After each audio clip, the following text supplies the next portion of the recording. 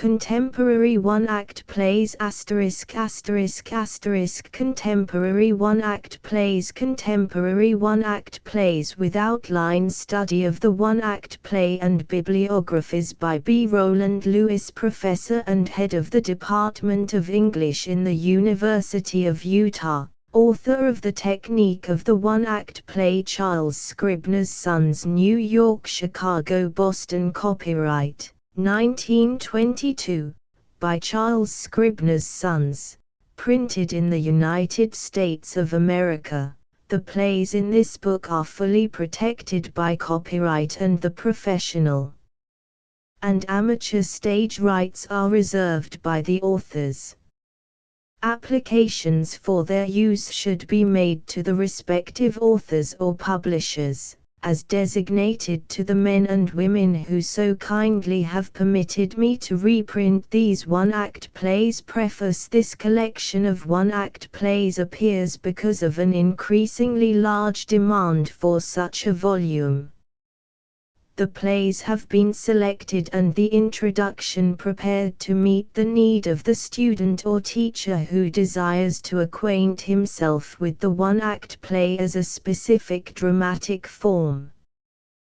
The plays included have been selected with this need in mind. Accordingly, emphasis has been placed upon the wholesome and uplifting rather than upon the sordid and the ultra-realistic. The unduly sentimental, the strikingly melodramatic, and the play of questionable moral problems, has been consciously avoided.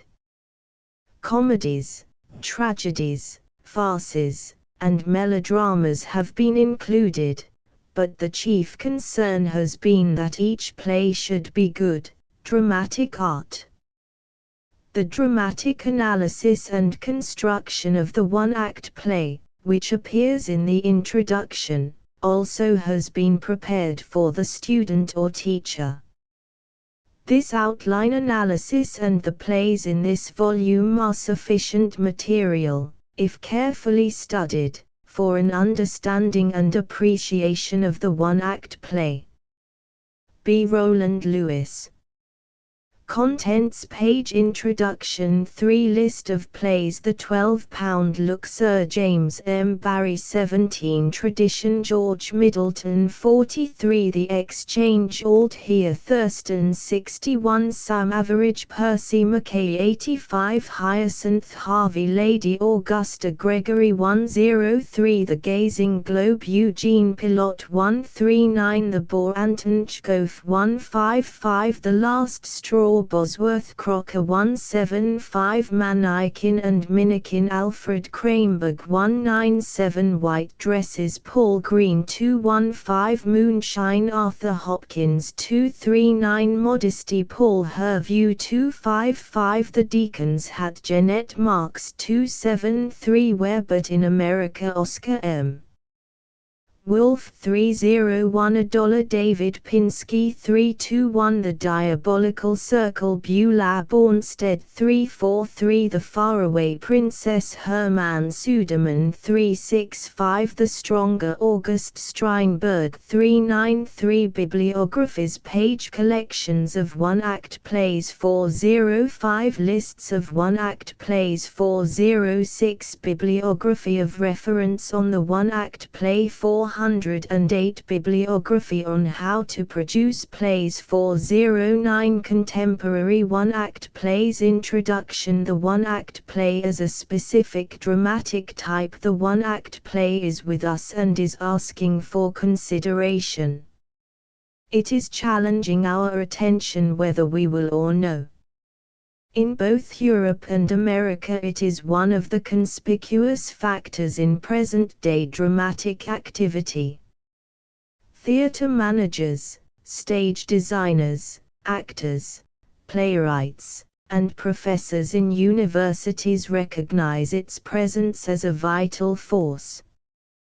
Professional theatre folk and amateurs especially are devoting zestful energy both to the writing and to the producing of this shorter form of drama. The one-act play is claiming recognition as a specific dramatic type. It may be said that, as an art form, it has achieved that distinction. The short story, as everyone knows, was once an embryo and an experiment, but few nowadays would care to hold that it has not developed into a specific and worthy literary form. This shorter form of prose fiction was once apologetic, and that not so many years ago, but it has come into its own and now is recognized as a distinct type of prose narrative. The one-act play, like the short story, also has come into its own. No longer is it wholly an experiment. Indeed, it is succeeding in high places.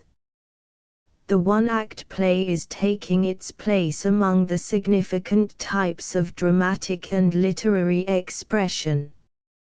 Artistically and technically considered, the one-act play is quite as much a distinctive dramatic problem as the longer play.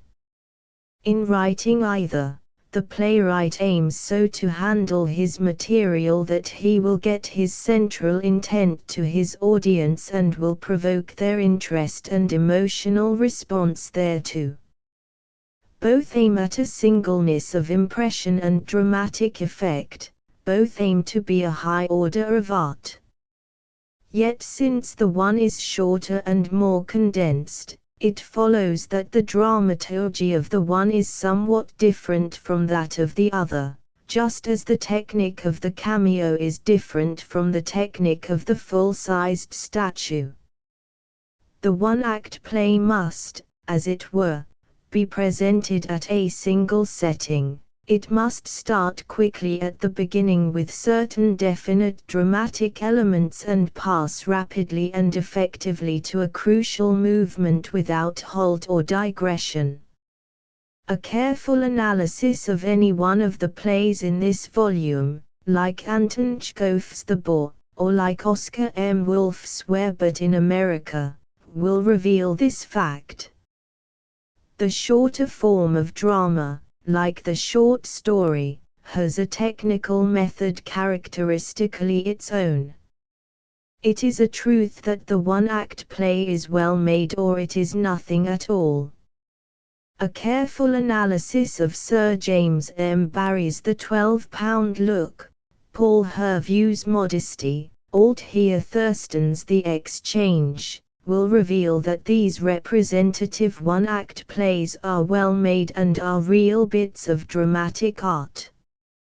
A good one-act play is not a mere cheap mechanical tour de force. Mechanics and artistry it has, of course, but it is also a high order of art product. A delicately finished cameo is quite as much a work of art as is the larger statue. Both have mechanics and design in their structure, but those of the cameo are more deft and more highly specialized than those of the statue, because the work of the former is done under far more restricted conditions. The one-act play at its best is cunningly wrought. Naturally, the material of the one-act play is a bit episodical. It deals with but a single situation. A study of the plays in this volume will reveal that no whole life story can be treated adequately in the short play, and that no complexity of plot can be employed. Unlike the longer play, the shorter form of drama shows not the whole man, except by passing hint, but a significant moment or experience, a significant character trait. However vividly this chosen moment may be interpreted, and the one-act play must be vivid, much will still be left to the imagination. It is the aim of the one-act form to trace the causal relations of but one circumstance so that the circumstance may be intensified. The writer of the one-act play deliberately isolates so that he may throw the strong flashlight more searchingly on some one significant event, on some fundamental element of character, on some moving emotion. He presents in a vigorous, compressed, and suggestive way a simplification and idealization of a particular part or aspect of life. Often he opens but a momentary little vista of life, but it is so clear-cut and so significant that a whole life is often revealed thereby. The student must not think that because the one-act play deals with but one crisis or but one simplified situation, it is therefore weak and inconsequential. On the contrary, since only one event or situation can be emphasized, it follows that the writer is obliged to choose the one determining crisis which makes or mars the supreme struggle of a soul, the one great change or turning point or end of a life history. Often such moments are the really vital material for drama. Nothing affords so much opportunity for striking analysis, for emotional stress, for the suggestion of a whole character sketched in the act of meeting its test. The one-act play is a vital literary product. To segregate a bit of significant experience and to present a finished picture of its aspects and effects.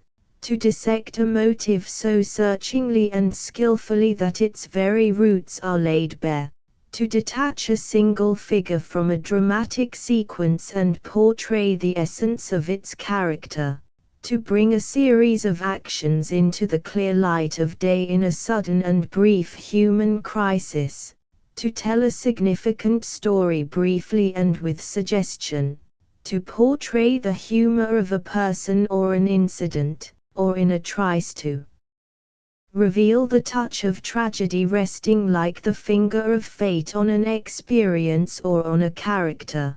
These are some of the possibilities of the one-act play when banded by a master dramatist. The proper approach to the study of the one-act play to read a one-act play merely to get its story is not in itself an exercise of any extraordinary value. This sort of approach to any form of literature does not require much appreciation of literary art nor much intelligence. Almost any normal-minded person can read a play for its story with but little expenditure of mental effort.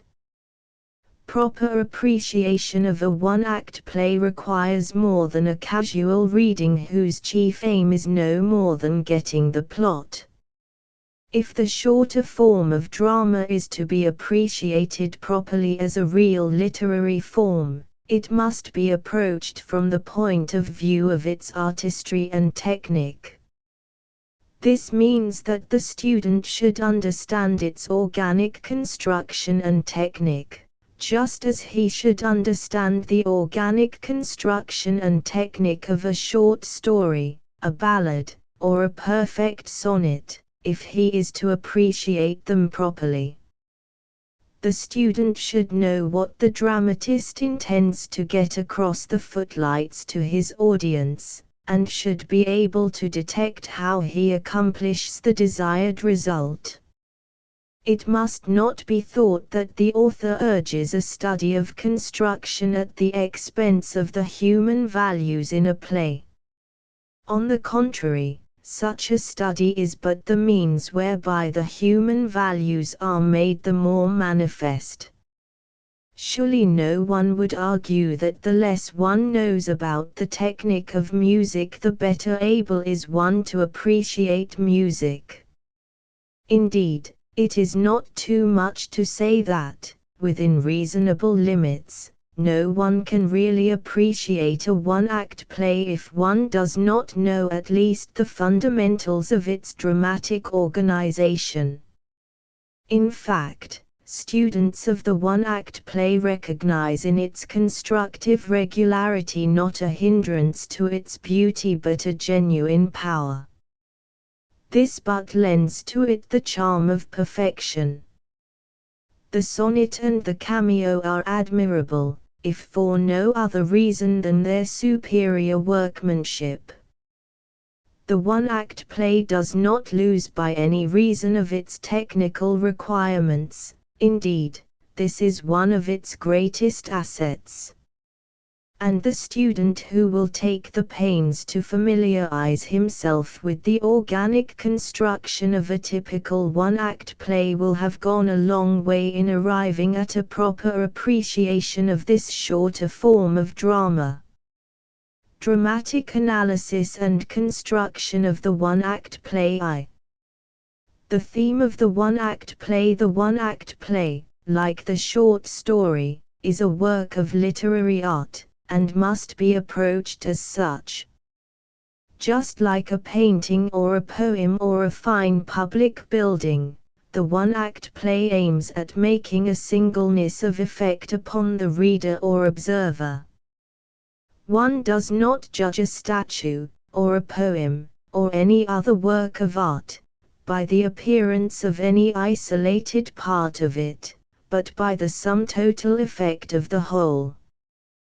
The fundamental aim of a one-act play is that it shall so present a singleness of effect to the reader or to the assembled group who have gathered to witness a performance of it, that the reader or observer will be provoked to emotional response thereto.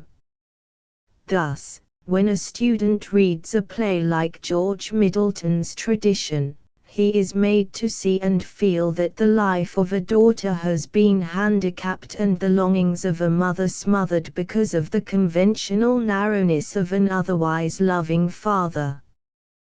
This is the singleness of effect of the play, this is its theme. This is precisely what the author of the play wished his reader or observer to see and feel. When one reads Bosworth Crocker's The Last Straw, one feels that a reasonably good and worthy man, because of his sensitiveness to criticism, has been driven to despair and to a tragic end by the malicious gossip of neighbors. One's sense of pity at his misfortune is aroused. This is what the author intended to do. This idea and effect is the theme of the play. And when the student reads Paul Hervieux's Modesty, he feels that a woman, even though she may lead herself into thinking she prefers brutal frankness, instinctively likes affection and even flattery. This is the effect produced by the play, this is its intent, this is its theme. In approaching a one-act play, then, the very first consideration should be to determine what the purpose and intent of the play is, to determine its theme. This demands that the play be read through complete at one sitting and that no premature conclusions be drawn. Once the play is read, it is well to subject the play to certain leading questions. What has the author intended that his reader or hearer shall understand, think, or feel? What is the play about? What is its object and purpose? Is it a precept or an observation found in life, or is it a bit of fancy? Is it artificially didactic and moralizing? With what fundamental element in human nature does it have to do? Love, patriotism, fear, egotism and self-centeredness, sacrifice, faithfulness, or what? A word of warning should be given. The student should not get the idea that by theme is meant the moral of the play. A good play may be thoroughly moral without its descending to commonplace moralizing. Good plays concern themselves with the presentation of the fundamentals of life rather than a creed of morals, theories, and propagandas. Art concerns itself with larger things than didactic and argumentative moralizing.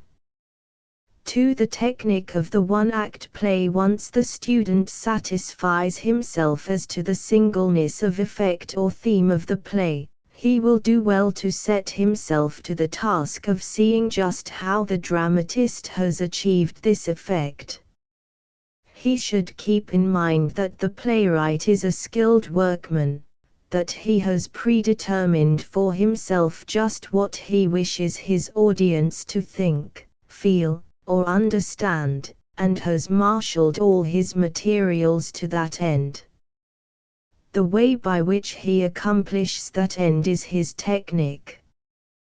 Technique is but the practical method by which an artist can most effectively convey his message to his public. In a play, the materials that the dramatist uses to this end are character, plot, dialogue, and stage direction. If he is skilled, he will use these elements in such a way that the result will be an artistic whole, a singleness of effect, an organized unit that will exemplify and express his theme. The characters in the one-act play. Generally speaking, drama grows out of character. Farce, melodrama, and extravaganza usually consist of situation rather than of character. In any event, the student should avail himself of every means to understand the characters in the play under discussion. His real appreciation of the play will be in direct ratio almost to his understanding of the persons in the drama. Any attention given to this end will be energy well spent. The student should get into the very heart of the characters, as it were. Thus, Adonijah, in Beulah Bornstedt's The Diabolical Circle, is a narrow, self-centered, Puritan egotist who has little about his personality to appeal to the romantic and vivacious Betty. Lady Sims, in Sir James M. Barrie's The 12-Pound Look, is a woman who really is pathetic in her longing for some human independence in the presence of her self-centered husband, Sir Harry Sims. And Manikin and Minikin, in Alfred Cranberg's Manikin and Minikin, are conventionalized puppets representing the light yet half-serious bickerings, jealousies, and quarrelings of human nature. The student will do well to characterize the dramatis personae deliberately and specifically. He should not now value himself for working fast, for things done in a hurry usually lack depth. He must not be content with vague and thin generalities. In analyzing a character, it might be well to apply some specific questions similar to the following: just what is the elemental human quality in the character? Loving, trusting, egotistic, superstitious, revengeful, treacherous, selfish, discontented, optimistic, romantic, or what? How does the dramatist characterize them? By action, by dialogue, by spirit of likes and dislikes, by racial trait, by religion, by peculiarity of manner, speech, appearance. Are the characters really dramatic? Are they impelled to strong emotional reaction upon each other and upon situation? Do they provoke one's dramatic sympathy? Do they make one feel their own point of view and their own motives for conduct? B. The plot of the one-act play. Plot and character are integrally interlinked. Plot is not merely story taken from everyday life, where seldom do events occur in a series of closely following minor crucial moments leading to a climax. The dramatist so constructs his material that there is a sequential and causal interplay of dramatic forces, ending in some major crisis or crucial moment. Plot may be said to be the framework and constructed story by which a dramatist exemplifies his theme. It does not exist for its own end, but is one of the fundamental means whereby the playwright gets his singleness of effect, or theme, to his reader or hearer. From the story material at his disposal, the playwright constructs his plot to this very end. Careful attention should be given to the plot. The student should question it carefully. Do the plot materials seem to have been taken from actual life? Or do they seem to be invented? Is the plot well suited to exemplifying the theme? Reconstruct the story out of which the plot may have been built. Since the plot of a one-act play is highly simplified, determine whether there are any complexities, any irrelevances, any digressions. Does the plot have a well-defined beginning, middle, and end? 1. The beginning of the one-act play. Having but a relatively short time at its disposal, usually about 30 minutes and seldom more than 4 to 5 minutes, the beginning of a one-act play is very short. It is characterized by condensation, compactness, and brevity. Seldom is the beginning more than a half page in length. Often the play is got under way in 2 or 3 speeches. The student will do well to practice to the end that he will recognize instantly when the dramatic background of a one-act play has been laid. Whatever else may characterize the beginning, it must be dramatically effective. Instantly it must catch the powers of perception by making them aware of the initial situation out of which the subsequent dramatic action will develop. A good beginning makes one feel that suddenly he has come face to face with a situation which cannot be solved without an interplay of dramatic forces to a given final result.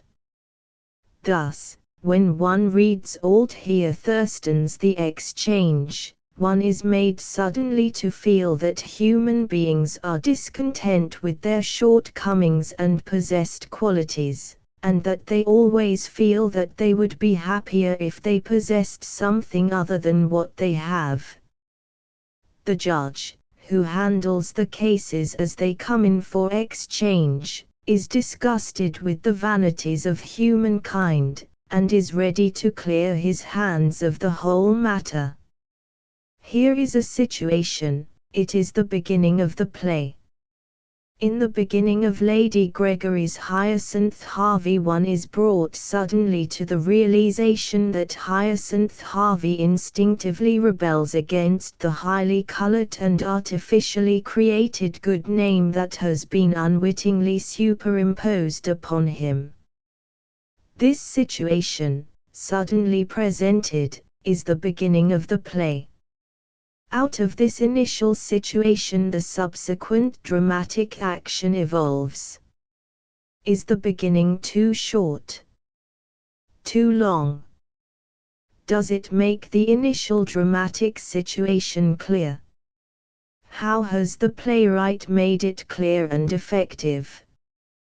Just where is the end of the beginning? Although the beginning and the subsequent plot development are well blended together, so that there is no halting where the beginning ends. Usually one can detect where the one ends and the other begins.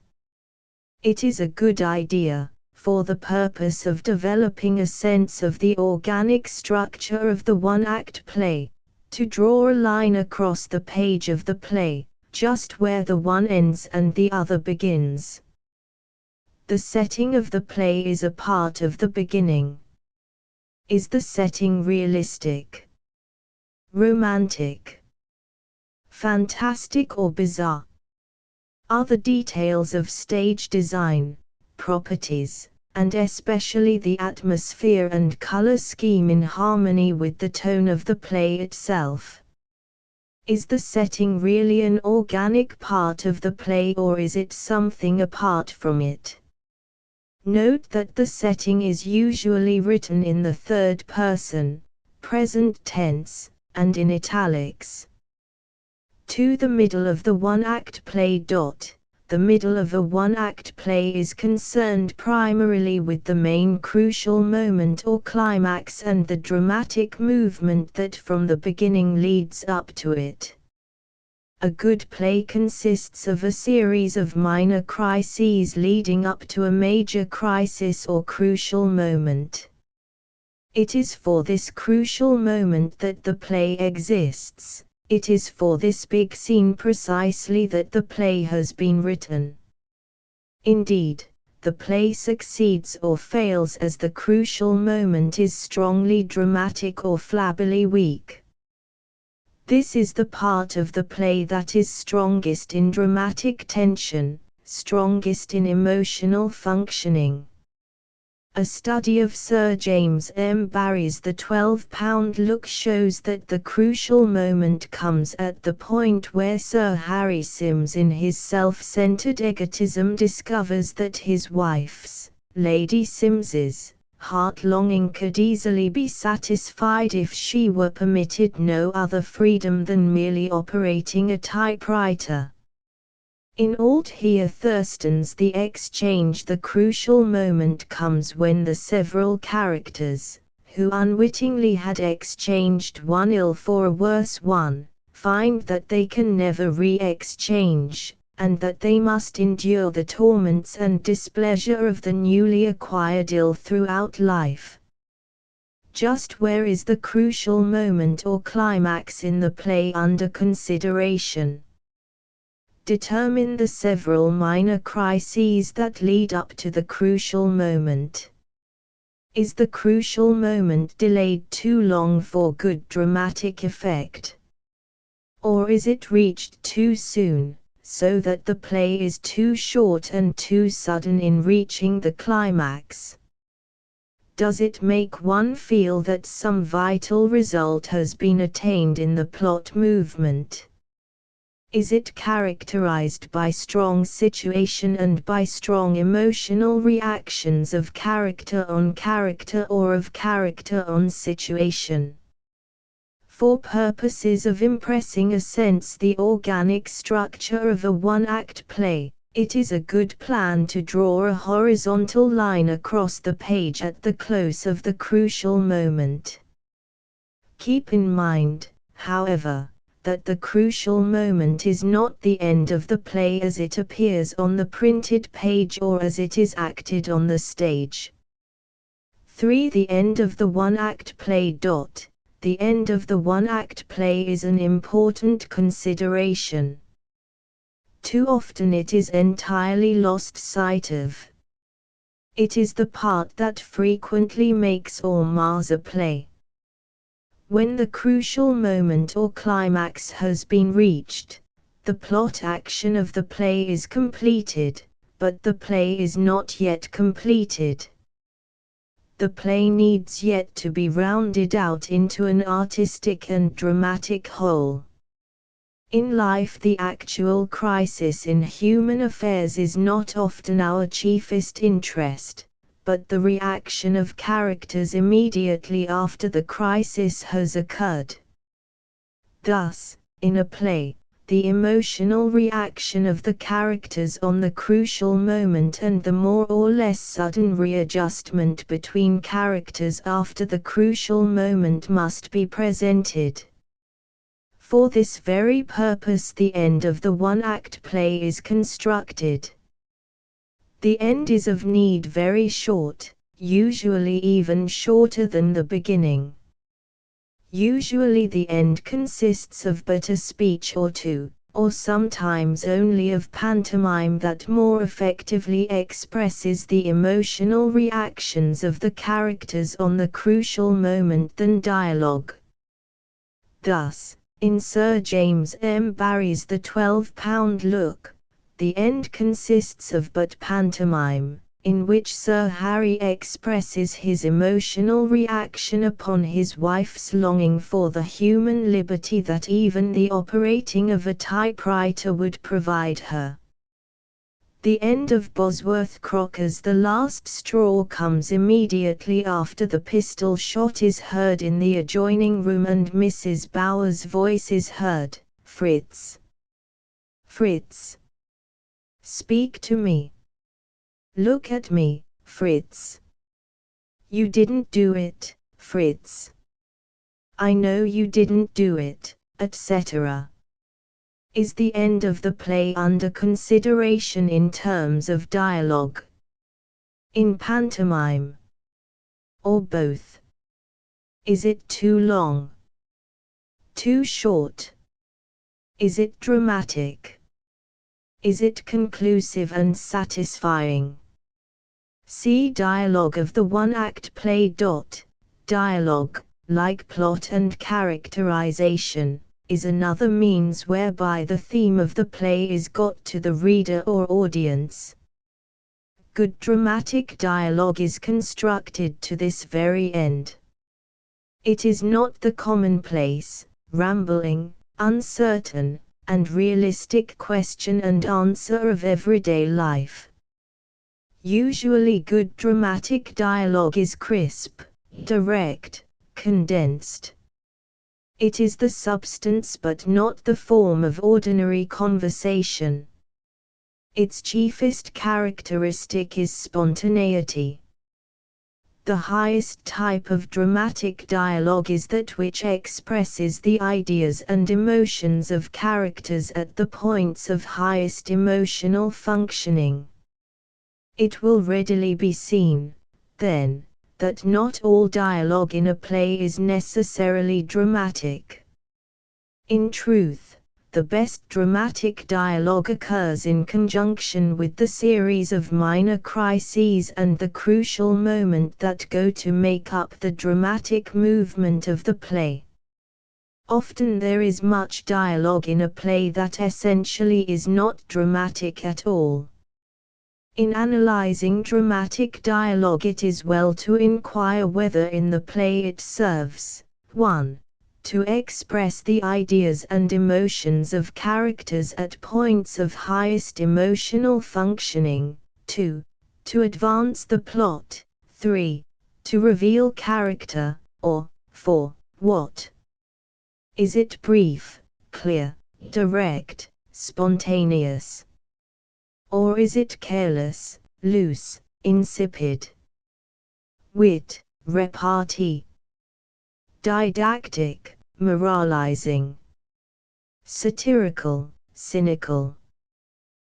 Stage business and stage direction in the one-act play. The stage business and stage direction, usually printed in italics, of a play are an essential part of a drama. They must not be ignored in either reading or staging a play. The novel or short story generally uses narration and description to achieve its desired result. A play, on the contrary, uses dialogue and concrete objective pantomime that may be seen readily with the eye. A play is not a story narrated in chronological order of events, but it is a story so handled and so constructed that it can be acted on a stage by actors before an audience.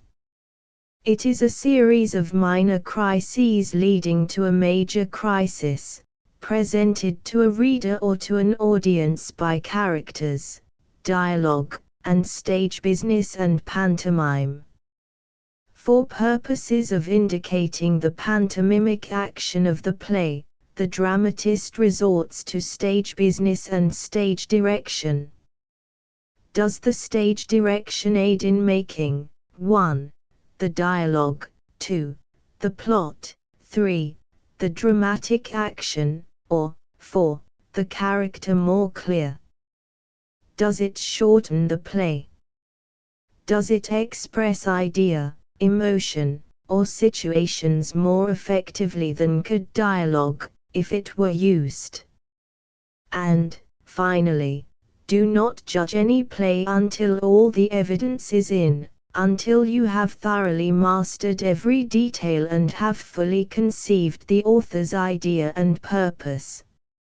It is not a question whether you would have selected such a theme or whether you would have handled it in the same way in which the author did, but the point is, does the author in his way make his theme clear to you? The author has conceived a dramatic problem in his own mind and has set it forth in his own way. The question is, does he make you see his result and his method? Do you like the play? Or do you not like it? State your reason in either case. Is it because of the author? Is it because of the theme? Is it because of the technique, the way he gets his intent to his reader or audience? Is it because of your own likes or dislikes, preconceived notions or prejudices? Is it because of the acting? Of the staging or setting? Does it uplift or depress? Does it provoke you to emotional functioning? Though old the thought and oft expressed, 'tis his at last who says it best.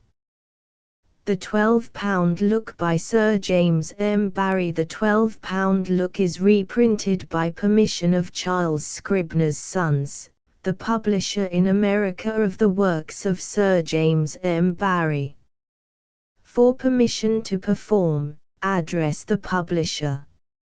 Sir James M. Barrie. Sir James M. Barrie is rated as the foremost English dramatist of the day, and his plays, taken together, make the most significant contribution to English drama since Sheridan. Practically his entire life has been given to the writing of novels and plays, many of the latter having their heroines conceived especially for Maude Adams, one of America's greatest actresses. He was born in Kirriamooie, Scotland, in 1860. He received his education at Dumfries and Edinburgh University. His first work in journalism and letters was done at Nottingham, but soon he took up his work in London, where he now resides. Sir James M. Barrie's literary labours have been very fruitful. His The Professor's Love Story, The Little Minister, Quality Street, The Admirable Crichton, Peter Pan, What Every Woman Knows, and Alice Sit by the Fire are well known to everyone. In 1914 there appeared a volume of one-act plays, half hours, the most important of which is the 12-pound Look. And in 1918 appeared a volume, Echoes of the War, the most important one-act play therein being The Old Lady Shows Her Medals. Barrie is a great playwright because he is so thoroughly human. All the little whimsicalities, sentiments, little loves, and heart-longings of human beings are ever present in his plays. He is no reformer, no propagandist. He appeals to the emotions rather than to the intellect. He continues the romantic tradition in English drama and gives us plays that are wholesome, tender, and human. And with all this, he has the added saving grace of a most absorbing humor. While Barrie is not a devotee of the well-made play, his The 12-Pound Look is one of the most nearly perfect one-act plays of contemporary drama. His interest in human personalities is not more manifest in any of his plays than in Lady Sims and Sir Harry Sims in this play. Characters Sir Harry Sims, Lady Sims, Kate Toombs, The 12-Pound Look, if quite convenient, as they say about checks. You are to conceive that the scene is laid in your own house, and that Harry Sims is you. Perhaps the ornamentation of the house is a trifle ostentatious, but if you cavil at that we are willing to redecorate, you don't get out of being Harry Sims on a mere matter of plush and dados. It pleases us to make him a city man, but, rather than lose you, he can be turned with a scrape of the pen into a K.C., fashionable doctor, Secretary of State, or what you will. We conceive him of a pleasant rotundity with a thick red neck, but we shall waive that point if you know him to be thin. It is that day in your career when everything went wrong just when everything seemed to be superlatively right. In Harry's case it was a woman who did the mischief. She came to him in his great hour and told him she did not admire him. Of course he turned her out of the house and was soon himself again, but it spoiled the morning for him. This is the subject of the play, and quite enough too. Harry is to receive the honor of knighthood in a few days, and we discover him in the sumptuous snuggery of his home in Kensington, or is it Westminster, rehearsing the ceremony with his wife. They have been at it all the morning, a pleasing occupation. Mrs. Sims, as we may call her for the last time, as it were, and strictly as a good-natured joke, is wearing her presentation gown, and personates the august one who is about to dub her Harry Knight. She is seated regally. Her jeweled shoulders proclaim aloud her husband's generosity. She must be an extraordinarily proud and happy woman, yet she has a drawn face and shrinking ways, as if there were someone near her of whom she is afraid. She claps her hands, as the signal to Harry. He enters bowing, and with a graceful swerve of the leg. He is only partly in costume, the sword and the real stockings not having arrived yet. With a gliding motion that is only delayed while one leg makes up on the other, he reaches his wife, and, going on one knee, raises her hand superbly to his lips. She taps him on the shoulder with a paper knife and says huskily, "Rise, Sir Harry." He rises, bows, and glides about the room, going on his knees to various articles of furniture, and rises from each a knight. It is a radiant domestic scene, and Harry is as dignified as if he knew that royalty was rehearsing it at the other end. Sir Harry. Complacently. Did that seem all right, eh? Lady Sims. Much relieved. I think perfect. Sir Harry. But was it dignified? Lady Sims. Oh, very. And it will be still more so when you have the sword. Sir Harry. The sword will lend it an air. There are really the 5 moments, suiting the action to the word, the glide, the dip, the kiss, the tap, and you back out a night. It's short, but it's a very beautiful ceremony. Kindly. Anything you can suggest? Lady Sims. No, oh, no. Nervously, seeing him pause to kiss the tassel of a cushion. You don't think you have practiced till you know what to do almost too well. He has been in a blissful temper, but such niggling criticism would try any man. Sir Harry. I do not. Don't talk nonsense. Wait till your opinion is asked for. Lady Sims. Abashed. I'm sorry, Harry. A perfect butler appears and presents a card. The Flora Typewriting Agency. Sir Harry. Ah, yes. I telephoned them to send someone. A woman, I suppose. Tombs. Yes, Sir Harry. Sir Harry. Show her in here. He has very lately become a stickler for etiquette. And, Tombs, strictly speaking, you know, I am not Sir Harry till Thursday. Tombs.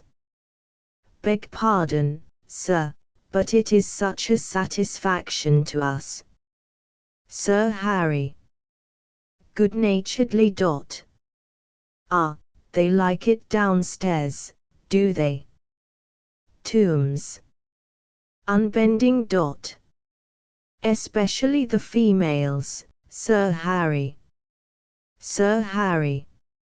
Exactly. You can show her in, Tombs. The butler departs on his mighty task. You can tell the woman what she is wanted for, Emmy, while I change. He is too modest to boast about himself, and prefers to keep a wife in the house for that purpose. You can tell her the sort of things about me that will come better from you. Smiling happily. You heard what Tombs said, especially the females. And he is right. Success. The women like it even better than the men. And rightly. For they share. You share, Lady Sims. Not a woman will see that gown without being sick with envy of it. I know them. Have all our lady friends in to see it. It will make them ill for a week. These sentiments carry him off light-heartedly, and presently the disturbing element is shown in. She is a mere typist, dressed in uncommonly good taste, but at contemptibly small expense, and she is carrying her typewriter in a friendly way rather than as a badge of slavery, as of course it is. Her eye is clear, and in odd contrast to Lady Sims, she is self-reliant and serene. Kate.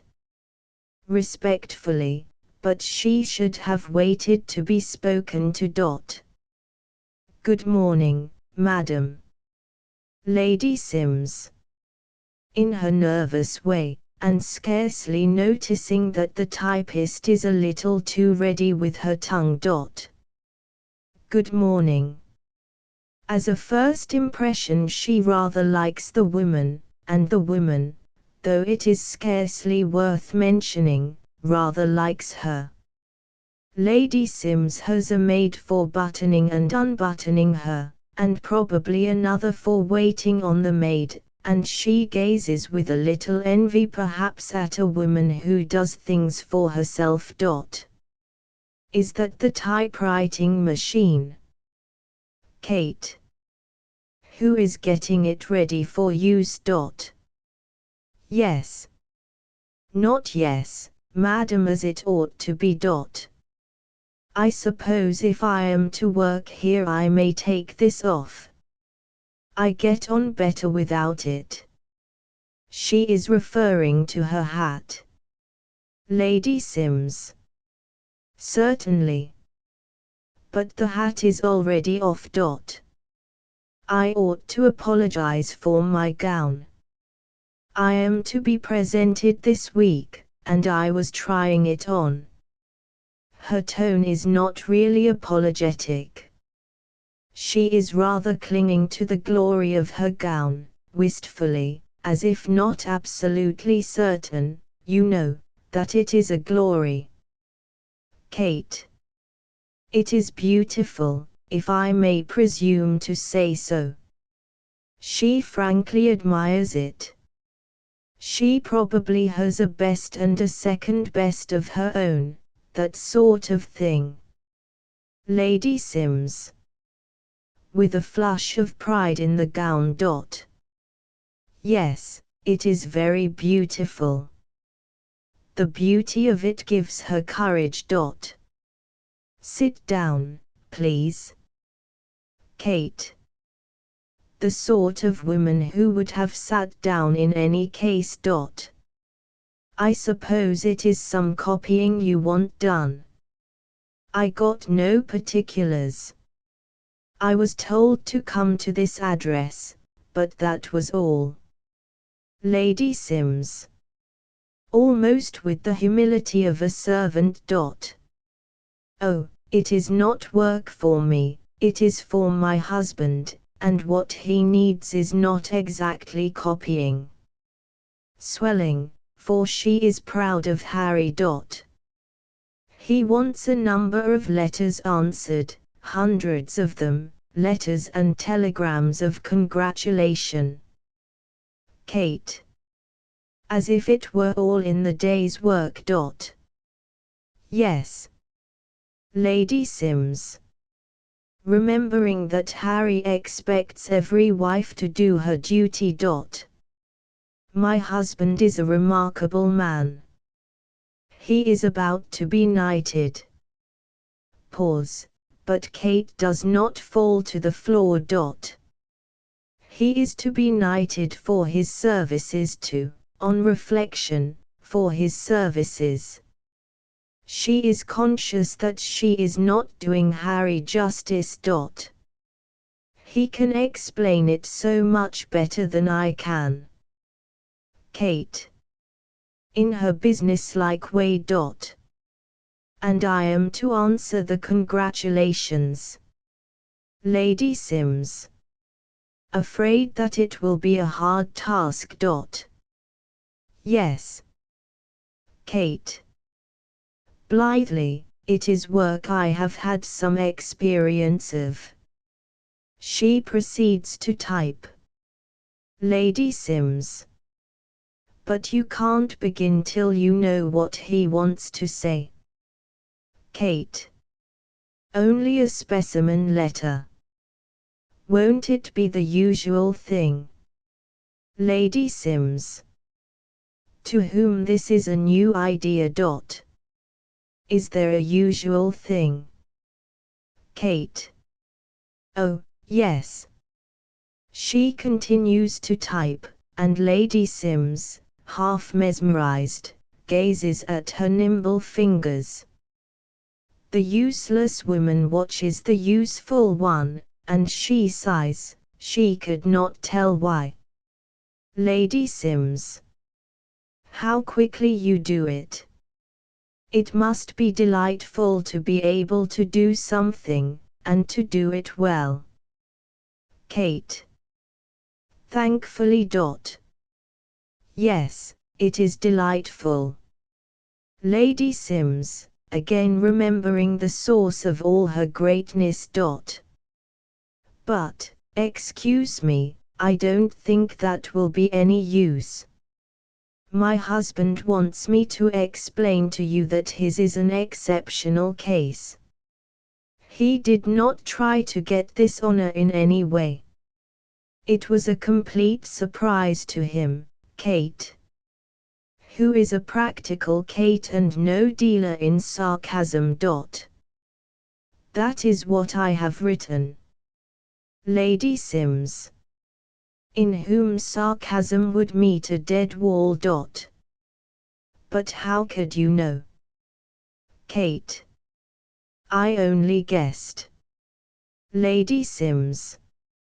Is that the usual thing? Kate.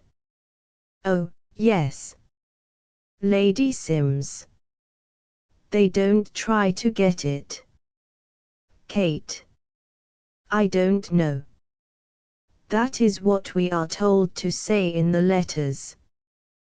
To her at present the only important thing about the letters is that they are 10 shillings the hundred. Lady Sims. Returning to surer ground. I should explain that my husband is not a man who cares for honors. So long as he does his duty, Kate. Yes, I have been putting that in. Lady Sims. Have you? But he particularly wants it to be known that he would have declined a title were it not, Kate. I have got it here. Lady Sims. What have you got?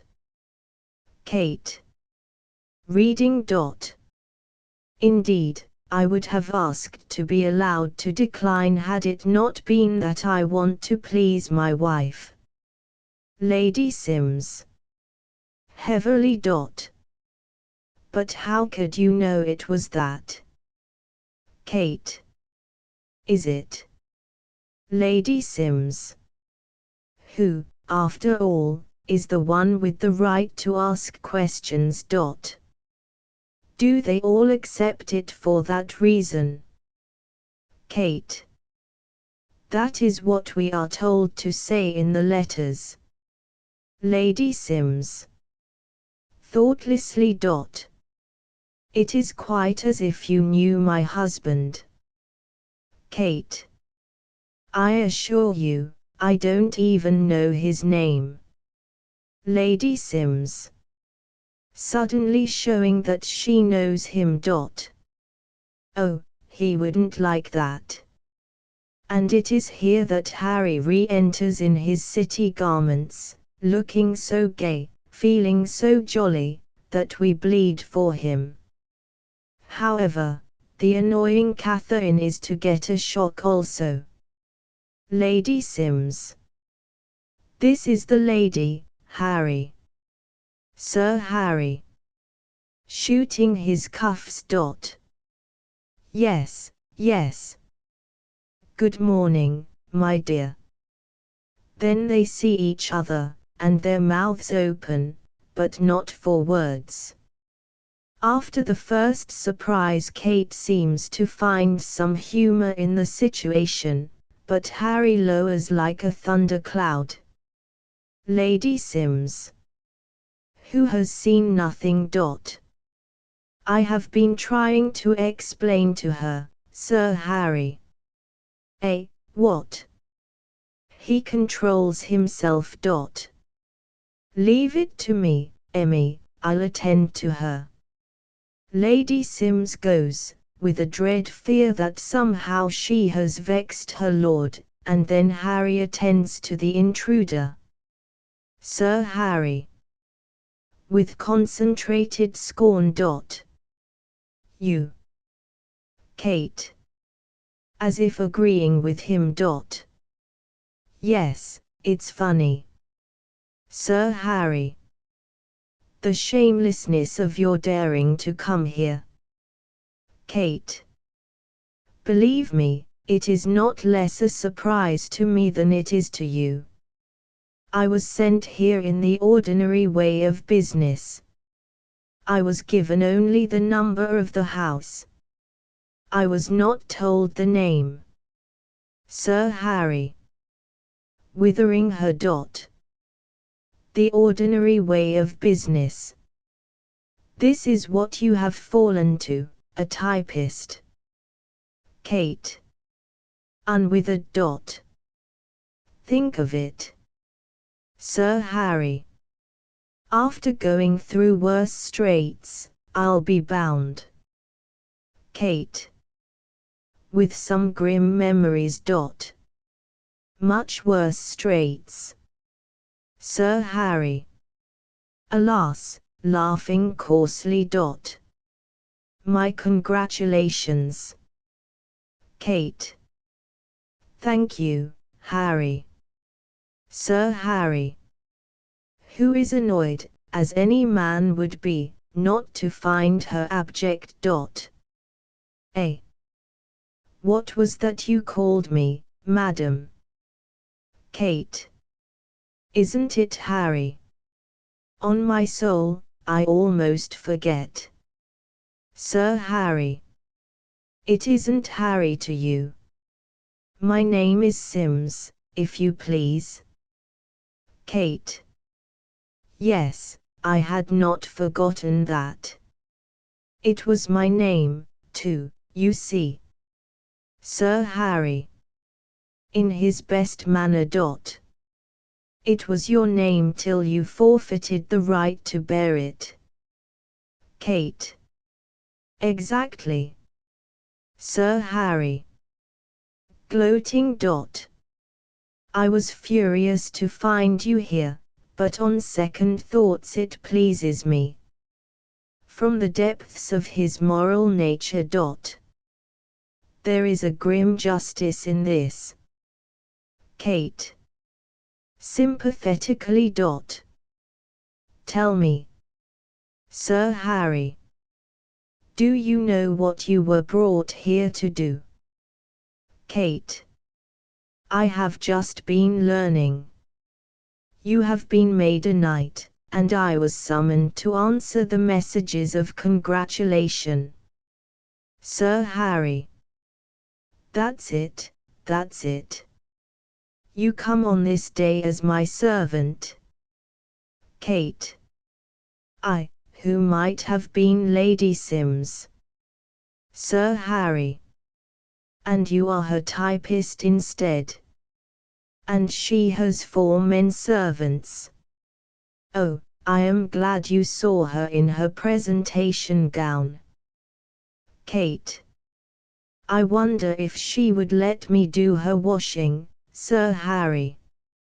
Her want of taste disgusts him. Sir Harry. With dignity. You can go. The mere thought that only a few flights of stairs separates such as you from my innocent children, he will never know why a new light has come into her face. Kate. Slowly. You have children. Sir Harry. Inflated. 2. He wonders why she is so long in answering. Kate. Resorting to impertinence. Such a nice number. Sir Harry. With an extra turn of the screw. Both boys. Kate. Successful in everything. Are they like you, Sir Harry? Sir Harry. Expanding. They are very like me. Kate. That's nice. Even on such a subject as this she can be ribald. Sir Harry. Will you please to go? Kate. Hi-ho. What shall I say to my employer? Sir Harry. That is no affair of mine. Kate. What will you say to Lady Sims? Sir Harry. I flatter myself that whatever I say, Lady Sims will accept without comment. She smiles, heaven knows why, unless her next remark explains it. Kate. Still the same Harry. Sir Harry. What do you mean? Kate. Only that you have the old confidence in your profound knowledge of the sex. Sir Harry. Beginning to think as little of her intellect as of her morals. I suppose I know my wife. Kate. Hopelessly dense. I suppose so. I was only remembering that you used to think you knew her in the days when I was the lady. He is merely wasting his time on her, and he indicates the door. She is not sufficiently the lady to retire worsted. Well, goodbye, Sir Harry. Won't you ring, and the 4 men servants will show me out. But he hesitates. Sir Harry. In spite of himself. As you are here, there is something I want to get out of you. Wishing he could ask it less eagerly. Tell me, who was the man? The strange woman. It is evident now that she has always been strange to him, smiles tolerantly. Kate. You never found out. Sir Harry. I could never be sure. Kate. Reflectively. I thought that would worry you. Sir Harry. Sneering. It's plain that he soon left you. Kate. Very soon. Sir Harry. As I could have told you. But still she surveys him with the smile of Mona Lisa. The badgered man has to entreat. Who was he? It was 14 years ago, and cannot matter to any of us now. Kate, tell me who he was. It is his first youthful moment, and perhaps because of that she does not wish to hurt him. Kate. Shaking a motherly head. Better not ask. Sir Harry. I do ask. Tell me. Kate. It is kinder not to tell you. Sir Harry. Violently. Then, by James, it was one of my own pals. Was it Bernard Roche? She shakes her head. It may have been someone who comes to my house still. Kate. I think not. Reflecting. 14 years. You found my letter that night when you went home. Sir Harry. Impatient. Yes. Kate. I propped it against the decanters.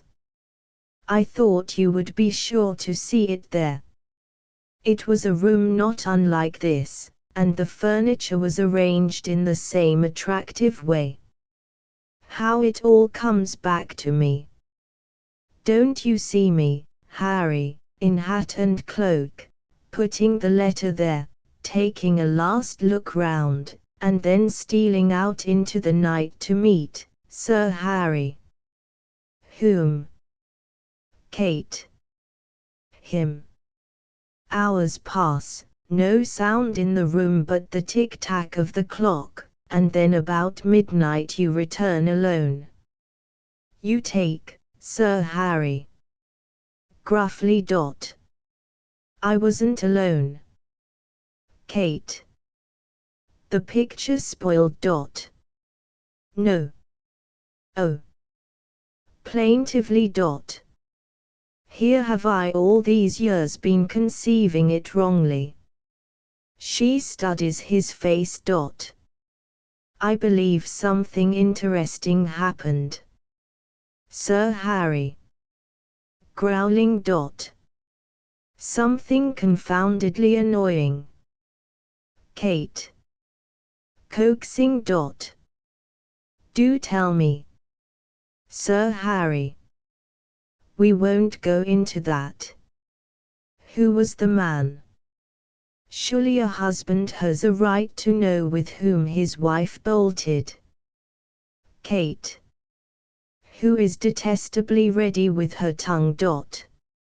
Surely the wife has a right to know how he took it. The woman's love of bargaining comes to her aid. A fair exchange. You tell me what happened, and I will tell you who he was. Sir Harry. You will. Very well. It is the first point on which they have agreed, and, forgetting himself, he takes a place beside her on the fire seat. He is thinking only of what he is to tell her, but she, womanlike, is conscious of their proximity.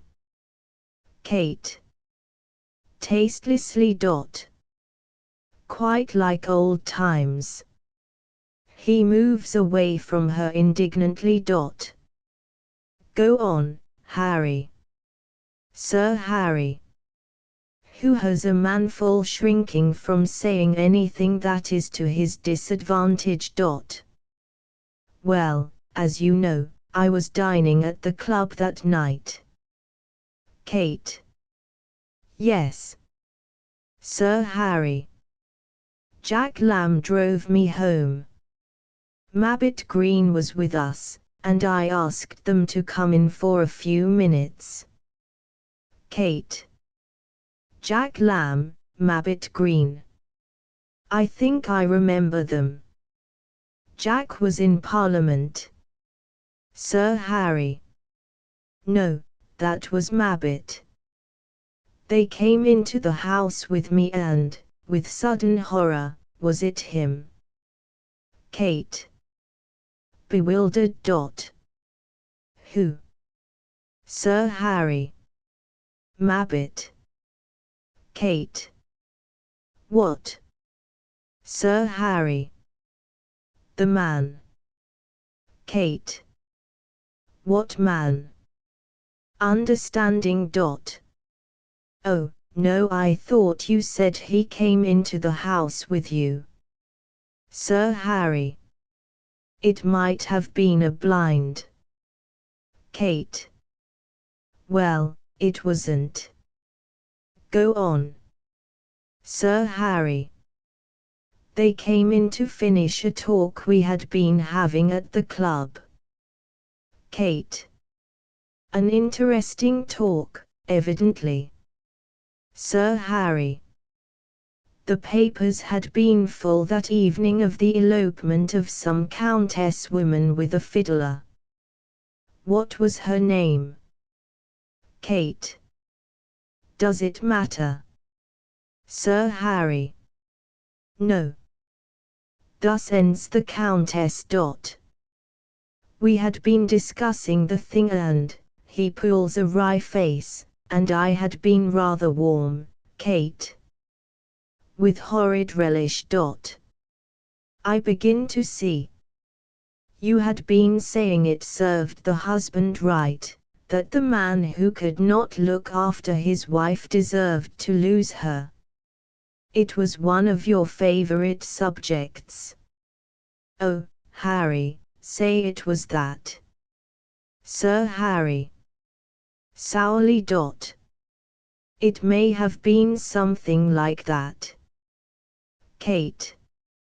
And all the time the letter was there, waiting, and none of you knew except the clock.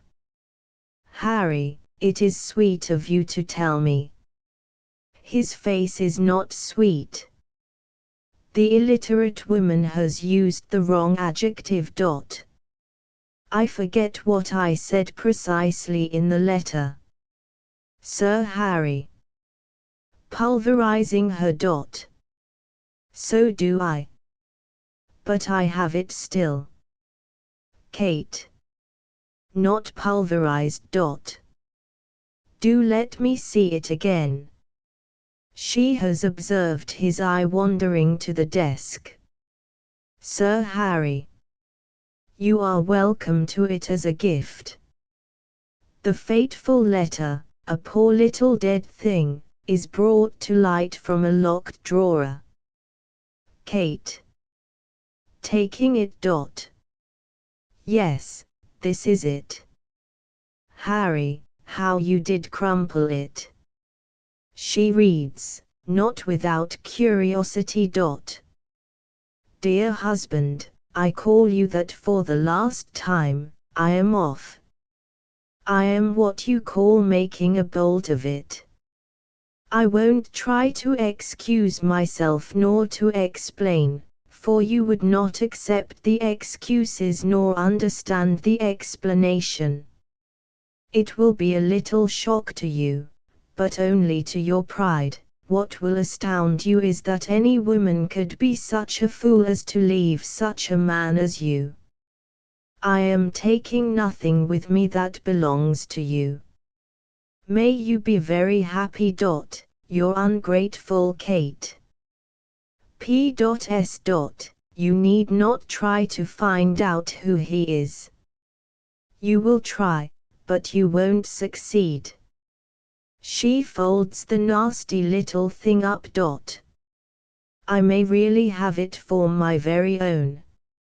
Sir Harry. You really may. Kate. Impudently.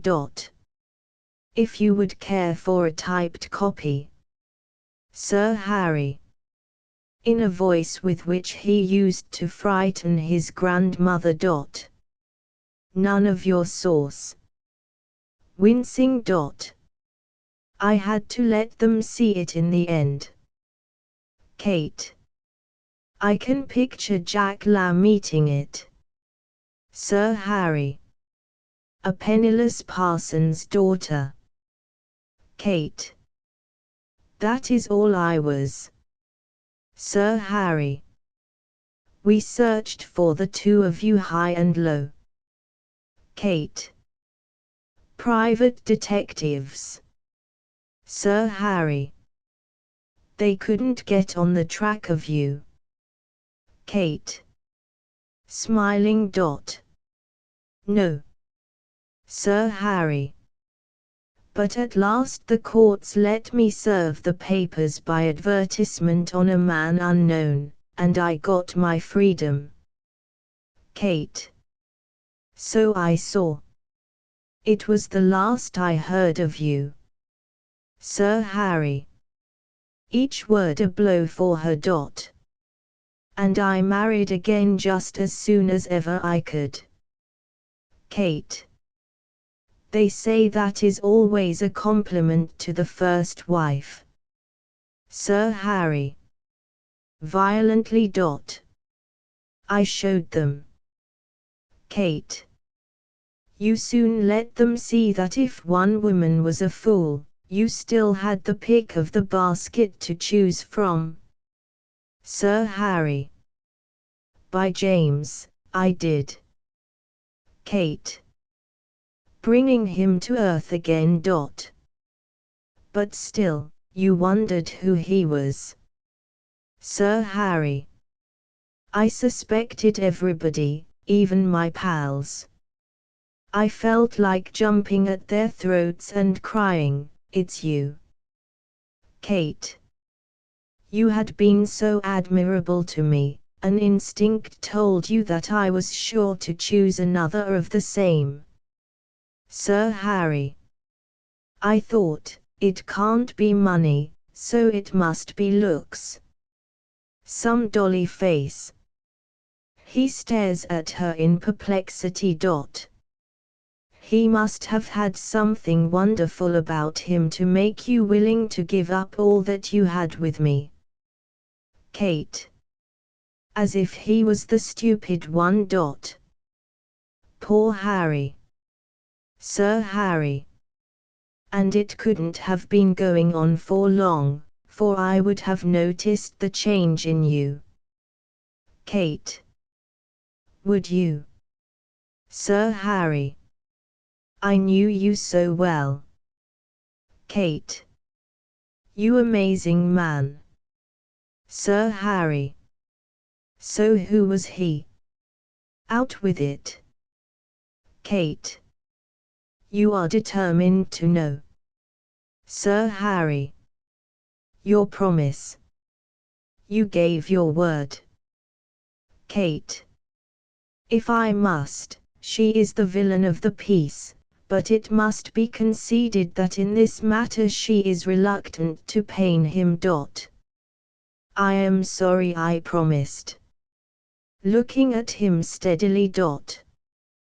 There was no one, Harry, no one at all. Sir Harry. Rising. If you think you can play with me, Kate. I told you that you wouldn't like it. Sir Harry. Rasping. It is unbelievable. Kate. I suppose it is, but it is true. Sir Harry. Your letter itself gives you the lie. Kate. That was intentional. I saw that if the truth were known you might have a difficulty in getting your freedom, and as I was getting mine it seemed fair that you should have yours also. So I wrote my goodbye in words that would be taken to mean what you thought they meant, and I knew the law would back you in your opinion. For the law, like you, Harry, has a profound understanding of women. Sir Harry. Trying to straighten himself. I don't believe you yet. Kate. Looking not unkindly into the soul of this man. Perhaps that is the best way to take it. It is less unflattering than the truth. But you were the only one. Summing up her life. You sufficed. Sir Harry. Then what mad impulse, Kate? It was no impulse, Harry. I had thought it out for a year. Sir Harry. A year. Dazed. One would think to hear you that I hadn't been a good husband to you. Kate. With a sad smile. You were a good husband according to your lights. Sir Harry. Stoutly. I think so. Kate. And a moral man, and chatty, and quite the philanthropist. Sir Harry. On sure ground. All women envied you. Kate. How you loved me to be envied. Sir Harry. I swaddled you in luxury. Kate. Making her great revelation. That was it. Sir Harry. Blankly. What? Kate. Who can be serene because it is all over. How you beamed at me when I sat at the head of your fat dinners in my fat jewelry, surrounded by our fat friends. Sir Harry. Aggrieved. They weren't so fat. Kate. A side issue. All except those who were so thin. Have you ever noticed, Harry, that many jewels make women either incredibly fat or incredibly thin? Sir Harry. Shouting. I have not. Is it worthwhile to argue with her any longer? We had all the most interesting society of the day. It wasn't only businessmen. There were politicians, painters, writers, Kate. Only the glorious, dazzling successes. Oh, the fat talk while we ate too much, about who had made a hit and who was slipping back, and what the new house cost and the new motor and the gold soup plates, and who was to be the new knight. Sir Harry, who it will be observed is unanswerable from first to last. Was anybody getting on better than me, and consequently you? Kate. Consequently me. Oh, Harry, you and your sublime religion. Sir Harry. Honest heart. My religion. I never was one to talk about religion, but, Kate. Pooh, Harry, you don't even know what your religion was and is and will be till the day of your expensive funeral. And here is the lesson that life has taught her. One's religion is whatever he is most interested in, and yours is success. Sir Harry. Quoting from his morning paper. Ambition, it is the last infirmity of noble minds. Kate. Noble minds. Sir Harry. At last grasping what she is talking about. You are not saying that you left me because of my success. Kate. Yes, that was it. And now she stands revealed to him. I couldn't endure it. If a failure had come now and then, but your success was suffocating me. She is rigid with emotion. The passionate craving I had to be done with it, to find myself among people who had not got on. Sir Harry. With proper spirit. There are plenty of them. Kate. There were none in our set. When they began to go downhill they rolled out of our sight. Sir Harry. Clenching it. I tell you I am worth $250,000. Kate, unabashed. That is what you are worth to yourself. I'll tell you what you are worth to me, exactly £12.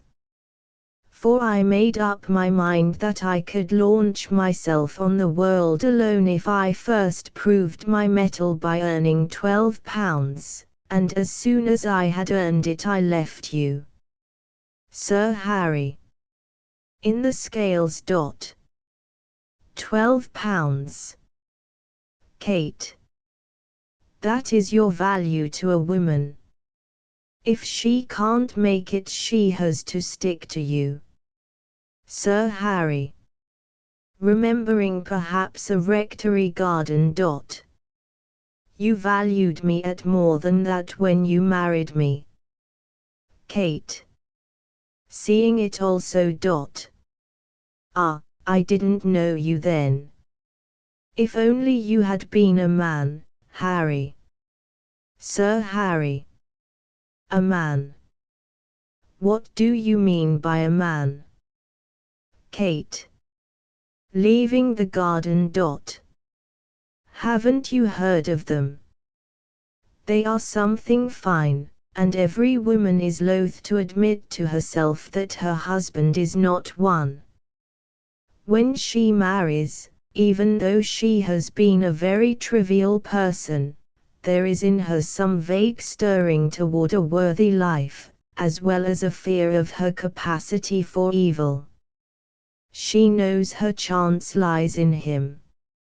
If there is something good in him, what is good in her finds it, and they join forces against the baser parts.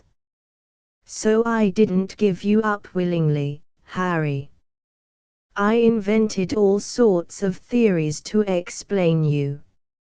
Your hardness, I said it was a fine want of mawkishness. Your coarseness, I said it goes with strength. Your contempt for the weak, I called it virility. Your want of ideals was clear-sightedness. Your ignoble views of women, I tried to think them funny. Oh, I clung to you to save myself. But I had to let go. You had only the one quality, Harry, success. You had it so strong that it swallowed all the others. Sir Harry. Not to be diverted from the main issue. How did you earn that £12? Kate. It took me nearly 6 months, but I earned it fairly. She presses her hand on the typewriter as lovingly as many a woman has pressed a rose. I learned this. I hired it and taught myself. I got some work through a friend, and with my first £12 I paid for my machine. Then I considered that I was free to go, and I went. Sir Harry. All this going on in my house while you were living in the lap of luxury. She nods. By God, you were determined. Kate. Briefly. By God, I was. Sir Harry. Staring. How you must have hated me. Kate. Smiling at the childish word. Not a bit, after I saw that there was a way out. From that hour you amused me, Harry. I was even sorry for you, for I saw that you couldn't help yourself. Success is just a fatal gift. Sir Harry. Oh, thank you. Kate. Thinking, dear friends in front of you and me perhaps. Yes, and some of your most successful friends knew it. One or two of them used to look very sad at times, as if they thought they might have come to something if they hadn't got on. Sir Harry. Who has a horror of sacrilege. The battered crew you live among now, what are they but folk who have tried to succeed and failed? Kate. That's it, they try, but they fail. Sir Harry. And always will fail. Kate. Always. Poor souls, I say of them. Poor soul, they say of me. It keeps us human. That is why I never tire of them. Sir Harry. Comprehensively. Bah. Kate, I tell you I'll be worth £500,000 yet. Kate. I'm sure you will. You're getting stout, Harry. Sir Harry. No, I'm not. Kate. What was the name of that fat old fellow who used to fall asleep at our dinner parties? Sir Harry. If you mean Sir William Crackerly, Kate. That was the man. Sir William was to me a perfect picture of the grand success. He had got on so well that he was very, very stout, and when he sat on a chair it was thus, her hands meeting in front of her, as if he were holding his success together. That is what you are working for, Harry. You will have that and the £500,000 about the same time. Sir Harry. Who has surely been very patient. Will you please to leave my house? Kate. Putting on her gloves, soiled things. But don't let us part in anger. How do you think I am looking, Harry, compared to the dull, inert thing that used to roll round in your padded carriages? Sir Harry. In masterly fashion. I forget what you were like. I'm very sure you never could have held a candle to the present Lady Sims. Kate. That is a picture of her, is it not? Sir Harry. Seizing his chance again. In her wedding gown. Painted by an R.A. Kate. Wickedly. A night. Sir Harry. Deceived. Yes. Kate. Who likes Lady Sims? A piece of presumption on her part. It is a very pretty face. Sir Harry. With the pride of possession. Acknowledged to be a beauty everywhere. Kate. There is a merry look in the eyes, and character in the chin. Sir Harry. Like an auctioneer. Noted for her wit. Kate. All her life before her when that was painted. It is a spiritual face too. Suddenly she turns on him with anger, for the first and only time in the play. Oh, Harry, you brute! Sir Harry. Staggered. Eh? What? Kate. That dear creature, capable of becoming a noble wife and mother, she is the spiritless woman of no account that I saw here a few minutes ago. I forgive you for myself, for I escaped, but that poor lost soul, oh, Harry, Harry. Sir Harry. Waving her to the door. I'll thank you, if ever there was a woman proud of her husband and happy in her married life, that woman is Lady Sims. Kate. I wonder. Sir Harry. Then you needn't wonder. Kate. Slowly. If I was a husband, it is my advice to all of them, I would often watch my wife quietly to see whether the £12 look was not coming into her eyes. 2 boys, did you say, and both like you? Sir Harry. What is that to you? Kate. With glistening eyes. I was only thinking that somewhere there are 2 little girls who, when they grow up, the dear, pretty girls who are all meant for the men that don't get on.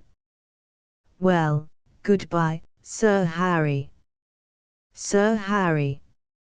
Showing a little human weakness, it is to be feared. Say first that you're sorry.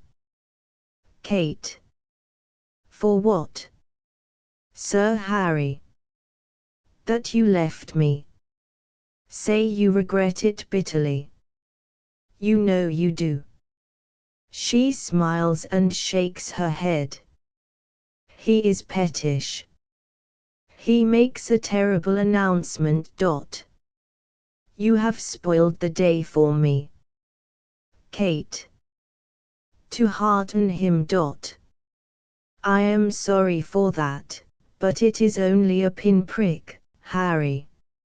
I suppose it is a little jarring in the moment of your triumph to find that there is one old friend who does not think you a success, but you will soon forget it. Who cares what a typist thinks? Sir Harry. Heartened. Nobody. A typist at 18 shillings a week. Kate. Proudly. Not a bit of it, Harry. I double that. Sir Harry. Neatly. Magnificent. There is a timid knock at the door. Lady Sims. May I come in? Sir Harry. rather appealingly. It is Lady Sims. Kate. I won't tell. She is afraid to come into her husband's room without knocking. Sir Harry. She is not. Uxoriously. Come in, dearest. Dearest enters, carrying the sword. She might have had the sense not to bring it in while this annoying person is here. Lady Sims. Thinking she has brought her welcome with her. Harry, the sword has come. Sir Harry. Who will dote on it presently. Oh, all right. Lady Sims. But I thought you were so eager to practice with it. The person smiles at this. He wishes he had not looked to see if she was smiling. Sir Harry. Sharply. Put it down. Lady Sims flushes a little as she lays the sword aside. Kate. With her confounded courtesy. It is a beautiful sword, if I may say so. Lady Sims. Helped. Yes. The person thinks she can put him in the wrong, does she? He'll show her. Sir Harry. With one eye on Kate. Emmy, the one thing your neck needs is more jewels. Lady Sims. Faltering. More. Sir Harry. Some ropes of pearls. I'll see to it. It's a bagatelle to me. Kate conceals her chagrin, so she had better be shown the door. He rings. I won't detain you any longer, miss. Kate. Thank you. Lady Sims. Going already? You have been very quick. Sir Harry. The person doesn't suit, Emmy. Lady Sims. I'm sorry. Kate. So am I, madam, but it can't be helped. Goodbye, your ladyship, goodbye, Sir Harry. There is a suspicion of an impertinent courtesy, and she is escorted off the premises by Toombs. The air of the room is purified by her going. Sir Harry notices it at once. Lady Sims. Whose tendency is to say the wrong thing. She seemed such a capable woman. Sir Harry. On his hearth.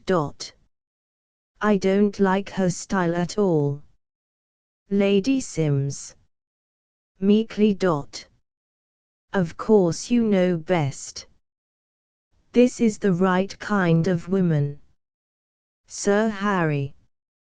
Rather anxious for corroboration. Lord, how she winced when I said I was to give you those ropes of pearls. Lady Sims. Did she? I didn't notice. I suppose so. Sir Harry. Frowning. Suppose. Surely I know enough about women to know that. Lady Sims. Yes, oh yes. Sir Harry.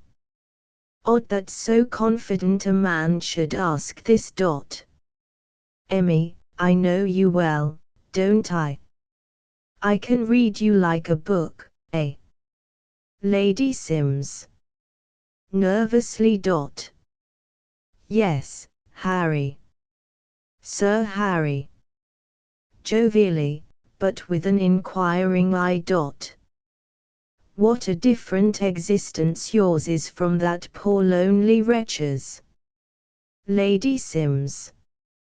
Yes, but she has a very contented face. Sir Harry.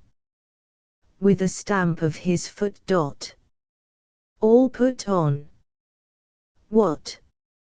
Lady Sims. Timidly. I didn't say anything. Sir Harry. Snapping. One would think you envied her. Lady Sims. Envied? Oh, no, but I thought she looked so alive. It was while she was working the machine. Sir Harry. Alive? That's no life. It is you that are alive. Curtly. I'm busy, Emmy. He sits at his writing table. Lady Sims. Dutifully. I'm sorry, I'll go, Harry. Inconsequentially. Are they very expensive? Sir Harry. What? Lady Sims. Those machines. When she has gone, the possible meaning of her question startles him. The curtain hides him from us, but we may be sure that he will soon be bland again. We have a comfortable feeling, you and I, that there is nothing of Harry Sims in us. Tradition by George Middleton. Tradition is reprinted by permission of the author and the publisher, Henry Holt and Company, New York City. All rights reserved. For permission to perform, address the author, in care of the publisher. The author and publisher of this play have permitted this reprinting of copyrighted material on the understanding that the play will be used only in classroom work. No other use of the play is authorized, and permission for any other use must be secured from the holder of the acting rights. George Middleton. George Middleton, one of the first to write and publish a volume of one-act plays in America, was born in Paterson, New Jersey, 1880. He was graduated from Columbia University in 1902. Since 1921 he has been literary editor of La Follette's Weekly, and, in addition, has been a frequent contributor to magazines and reviews on dramatic and literary subjects. During the last few years he has spent much of his time abroad. George Middleton's chiefest interest has been in the one-act play. He has been an ardent champion of the shorter form of drama. Among his 3 volumes of one-act plays are Embers, including The Failures, The Gargoyle, In His House, Madonna, and The Man Masterful, Tradition, including On Bail, Their Wife, Waiting, The Cheat of Pity, and Mothers, and Possession, including The Grove, A Good Woman, The Black Tie, Circles, and The Unborn. Other one-act plays are Criminals and The Reason. His longer plays are Nowadays and The Road Together. Mr. Middleton has lectured widely on the one-act play before colleges, in little theaters, and clubs. Perhaps his most notable article is The Neglected One-Act Play, which appeared in the New York Dramatic Mirror in 1912. Tradition is one of Mr. Middleton's best and most popular one-act plays, and it most nearly conforms to the organic technique of the one-act play. First performance at the Barclay Theatre, New York City, the 24th of January, 1913. Produced under the personal direction of Mr. Frank Rieker. The People George Oliphant. Mr. George W. Wilson Emily, his wife Miss Alice Lee Mary, his daughter, an actress Miss Fowler La Follette Tradition. B. Scene: the sitting room at the Ollivants in a small town upstate. It is an evening late in the spring. A simple room is disclosed, bearing the traces of another generation. Old-fashioned window doors at the right, overlooking the garden, open on a porch, another door in back opening on the hallway. A large fireplace at the left, now concealed by an embroidered screen, the horsehair furniture, several terracotta statuettes, and a woodcut or two on the walls create the subtle atmosphere of the past. There is a lamp on the table, and another on a bracket by the door in back. Moonlight filters through the window doors. The Ollivants are discovered together. Mary, a rather plain woman of about 25, with a suggestion of quick sensibilities, is standing, lost in thought, looking out into the garden. Her mother, Emily, nearing 50, quiet and subdued in manner, is seated at the table trimming a hat. Occasionally she looks at Mary, stops her work, glances at her husband, closes her eyes as though tired, and then resumes. The silence continues for some time, broken only by the rattle of the town paper which George Ollivant is reading. He is well on in middle life, with a strong, determined face not entirely without elements of kindness and deep feeling. When he finishes, he folds the paper, puts it on the table, knocks the ashes carefully from his pipe into his hand, and throws them behind the screen, takes off his spectacles and wipes them as he, too, looks over toward his daughter, still gazing absently into the garden. Finally, after a slight hesitation, he goes to her and puts his arm about her. She is startled but smiles sweetly. Ollivant. Affectionately. Glad to be home again, Mary. Mary. Evasively. The garden is so pretty. Ollivant. Hasn't changed much, eh? Mary. It seems different, perhaps it's the night. Ollivant. I guess it isn't up to its usual standard. Haven't seen your mother there so often this spring. Emily. Quietly. This dry spell is not good for flowers. Ollivant. It's only the cultivated flowers that need care. Can't help thinking that when I see the wild ones so hardy in my fields on the hill. Turning to Emily and patting her. Is there any of that spray mixture left, Emily, dear? Emily. I haven't looked lately. Ollivant. I'll order some tomorrow.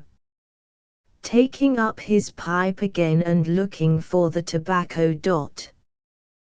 Think it would be a good idea, daughter, if you'd spray those rose bushes every couple of weeks. The bugs are a pest this spring. Where's my tobacco? Emily. On the mantel. Ollivant. Wish you would always leave it on the table. You know how I hate to have things changed. Ollivant goes to the mantel, filling his pipe, and while his back is turned, Mary makes a quick questioning gesture to her mother, who sighs helplessly. Mary ponders a moment. Mary. How's Ben been doing these 2 years, father? Ollivant. Hasn't your brother written you? Mary. Only once, when I left home, he disapproved, too. Ollivant. Had an older brother's feeling of wanting to take care of you, Mary. Mary. Yes, I know. How's he doing? Ollivant. He's commencing to get on his feet. Takes time and money for anyone to get started these days. Mary. But he's still in partnership with Bert Taylor, isn't he? Ollivant. Yes. He'd have been somewhere if he'd worked in with me as I did with my father. Things should be handed down. Offered him the chance, tried to make him take it, as your mother knows, but that college chum, nice enough fellow, I've heard, turned his head another way. Lighting his pipe and puffing slowly.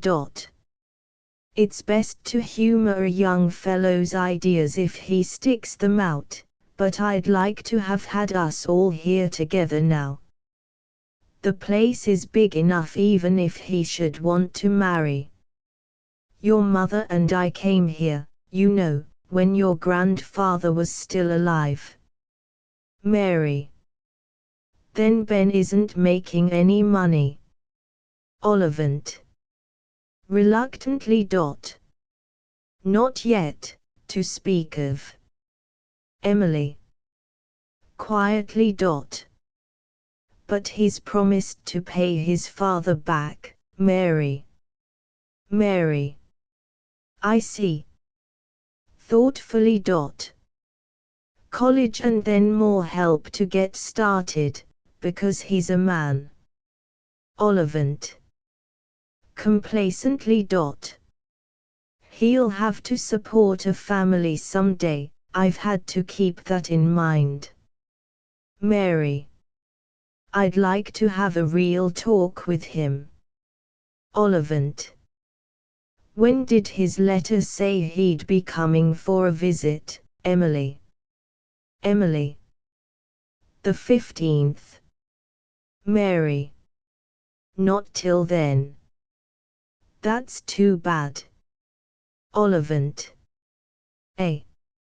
Mary. After exchanging a quick glance with her mother and gaining courage. Father, I hope you didn't misunderstand my coming back. Ollivant. Not at all.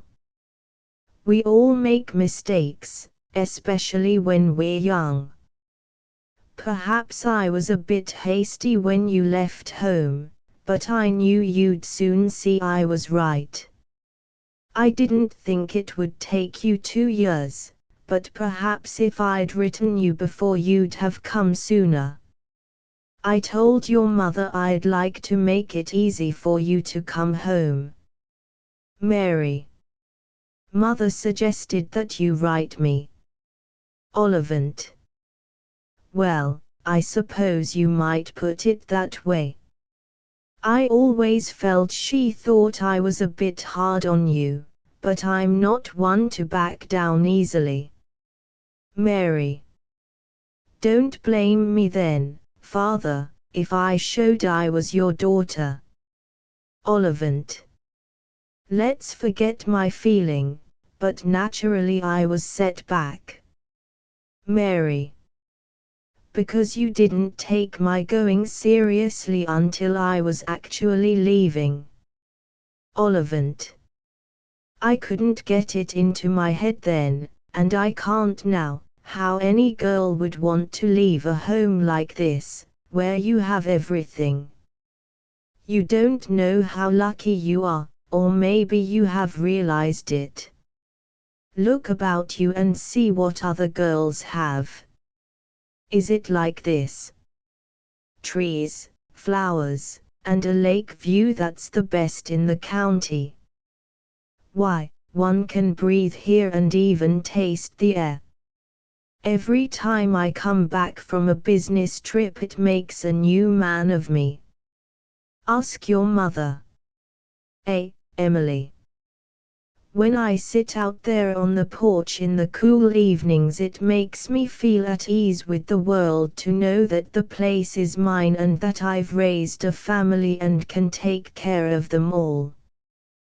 Ben had to go, I suppose, it's the way with sons, but I thought you, at least, would stay here, daughter, in this old house where you were born, where I was born, where all your early associations, Mary.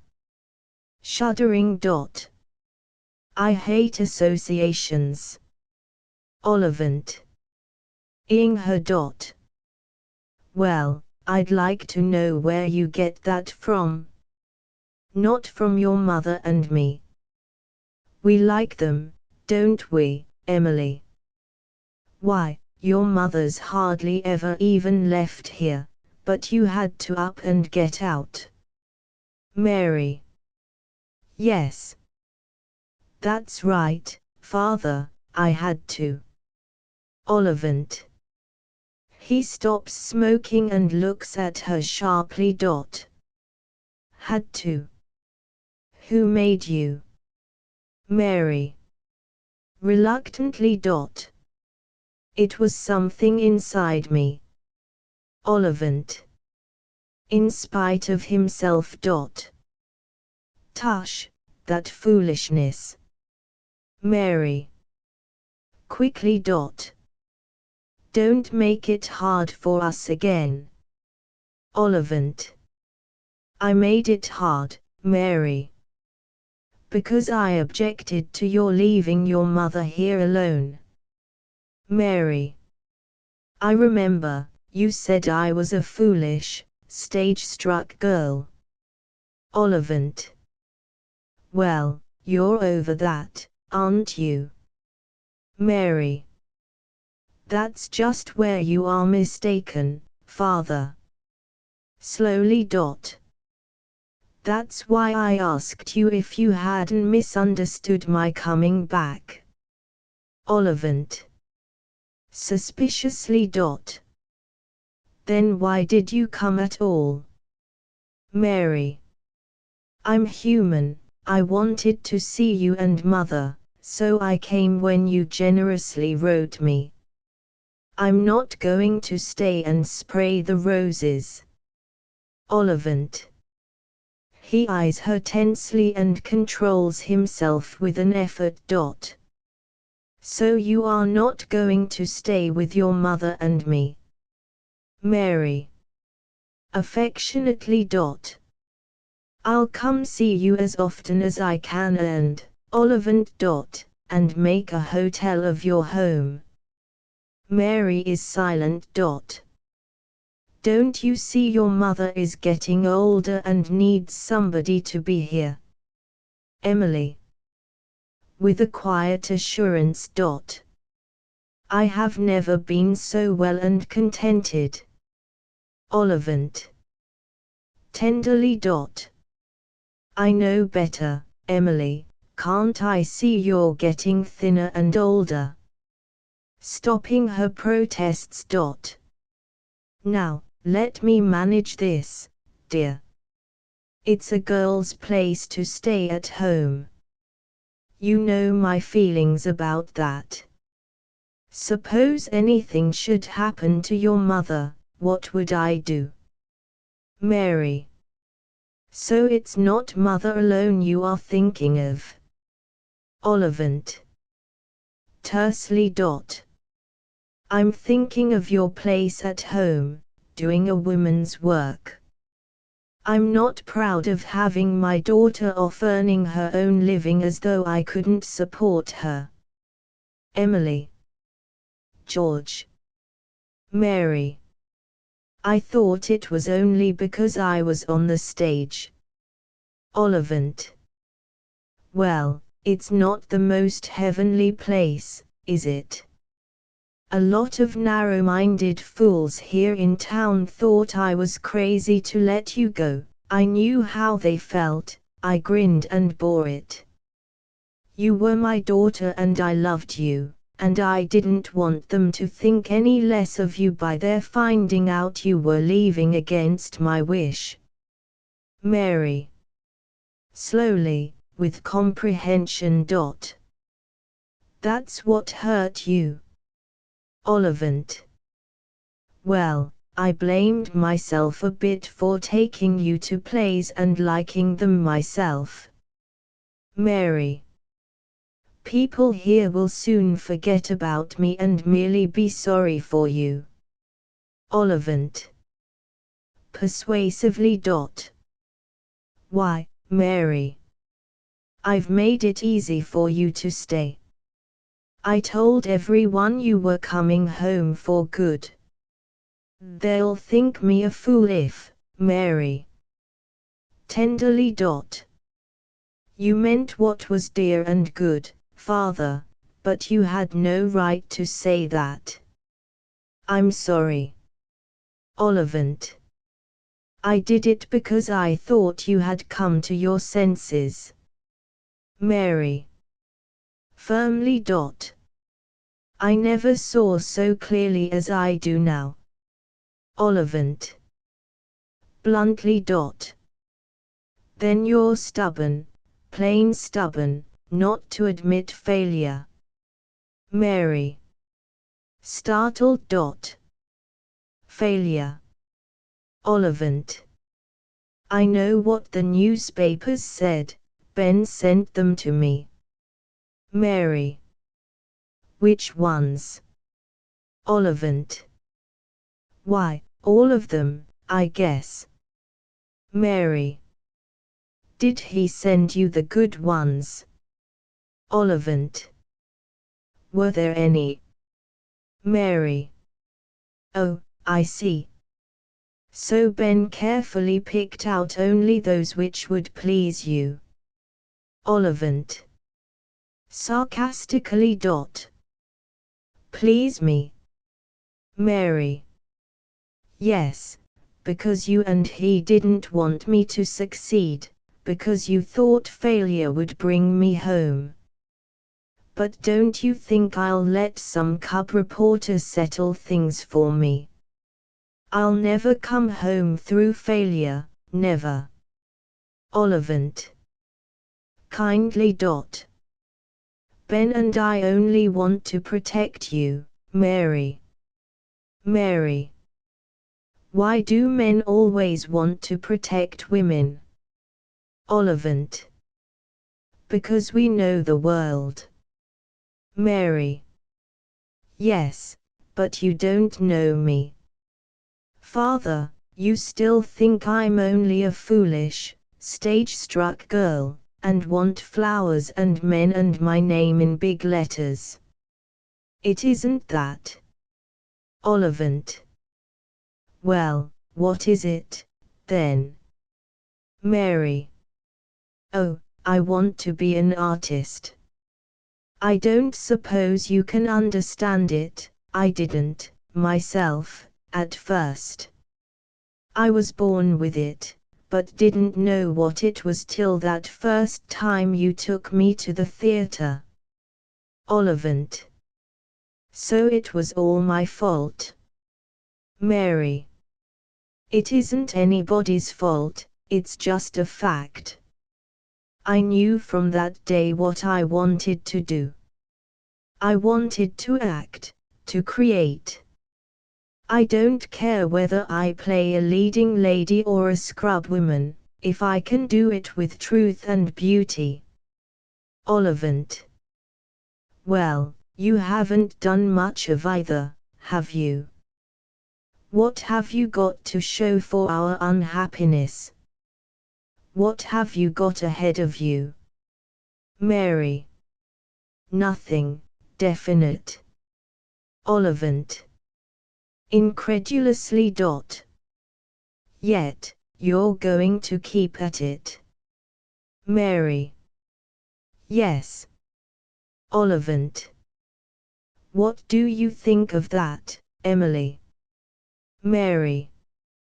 I am going to the city Monday. Ollivant. persistently. But what will you do when you get there? Mary. What I've done before: hunt a job, tramp the streets, call at the offices, be snubbed and insulted by office boys, keep at it till I get something to do. Ollivant. Come, Mary, don't make me lose patience. Put your pride in your pocket. You've had your fling.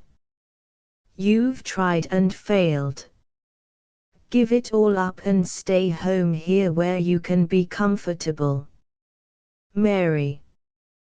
With intense feeling. Father, I can't give it up.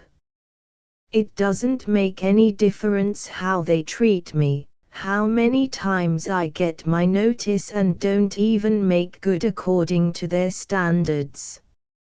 I can't give it up. I simply can't.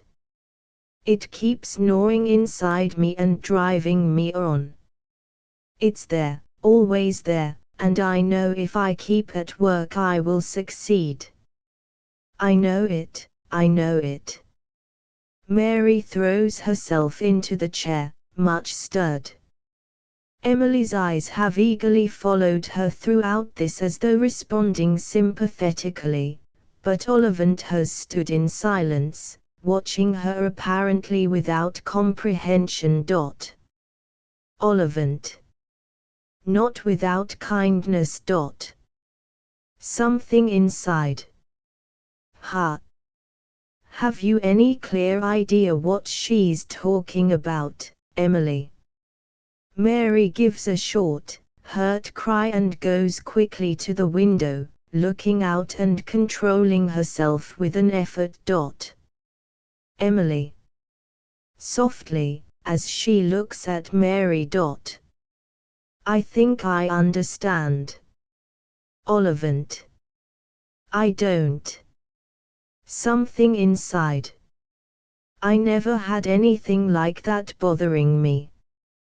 What's it all mean? Emily. Quietly. So many people use the same words, but cannot understand each other. Ollivant. Well, you seem to think it's mighty important, Mary, whatever it is, but it's too much for me. If you had something to show for it I wouldn't mind. But you're just where you started and you might as well give up. Emily. George. Ollivant. Now I don't know much about the stage, Emily, but Ben does. He says you're not made for an actress, Mary, you haven't got a chance. Mary. Turning. Father. Ollivant. Can't you see your failure isn't your own fault? If you were a beauty like Helen Safford or some of those other stars, but you're not pretty, why, you're not even good looking and, Mary. With bitter vehemence. Oh, don't go any further. I know all that. But I don't care how I look off the stage if only I can grow beautiful on it. I'll create with so much inner power and beauty that people will forget how I look and only see what I think and feel. I can do it, I have done it, I've made audiences feel and even got my notice because the stage manager said I was too natural. Helen Safford, what's she? A professional beauty with everything outside and nothing in. You think of her eyes, her mouth, and her profile, but does she touch you so you remember? I know her work. Wait till I get a chance to play a scene with her, which they may give me because I'm not good looking. I'll make them forget she's on the stage the first 10 minutes, yes, and you and Ben, too, if you'll come. Helen Safford. Ha. Why, people will remember me when she's only a lithograph. Ollivant. Well, then, why haven't you had your chance? Mary. Quickly. Because most managers feel the way you and Ben do. And not having a lovely profile and a fashion plate figure stands between me and a chance even to read a part, let alone play it. That's what eats the heart out of me, Mother, and makes me hate my face every time I sit down to put on the grease paint. Ollivant. Well, don't blame me for that. Mary. Going to her mother, who takes her hand. You can laugh at me, Father, you don't understand. It's foolish to talk.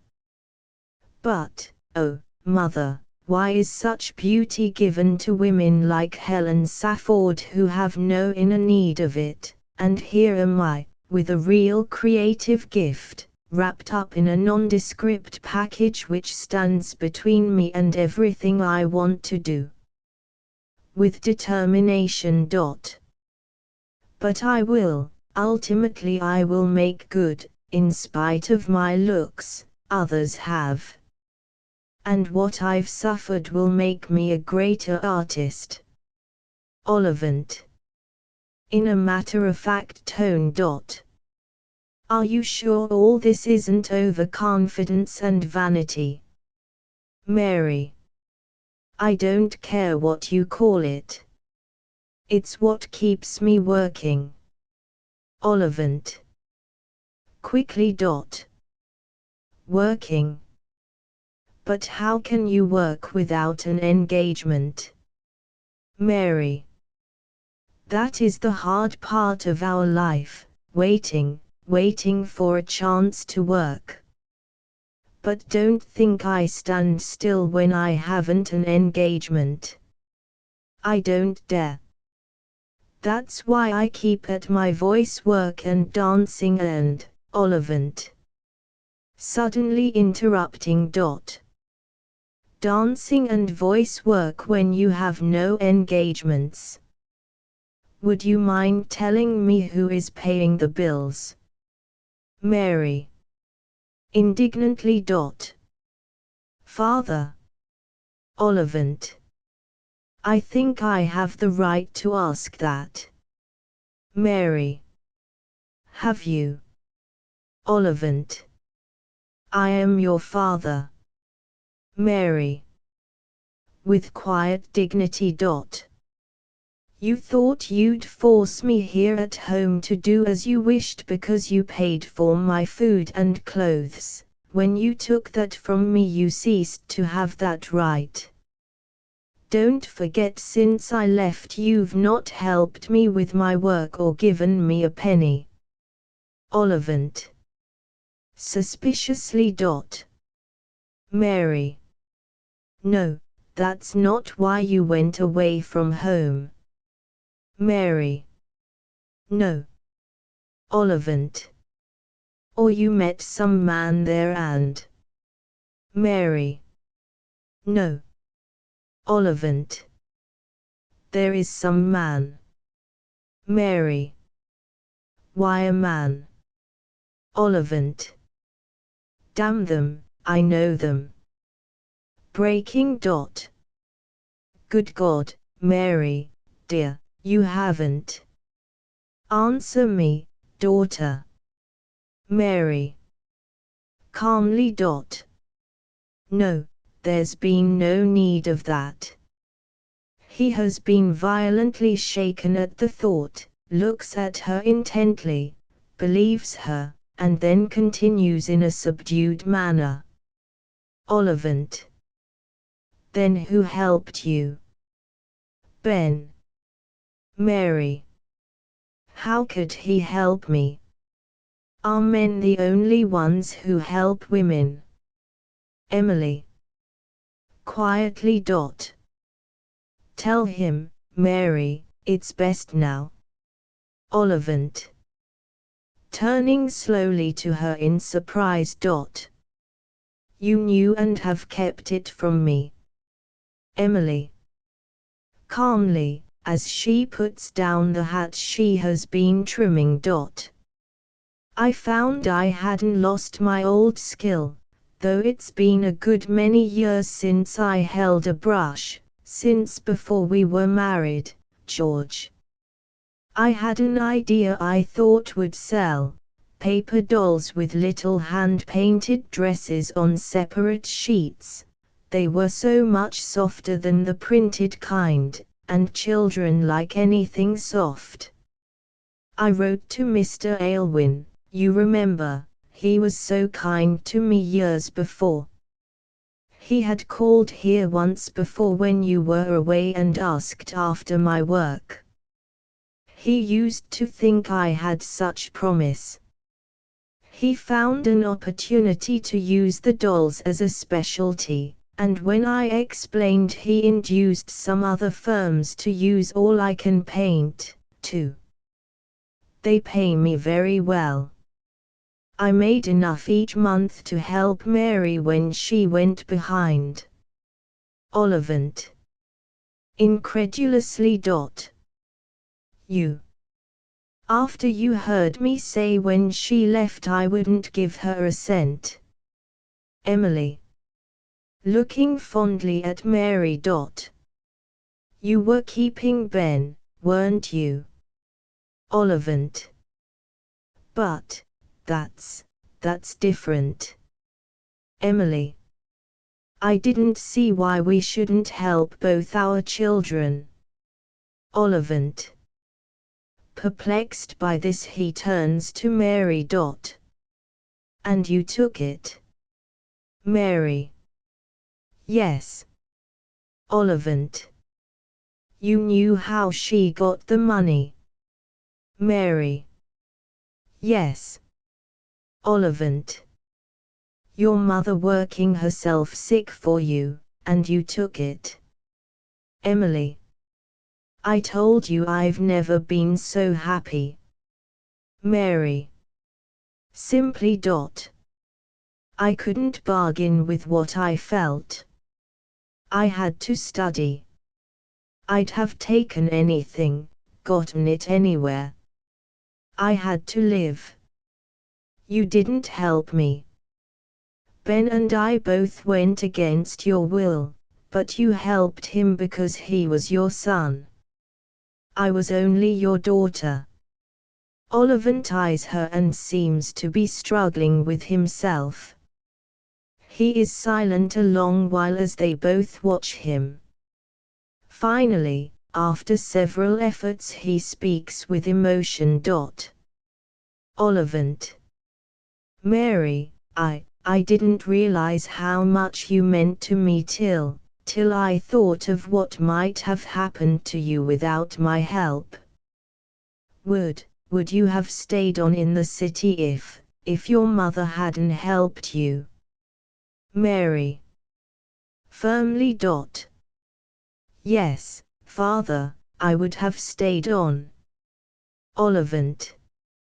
After a pause. Then I guess what you feel is stronger than all your mother and I tried to teach you.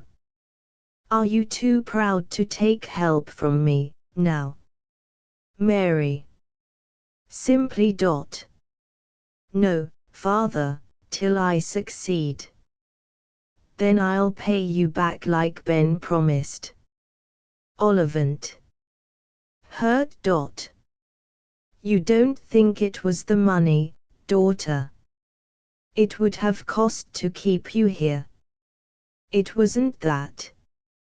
Mary. No, it was your father speaking and his father and his father. Looking away wistfully. And perhaps I was speaking for those before me who were silent or couldn't be heard. Ollivant. With sincerity. I don't exactly understand that any more than the feeling you spoke of driving you from home.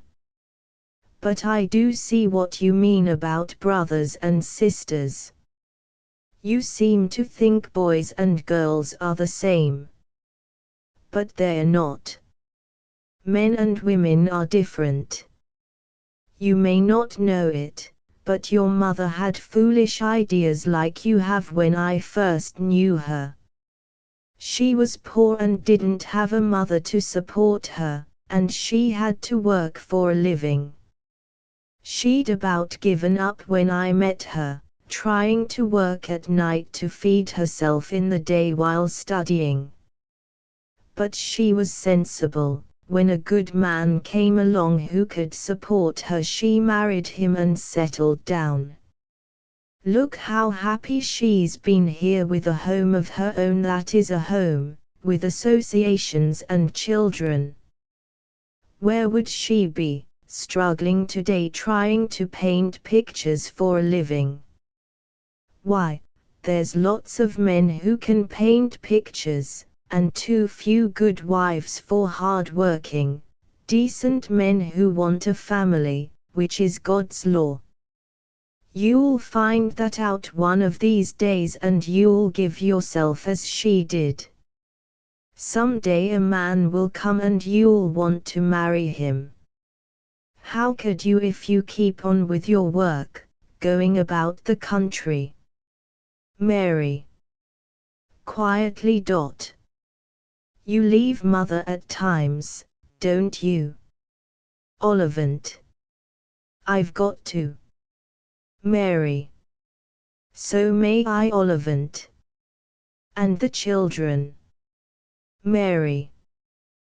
They'd have a share of my life. Ollivant. A mighty big share if you're human, I tell you. Ask your mother if you think they're easy coming and bringing up. Mary. And now they've left her. Dear mother, what has she to do? Ollivant. Well, if you ever get a husband with those ideas of yours, you'll see what a wife has to do. He goes to her. Mary, it isn't easy, all this you've been saying. But your mother and I are left alone, and perhaps we have got different views than you. But if ever you do see it our way, and give up or fail, well, come back to us, understand? Mary.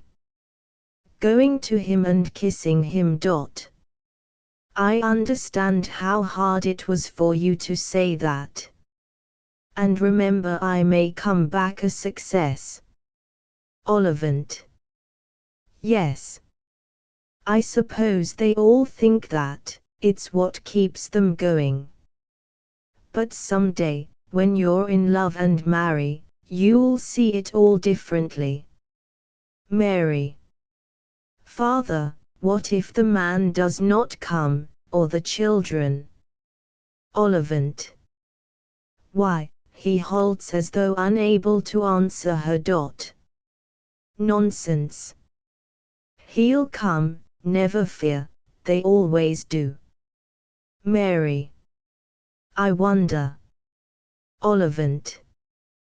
He goes affectionately to Emily, who has been staring before her during this. Emily, dear. No wonder the flowers have been neglected. Well, you'll have time to spray those roses yourself. I'll get the spray mixture tomorrow. Kisses her tenderly. Painting paper dolls with a change of clothes. When I might have been sending her the money without ever feeling it. No more of that, dear, you don't have to now. I shan't let you get tired and sick. That's one thing I draw the line at. He pats her again, looks at his watch, and then goes slowly over to the window doors. Well, it's getting late. I'll lock up.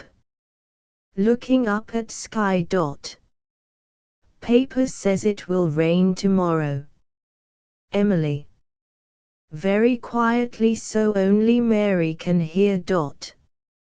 At the art school they said I had a lovely sense of color.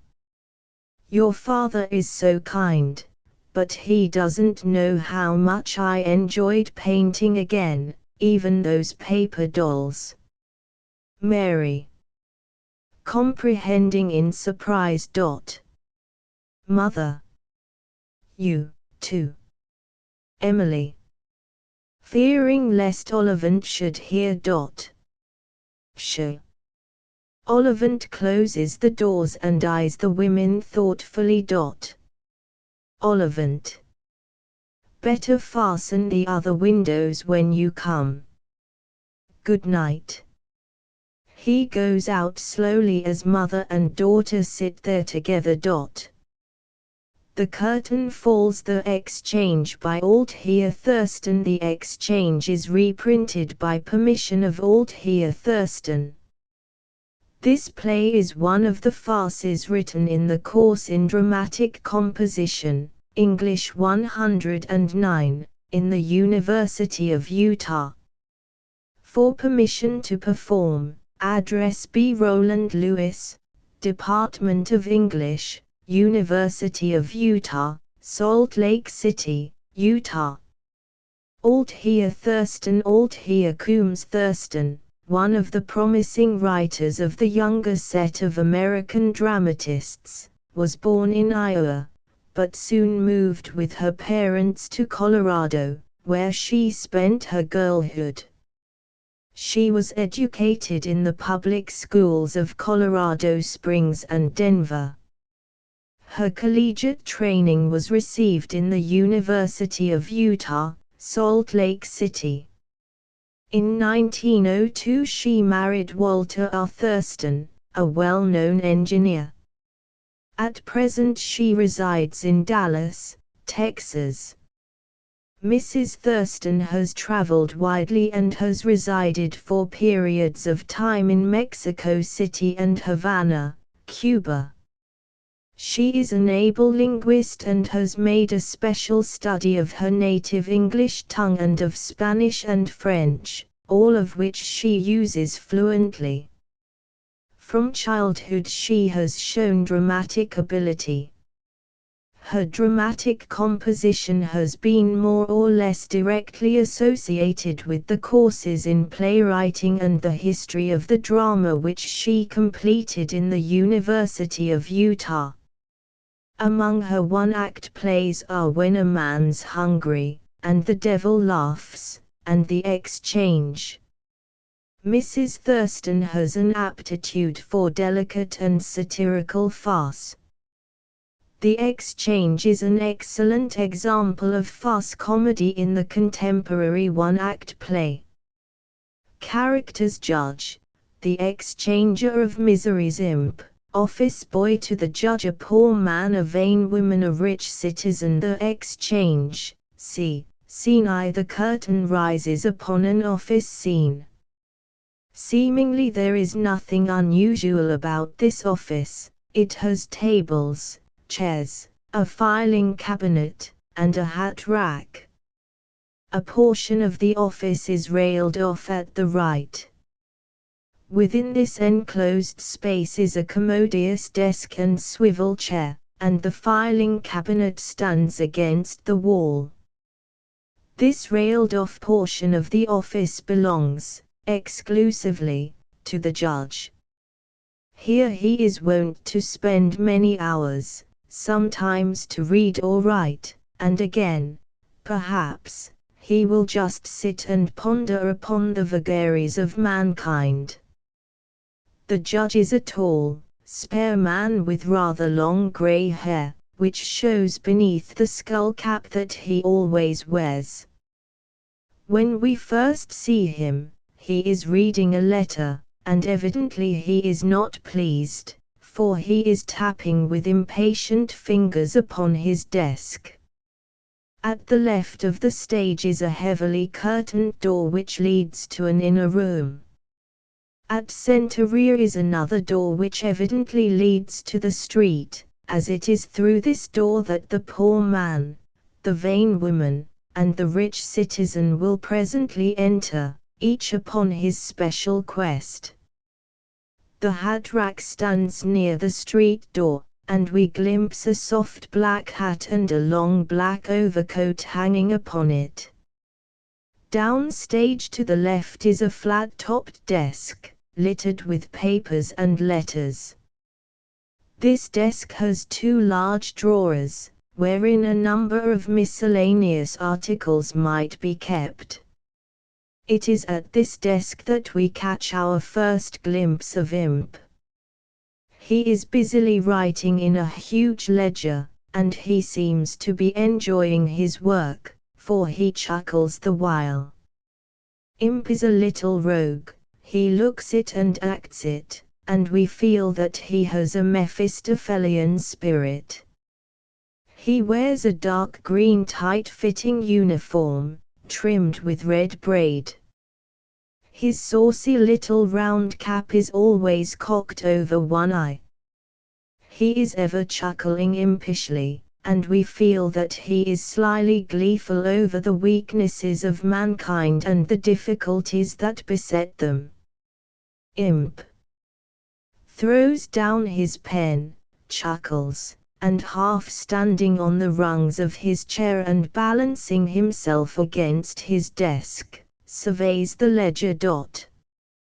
Your Honor, I've all the miseries listed to date and a fine lot there is to choose from.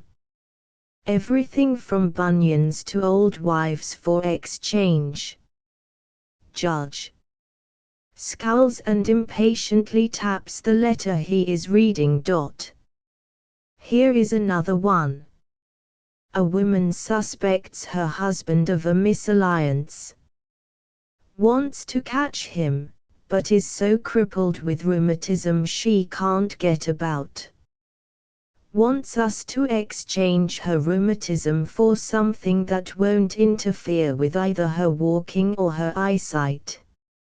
Imp referring to the ledger and running his finger along the lines. We have a defective heart or a lazy liver that we could give her. Judge irritably tossing the letter over to Imp. She would not be satisfied. People never are.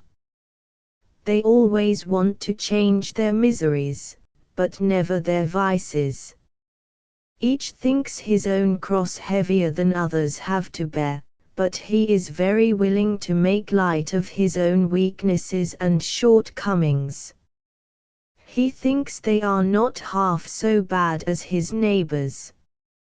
I have tried for years to aid distressed humanity, but I can't satisfy them. I am growing tired of it all, Imp. People need a lesson and they're going to get it, too. I am going to. Knock is heard at the street door. Judge sighs, turns to his desk and begins to write. Imp sweeps the litter of papers on his desk into a drawer, closes ledger, and goes to answer knock. Imp. Here comes another misery.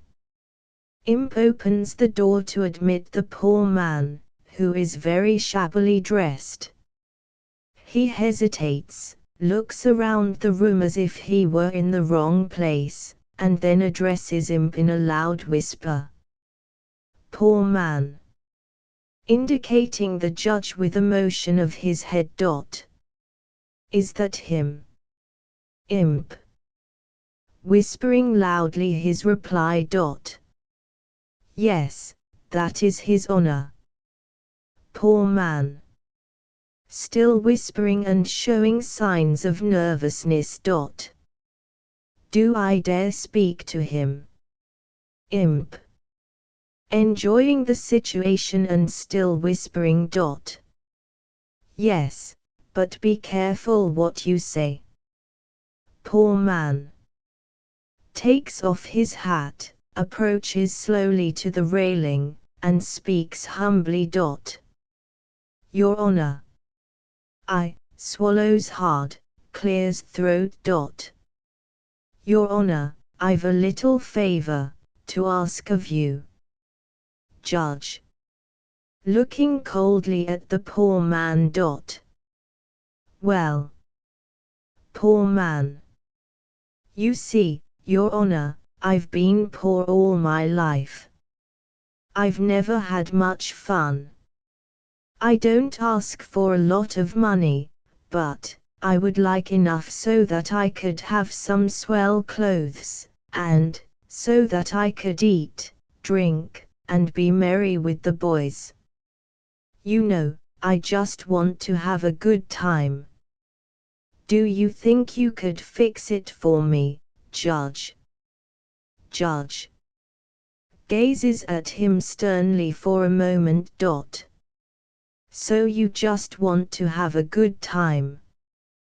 Want me to take away your poverty? I suppose you have no moral weakness you want to change, no defects in your character that you want to better.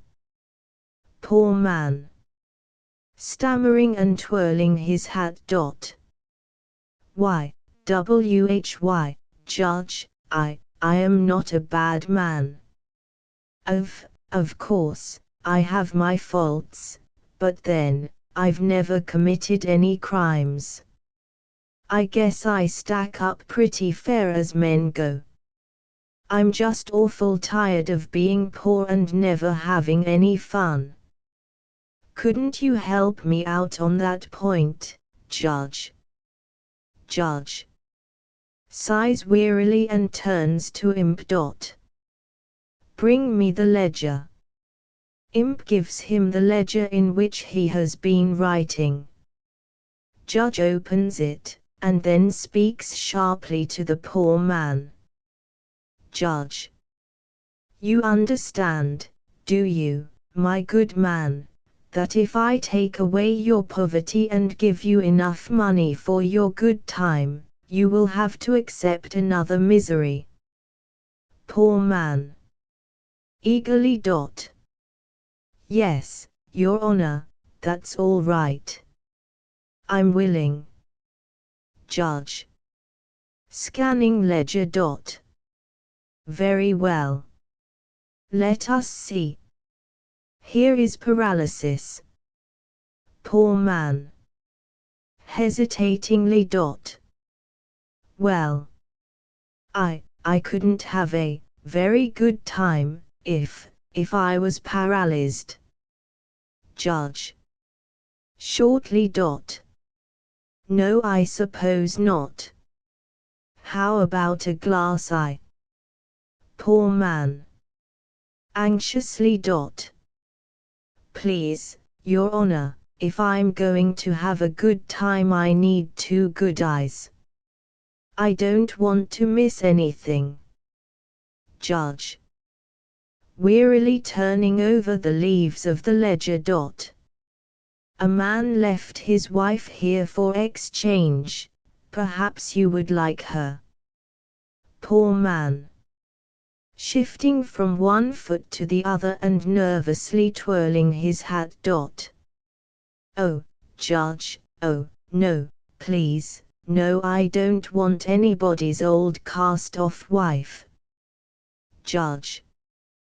Becoming exasperated. Well, choose something, and be quick about it. Here is lumbago, gout, fatness, old age, and imp. Interrupting, and walking quickly over to the railing. Excuse me, Judge, but maybe the gentleman would like the indigestion that Mr. Potter left when he took old Mrs. Pratt's fallen arches. Poor man. Eagerly. Indigestion. Sure. That will be fine. I won't mind a little thing like indigestion if I can get rid of my poverty. Judge. Sternly. Very well. Raise your right hand. Repeat after me. I swear to accept indigestion for better or for worse as my portion of the world's miseries, so help me God. Poor man. Solemnly. I swear to accept indigestion for better or for worse as my portion of the world's miseries, so help me God. Judge. To Imp. Show this gentleman to the changing room. Poor man follows Imp, who conducts him to the heavily curtained door. The poor man throws out his chest and swaggers a bit, as a man might who had suddenly come into a fortune. Imp swaggers along with him. Imp. Won't you have a grand time, though? I'll get you a menu card, so that you can be picking out your dinner. Poor man. Joyfully slapping Imp on the back. Good idea, and I'll pick out a regular banquet. Pausing a moment before he passes through the curtains, he smiles and smacks his lips in anticipation. Exit. Judge. Speaks disgustedly to Imp. There you are. He's perfectly satisfied with his morals. Has no defects in his character. Just wants to have a good time. Sighs heavily and turns back to his writing. Imp nods his head in agreement and chuckles slyly. The street door opens slowly and the vain woman stands upon the threshold. She does not enter at once, but stands posing. Presumably she desires to attract attention, and she is worthy of it. She has a superb figure, and her rich gowning enhances it. Her fair face reveals a shallow prettiness, but the wrinkles of age are beginning to leave telltale lines upon its smoothness. As Imp hurries forward to usher her in, she sweeps grandly past him to the center of the stage. Imp stops near the door, with his hands on his hips, staring after her, then takes a few steps in imitation of her. She turns around slowly and, sauntering over to the railing, coughs affectedly, and as the judge rises and bows curtly, she speaks in a coaxing manner. Vain woman. Judge, I have heard that you are very kind, and I have been told that you help people out of their troubles, so I have a little favor to ask of you. Judge. Coldly. Yes, I supposed so, go on. Vain woman. Archly.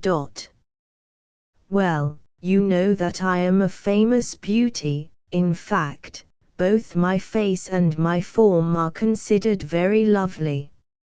She turns around slowly that he may see for himself. Great and celebrated men have worshipped at my feet. I simply cannot live without admiration. It is my very life. But, Judge, plaintively, horrid wrinkles are beginning to show in my face. Intensely. Oh, I would give anything, do anything, to have a smooth, youthful face once more.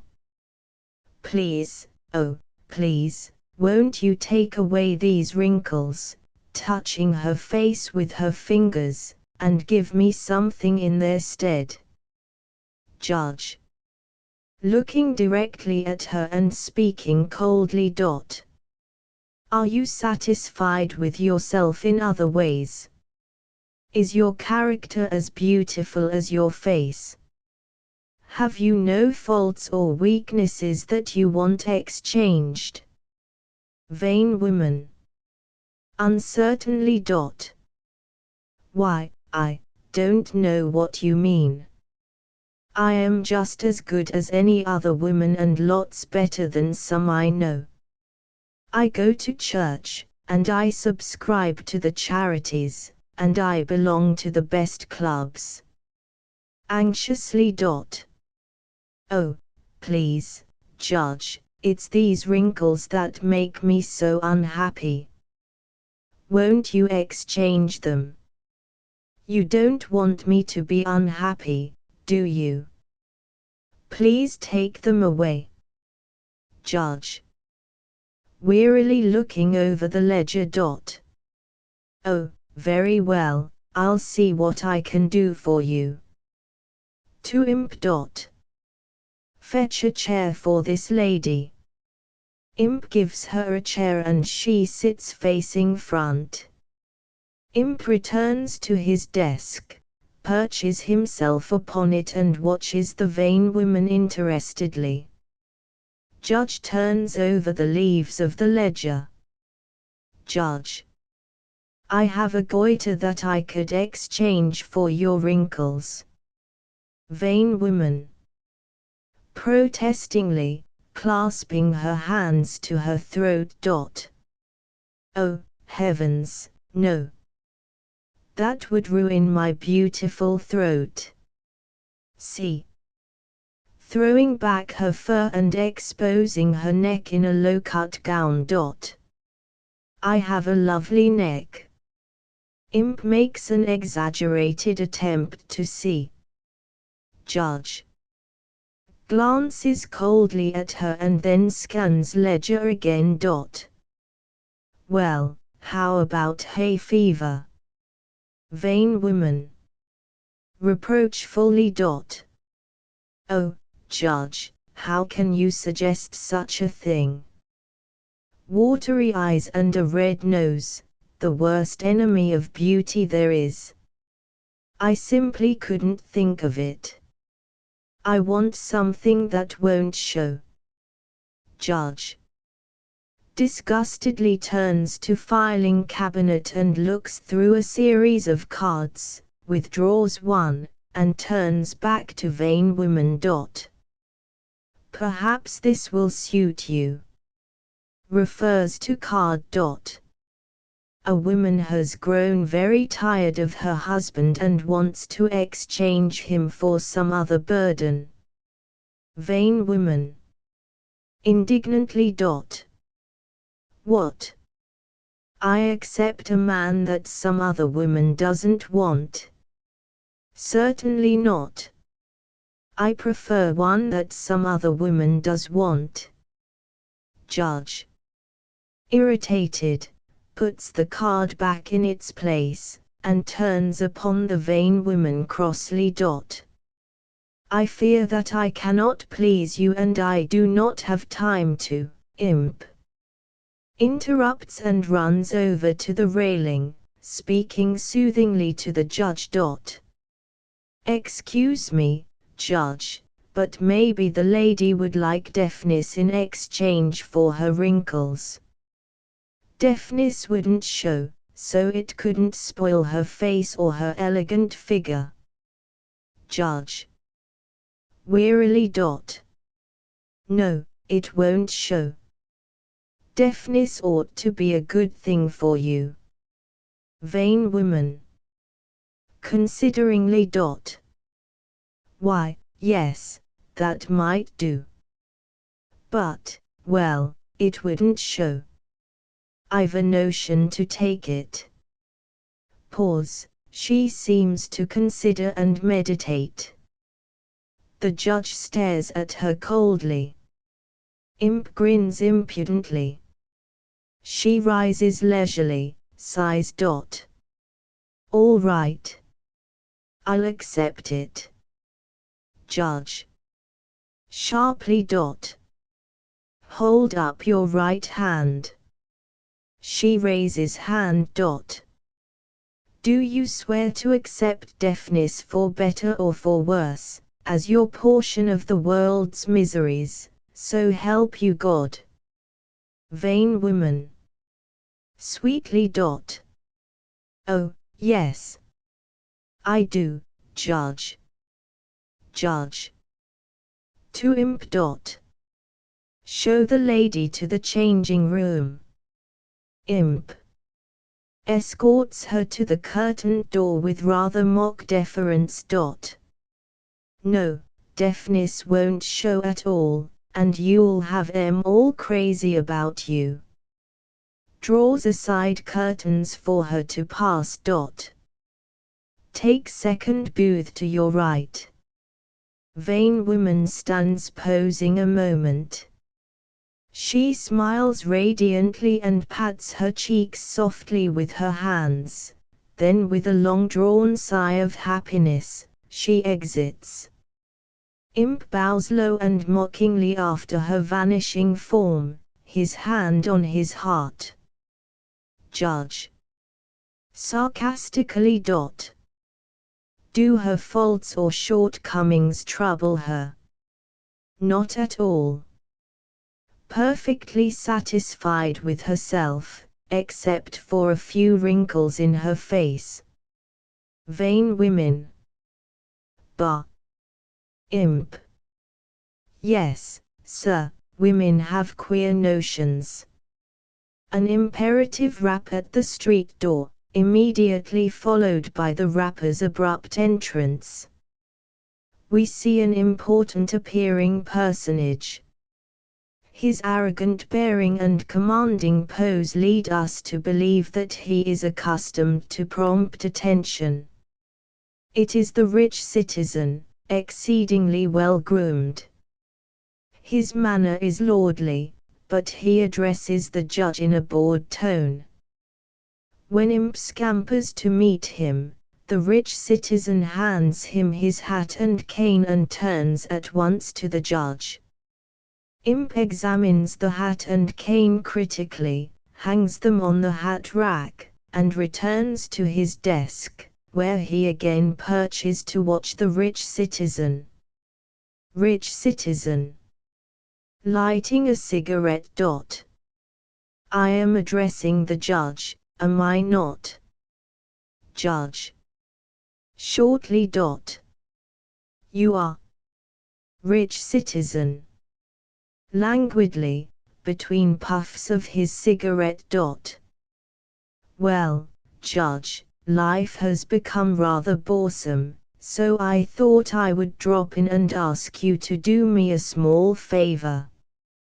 Judge. Wearily. Yes. What is your grievance? Rich citizen. Nonchalantly. Oh, I wouldn't say grievance exactly. You see, my dear Judge, it is this way. I am a very rich and influential citizen, a prominent member of society, and I am very much sought after. Judge. Frigidly. Oh, indeed. Rich citizen. In a very bored manner. Yes. Women run after me day and night. Ambitious mothers throw their marriageable daughters at my head. Men seek my advice on all matters. I am compelled to head this and that committee. Smokes languidly. Judge. Sharply. Well, go on. Rich citizen. Really, Judge, my prestige has become a burden. I want to get away from it all. I would like to become a plain, ordinary man with an humble vocation, the humbler the better, so that people will cease bothering me. Judge. Sarcastically. Is your prestige all that troubles you? Don't worry about your morals, I suppose. Satisfied with your habits and character. Rich citizen. Coldly. What have my habits or morals got to do with my request? Scornfully. Certainly I am not one of your saintly men. I live as a man of my station should live, and I think I measure up very well with the best of them. I am simply bored and I would like a change. I would like to be a plain man with an humble calling. Judge. Ironically. I'll see what we have in humble callings. He looks at the ledger, turning the leaves over slowly. We have several bartenders' vacations. Rich citizen. Wearily smoking. No.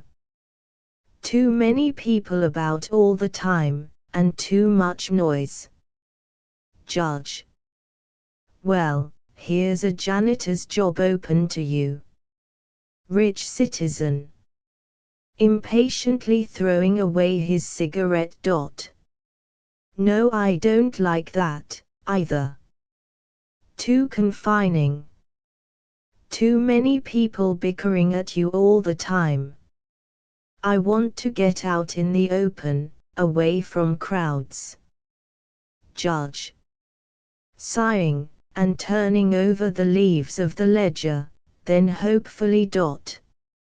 Here's the very thing for you, then, postman in a rural district. Rich citizen. Showing vexation. No, no, no. Too many old women that want to gossip. I tell you, I want to get away from women. Haven't you something peaceful and quiet, something that would take me out in the quiet of the early morning, when the birds are singing? Judge. Closing ledger with a bang, and rising. Well, you're too particular, and I have not time to bother with you. I bid you good after, imp. Slides from his desk, runs to railing, and speaks suavely. Excuse me, Judge, but maybe the gentleman would like the vocation of milkman. That is early morning work. And, you remember, a milkman left his job here when he took that old, worn-out senator's position. Judge. Sharply, to rich citizen. Well, how about it? Does a milkman's vocation suit you? It's early morning hours, fresh air, and no people about. Rich citizen. Musingly. Well, the very simplicity and quietness of it is its charm. It rather appeals to me. He ponders a moment. Yes, by Jove, I'll take it. Judge. Sternly. Hold up your right hand. Do you solemnly swear to accept, for better or for worse, the vocation of milkman as your lot in life, so help you God? Rich citizen. I do. Judge. To imp. Show this gentleman to the changing room. Imp.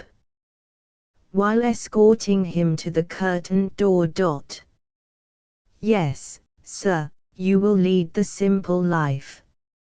Fresh air, fresh milk, no people, just cows, and they can't talk. Holding aside the curtains. Third booth, sir. Rich citizen. Musingly. The simple life, peace and quietness. Exit. Judge. In disgust. It's no use, imp. They all cling to their vices, but they are very keen to change some little cross or condition that vexes them, or think vexes them. Imp. It's strange that people always want something different from what they have. Imp opens a drawer in his desk and takes out a bottle, evidently filled with tablets, which he holds up, shaking it and chuckling. He hunts in the drawer again, and this time brings forth a huge ear trumpet, which he chucklingly places on his table beside the bottle of tablets. Judge. Don't let any more in, Imp. I can't stand another one today. I am going to write a letter and then go home. Imp. All right, sir. Judge. I am feeling very tired. What I really need is a vacation. A sea trip would put me right. By the way, Imp, where is that transatlantic folder that I told you to get? Imp picks up the folder from his desk and takes it to the judge, who studies it attentively. Imp returns to his own desk, where he again looks in a drawer and brings forth a menu card, which he glances over, grinning mischievously. The former poor man re-enters from the changing room. He is well dressed, and taking a well-filled wallet from his pocket, he looks at it gloatingly. However, from time to time, a shade of annoyance passes over his face, and he puts his hand to the pit of his stomach. Imp runs to meet him, and hands him the menu that he has been reading. Imp. Here's a menu from the Gargoyle. Say, you sure do look swell. Looking him over admiringly. Former poor man. Grinning happily. Some class to me now, eh? Looking at menu. And you watch me pick out a real dinner. Sits down at left front. First, I'll have a cocktail, then, let's see, I'll have another cocktail. Next, oysters, and he frowns and presses his hand to the pit of his stomach, keeping up a massaging motion. Green turtle soup, sand dabs, chicken breasts, they become absorbed over the menu. The vain woman re-enters from the changing room. She now has a smooth face, and she is looking at herself in a hand glass, smiling and touching her face delightedly. She walks over to the railing, and leans over it to the judge. He looks up questioningly. Vain woman. Smiling. Oh, I am so happy again. Am I not beautiful? Judge. Pityingly. You are a vain, foolish woman. Since she is deaf, she does not hear his words, but thinks he is complimenting her. She smiles at him coyly. Vain woman. Ah, Judge, you too are susceptible to my charms. The judge, in great exasperation, puts away his papers, thrusts the transatlantic folder in his pocket, hastily closes his desk, and hurries to the hat rack, puts on his overcoat, slips his skull cap into his pocket and puts on his soft black hat. Then, with a shrug of his shoulders and a wave of his hand indicative of disgust, he slips quietly out. The vain woman saunters past the former poor man, stops near him, posing, and begins to put on her gloves. He looks at her admiringly, then, getting to his feet, makes an elaborate but awkward bow. Former poor man. Excuse me, lady, but I've had a big piece of luck today, and I want to celebrate, so I am having a big dinner. Won't you join me and help me have a good time? Vain woman. Looking at him blankly, and trying to fathom what he has said. Oh, why, what did you say? Former poor man. Hesitating, and a bit surprised. Why, I said that I had a big piece of luck today, and I am going to celebrate. I am having a fine dinner, and I just asked if you wouldn't have dinner with me. Vain woman. Still looking blank and a little confused, then smiling archly and acting as though she had been hearing compliments, she speaks affectedly. Really, do you think so? Looking down and smoothing her dress. But, then, everyone tells me that I am. Former poor man. Puzzled, turns to Imp for help. Just what is her trouble, nut? Imp. Secretly gleeful. She is stone deaf. You had better write it. Former poor man. Never. No deaf ones for me. Turns away and consults menu again. Vain woman poses and frequently looks in hand glass to reassure herself. Former rich citizen re-enters from the changing room. He is dressed in shabby overalls, jumper, and an old hat. He has a pipe in his mouth. He walks arrogantly over to the former poor man and addresses him. Former rich citizen. Give me a light. Former poor man.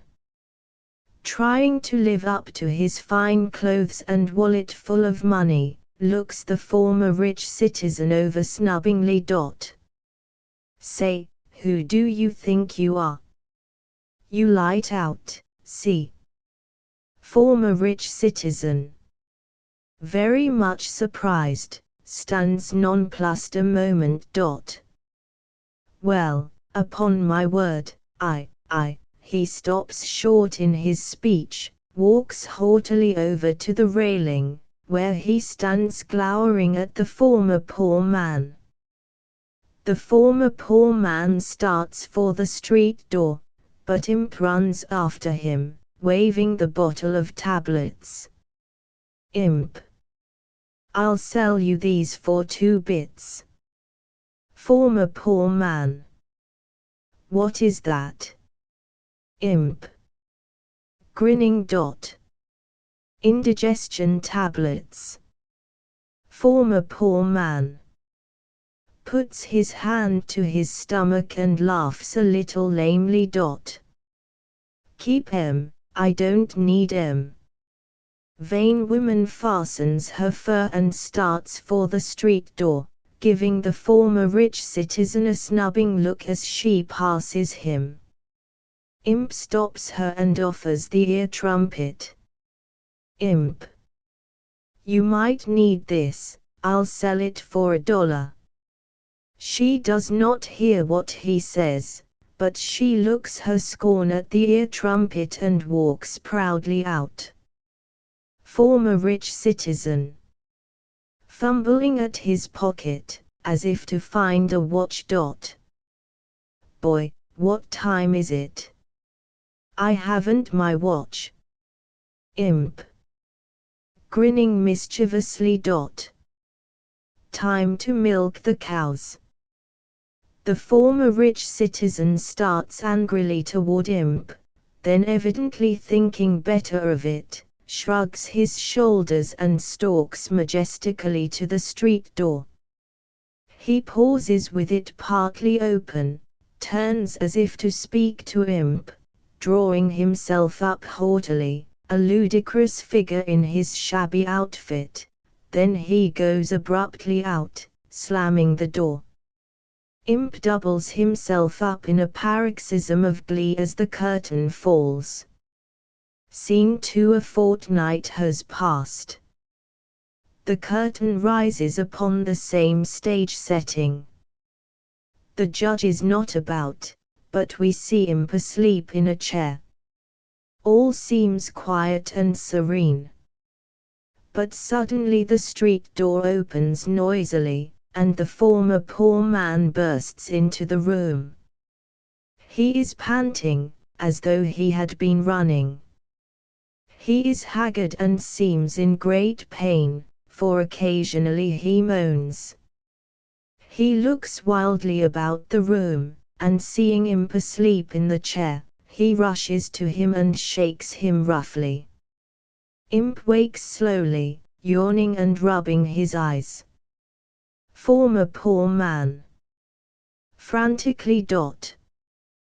The judge, where is he? I must see him at once. Imp.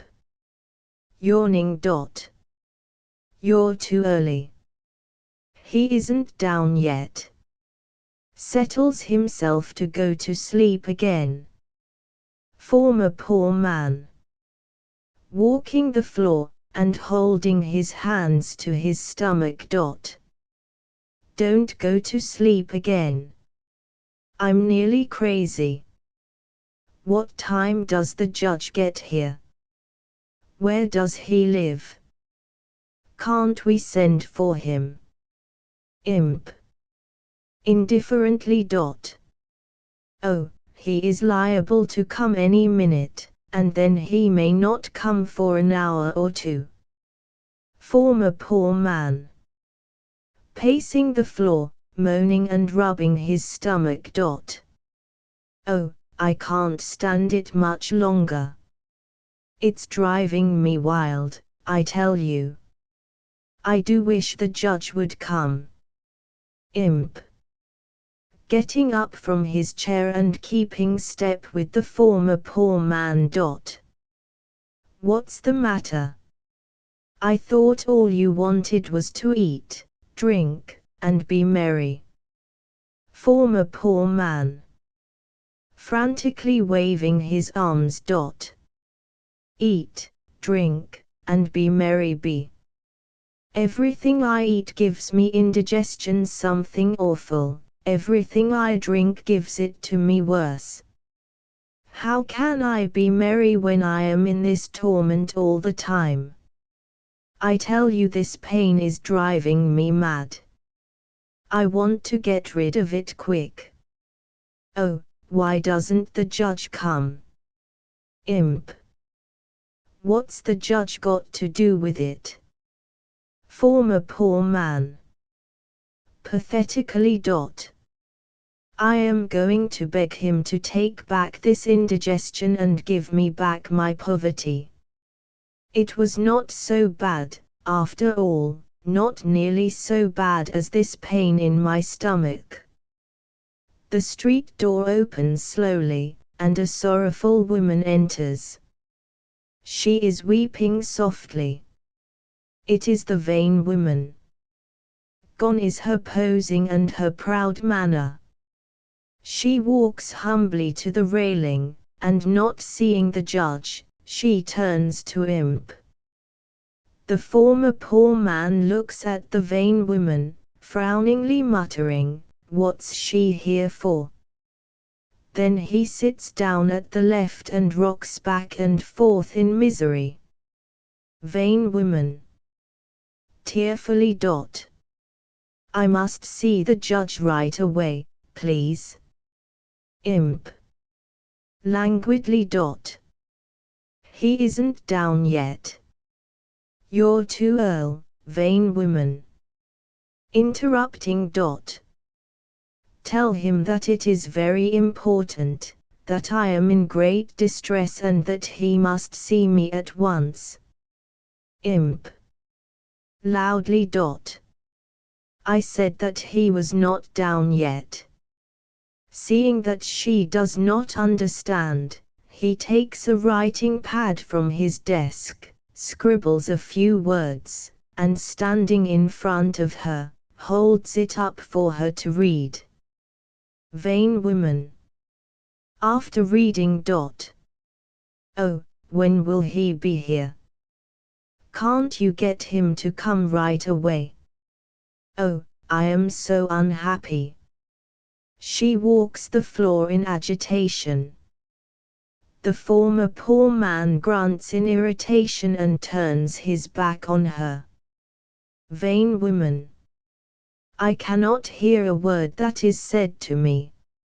No one seems to want me around, and I am not invited out anymore. I have the feeling that people are making fun of me instead of praising my beauty. Oh, it is dreadful to be deaf. Getting hysterical. I want the judge to take away this deafness. I would rather have my wrinkles. Imp shakes his head in pretended sympathy, saying, too bad, too bad. She misunderstands and cries out. Vain woman. Has the judge given away my wrinkles? I want them back. I want my very own wrinkles, too. Wrinkles are distinguished looking. Beginning to sob. I don't want to be deaf any longer. Imp. Running over to the former poor man. Say, this lady feels very bad. Can't you cheer her up a little? Former poor man, who is still rocking back and forth with his own misery, looks up at Imp in disgust. Cheer her up? Me? What's the joke? The vain woman walks to the curtained door, looks in as if seeking something, then returns to a chair, where she sits, weeping softly.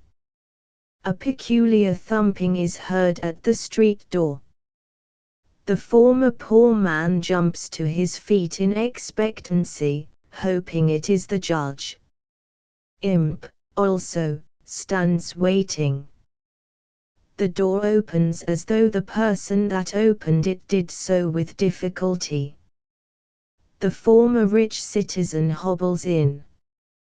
He is ragged and dirty, and one foot is bandaged, which causes him to use a crutch. He carries a large milk can. He hobbles painfully to the center of the stage.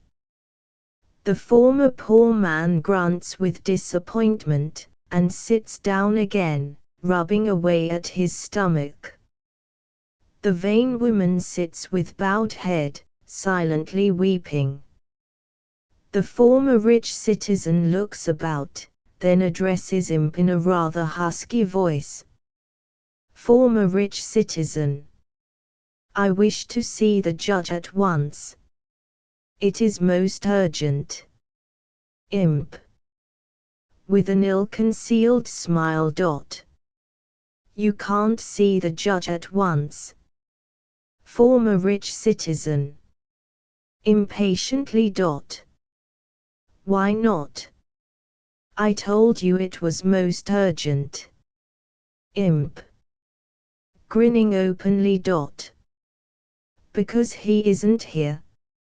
He hasn't come in yet. What's your trouble? Former rich citizen. Vehemently. Trouble. Everything's the trouble. I have been abused, insulted, overworked, even the cows have kicked me. Looking down at his bandaged foot. I can't stand it. I won't stand it. I want back my proper place in the world, where I am respected, and where I can rest and sleep and mingle with my kind. He hobbles to a chair and sits down wearily. Former poor man. Getting up from his chair, walks over to the former rich citizen, waggles his finger in his face and speaks fretfully. What cause have you to squeal so? If you had indigestion like I have all the time, you might be entitled to raise a holler. Why, I can't eat a thing without having the most awful pain right here. Puts his hand to the pit of his stomach, and when I take a drink, oh, heavens, former rich citizen. Interrupting contemptuously. You big baby, howling about the stomachache. If you had a man-sized trouble, there might be some excuse for you. Now I, who have been used to wealth and respect, have been subjected to the most grueling ordeals. Why, in that dairy there were 1,000,000 cows, and they kicked me, and horned me, and I, vain woman, walks over to them, interrupting their talk, and speaks in a voice punctuated with sniffing sobs. Have, sniff, either of you gentlemen, sniff, ever been deaf? Sniff, sniff. It is a terrible thing, sniff, for a beautiful woman like I am, sniff, to have such an affliction. Sniff, sniff, sniff. Former rich citizen shrugs his shoulders indifferently and limps to the other side of the stage, where he sits. Former poor man stalks over to the railing, where he leans limply. Lord, deliver me from a sniffling woman. Imp, who is perched on his desk, chuckles wickedly of their sufferings. Vain woman sinks dejectedly into the chair vacated by the former rich citizen. A knock is heard at the street door.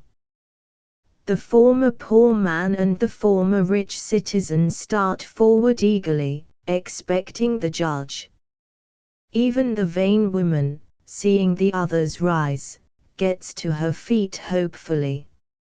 Imp hastily slides from his desk and, pulling down his tight little jacket and cocking his round little cap a little more over one eye, goes to see who knocks.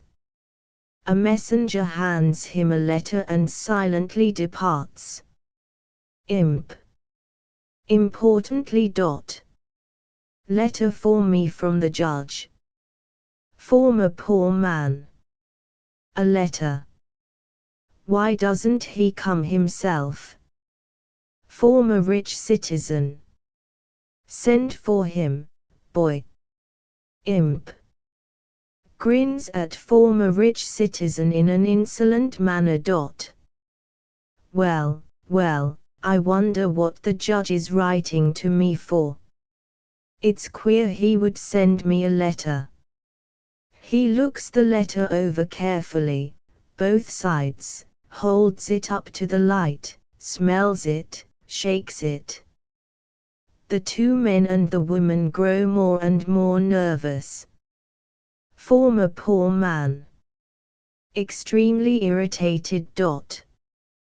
For goodness sake, open it and read it. Former rich citizen.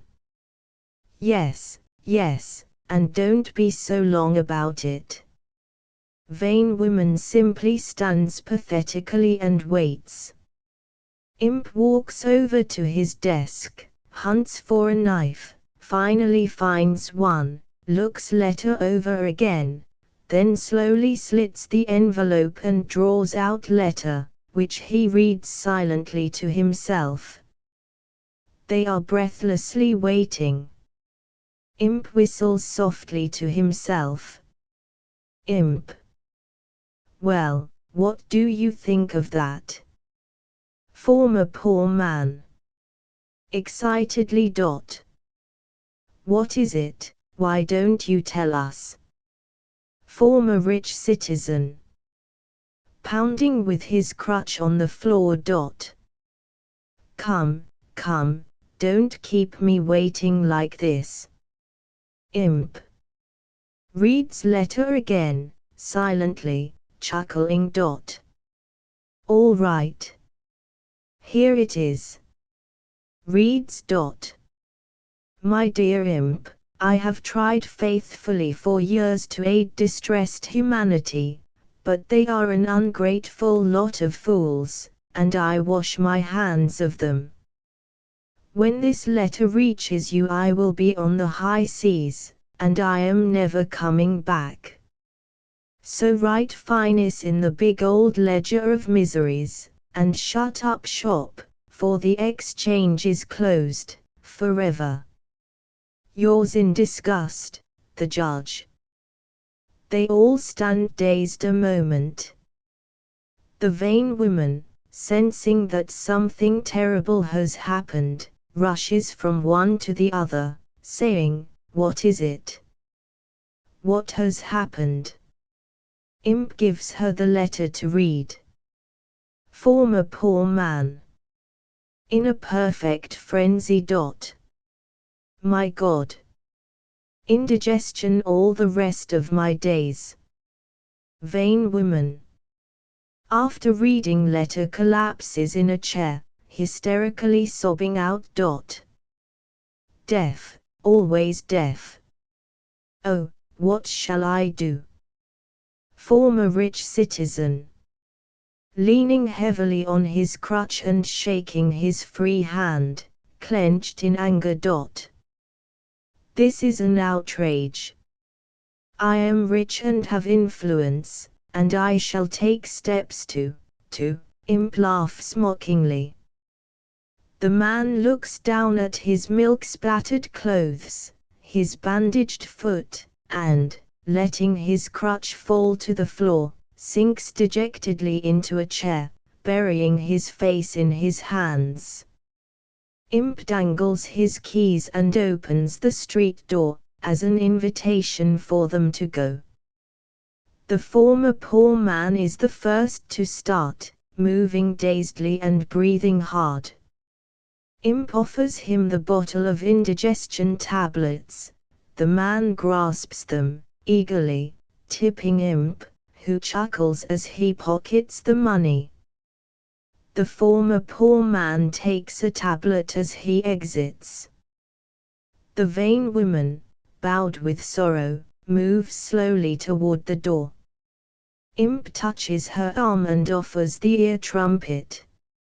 She accepts it, with a wild sob, tipping Imp, who again chuckles as he pockets the money.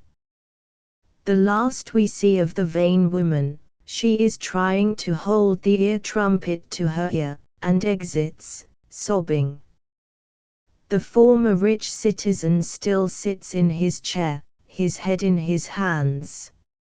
Imp picks up the milk can, and, tapping the man not too gently on the shoulder, thrusts the milk can at him and makes a significant gesture, indicative of, "This way out." The man rises dejectedly, picks up his crutch, takes the milk can, and hobbles painfully toward the door. Imp doubles himself up in wild Mephistophelian glee as the curtain falls. Sam Average by Percy Mackay. Sam Average is reprinted by special permission of Percy Mackay.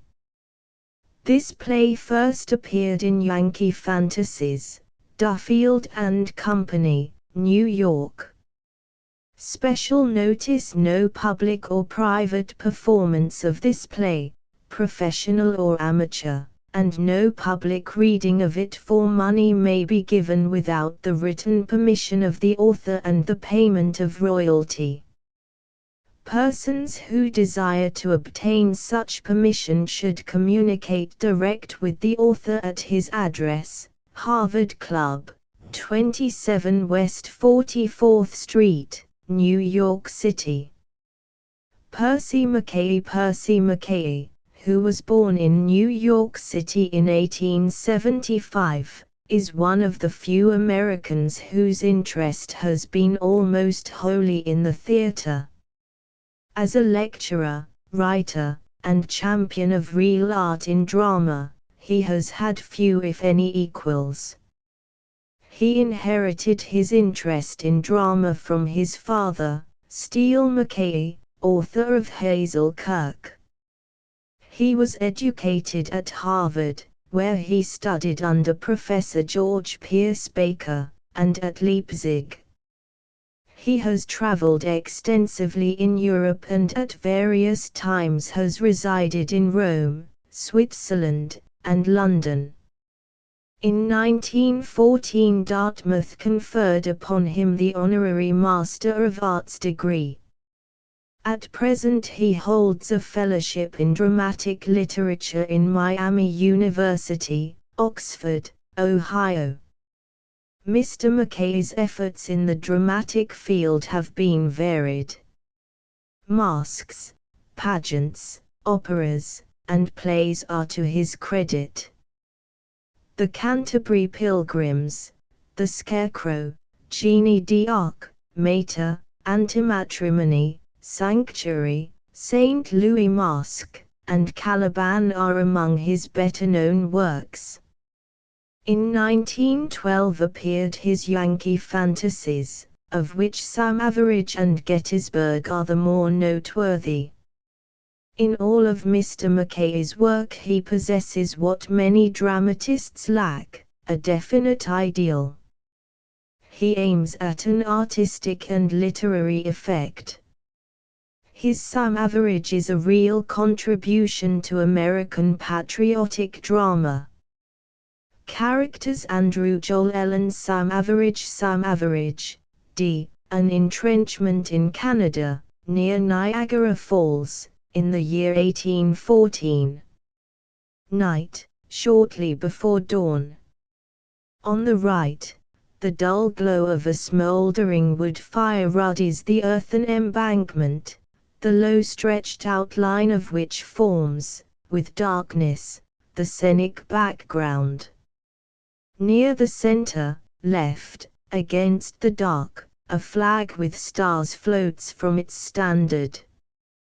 Beside the fire, Andrew, reclined, gazes at a small frame in his hand. Near him is a knapsack, with contents emptied beside it.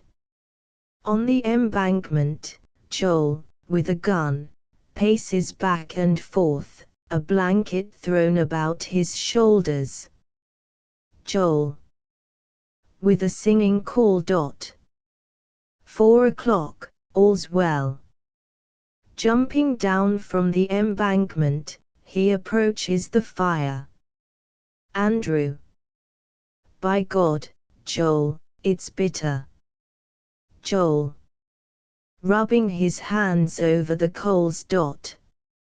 A mite sharpish. Andrew looks up eagerly. What? Joel. Cuts sharp, for Thanksgiving. Andrew sinks back, gloomily. Oh. A pause. I wondered you should agree with me. You meant the weather. I meant, a pause again. Joel. Well, Andy, what'd you mean? Andrew. Life. Joel. Shucks. Andrew. To himself. Living. Joel. Sauntering over left, listens. Hear a rooster crow. Andrew. No. What are you doing? Joel. Tilting the flag over crooked in the dirt. That's our signal. Andrew. Nothing could be more appropriate, unless we buried it in the dirt. Joel. She's to find us where the flag's turned down. I fixed that with the sergeant all right. The rooster crowing is her watchword for us. Andrew. An eagle screaming, Joel, that would have been better. Rising. Ah. He laughs painfully. Joel. Hush up, Andy. The nearest men ain't 2 rods away. You'll wake 'em. Pitch it low. Andrew. Don't be alarmed. I'm coward enough. Joel. Course, though, there ain't much danger. I'm sentinel this end, and the sergeant has the tip at t'other. Besides, you may call it the reg'lar thing. There's been 2,000 deserters already in this tuppenny-halfpenny war, and none on 'em the worse off. When a man don't get his pay for 9 months, well, he ups and takes his vacation. Why not? When Nell joins us, we'll hike up the Niagara, cross over to Tonawanda, and take our breakfast in Buffalo. By that time the boys here will be marching away toward Lundy's Lane. Andrew walks back and forth, shivering. I'm afraid. Joel. Afraid. Bosh. Andrew. I'm afraid to face, Joel. Face what? We won't get caught. Andrew. Your sister, my wife. Joel. Nell. Why, ain't she coming here just a purpose to get you? Ain't there reason enough, Lord knows. Ain't you made up your mind to light out home anyhow? Andrew. Yes. That's just what she'll never forgive me for. In her heart she'll never think of me the same. For she knows as well as I what pledge I'll be breaking, what sacred pledge. Joel. What you mean? Andrew. No matter, this is gush. He returns to the fire and begins to fumble over the contents of his knapsack. Joel watches him idly. Joel. One of her curls. Andrew. Looking at a lock of hair in the firelight. No, the baby's, little Andy's. Some day they'll tell him how his father, he winces, and puts the lock away. Joel. Going toward the embankment. Listen. Andrew. Ties up the package, muttering. Son of a traitor. Joel. Tiptoeing back. It's crowed, that's her. Leaping to his feet, Andrew stares toward the embankment where the flag is dipped, then turns his back to it, closing his eyes and gripping his hands. After a pause, silently the figure of a young woman emerges from the dark and stands on the embankment. She is bareheaded and ill-clad. Joel touches Andrew, who turns and looks toward her. Silently she steals down to him and they embrace. Andrew. My Nell. Ellen. Nearly a year, Andrew. Now, at last. Ellen. Hold me close, Andy. Andrew. You're better. Ellen. Let's forget, just for now. Andrew. Is he grown much? Ellen. Grown. You should see him. But so ill. What could I do? You see, Andrew. I know, I know. Ellen. The money was all gone. They turned me out at the old place, and then, Andrew. I know, dear. Ellen. I got sewing, but when the smallpox, Andrew. I have all your letters, Nell. Come, help me to pack. Ellen. What? You're really decided, Joel. Approaching Dot. Hello, sis. Ellen. Absently Dot. Ah, Joel, that you. Eagerly, following Andrew to the knapsack. Dot. But, my dear, Andrew. Just these few things, and we're off. Ellen. Agitated. Dot. Wait, wait. You don't know yet why I've come, instead of writing. Andrew. I can guess. Ellen. But you can't, that's what's so hard. I have to tell you something, and then, slowly. Dot. I must know from your own eyes, from yourself, that you wish to do this, Andrew, that you think it is right. Andrew. Gently. Dot. I guessed that. Ellen. This is what I must tell you. It's not just the sickness, it's not only the baby, not the money gone, and all that, it's, Andrew.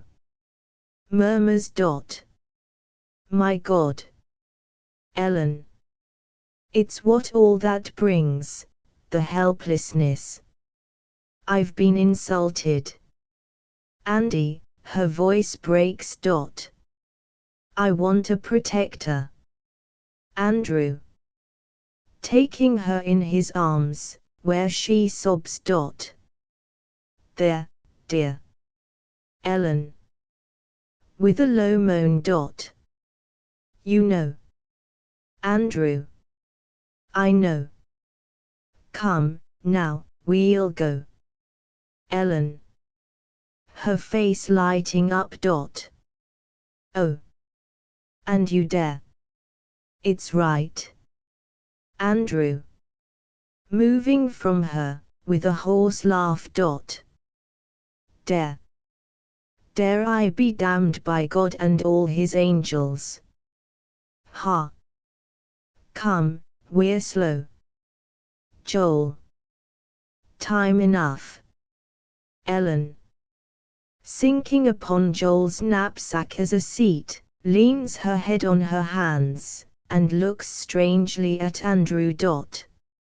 I'd better have written, I'm afraid. Andrew. Controlling his emotion. Dot. Now, don't take it that way. I've considered it all. Ellen.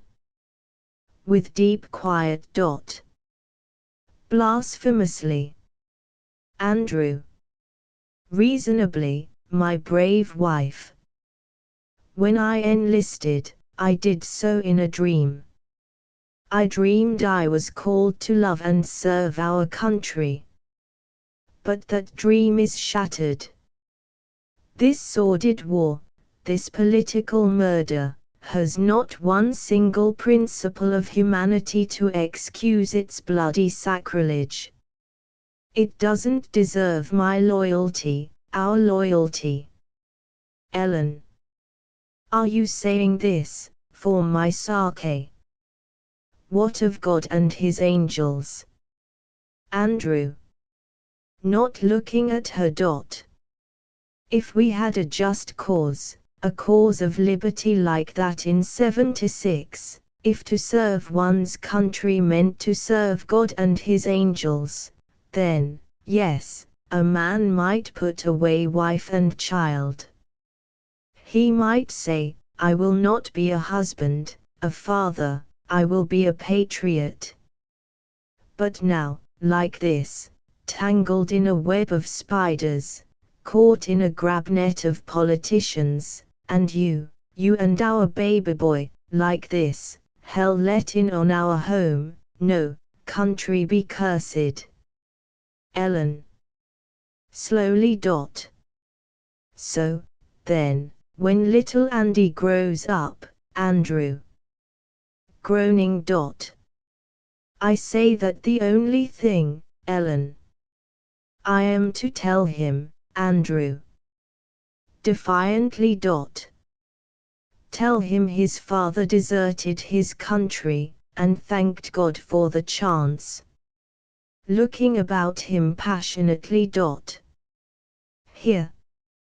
He tears a part of the flag from its standard, and reaches it toward her. You're cold, put this round you. As he is putting the strip of colored silk about her shoulders, there rises, faint yet close by, a sound of fifes and flutes, playing the merry march strains of Yankee Doodle. At the same time there enters along the embankment, dimly, enveloped in a great cloak, a tall figure, which pauses beside the standard of the torn flag, silhouetted against the first pale streaks of the dawn. Ellen. Gazing at Andrew.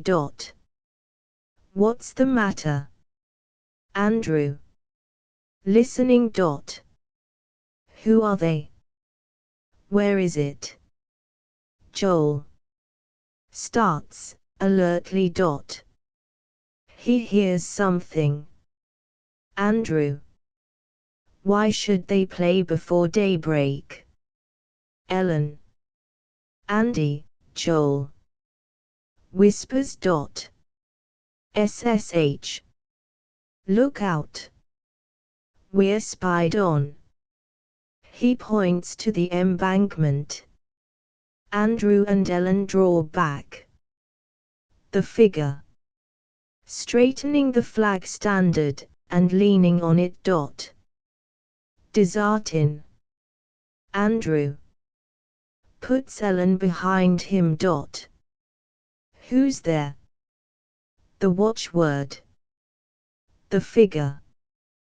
God save the smart folks. Joel. To Andrew. He's on to us. Pickle him quiet, or it's court-martial. Showing a long knife. Shall I give him this? Andrew.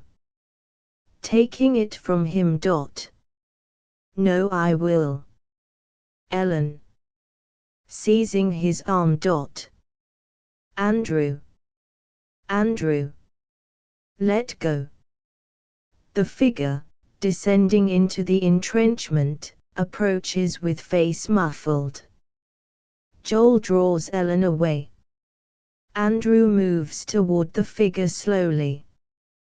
They meet and pause. Andrew. You're a spy. With a quick flash, Andrew raises the knife to strike, but pauses, staring. The figure, throwing up one arm toward the blow, reveals, through the parted cloak, a glint of stars in the firelight. The figure. Steady, boys, I'm one of ye. The sergeant told me to drop round. Joel. Oh, the sergeant. That's all right, then. Andrew. Dropping the knife. Who are you? The figure. Who be I? My name, ye mean? My name's Average, Sam Average.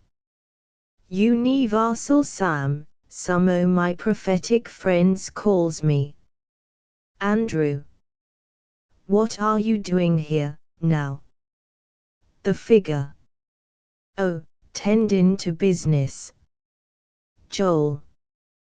Tendin' to other folks' business, eh? The figure. with a touch of weariness. Yes, reckon that is my business. Some other folks is me. Joel, grimacing to Ellen. Cracked. The figure. To Andrew. You're a mite back'ard in wages, ain't ye? Andrew. 9 months. What of that? The figure. That's what I dropped round for. Seems like when a man's endured and fit, like you have, for his country, and calculates he'll quit, he ought to be taking a little suthin home for Thanksgiving. So I fetched round your pay. Andrew. My pay. You. The figure. Yes, I'm the paymaster. Ellen. Coming forward, eagerly. Andy. The money, is it? The figure. Bows with a grave, old-fashioned stateliness. Your servant, m. Andrew. Speaking low. Keep back, Nell. To the figure. You were saying, the figure. I were about to say how gold being scarce down to the treasury, I fetched ye some securities instead, some national I.O.US, as ye might say. He takes out an old powder horn, and rattles it quietly. That's them. Pouring from the horn into his palm some glistening, golden grains. Here they be. Ellen. Peering, with Joel. Gold, Andy. Joel. With a snigger. Gold, nothing. That's corn, just Injun corn. Ha. The figure. Bowing gravely. It's the quality, what counts, as ye might say. Joel. Behind his hand. His top loft leaks. The figure. These here Connells, now, were give me down Plymouth way, in Massachusetts, the first Thanksgiving seems like I can remember. TWANT long after the famine we had there. Me being some hungry, the red folks fetched a hull lot o' this round, with the compliments of their captain, what were his name now, Massasoit. This here's the last handful on tea left. Thought ye might like some, being Thanksgiving. Joel. In a low voice, to Ellen. His screws are dropping out. Come and pack. We've got to mark time and skip. The figure. Without looking at Joel. 8 or 10 minutes still to spare, boys. The sergeant said, wait till ye hear his Jew's harp playing of that new war tune, the Star-Spangled Banner. Then ye'll know the coast's clear. Joel. Gad, that's right, I remember now. He draws Ellen away to the knapsack, which they begin to pack. Andrew has never removed his eyes from the tall form in the cloak. Now, as the figure pours back the yellow grains from his palm into the powder horn, he speaks, hesitatingly. Andrew. I think, I'd like some. The figure. Some o' what? Andrew. Those, my pay. The figure. Cheerfully. So. Would ye? Handing him the horn. Reckon that's enough. Andrew. Not taking it. That's what I want to make sure of, first. The figure. Oh. So you're hesitatin'. Andrew. Yes, but I want you to help me decide.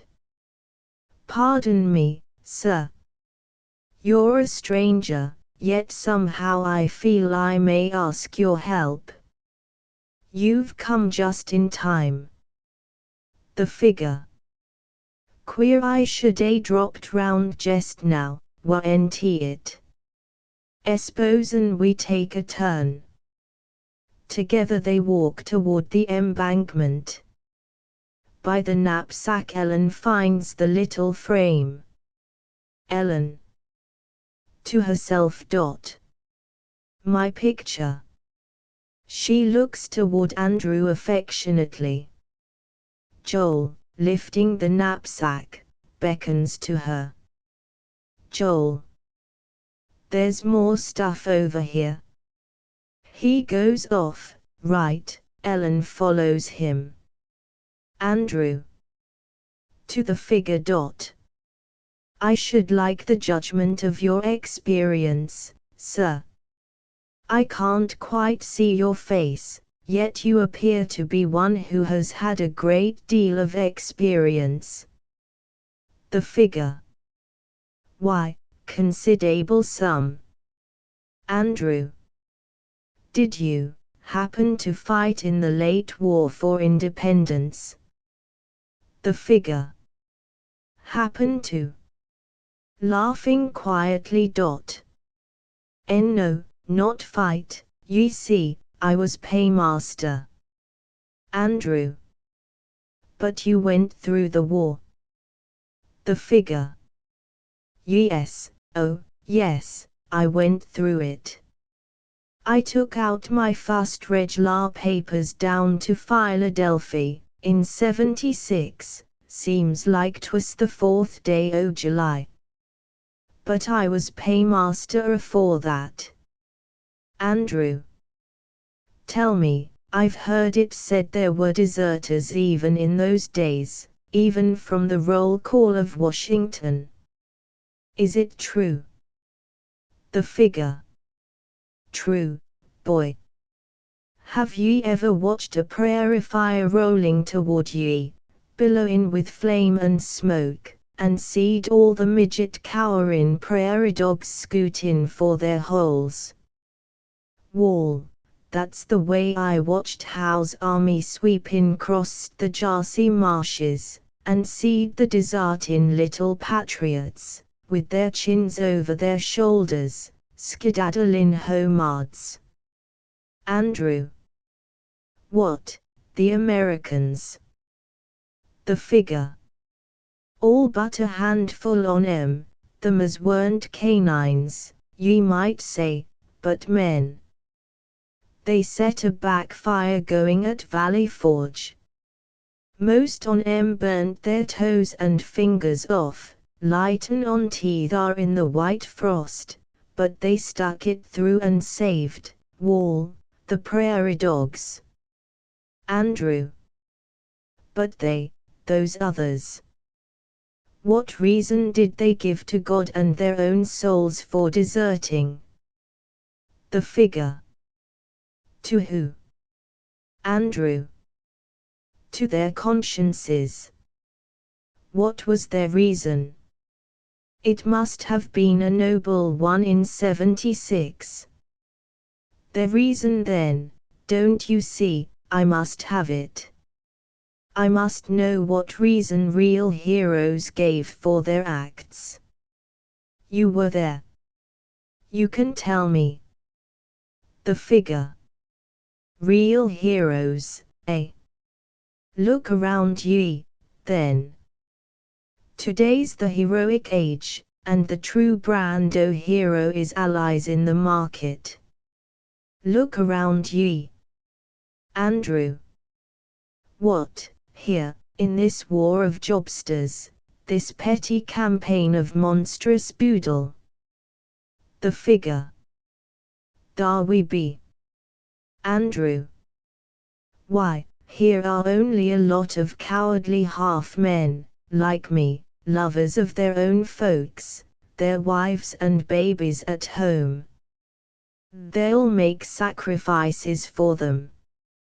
But real men like our fathers in '76, they looked in the beautiful face of liberty, and sacrificed to her. The figure. Our fathers, my boy, was just as fond o' poetry as you be.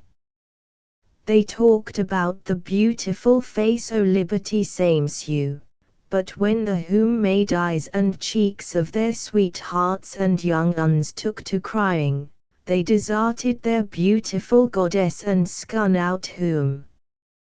Andrew. But there were some, the figure. Dar was some as didn't, yes, and dar's some as don't today. Those be the folks on my payroll. Why, look here, I see late I wouldn't fetch much on the beauty counter. My talk ain't rhyme stuff, nor the muso-grammar warn't my schoolma'am. Ain't painter nor clay sculptor would picture me jest like I stand. For the axe has hewed me, and the plough has furrowed, and the onion of gold by my own elbow grease has give me the shrewd eye at a bargain. I manure my crops this side o' Jordan, and as for t'other shore, I'd ruther swap jokes with the Lord than listen to his summons. And yet for the likes o' me, just for to earn my wages, the many boys and gals that's gone to their grave beds, and when I closed their eyes, the love light was shinin' there. Andrew. Who has listened with or dot? What are you? What are you? The figure. Me. I'm the paymaster. Andrew. I want to serve you, like those others. The figure. Slow, boy. Nobody serves me. Andrew. But they died for you, the others. The figure. No, twant for me, 'twas for him as pays the wages, the one as works through me, the one higher up. I'm only the paymaster, kind of a needful makeshift, his obedient servant. Andrew. With increasing curiosity, seeks to peer in the figure's face. But the one up higher, who is he? The figure. Turning his head away. Would ye serve him, think, if ye heard his voice? Andrew. Ardently, drawing closer. And saw his face.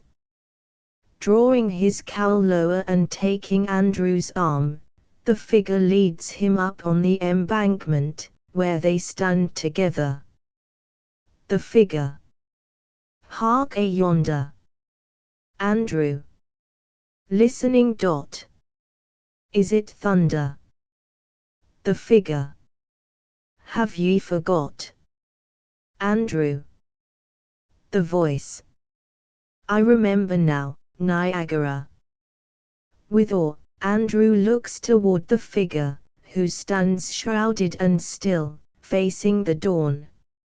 From far off comes a sound as of falling waters, and with that, a deep murmurous voice, which seems to issue from the figure's cowl. The voice. I am the voice that was heard of your fathers, and your fathers' fathers. Mightier, mightier, I shall be heard of your sons. I am the million in whom the one is lost, and I am the one in whom the millions are saved. Their ears shall be shut to my thunders, their eyes to my blinding stars. In shallow streams they shall tap my life blood for gold. With dregs of coal and of copper they shall pollute me. In the mystery of my mountains they shall assail me, in the majesty of my forests, strike me down, with engine and derrick and millstone, bind me their slave. Some for lust, some for love, shall desert me. One and one, for his own, shall fall away. Yet one and one shall return to me for life, the deserter and the destroyer shall recreate me. Primeval, their life blood is mine. My pouring waters are passion, my lightnings are laughter of man. I am the one in whom the millions are saved, and I am the million in whom the one is lost. Andrew. Yearningly, to the figure. Your face. The figure turns majestically away. Andrew clings to him. Andrew. Your face. In the shadow of the flag the figure unmuffles for an instant. Peering, dazzled, Andrew staggers back, with a low cry, and, covering his eyes, falls upon the embankment. From away, left, the thrumming of a Jew's harp is heard, playing the Star-Spangled Banner. From the right enter Joel and Ellen. Descending from the embankment, the figure stands apart. Joel. Well, Colonel Average, time's up. Ellen. Seeing Andrew's prostrate form, hastens to him. Andy. What's happened? Andrew. Rising slowly. Come here. I'll whisper it. He leads her beside the embankment, beyond which the dawn is beginning to redden. Joel. Yonder's the sergeant's Jew's harp. That's our signal, Nell. So long, Colonel. The figure. Nodding. So long, Sonny. Andrew. Holding Ellen's hands, passionately. You understand. You do. Ellen. Looking in his eyes. I understand, dear. They kiss each other. Joel. Calls low. Come, you married turtles. The road's clear. Follow me now. Sneak. Carrying his knapsack, Joel climbs over the embankment and disappears. The thrumming of the Jew's harp continues.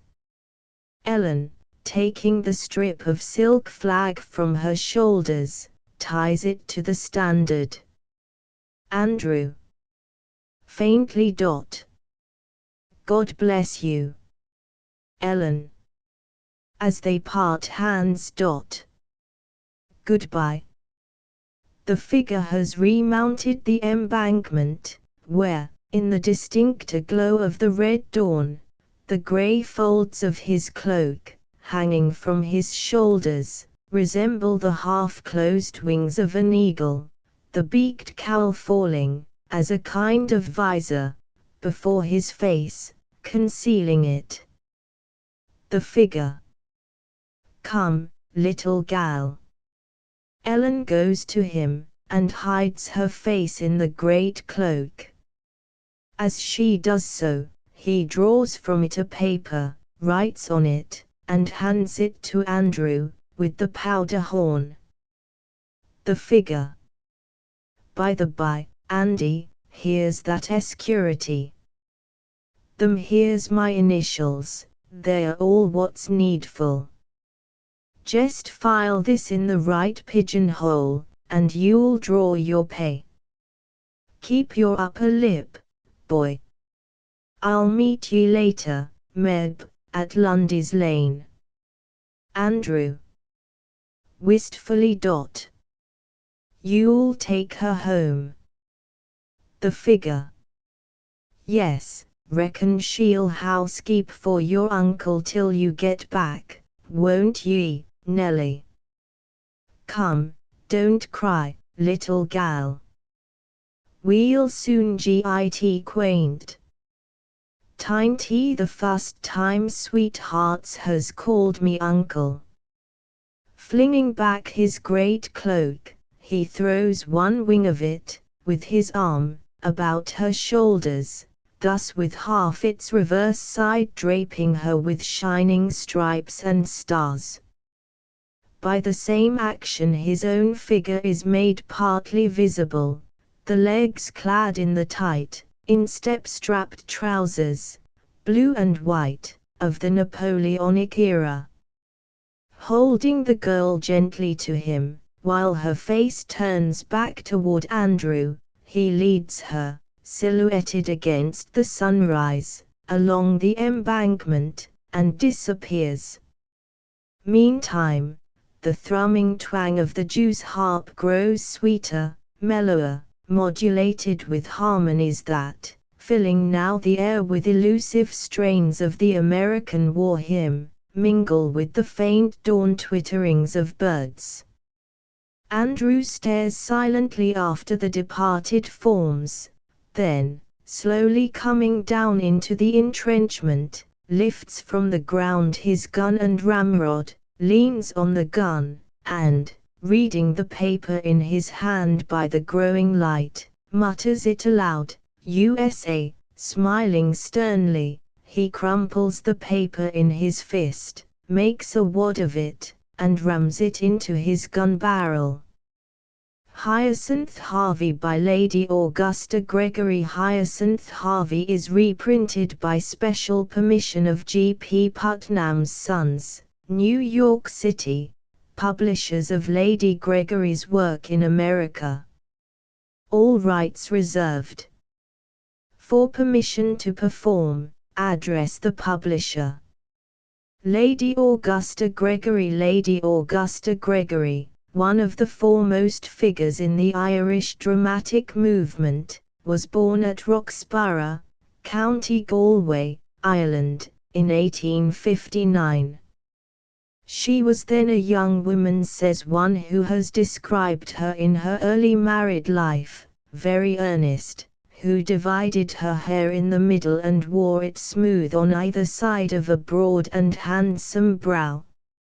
Her eyes were always full of questions.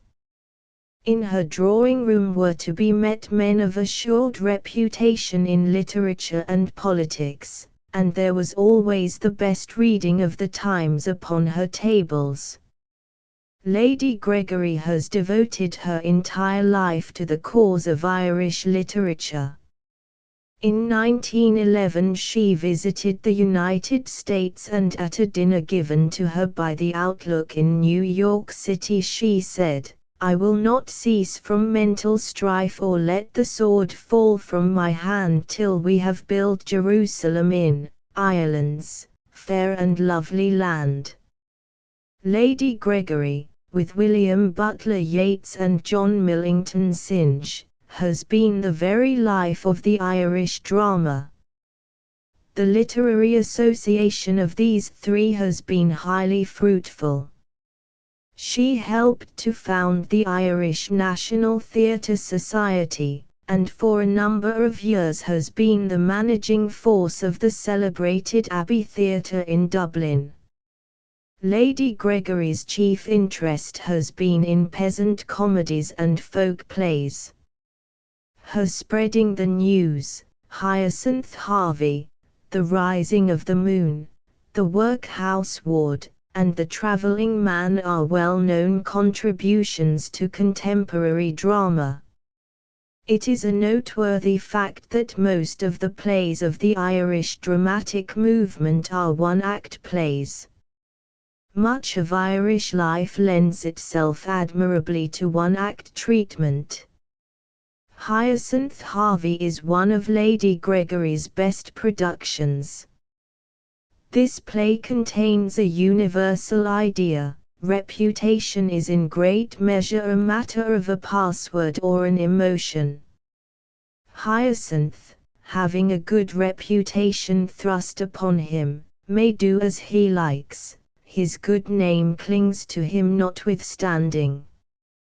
Persons: Hyacinth Harvey, James Quirke, a butcher Fardie Farrell, a telegraph boy Sergeant Carden, Mrs. Delane, postmistress at Clune Miss Joyce, the priest's housekeeper Hyacinth Harvey, seen outside the post office at the little town of Clune.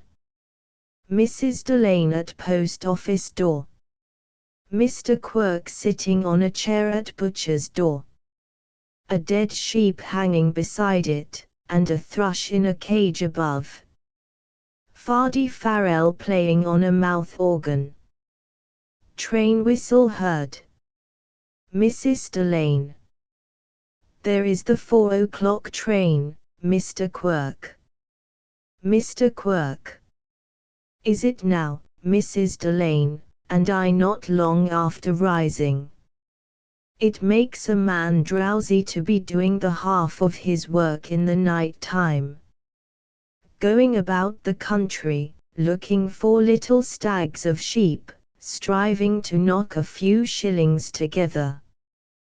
That contract for the soldiers gives me a great deal to attend to. Mrs. Delane. I suppose so. It's hard enough on myself to be down ready for the mail car in the morning, sorting letters in the half dark. It's often I haven't time to look who are the letters from, or the cards. Mr. Quirke. It would be a pity you not to know any little news might be knocking about. If you did not have information of what is going on, who should have it? Was it you, was telling me that the new sub-sanitary inspector would be arriving today? Mrs. Delane. Today it is he is coming, and it's likely he was in that train. There was a card about him to Sergeant Carden this morning. Mr. Quirke. A young chap from Carrow they were saying he was. Mrs. Delane. So he is, one Hyacinth Harvey, and indeed if all that is said of him is true, or if a quarter of it is true, he will be a credit to this town. Mr. Quirke. Is that so? Mrs. Delane. Testimonials he has by the score. To Father Gregan they were sent. Registered they were coming and going.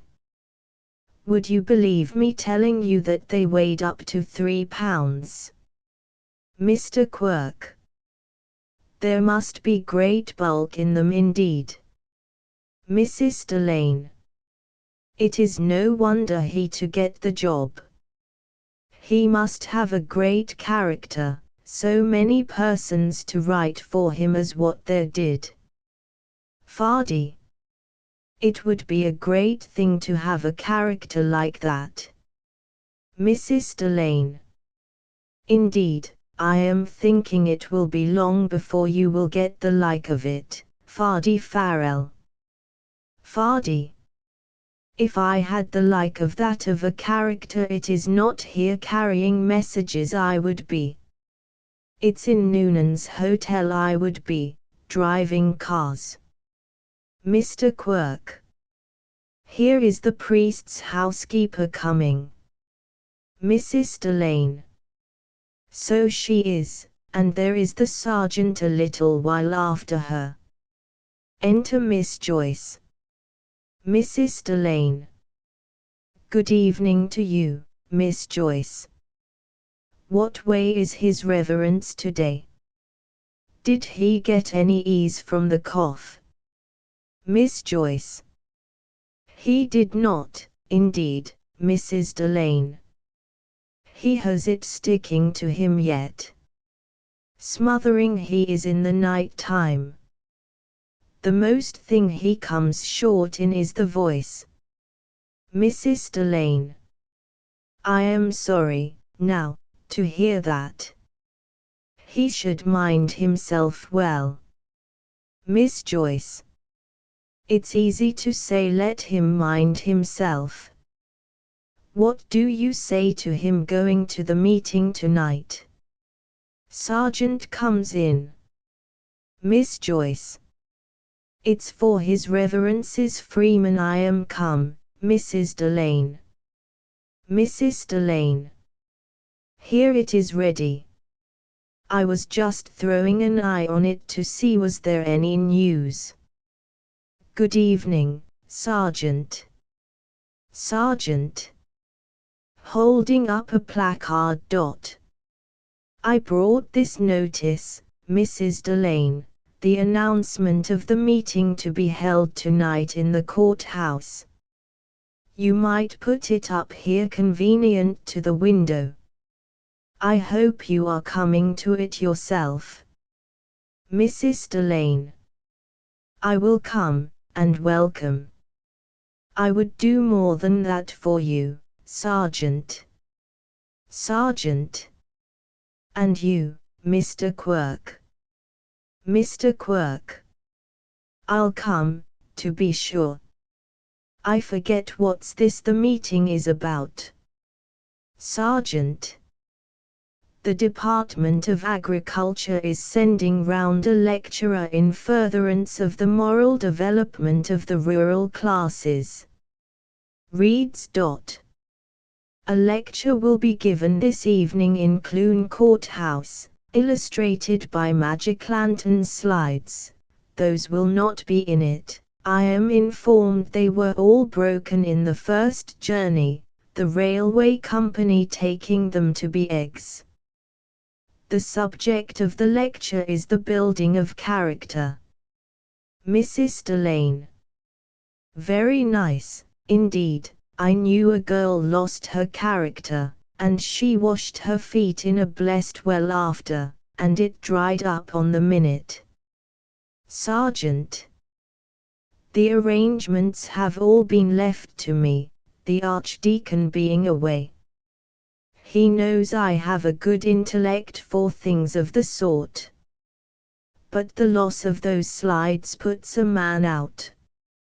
The thing people will not see, it is not likely it is the thing they will believe. I saw what they call tableaux, standing pictures, you know, one time in Dundrum, Mrs. Delane. Miss Joyce was saying Father Gregan is supporting you. Sergeant. I am accepting his assistance.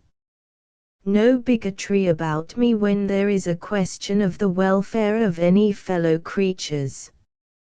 Orange and Green will stand together tonight, I, myself, and the station master on the one side, your parish priest in the chair. Miss Joyce. If His Reverence would mind me, he would not quit the house tonight. He is no more fit to go speak at a meeting than, pointing to the one hanging outside Quirk's door, that sheep. Sergeant. I am willing to take the responsibility. He will have no speaking to do at all, unless it might be to bid them give the lecturer a hearing. The loss of those slides now is a great annoyance to me, and no time for anything. The lecturer will be coming by the next train. Miss Joyce. Who is this coming up the street, Mrs. Delane? Mrs. Delane. I wouldn't doubt it to be the new sub-sanitary inspector. Was I telling you of the weight of the testimonials he got, Miss Joyce? Miss Joyce. Sure, I heard the curate reading them to His Reverence. He must be a wonder for principles. Mrs. Delane. Indeed, it is what I was saying to myself. He must be a very saintly young man. Enter Hyacinth Harvey. He carries a small bag and a large brown paper parcel. He stops and nods bashfully. Hyacinth. Good evening to you. I was bid to come to the post office, Sergeant. I suppose you are Hyacinth Harvey. I had a letter about you from the resident magistrate. Hyacinth. I heard he was writing. It was my mother got a friend he deals with to ask him. Sergeant. He gives you a very high character. Hyacinth.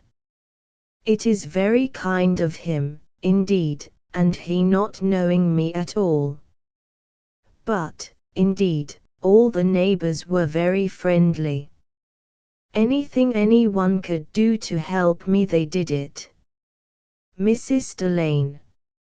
I'll engage it is the testimonials you have in your parcel. I know the wrapping paper, but they grew in bulk since I handled them. Hyacinth. Indeed, I was getting them to the last. There was not one refused me. It is what my mother was saying, a good character is no burden. Fardy. I would believe that, indeed. Sergeant. Let us have a look at the testimonials. Hyacinth Harvey opens a parcel, and a large number of envelopes fall out. Sergeant. Opening and reading one by one. He possesses the fire of the Gael, the strength of the Norman, the vigor of the Dane, the stolidity of the Saxon. Hyacinth. It was the chairman of the Poor Law Guardians wrote that. Sergeant. A magnificent example to old and young. Hyacinth. That was the secretary of the De Wet Hurling Club. Sergeant. A shining example of the value conferred by an eminently careful and high-class education. Hyacinth. That was the national schoolmaster. Sergeant. Devoted to the highest ideals of his motherland to such an extent as is compatible with a hitherto non-parliamentary career. Hyacinth. That was the member for Carrow. Sergeant. A splendid exponent of the purity of the race. Hyacinth. The editor of the Carrow Champion. Sergeant. Admirably adapted for the efficient discharge of all possible duties that may in future be laid upon him. Hyacinth. The new station master. Sergeant. A champion of every cause that can legitimately benefit his fellow creatures. Why, look here, my man, you are the very one to come to our assistance tonight. Hyacinth. I would be glad to do that. What way can I do it? Sergeant. You are a newcomer, your example would carry weight. You must stand up as a living proof of the beneficial effect of a high character, moral fiber, temperance. There is something about it here I am sure. Looks. I am sure I saw unparalleled temperance in some place. Hyacinth. It was my mother's cousin wrote that. I am no drinker, but I haven't the pledge taken, Sergeant. You might take it for the purpose. Mr. Quirk. Eagerly. Here is an anti-treating button. I was made a present of it by one of my customers. I'll give it to you. Sticks it in Hyacinth's coat, and welcome. Sergeant. That is it. You can wear the button on the platform, or a bit of blue ribbon. Hundreds will follow your example. I know the boys from the workhouse will. Hyacinth. I am in no way wishful to be an example, Sergeant. I will read extracts from the testimonials. There he is, I will say, an example of one in early life who by his own unaided efforts and his high character has obtained a profitable situation. Slaps his side. I know what I'll do. I'll engage a few corner boys from Noonan's bar, just as they are, greasy and sodden, to stand in a group. There will be the contrast. The sight will deter others from a similar fate. That's the way to do a tableau. I knew I could turn out a success. Hyacinth. I wouldn't like to be a contrast, Sergeant. Puts testimonials in his pocket. I will go now and engage those lads, 6pence each, and well worth it. Nothing like an example for the rural classes. Goes off, Hyacinth feebly trying to detain him. Mrs. Delane. A very nice man, indeed. A little high up in himself, maybe. I'm not one that blames the police. Sure, they have their own bread to earn like every other one. And indeed it is often they will let a thing pass. Mr. Quirk. Gloomily. Sometimes they will, and more times they will not. Miss Joyce. And where will you be finding a lodging, Mr. Harvey? Hyacinth. I was going to ask that myself. I don't know the town. Miss Joyce. I know of a good lodging, but it is only a very good man would be taken into it. Mrs. Delane. Sure, there could be no objection there to Mr. Harvey. There is no appearance on him but what is good, and the sergeant after taking him up the way he is doing. Miss Joyce. You will be near to the sergeant in the lodging I speak of. The house is convenient to the barracks. Hyacinth. Doubtfully. To the barracks. Miss Joyce. Alongside of it, and the barrack yard behind. And that's not all. It is opposite to the priest's house. Hyacinth. Opposite, is it? Miss Joyce.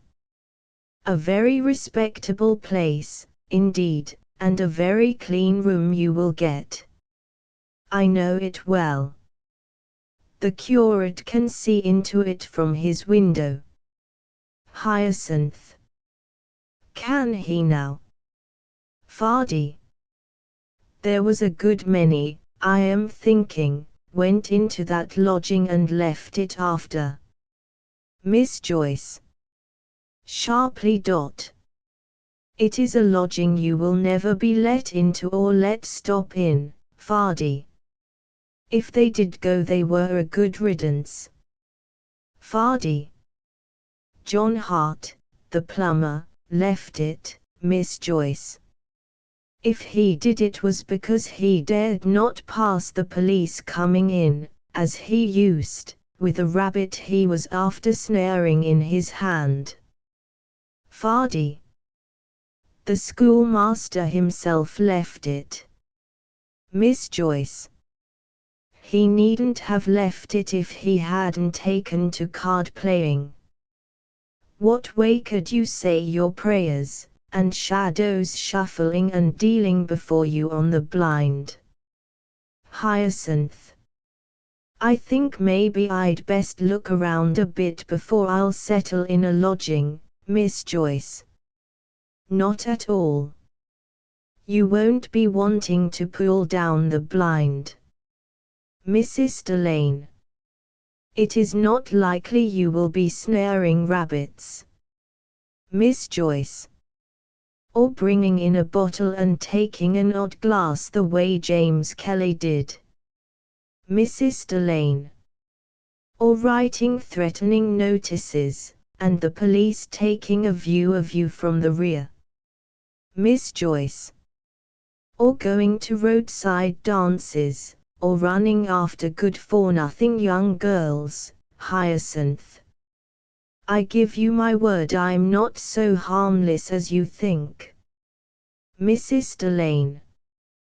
Would you be putting a lie on these, Mr. Harvey? Touching testimonials. I know well the way you will be spending the evenings, writing letters to your relations, Miss Joyce. Learning O'Groanie's exercises, Mrs. Delane. Sticking postcards in an album for the convent bazaar. Miss Joyce.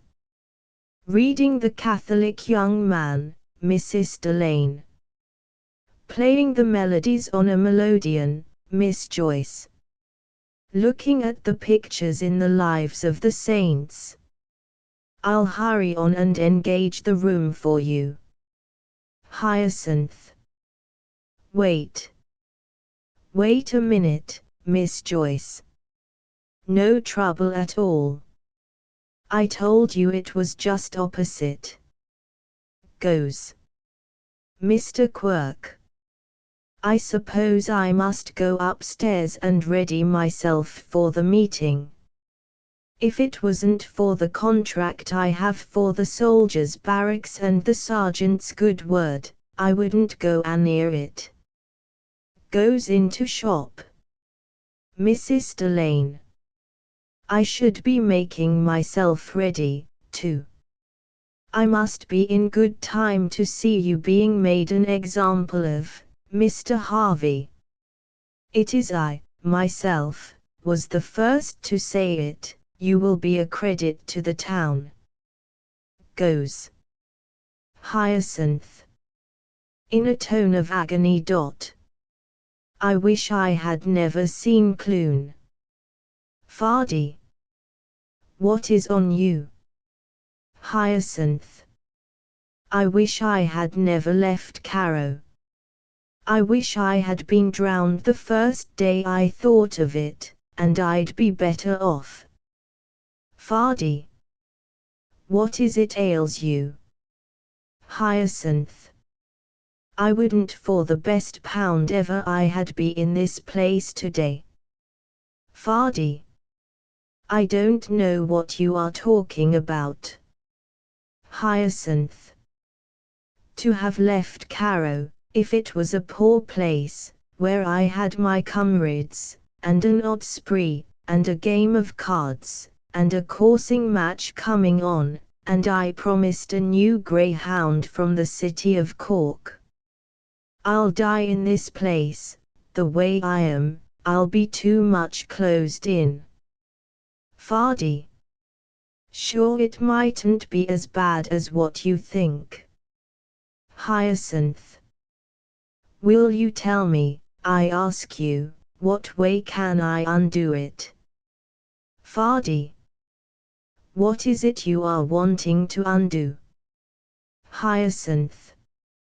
Will you tell me what way can I get rid of my character? Fardy. To get rid of it, is it? Hyacinth. That is what I said. Aren't you after hearing the great character they are after putting on me? Fardy. That is a good thing to have. Hyacinth. It is not. It's the worst in the world. If I hadn't it, I wouldn't be like a prize marigold at a show, with every person praising me. Fardy. If I had it, I wouldn't be like a head in a barrel, with every person making hits at me. Hyacinth. If I hadn't it, I wouldn't be shoved into a room with all the clergy watching me and the police in the backyard. Fardy. If I had it, I wouldn't be but a message carrier now, and a clapper scaring birds in the summertime. Hyacinth. If I hadn't it, I wouldn't be wearing this button and brought up for an example at the meeting. Fardy. Whistles. Maybe you're not what those papers make you out to be. Hyacinth. How would I be what they make me out to be? Was there ever any person of that sort since the world was a world, unless it might be Saint Anthony of Padua looking down from the chapel wall? If it is like that isn't it in Mount Melleray I would be, or with the friars at Esca? Why would I be living in the world at all, or doing the world's work? Fardy. Taking up parcel. Who would think, now, there would be so much lies in a small place like Carrow? Hyacinth. It was my mother's cousin did it. He said I was not reared for labouring. He gave me a new suit and bid me never to come back again. I daren't go back to face him. The neighbours knew my mother had a long family. Bad luck to them the day they gave me these. Tears letters and scatters them. I'm done with testimonials. They won't be here to bear witness against me. Fardy. The sergeant thought them to be great. Sure he has the samples of them in his pocket. There's not one in the town but will know before morning that you are the next thing to an earthly saint. Hyacinth. Stamping. I'll stop their mouths. I'll show them I can be a terror for badness. I'll do some injury. I'll commit some crime. The first thing I'll do, I'll go and get drunk. If I never did it before, I'll do it now. I'll get drunk, then I'll make an assault. I tell you, I'd think as little of taking a life as of blowing out a candle. Fardy. If you get drunk you are done for. Sure that will be held up after as an excuse for any breaking of the law. Hyacinth. I will break the law. Drunk or sober, I'll break it. I'll do something that will have no excuse. What would you say is the worst crime that any man can do? Fardy. I don't know. I heard the sergeant saying one time it was to obstruct the police in the discharge of their duty. Hyacinth. That won't do. It's a patriot I would be then, worse than before, with my picture in the weeklies. It's a red crime I must commit that will make all respectable people quit minding me. What can I do? Search your mind now. Fardy. It's what I heard the old people saying, there could be no worse crime than to steal a sheep. Hyacinth. I'll steal a sheep, or a cow, or a horse, if that will leave me the way I was before. Fardy. It's maybe in jail it will leave you. Hyacinth. I don't care. I'll confess, I'll tell why I did it. I give you my word I would as soon be picking oakum or breaking stones as to be perched in the daylight the same as that bird, and all the town chirruping to me or bidding me chirrup. Fardy. There is reason in that, now. Hyacinth. Help me, will you? Fardy. Well, if it is to steal a sheep you want, You haven't far to go. Hyacinth. Looking around wildly. Where is it? I see no sheep. Fardy. Look around you. Hyacinth. I see no living thing but that thrush, Fardy. Did I say it was living? What is that hanging on Quirk's rack? Hyacinth. It's, fingers it, a sheep, sure enough, Fardy. Well, what ails you that you can't bring it away? Hyacinth. It's a dead one, Fardy. What matter if it is? Hyacinth. If it was living I could drive it before me, Fardy. You could. Is it to your own lodging you would drive it? Sure everyone would take it to be a pet you brought from Caro. Hyacinth. I suppose they might. Fardy. Miss Joyce sending in for news of it and it bleating behind the bed. Hyacinth. Distracted. Stop. Stop. Mrs. Delane. From upper window. Fardy. Are you there, Fardy Farrell? Fardy. I am, Mrs. Delane. From window. Look and tell me, is that the telegraph I hear ticking? Fardy. Looking in at door.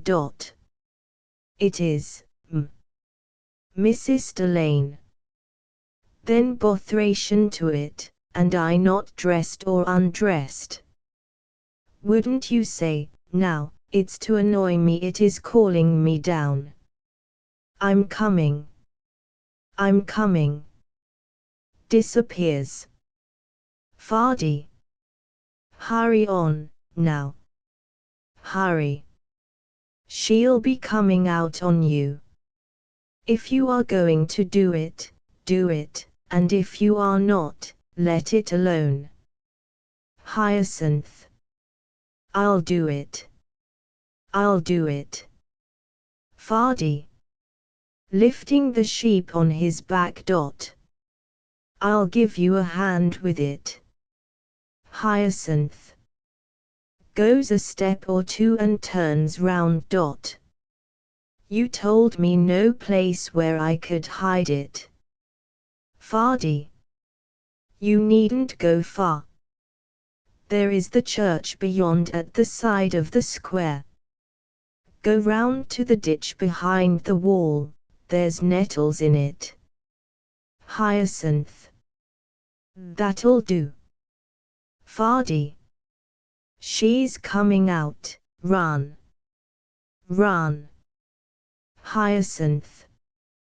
Runs a step or two. It's slipping. Fardy. Hoist it up. I'll give it a hoist. Harvey runs out. Mrs. Delane. Calling out. What are you doing, Fardy Farrell? Is it idling you are? Fardy. Waiting I am, for the message, Mrs. Delane. Never mind the message yet. Who said it was ready? Going to door. Go ask for the loan of, no, but ask news of, here, now go bring that bag of Mr. Harvey's to the lodging Miss Joyce has taken, Fardy. I will, Takes bag and goes out. Mrs. Delane. Coming out with a telegram in her hand. Nobody here. Looks round and calls cautiously. Mr. Quirk. Mr. Quirk. James Quirk. Mr. Quirk. Looking out of his upper window, with soapsudy face. What is it, Mrs. Delane? Mrs. Delane. Beckoning. Come down here till I tell you. Mr. Quirk. I cannot do that. I'm not fully shaved. Mrs. Delane. You'd come if you knew the news I have. Mr. Quirk. Tell it to me now. I'm not so supple as I was. Mrs. Delane. Whisper now, have you an enemy in any place? Mr. Quirk. It's likely I may have.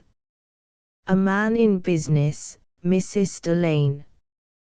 I was thinking you had one. Mr. Quirk. Why would you think that at this time more than any other time? Mrs. Delane. If you could know what is in this envelope you would know that, James Quirk. Mr. Quirk. Is that so? And what, now, is there in it? Mrs. Delane. Who do you think now is it addressed to? Mr. Quirk. How would I know that, and I not seeing it? Mrs. Delane. That is true. Well, it is a message from Dublin Castle to the Sergeant of Police. Mr. Quirk. To Sergeant Carden, is it? Mrs. Delane. It is. And it concerns yourself. Mr. Quirk. Myself, is it? What accusation can they be bringing against me? I'm a peaceable man. Mrs. Delane. Wait till you hear. Mr. Quirk. Maybe they think I was in that moonlighting case, Mrs. Delane. That is not it, Mr. Quirk. I was not in it, I was but in the neighboring field, cutting up a dead cow, that those never had a hand in, Mrs. Delane. You're out of it, Mr. Quirk. They had their faces blackened. There is no man can say I recognized them. Mrs. Delane. That's not what they're saying, Mr. Quirk. I'll swear I did not hear their voices or know them if I did hear them. Mrs. Delane. I tell you it has nothing to do with that. It might be better for you if it had. Mr. Quirk. What is it, so? Mrs. Delane. It is an order to the sergeant, bidding him immediately to seize all suspicious meat in your house.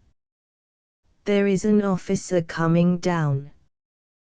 There are complaints from the Shannon Fort barracks.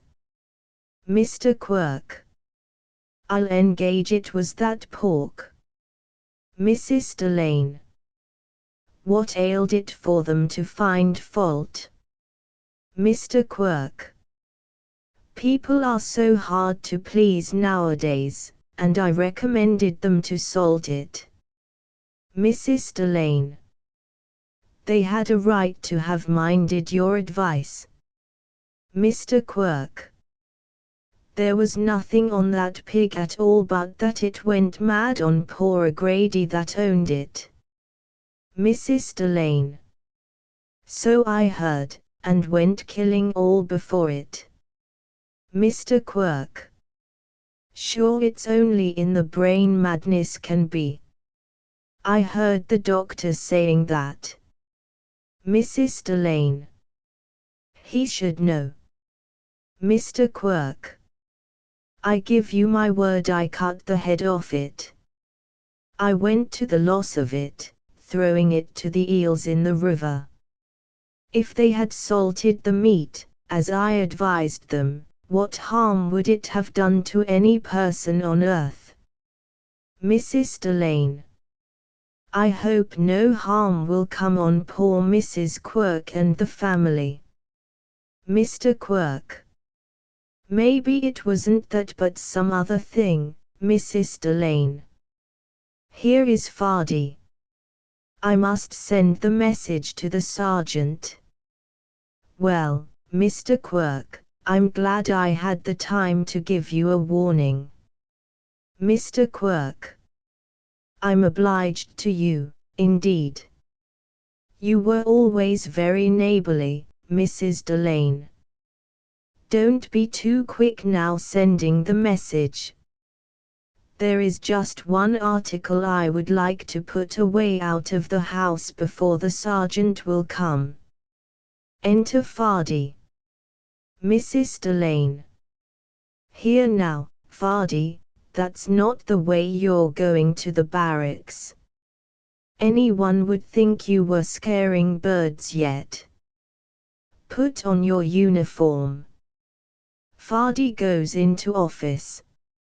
Mrs. Delane. You have this message to bring to the sergeant of police. Get your cap now, it's under the counter. Fardy reappears, and she gives him telegram. Fardy. I'll bring it to the station. It's there he was going. Mrs. Delane. You will not, but to the barracks. It can wait for him there. Fardy goes off. Mr. Quirk has appeared at door. Mr. Quirk. It was indeed a very neighborly act, Mrs. Delane, and I'm obliged to you. There is just one article to put out of the way. The sergeant may look about him then and welcome. It's well I cleared the premises on yesterday. A consignment to Birmingham I sent. The Lord be praised, isn't England a terrible country, with all it consumes? Mrs. Delane. Indeed, you always treat the neighbors very decent, Mr. Quirk, not asking them to buy from you. Mr. Quirk. Just one article. Turns to Rack. That sheep I brought in last night. It was for a charity, indeed, I bought it from the widow woman at Kiltartan Cross. Where would the poor make a profit out of their dead meat without me? Where now is it? Well, now, I could have swore that sheep was hanging there on the rack when I went in, Mrs. Delane. You must have put it in some other place. Mr. Quirk. Going in and searching and coming out. I did not, there is no other place for me to put it. Is it gone blind I am, or is it not in it? It is. Mrs. Delane. It's not there now, anyway. Mr. Quirk. Didn't you take notice of it there, yourself, this morning? Mrs. Delane. I have it in my mind that I did, but it's not there now. Mr. Quirk. There was no one here could bring it away. Mrs. Delane. Is it me, myself, you suspect of taking it, James Quirk? Mr. Quirk. Where is it at all? It is certain it was not of itself it walked away. It was dead, and very dead, the time I bought it. Mrs. Delane. I have a pleasant neighbor, indeed, that accuses me that I took his sheep. I wonder, indeed, you to say a thing like that. I to steal your sheep or your rack or anything that belongs to you or to your trade. Thank you, James Quirk. I am much obliged to you, indeed. Mr. Quirk. Ah, be quiet, woman, Be quiet, Mrs. Delane. And let me tell you, James Quirk, that I would sooner starve and see everyone belonging to me starve than to eat the size of a thimble of any joint that ever was on your rack or that ever will be on it, whatever the soldiers may eat that have no other thing to get, or the English, that devour all sorts, or the poor ravenous people that's down by the sea. She turns to go into shop. Mr. Quirk, stopping her. Don't be talking foolishness, woman. Who said you took my meat? Give heed to me now. There must some other message have come. The sergeant must have got some other message. Mrs. Delane. Sulkily. If there is any way for a message to come that is quicker than to come by the wires, tell me what it is, and I'll be obliged to you. Mr. Quirk. The sergeant was up here, making an excuse. He was sticking up that notice. What was he doing here, I ask you? Mrs. Delane. How would I know what brought him? Mr. Quirk. It is what he did. He made as if to go away, he turned back again and I shaving, he brought away the sheep, he will have it for evidence against me, Mrs. Delane. Interested. That might be so. Mr. Quirk. I would sooner it to have been any other beast nearly ever I had upon the rack. Mrs. Delane.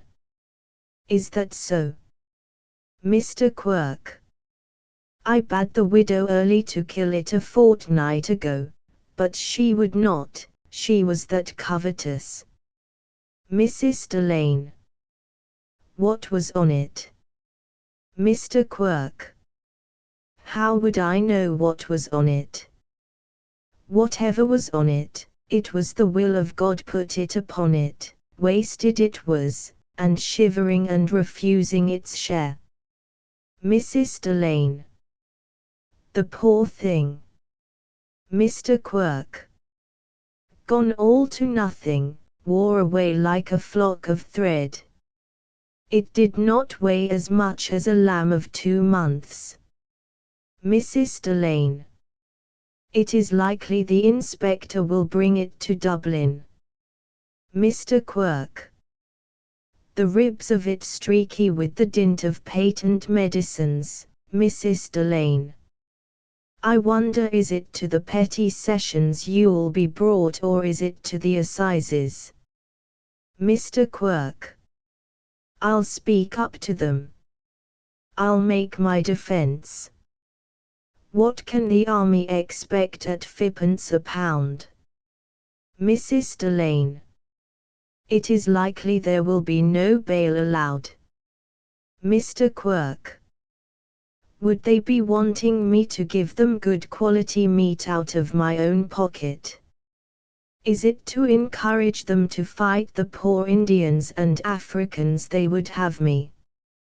It's the anti-enlisting societies should pay the fine for me. Mrs. Delane. It's not a fine will be put on you, I'm afraid.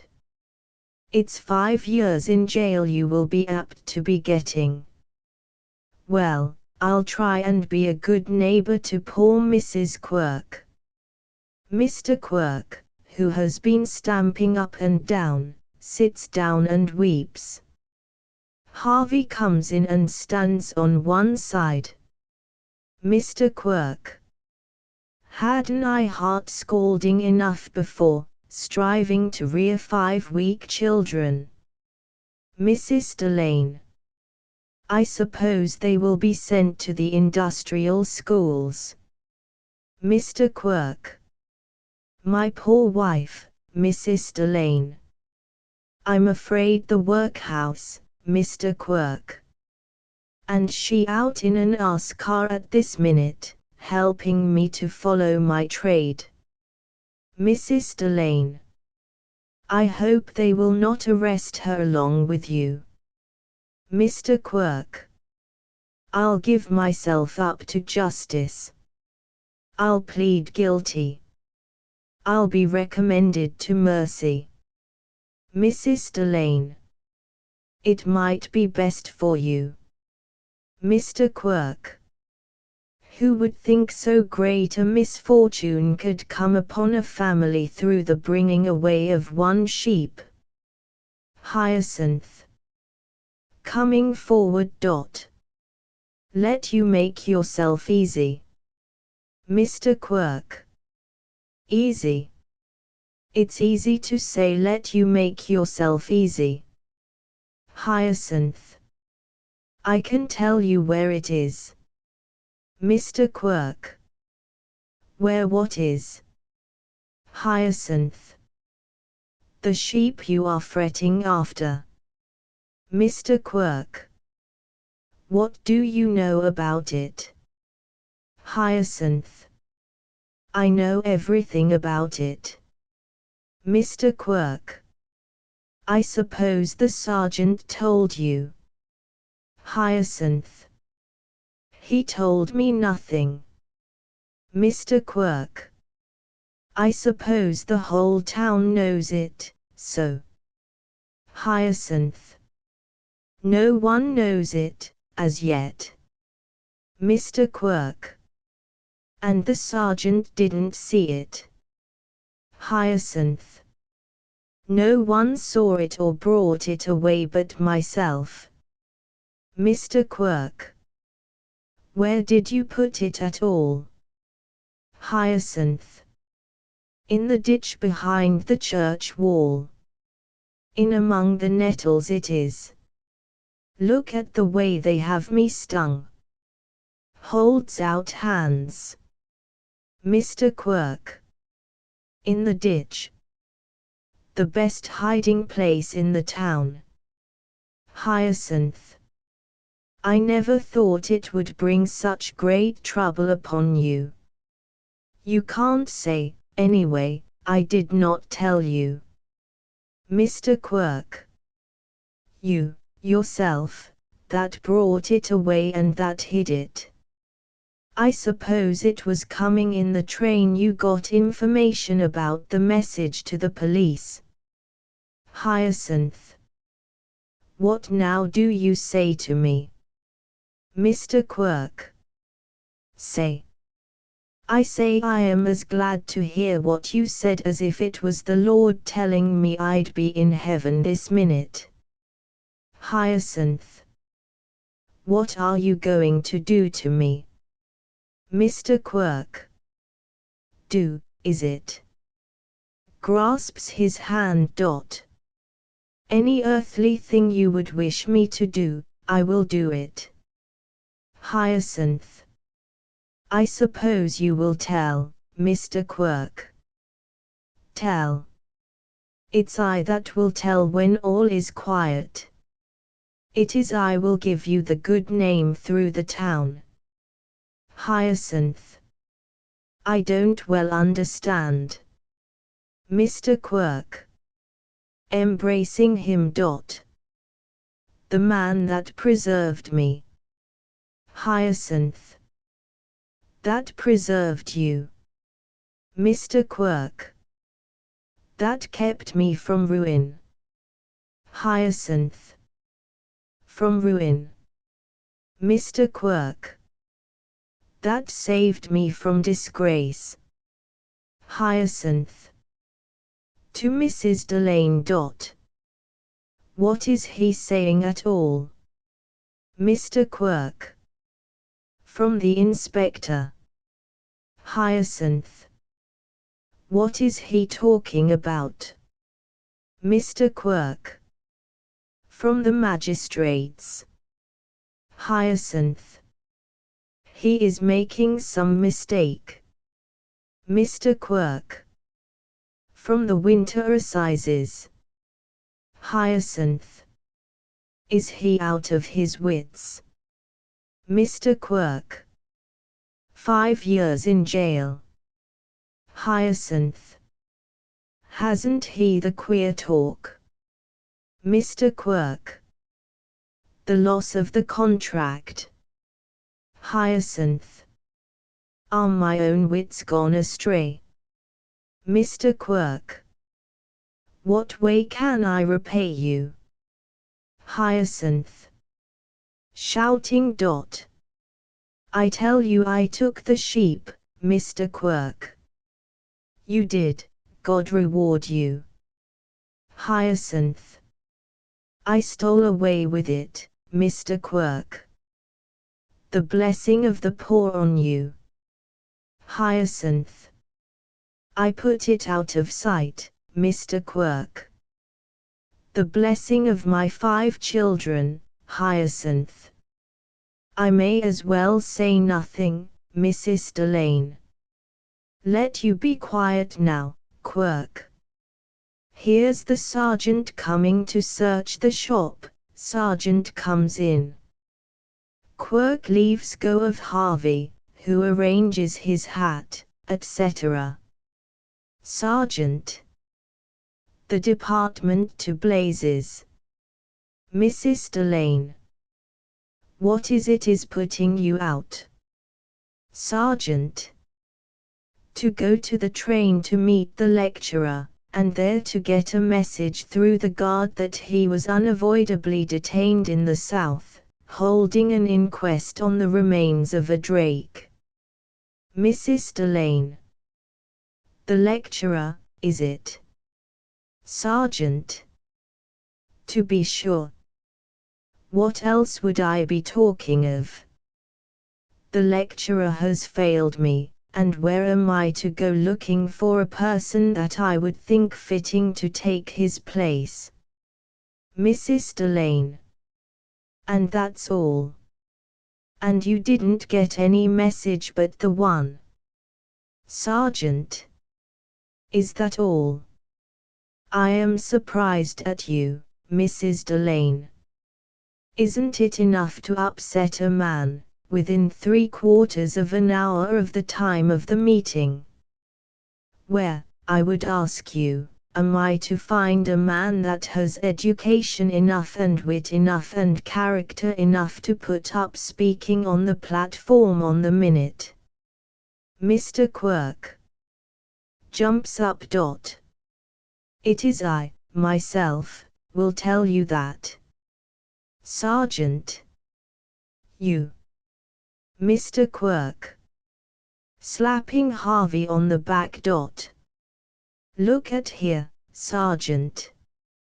There is not one word was said in all those papers about this young man before you, but it is true. And there could be no good thing said of him that would be too good for him. Sergeant. It might not be a bad idea. Mr. Quirk. Whatever the paper said about him, Sergeant, I can say more again. It has come to my knowledge, by chance, that since he came to this town that young man has saved a whole family from destruction. Sergeant. That is much to his credit, helping the rural classes, Mr. Quirk. A family and a long family, big and little, like sods of turf, and they depending on one that might be on his way to dark trouble at this minute if it was not for his assistance. Believe me, he is the most sensible man, and the wittiest, and the kindest, and the best helper of the poor that ever stood before you in this square. Is not that so, Mrs. Delane? Mrs. Delane. It is true, indeed. Where he gets his wisdom and his wit and his information from I don't know, unless it might be that he is gifted from above. Sergeant. Well, Mrs. Delane, I think we have settled that question. Mr. Harvey, you will be the speaker at the meeting. The lecturer sent these notes. You can lengthen them into a speech. You can call to the people of Clun to stand out, to begin the building of their character. I saw a lecturer do it one time at Dundrum. Come up here, he said. Dare to be a Daniel, he said. Hyacinth. I can't, I won't, Sergeant. Looking at papers and thrusting them into his hand. You will find it quite easy. I will conduct you to the platform. These papers before you and a glass of water, that's settled. Turns to go. Follow me on to the courthouse in half an hour. I must go to the barracks first. I heard there was a telegram, calls back as he goes. Don't be late, Mrs. Delane. Mind, Quirk, you promised to come. Mrs. Delane. Well, it's time for me to make an end of settling myself, and, indeed, Mr. Quirk, you'd best do the same. Mr. Quirk. Rubbing his cheek. I suppose so. I had best keep on good terms with him for the present. Turns. Well, now, I had a great escape this day. Both go in as Fardy reappears, whistling. Hyacinth. Sitting down. I don't know in the world what has come upon the world that the half of the people of it should be cracked. Fardy. Weren't you found out yet? Hyacinth. Found out, is it? I don't know what you mean by being found out. Fardy. Didn't he miss the sheep? Hyacinth. He did, and I told him it was I took it, and what happened I declare to goodness I don't know. Will you look at these? Holds out notes. Fardy. Papers. Are they more testimonials? Hyacinth. They are, what is worse. Gives a hoarse laugh. Will you come and see me on the platform, these in my hand, and I speaking, giving out advice? Fardy whistles. Why didn't you tell me, the time you advised me to steal a sheep, that in this town it would qualify a man to go preaching, and the priest in the chair looking on? Fardy. The time I took a few apples that had fallen off a stall, they did not ask me to hold a meeting. They welted me well. Hyacinth. Looking round. I would take apples if I could see them. I wish I had broke my neck before I left Carrow, and I'd be better off. I wish I had got 6 months the time I was caught setting snares. I wish I had robbed a church. Fardy. Would a Protestant church do? Hyacinth. I suppose it wouldn't be so great a sin. Fardy. It's likely the sergeant would think worse of it. Anyway, if you want to rob one, it's the Protestant church is the handiest. Hyacinth. Getting up. Show me what way to do it. Fardy. Pointing. I was going around it a few minutes ago, to see might there be a dog scenting the sheep, and I noticed the window being out. Hyacinth. Out, out and out. Fardy. It was, where they are putting colored glass in it for the distiller. Hyacinth. What good does that do me? Fardy. every good. You could go in by that window if you had some person to give you a hoist. Whatever riches there is to get in it then, you'll get them. Hyacinth. I don't want riches. I'll give you all I will find if you will come and hoist me. Fardy. Here is Miss Joyce coming to bring you to your lodging. Sure, I brought your bag to it, the time you were away with the sheep, Hyacinth. Run. Run. They go off. Enter Miss Joyce. Miss Joyce. Are you here, Mrs. Delane? Where, can you tell me, is Mr. Harvey? Mrs. Delane. Coming out dressed. It's likely he is gone on to the courthouse. Did you hear he is to be in the chair and to make an address to the meeting? Miss Joyce. He is getting on fast. His Reverence says he will be a good help in the parish. Who would think, now, there would be such a godly young man in a little place like Carrow? Enter Sergeant in a hurry, with telegram. Sergeant. What time did this telegram arrive, Mrs. Delane? Mrs. Delane.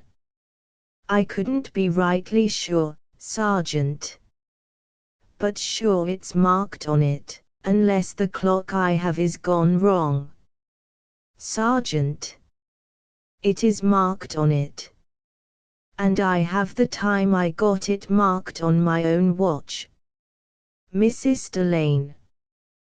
Well, now, I wonder none of the police would have followed you with it from the barracks, and they with so little to do, Sergeant. Looking in at Quirk's shop. Well, I am sorry to do what I have to do, but duty is duty. He ransacks shop. Mrs. Delane looks on. Mr. Quirk puts his head out of window. Mr. Quirk. What is that going on inside? No answer. Is there anyone inside, I ask? No answer. It must be that dog of Tannian's, wait till I get at him. Mrs. Delane.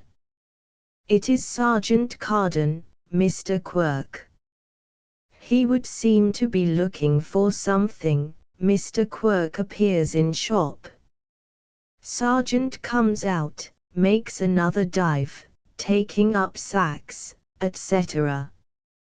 Mr. Quirk.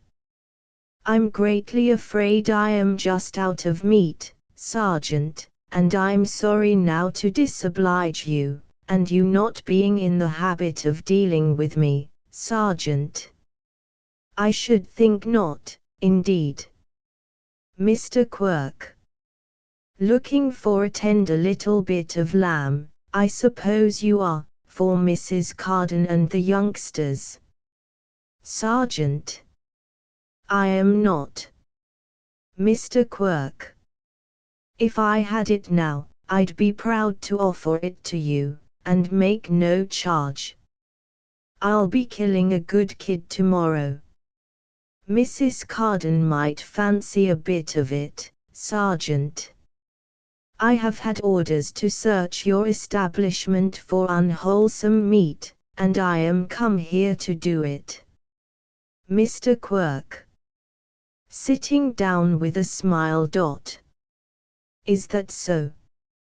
Well, isn't it a wonder the schemers does be in the world? Sergeant. It is not the first time there have been complaints. Mr. Quirk. I suppose not. Well, it is on their own head it will fall at the last. Sergeant. I have found nothing so far. Mr. Quirk. I suppose not, indeed. What is there you could find, and it not in it? Sergeant. Have you no meat at all upon the premises? Mr. Quirk. I have, indeed, a nice barrel of bacon. Sergeant. What way did it die? Mr. Quirk. It would be hard for me to say that. American it is. How would I know what way they do be killing the pigs out there? Machinery, I suppose, they have, steam hammers, Sergeant. Is there nothing else here at all? Mr. Quirk. I give you my word, there is no meat, living or dead, in this place, but yourself and myself and that bird above in the cage. Sergeant. Well, I must tell the inspector I could find nothing. But mind yourself for the future. Mr. Quirk. Thank you, Sergeant. I will do that. Enter Fardy. He stops short. Sergeant. It was you delayed that message to me, I suppose. You'd best mend your ways or I'll have something to say to you. Seizes and shakes him. Fardy. That's the way everyone does be faulting me. Whimpers. The sergeant gives him another shake. A half-crown falls out of his pocket.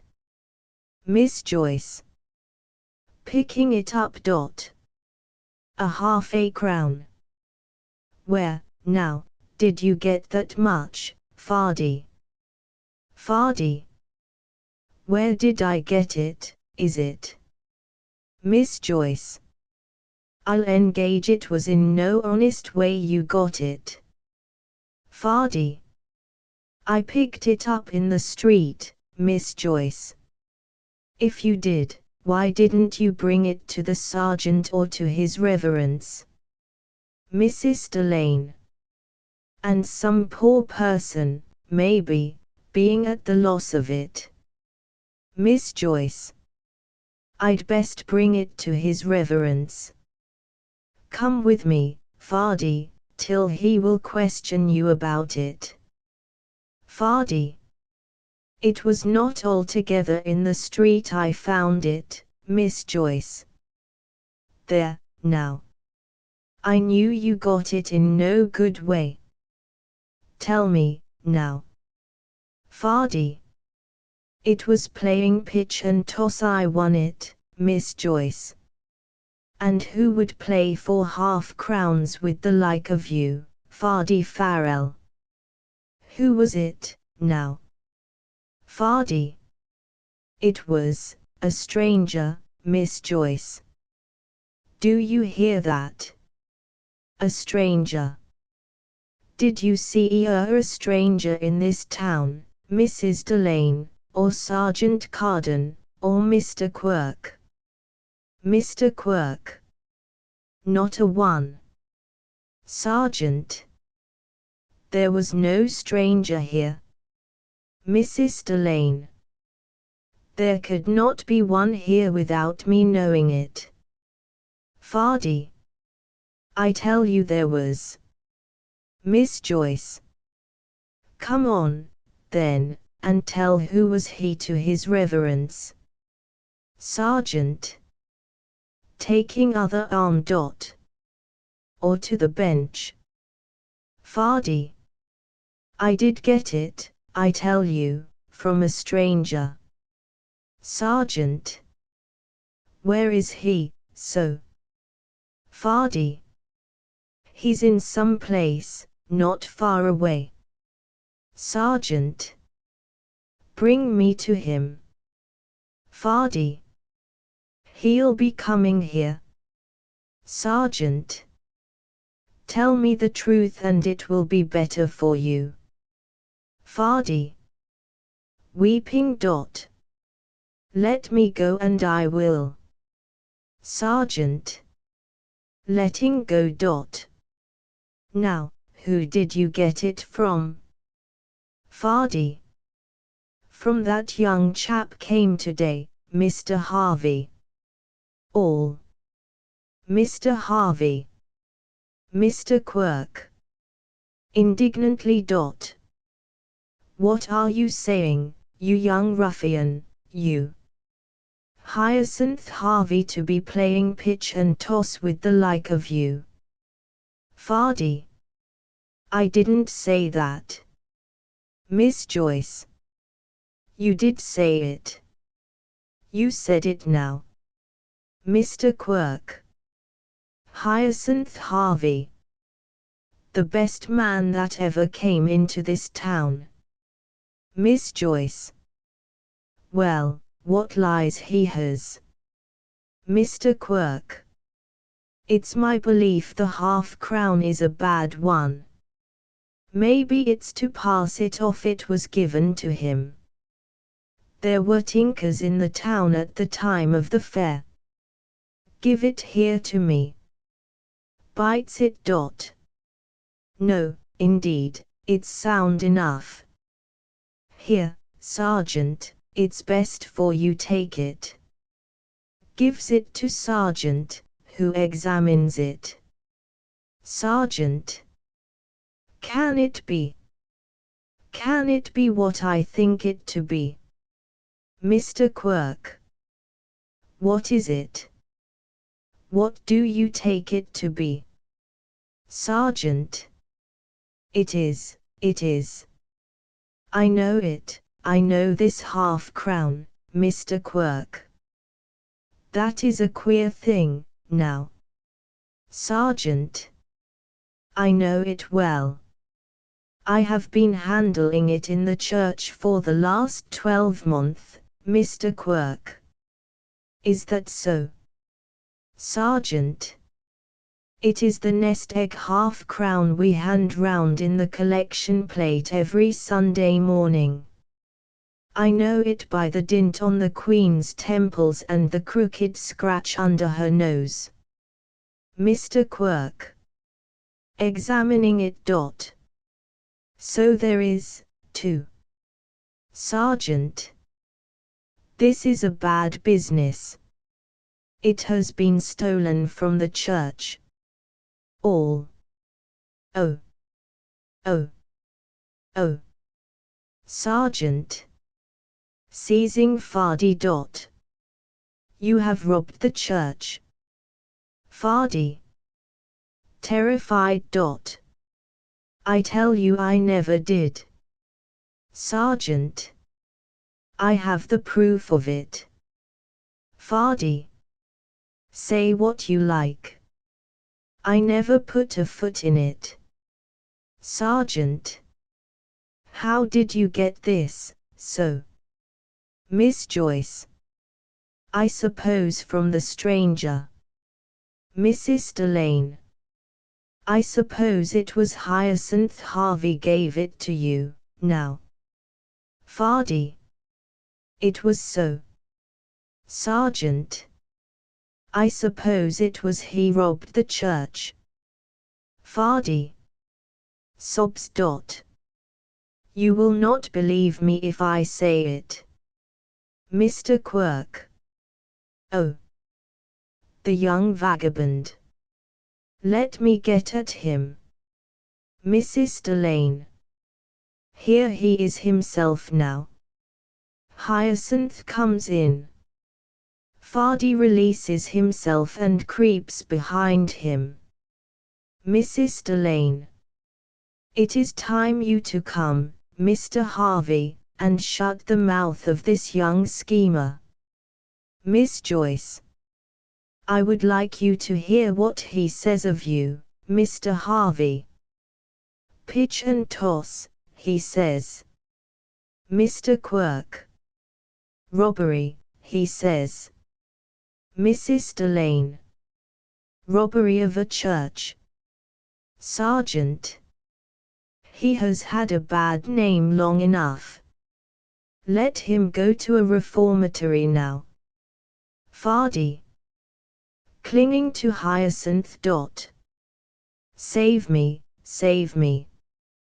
I'm a poor boy trying to knock out a way of living. I'll be destroyed if I go to a reformatory. Kneels and clings to Hyacinth's knees. Hyacinth. I'll save you easy enough. Fardy. Don't let me be jailed. Hyacinth. I am going to tell them. Fardy. I'm a poor orphan, Hyacinth. Will you let me speak? Fardy. I'll get no more chance in the world, Hyacinth. Sure, I'm trying to free you, Fardy. It will be tasked to me always. Hyacinth. Be quiet, can't you? Fardy. Don't you desert me. Hyacinth. Will you be silent? Fardy. Take it on yourself. Hyacinth. I will if you'll let me. Fardy. Tell them you did it. Hyacinth. I am going to do that. Fardy. Tell them it was you got in at the window. Hyacinth. I will. I will. Fardy. Say it was you robbed the box. Hyacinth. I'll say it. I'll say it. Fardy. It being open. Hyacinth. Let me tell, let me tell. Fardy. Of all that was in it. Hyacinth. I'll tell them that. Fardy. And gave it to me. Hyacinth. Putting hand on his mouth and dragging him up. Will you stop and let me speak? Sergeant. We can't be wasting time. Give him here to me. Hyacinth. I can't do that. He must be let alone. Sergeant. Seizing him. He'll be let alone in the lock-up. Hyacinth. He must not be brought there. Sergeant. I'll let no man get him off. Hyacinth. I will get him off. Sergeant. You will not. Hyacinth. I will. Sergeant. Do you think to buy him off?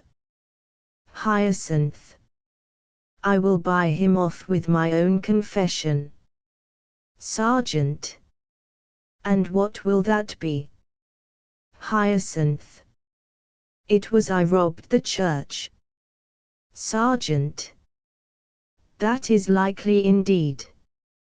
Hyacinth. Let him go, and take me. I tell you I did it. Sergeant. It would take witnesses to prove that. Hyacinth. Pointing to Fardy. He will be witness. Fardy. Oh, Mr. Harvey, I would not wish to do that. Get me off and I will say nothing. Hyacinth. Sure you must. You will be put on oath in the court. Fardy. I will not. I will not. All the world knows I don't understand the nature of an oath. Mr. Quirk. Coming forward. Is it blind ye all are? Mrs. Delane. What are you talking about? Mr. Quirk. Is it fools ye all are? Miss Joyce. Speak for yourself. Mr. Quirk. Is it idiots ye all are? Sergeant! Mind who you're talking to. Mr. Quirk. Seizing Hyacinth's hands. Can't you see? Can't you hear? Where are your wits? Was ever such a thing seen in this town? Mrs. Delane. Say out what you have to say. Mr. Quirk. A walking saint he is. Mrs. Delane. Maybe so. Mr. Quirk. The preserver of the poor. Talk of the holy martyrs. They are nothing at all to what he is. Will you look at him? To save that poor boy he is going. To take the blame on himself he is going. To say he, himself, did the robbery he is going. Before the magistrate he is going. To jail he is going. Taking the blame on his own head. Putting the sin on his own shoulders. Letting on to have done a robbery. Telling a lie, that it may be forgiven him, to his own injury. Doing all that, I tell you, to save the character of a miserable slack lad, that rose in poverty. Murmur of admiration from all. Mr. Quirk. Now, what do you say? Sergeant. Pressing his hand. Mr. Harvey, you have given us all a lesson. To please you, I will make no information against the boy, shakes him and helps him up. I will put back the half-crown in the poor box next Sunday. To Fardie.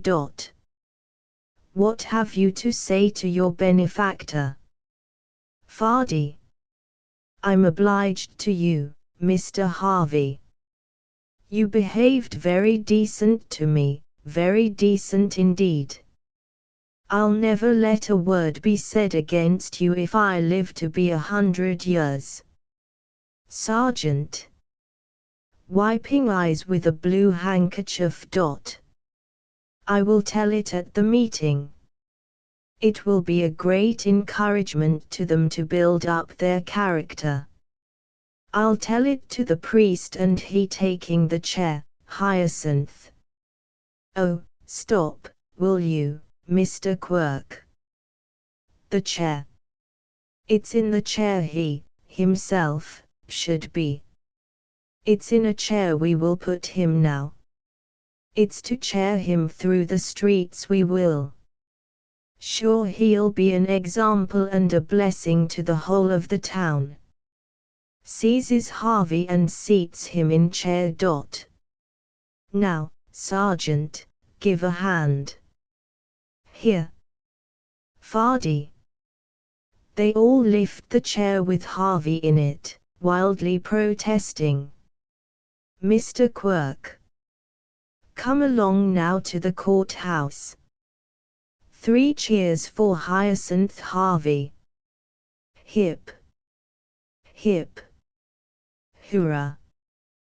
Cheers heard in the distance as the curtain drops. The Gazing Globe by Eugene Pilot. The Gazing Globe is reprinted by special permission of Eugene Pilot. All rights are retained by the author. This play is protected by copyright and must not be used without the permission of and payment of royalty to Eugene Pilot, who may be reached through the 47 Workshop, Cambridge, Massachusetts. Eugene Pilot, one of the well-known contemporary writers of one-act plays, was born in Houston, Texas. He was educated in the New York School of Fine and Applied Arts, at the University of Texas, at Cornell University, and at Harvard University. While at Harvard, he participated in the activities of the 47 workshop.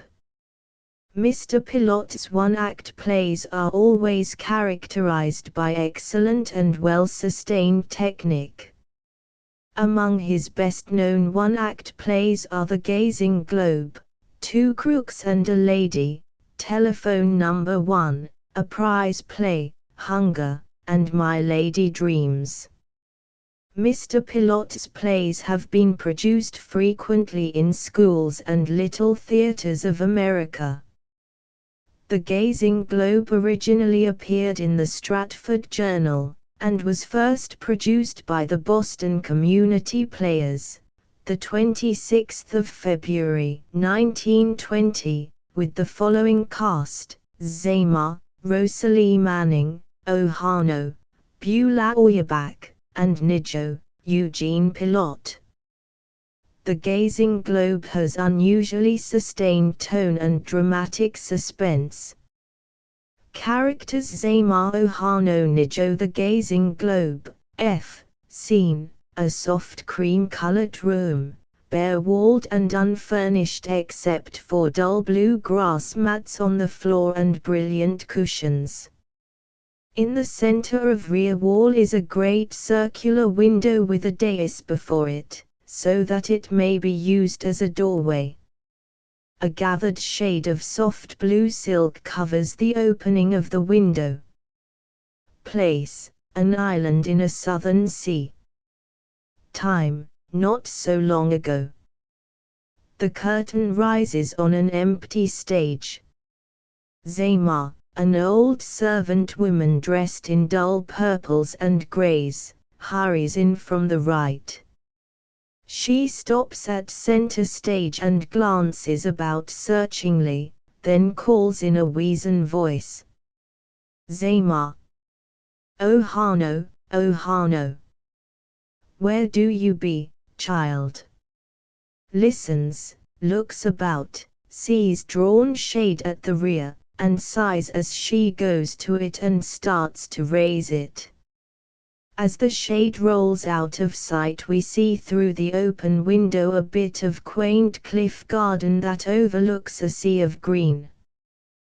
The rocks are higher on the left, near the window, where a purple-pink vine in full blossom has started to climb. At the right, the rocks slope down to the sea. At center, stone steps lead up to a slender stone pedestal that holds a gazing globe, now a brilliant gold in the late afternoon sunlight. Ohano, with hands clasped round the globe, is gazing at it.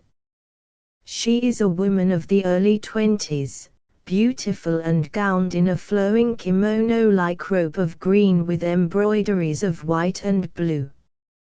Zamar. In a chiding, motherly way. Ohano, my child, you must not be so much at that evil ball. How many times be I not telling you it is an enchanted ball? Ohano. Yes, Zamar, I hope it is enchanted. I've tried every other means to gain the way to my heart's desire, and they've all failed me. The story these islanders have woven round this gazing globe may be but a myth, but if it shows me the way to my freedom, I shall not have looked at it in vain. Zamar. Be you forgetting, child, 'tis said that evil ball shows only the way to destruction. Ohano. Yes, these island people will create any myth, go any length, to keep one thinking, living in their narrow way. You are destined for evil if you try to follow the urge of your own heart. Oh, yes, I know. Zamar. But your heart, child, should only be wanting the love of Nijo. Ohano. Nijo, I am hoping that he will be big enough to help me, but my lover has been away so long, Zamar. but today he be coming back. I came to tell you I think I saw his boat, Ohano. Nijo's boat. Where?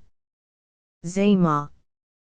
It be near the edge of the island just where, Ohano.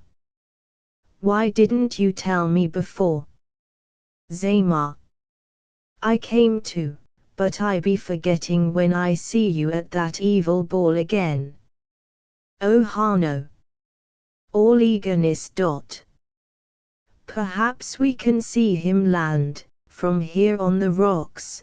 Come, Zamar, I hear the sound of voices down near the sea, come. They climb to the highest rock. Look, Zamar, the boat is there. Already there in the green water against the shore. Zamar. It do seem to be so. Peers toward right.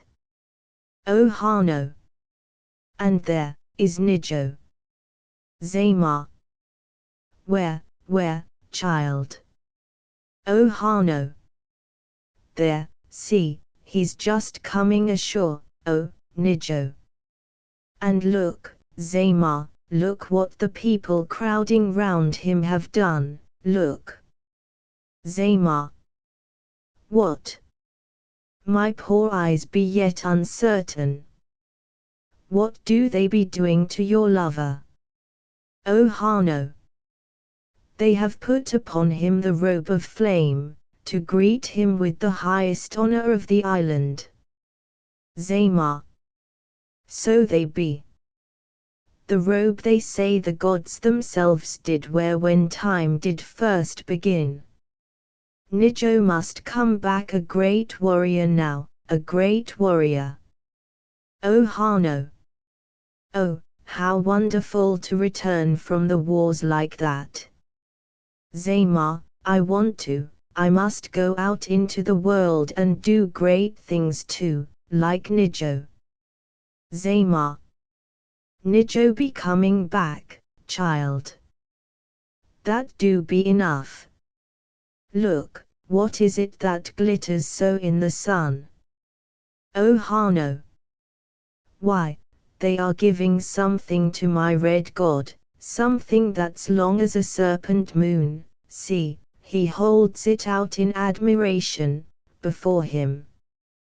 Just what can it be? Zamar. In faith I do believe they have given your hero, a sword. Ohano. A marvelous sword, look, its jewels flash with the shifting lights, warm as the colored rifts of sunset. Zamar. Such gems do be a tribute to his greatness, Ohano, they do. Ohano. How gladly would I have the way I seek without such tribute, how willingly. Zamar. And now the crowd do be parting, he leaves the boat and he looks this way, Ohano, he looks. Ohano. Nijo, my red wonder of the world. Zamar. See, he mounts his steed, he waves to you. Ohano. Nijo. Nijo. Zamar. And now he rides off to come to you here. It is better we be waiting inside for him, when he brings back his love to his promised bride. Ohano. As they enter room. Ah, Zamar, he must bring me more than love this time, much more. Yes, your little Ohano must have more in her life today than just love, and Nijo must show her the way to that realm where she may stretch her soul and live. Zamar. The love of so great a man do be enough for any woman, child. Ohano. Oh, no, Zamar. But it do be, and evil will fall, I know, if you do be asking more than love. Ohano. But I tell you, Nijo's love is not enough. I must have a bigger, greater thing. Zamar. The gods do know of none that be more than love. O Hano. But there must be, else why would I feel the rush of its pulse within my veins? Why would my whole being cry out for action and the glory of doing big things in the lands across the sea? Why, tell me why, I would feel those things if they were not so? Zamar. It be not for me to say, child, but I do be thinking you moon at that evil ball too much. It do make your sight grow red. It be not wise to know an enchanted thing so well. O Hano. If that gazing globe in the garden would only show me the way to my heart's desire, how gladly would I be the victim of its enchantment. Zamar. Nijo's kiss do be your enchantment, child. One touch of his lips and you do be forgetting all else. O Hano. If Nijo's kiss can make me forget this fever within me, I want his kiss as I shall never want anything else in all of this life. I want it. Approaching horses' hoofs are heard from off right. Zamar. Listen, the horse. O Hano, your lover do be coming. O Hano. Running to the window. Already. He must have taken the short way through the cliffs. Zamar. Ah, child, do you not be excited as a bird in a storm winds blow? O Hano. Superbly, as she leans against window. Yes, I await my hero. Zamar. He's stopped, child. He do be here. At last he comes back to my little O Hano. O Hano. My hope comes. With outstretched arms to right. My Nijo. Oh. She had impulsively started to greet Nijo, but suddenly shrinks back. Zamar. What do be wrong, what? O Hano. He's so different, so changed. Oh, here he is, SSH. Nijo appears at the window, where he pauses for a moment.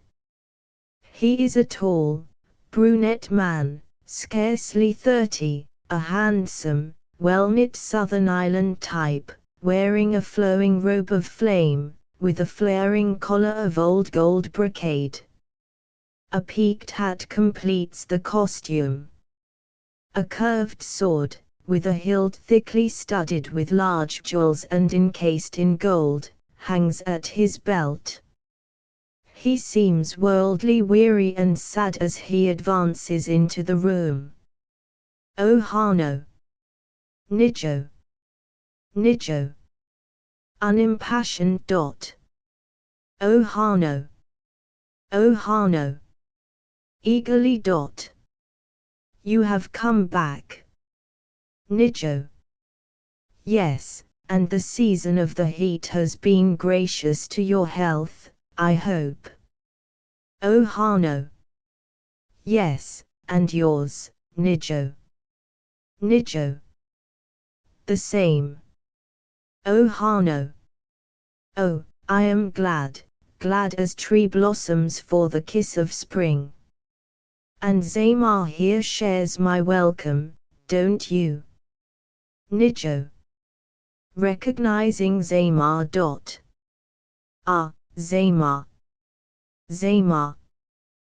Bowing before him. The gods do be kind to bring back a hero to us. Nijo. Thank you. Zamar. Now I do be going for refreshments for your weariness, great it must be after so long a voyage. Exits right. Oh Hano. Shall we not sit here? Nijo. As you will. Oh Hano and Nijo sit upon mats near the window, partly facing each other. Oh Hano. They gave you a sword at the boat. Nijo. Wearily. Oh, yes. Oh Hano. Even from up here we could see its jewels flash. Nijo.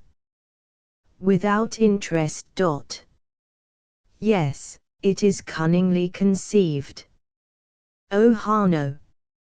How wonderful it must be. Perhaps I may see it. Nijo.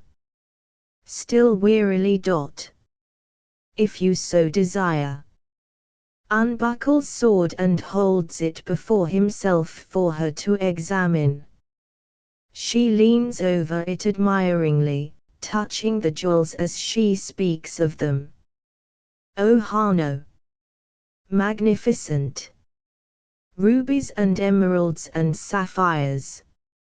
And here are moonstones and diamonds. How you must prize it. Nijo. Wearily. Of course, one must. Oh Hano. And the very people who tried to stop you from going across the sea to win your glory have given it to you. Nijo. That is the way of the world. Oh Hano. Show me the way to glory, Nijo. Nijo. And why? Oh Hano. I would travel it too. Nijo. You, a simple island maiden. Oh Hano.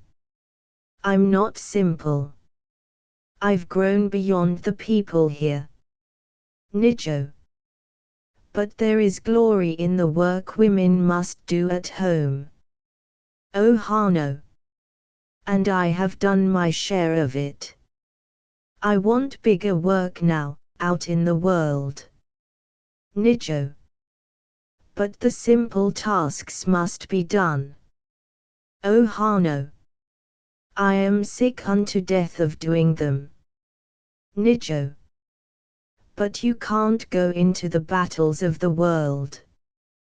You are an island woman. Oh Hano. This last war has made all women free. If the other island women cling to the everlasting tradition that woman should not go beyond her native hearth, let them cling. I shall reach the summit of things and know the glory of doing big things in the world. Nijo. But you, sheltered, protected all your life, how can you do it? Oh Hano. That's what troubles me. But you were fettered by this island life and you broke through the bars of convention. How did you do it? Nijo. Sadly. Oh Hano, I would not spoil your life by telling you. Oh Hano. Spoil it. What do you think is happening to it now?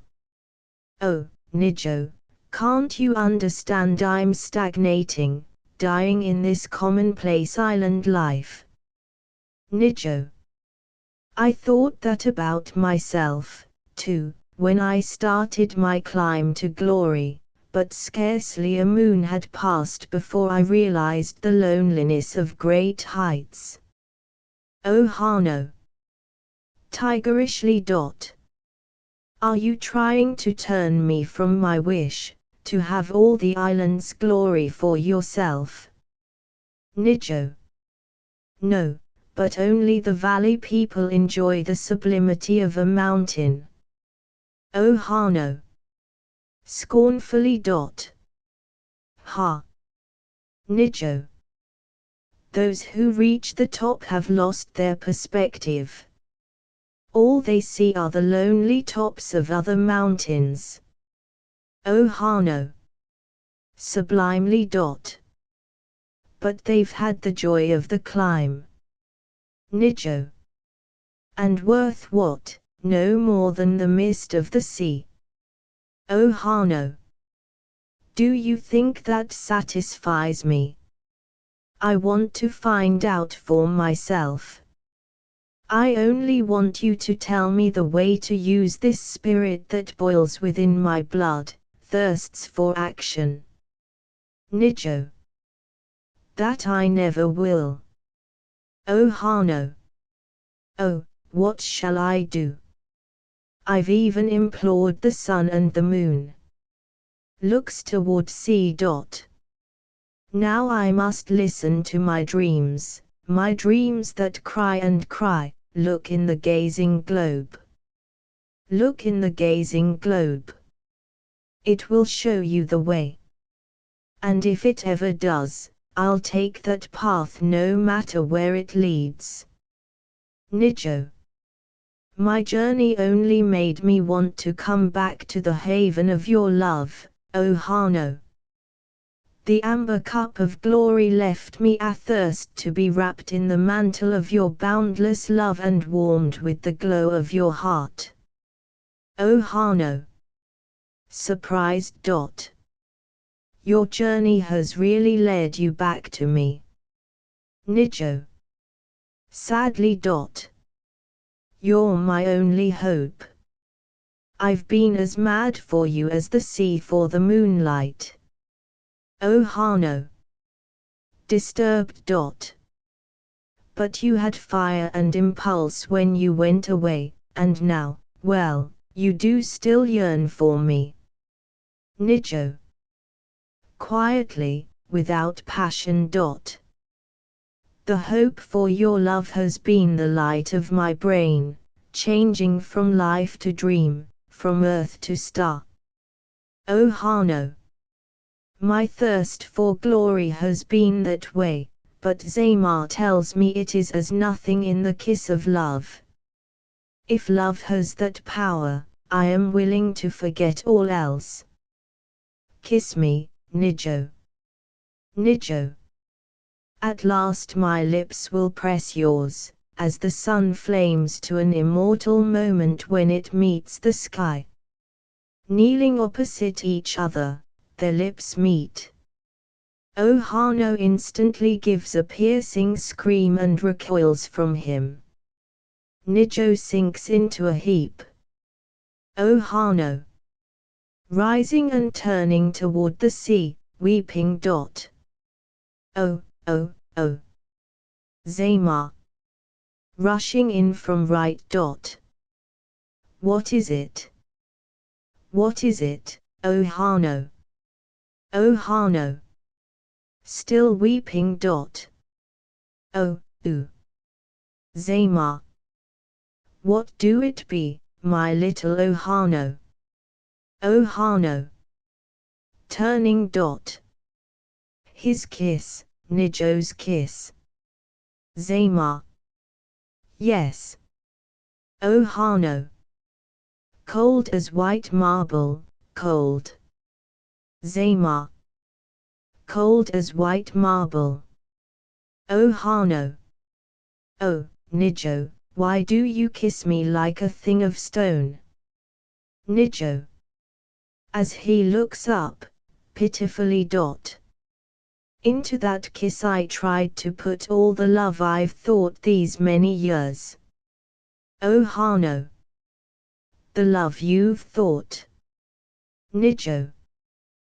Despondently. Yes, I've only thought it. O Hano. But your heart. Nijo. Rising. My heart feels no more. Only my head thinks. Zamar. You love no more. Nijo. Only with my head, it seems.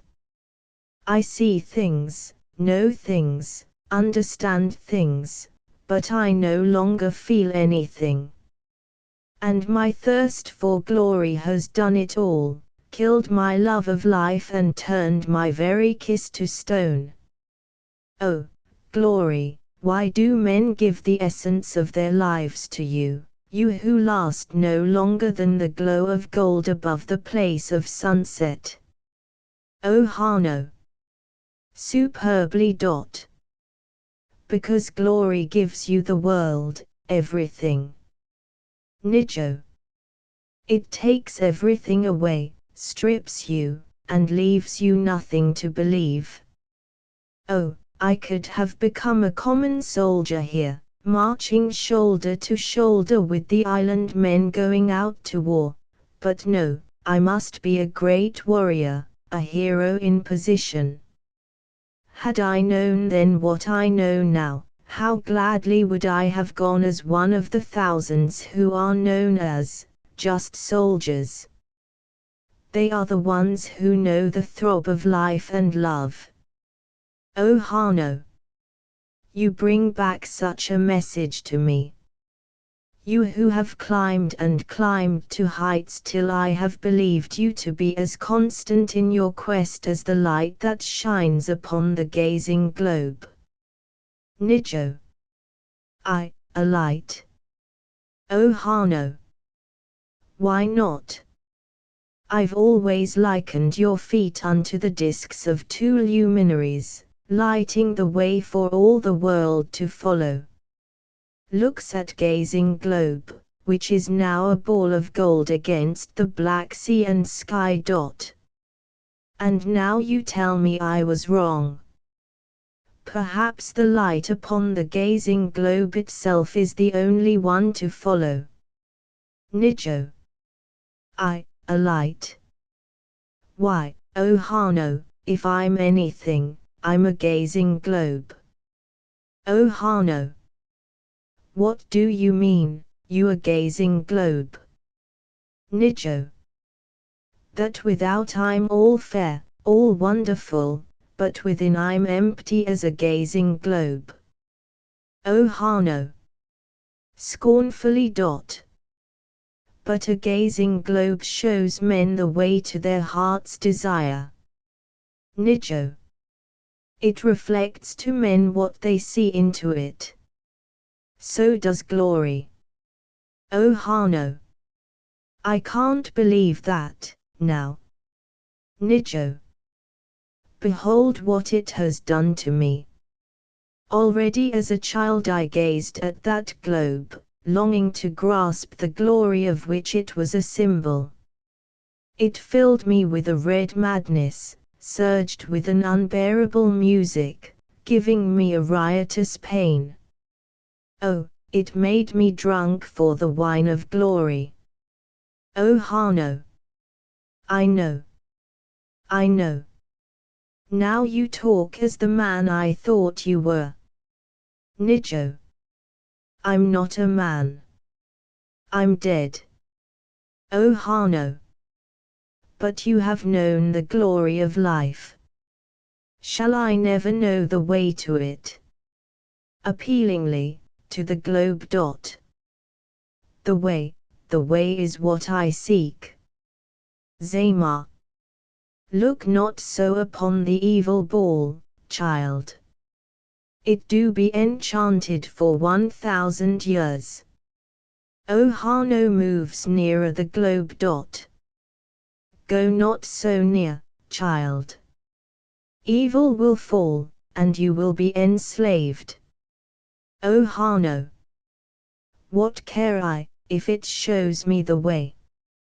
Hands outstretched to the globe. Zamar. Appealingly to Nijo. Sir, I pray you do be stopping her. She do be always gazing at that golden ball, and slowly it do be drawing her within its enchanted grasp. And it do be an enchanted ball. Nijo. Perhaps there's more to its enchantment than I thought. It claimed me for a victim, and now it's freezing her life's warmth to the falseness of Orient pearl. O Hanno. murmuring to the globe. The way, the way. I must have the way. Nijo. Swiftly drawing his sword. I will not show you, but I'll save you. Starts toward the gazing globe. Zaymar. Barring his path. Nijo, sir, what do you be doing? Nijo. With a flourish of his sword. I kill the thing that freezes another heart. Zaymar. That do mean ruin. It be an enchanted ball. Nijo. Brushing past Zaymar. It will enchant no longer. Oh Hano. No. No, Nijo. Nijo. Running up pedestal steps. Yes. With a mighty blow he strikes the gazing globe with his sword. Frightened, Ohano shrinks to one side, facing right, as a thunder-like crash follows the blow, and pieces of the globe tumble to the ground, all but one piece that remains upon the pedestal. Then from a moon off stage right shines a straight golden path across the sea to the bit of gazing globe on the pedestal. Ohano. Triumphantly. The moon, the way. At last the way. From the gazing globe, the golden path to the moon of glory. Now I am free. Rushes wildly down the moonlight path to the sea. Zaymar. Stop her. Nijo. No, it is better to let her go. Zaymar. But the path do lead into the sea. It is death. Stop her. Starts forward. Nijo. Restraining Zaymar. No. In death her soul has found the only way. Curtain the Boar by Anton Chkov. The Boar is reprinted by special permission of Barrett H. Clark and of Samuel French, publisher, New York City. All rights reserved. For permission to perform, address Samuel French, 28 to 30 West 38th Street, New York City. Anton Chkov, considered the foremost of contemporary Russian dramatists, was born in 1860 at Taganrog, Russia. In 1880 he was graduated from the medical school of the University of Moscow. Ill health soon compelled him to abandon his practice of medicine, and in 1887 he sought the South. In 1904, the year of the successful appearance of his Cherry Orchard, he died in a village of the Black Forest in Germany. As a dramatist, Chkov has with deliberate intent cast off much of the conventionalities of dramatic technique. In his longer plays especially, like The Seagull, Uncle Vanya, and Cherry Orchard, he somewhat avoids obvious struggles, time-worn commonplaces, well-prepared climaxes, and seeks rather to spread out a panoramic canvas for our contemplation. His chief aim is to show us humanity as he sees it. It is his interest in humanity that gives him so high rank as a dramatist. His one-act plays, a form of drama unusually apt for certain intimate aspects of Russian peasant life, are more regular in their technique than his longer plays. Among the 5 or 6 shorter plays that Chkov wrote, The Boar and A Marriage Proposal are his best. In these plays he shows the lighter side of Russian country life, infusing some of the spirit of the great Gogol into his broad and somewhat farcical character portrayals. With rare good grace, in these plays he appears to be asking us to throw aside our restraint and laugh with him at the stupidity and naivete, as well as good-heartedness, of the Russian people he knew so well. The Boar is a remarkably well-constructed one-act play, and is probably the finest one-act play of the Russian school of drama. Persons in the play: Helena Ivanovna Popov, a young widow, mistress of a country estate; Grigory Stepanovich Smirnov, proprietor of a country estate; Luka, servant of Mrs. Popov, a gardener, a coachman, several workmen. The Boar time, the present scene, a well-furnished reception room in Mrs. Popov's home. Mrs. Popov is discovered in deep mourning, sitting upon a sofa, gazing steadfastly at a photograph. Luka is also present. Luka. It isn't right, You're wearing yourself out. The maid and the cook have gone looking for berries. Everything that breathes is enjoying life. Even the cat knows how to be happy, slips about the courtyard and catches birds. But you hide yourself here in the house as though you were in a cloister. Yes, truly, by actual reckoning you haven't left this house for a whole year. Mrs. Popov. And I shall never leave it. Why should I? My life is over. He lies in his grave, and I have buried myself within these four walls. We are both dead. Luka. There you are again.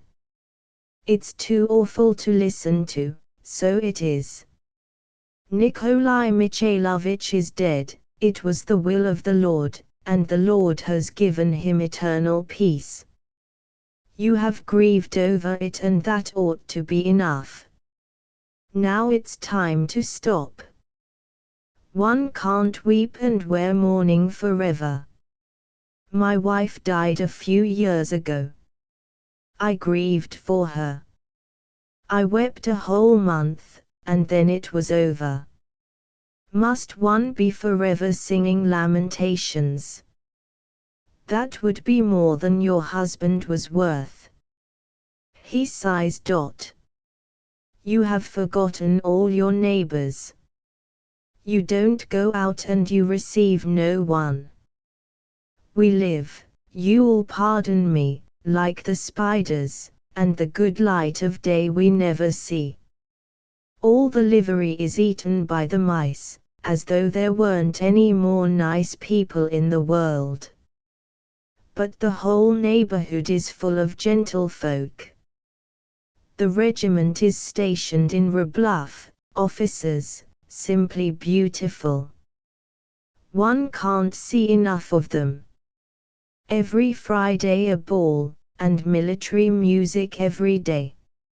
Oh, my dear, young and pretty as you are, if you'd only let your spirits live. Beauty can't last forever. When 10 short years are over, you'll be glad enough to go out a bit and meet the officers, and then it'll be too late. Mrs. Popov. Resolutely. Please don't speak of these things again. You know very well that since the death of Nikolai Mikhailovich my life is absolutely nothing to me. You think I live, but it only seems so. Do you understand? Oh, that his departed soul may see how I love him. I know, it's no secret to you, he was often unjust toward me, cruel, and he wasn't faithful, but I shall be faithful to the grave and prove to him how I can love. There, in the beyond, he'll find me the same as I was until his death. Luca. What is the use of all these words, when you'd so much rather go walking in the garden or order Toby or Wellican harnessed to the trap, and visit the neighbors? Mrs. Popoff. Weeping. Oh. Luca. Madam, dear madam, what is it? In heaven's name. Mrs. Popoff. He loved Toby so. He always drove him to the Katchigins or the Vlasovs. What a wonderful horseman he was! How fine he looked when he pulled at the reins with all his might. Toby, Toby, give him an extra measure of oats today. Luca. Yes, m. A bell rings loudly. Mrs. Popoff shudders. What's that? I am at home to no one. Luca. Yes, m. He goes out, center. Mrs. Popoff gazing at the photograph. You shall see, Nikolai, how I can love and forgive. My love will die only with me, when my poor heart stops beating. She smiles through her tears. And aren't you ashamed?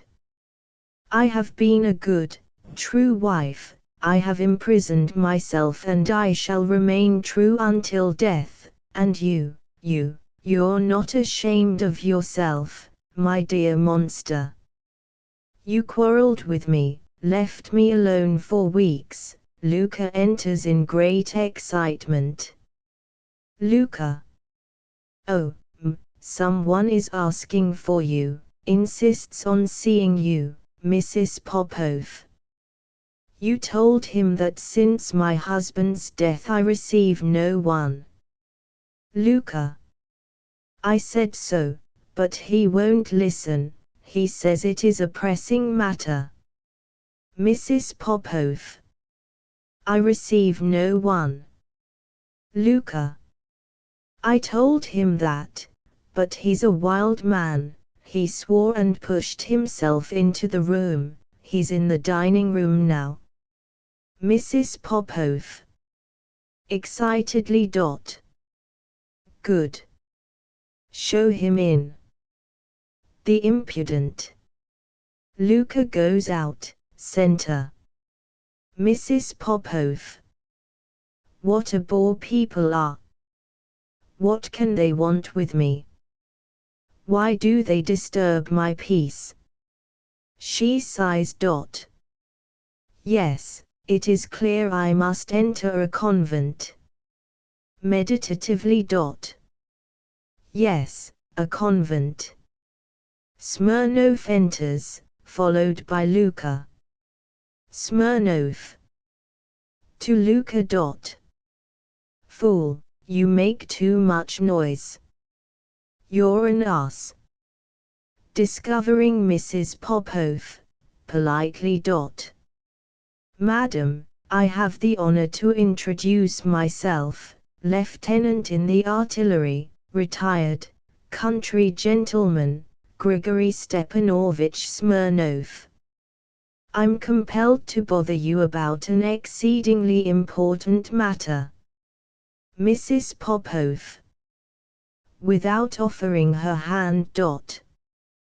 What is it you wish? Smirnov. Your deceased husband, with whom I had the honor to be acquainted, left me 2 notes amounting to about 1,200 rubles. Inasmuch as I have to pay the interest tomorrow on a loan from the Agrarian Bank, I should like to request, madam, that you pay me the money today. Mrs. Popoff. 1,200, and for what was my husband indebted to you? Smirnov. He bought oats from me. Mrs. Popov. With a sigh, to Luka. Don't forget to give Toby an extra measure of oats. Luka goes out. Mrs. Popov. To Smirnov. If Nikolai Mikhailovich is indebted to you, I shall, of course, pay you, but I am sorry, I haven't the money today. Tomorrow my manager will return from the city and I shall notify him to pay you what is due you, but until then I cannot satisfy your request. Furthermore, today it is just 7 months since the death of my husband, and I am not in a mood to discuss money matters. Smirnov. And I am in the mood to fly up the chimney with my feet in the air if I can't lay hands on that interest tomorrow. They'll seize my estate. Mrs. Popov. Day after tomorrow you will receive the money. Smirnov. I don't need the money day after tomorrow, I need it today. Mrs. Popov. I'm sorry I can't pay you today. Smirnov. And I can't wait until day after tomorrow. Mrs. Popov. But what can I do if I haven't it? Smirnov. So you can't pay? Mrs. Popov. I cannot. Smirnov. H.M. Is that your last word? Mrs. Popov. My last. Smirnov. Absolutely. Mrs. Popov. Absolutely. Smirnov. Thank you. He shrugs his shoulders. And they expect me to stand for all that. The toll gatherer just now met me in the road and asked me why I was always worrying. Why, in heaven's name, shouldn't I worry? I need money, I feel the knife at my throat. Yesterday morning I left my house in the early dawn and called on all my debtors. If even one of them had paid his debt, I worked the skin off my fingers.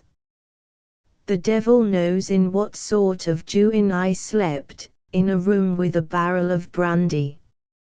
And now at last I come here, 70 versts from home, hope for a little money, and all you give me is moods.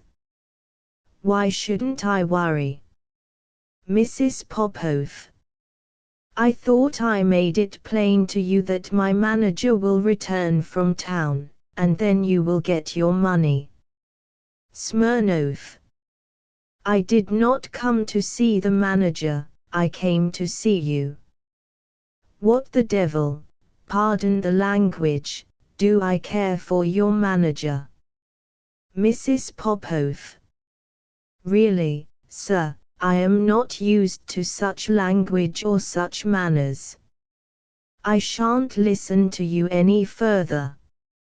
She goes out, left. Smirnov. What can one say to that? Moods. 7 months since her husband died. Do I have to pay the interest or not? I repeat the question. Have I to pay the interest or not? The husband is dead and all that, the manager is, the devil with him, traveling somewhere. Now, tell me, what am I to do? Shall I run away from my creditors in a balloon? Or knock my head against a stone wall? If I call on Gruzdev he chooses to be not at home. Iroskovich has simply hidden himself. I have quarreled with Curzin and came near throwing him out of the window. Marjuto Fizil and this woman has moods. Not one of them will pay up. And all because I've spoiled them, because I'm an old whiner, dish rag. I'm too tender-hearted with them. But wait. I allow nobody to play tricks with me, the devil with them all. I'll stay here and not budge until she pays. Brr. How angry I am, how terribly angry I am. Every tendon is trembling with anger, and I can hardly breathe. I'm even growing ill. He calls out. Servant. Luka enters. Luka. What is it you wish? Smirnov. Bring me kvass or water. Luka goes out.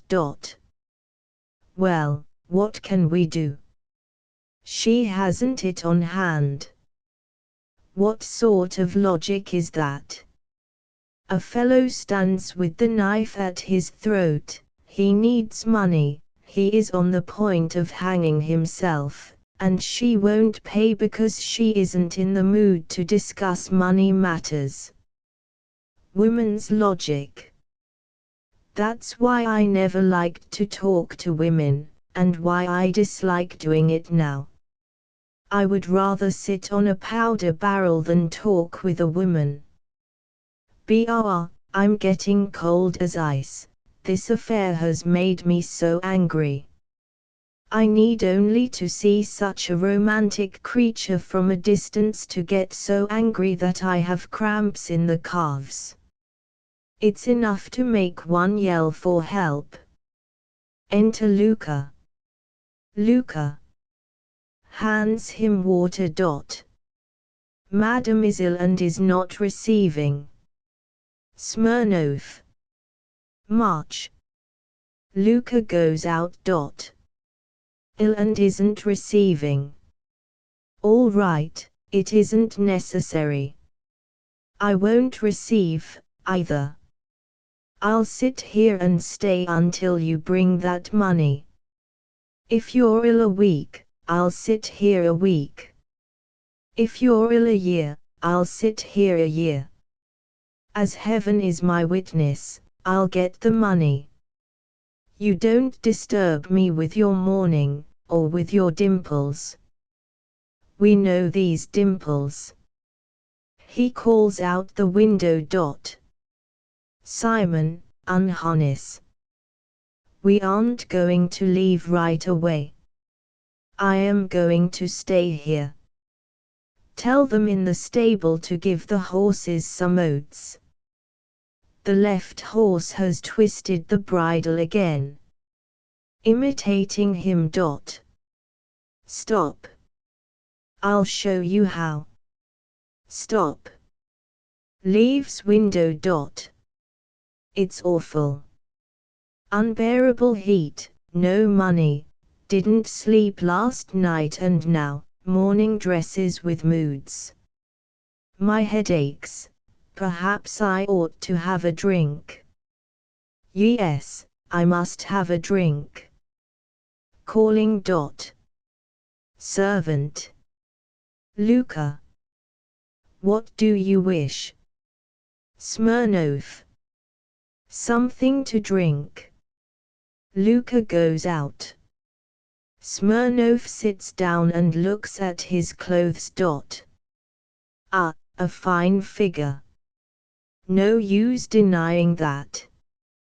Dust, dirty boots, unwashed, uncombed, straw on my vest. The lady probably took me for a highwayman. He yawns. It was a little impolite to come into a reception room with such clothes. Oh, well, no harm done. I'm not here as a guest. I'm a creditor. And there is no special costume for creditors. Luka. Entering with glass. You take great liberty, sir. Smirnov. Angrily. What? Luka. I just, Smirnov. Whom are you talking to? Keep quiet. Luka. Angrily. Nice mess. This fellow won't leave. He goes out. Smirnov. Lord, how angry I am. Angry enough to throw mud at the whole world. I even feel ill. Servant. Mrs. Popov comes in with downcast eyes. Mrs. Popov. Sir, in my solitude I have become unaccustomed to the human voice and I cannot stand the sound of loud talking. I beg you, please to cease disturbing my rest. Smirnov. Pay me my money and I'll leave. Mrs. Popov. I told you once, plainly, in your native tongue, that I haven't the money at hand. Wait until day after tomorrow. Smirnov. And I also had the honor of informing you in your native tongue that I need the money, not day after tomorrow, but today. If you don't pay me today I shall have to hang myself tomorrow. Mrs. Popov. But what can I do if I haven't the money? Smirnov. So you are not going to pay immediately? You're not. Mrs. Popov. I cannot. Smirnov. Then I'll sit here until I get the money. He sits down. You will pay day after tomorrow. Excellent.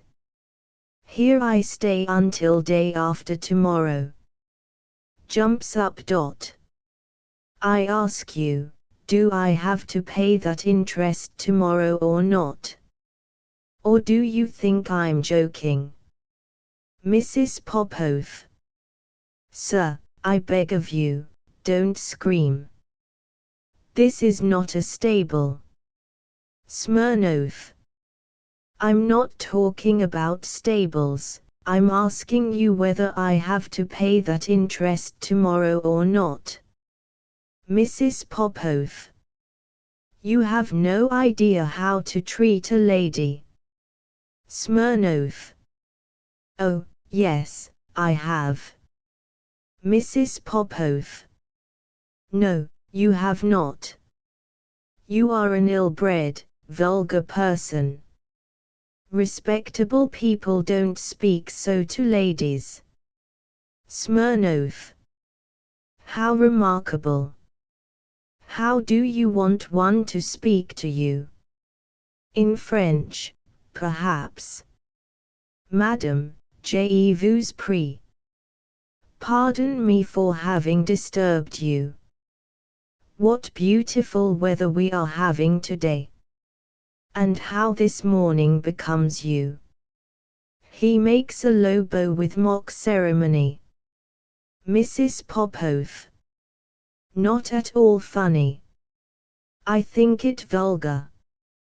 Smirnov. Imitating her. Not at all funny, vulgar.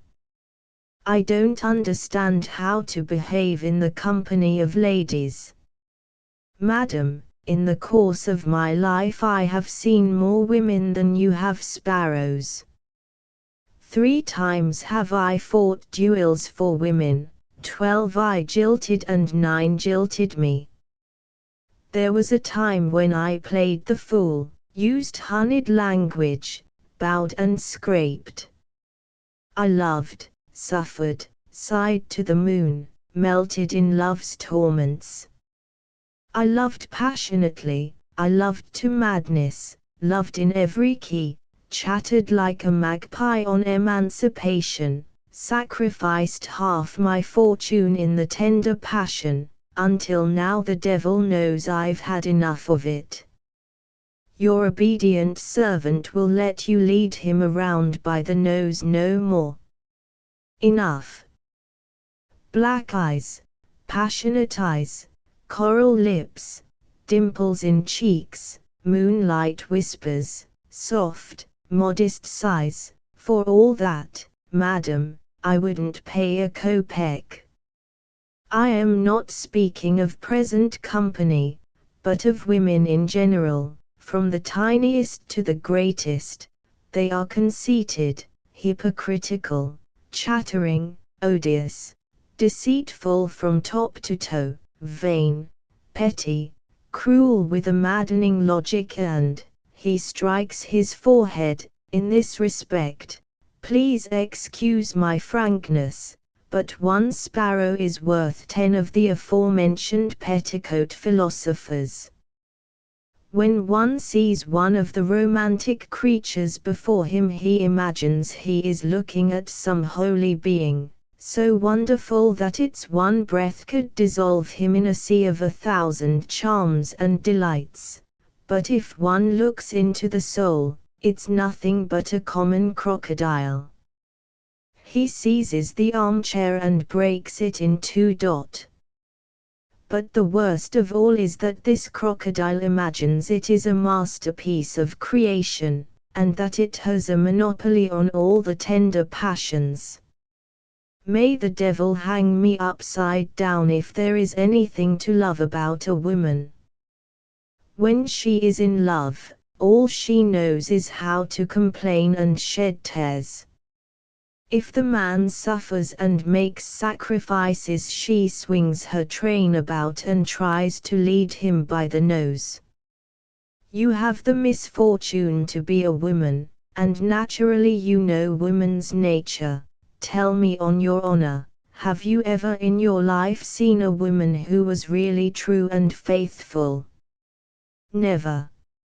Only the old and the deformed are true and faithful. It's easier to find a cat with horns or a white woodcock, than a faithful woman. Mrs. Popoff. But allow me to ask, who is true and faithful in love? The man, perhaps. Smirnov. Yes, indeed. The man. Mrs. Popoff. The man. She laughs sarcastically. The man true and faithful in love. Well, that is something new. Bitterly. How can you make such a statement? Men true and faithful. So long as we have gone thus far, I may as well say that of all the men I have known, my husband was the best. I loved him passionately with all my soul, as only a young, sensible woman may love. I gave him my youth, my happiness, my fortune, my life. I worshipped him like a heathen. And what happened? This best of men betrayed me in every possible way. After his death I found his desk filled with love letters.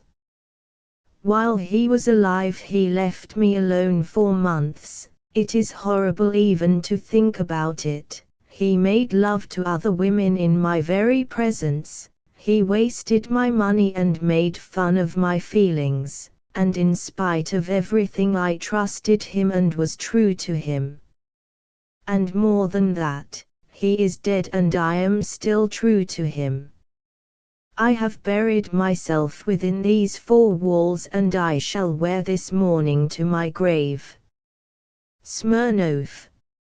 Laughing disrespectfully. Mourning. What on earth do you take me for?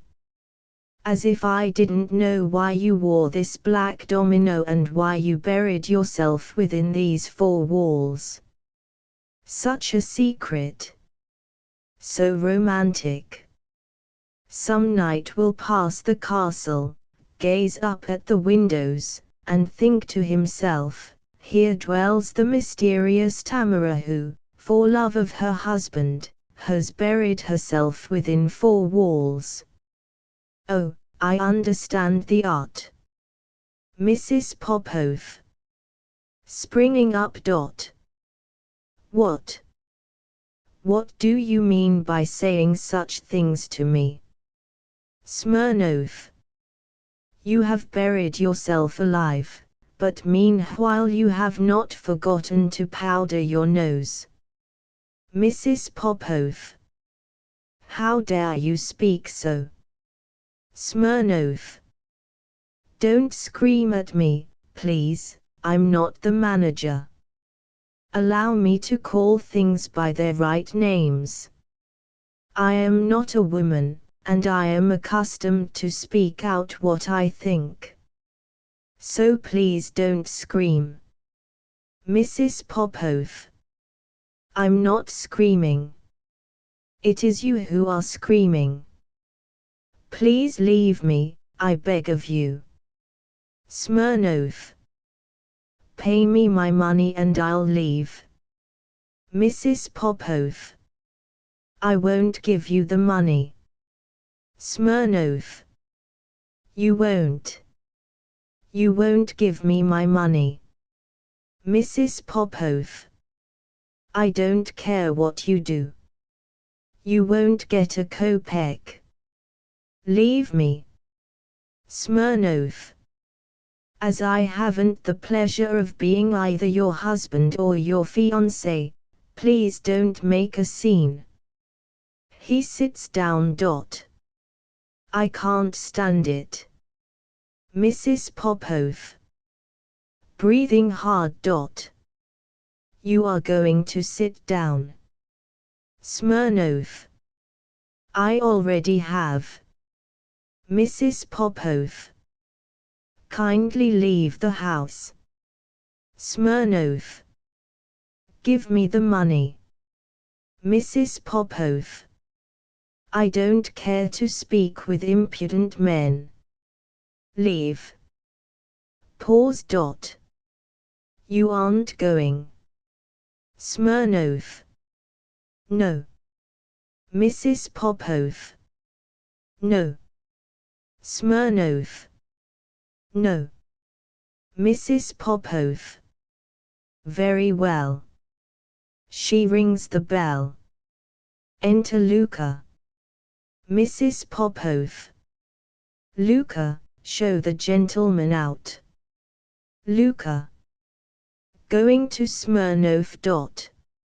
Sir, why don't you leave when you are ordered? What do you want? Smirnov. Jumping up. Whom do you think you are talking to? I'll grind you to powder. Luka. Puts his hand to his heart. Good Lord. He drops into a chair. Oh, I'm ill, I can't breathe. Mrs. Popove. Where is Duska? Calling. Duska. Pilarzheja. Duska. She rings. Luka. They're all gone. I'm ill. Water. Mrs. Popove. To Smirnov. Leave. Get out. Smirnov. Kindly be a little more polite. Mrs. Popove. Striking her fists and stamping her feet.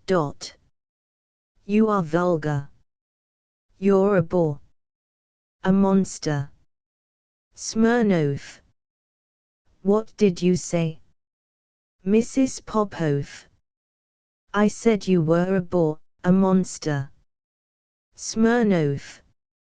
Steps toward her quickly. Permit me to ask what right you have to insult me.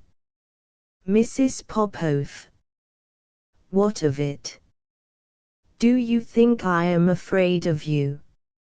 Smirnov. And you think that because you are a romantic creature you can insult me without being punished? I challenge you. Luka. Merciful heaven. Water. Smirnov. We'll have a duel. Mrs. Popov. Do you think because you have big fists and a steer's neck I am afraid of you?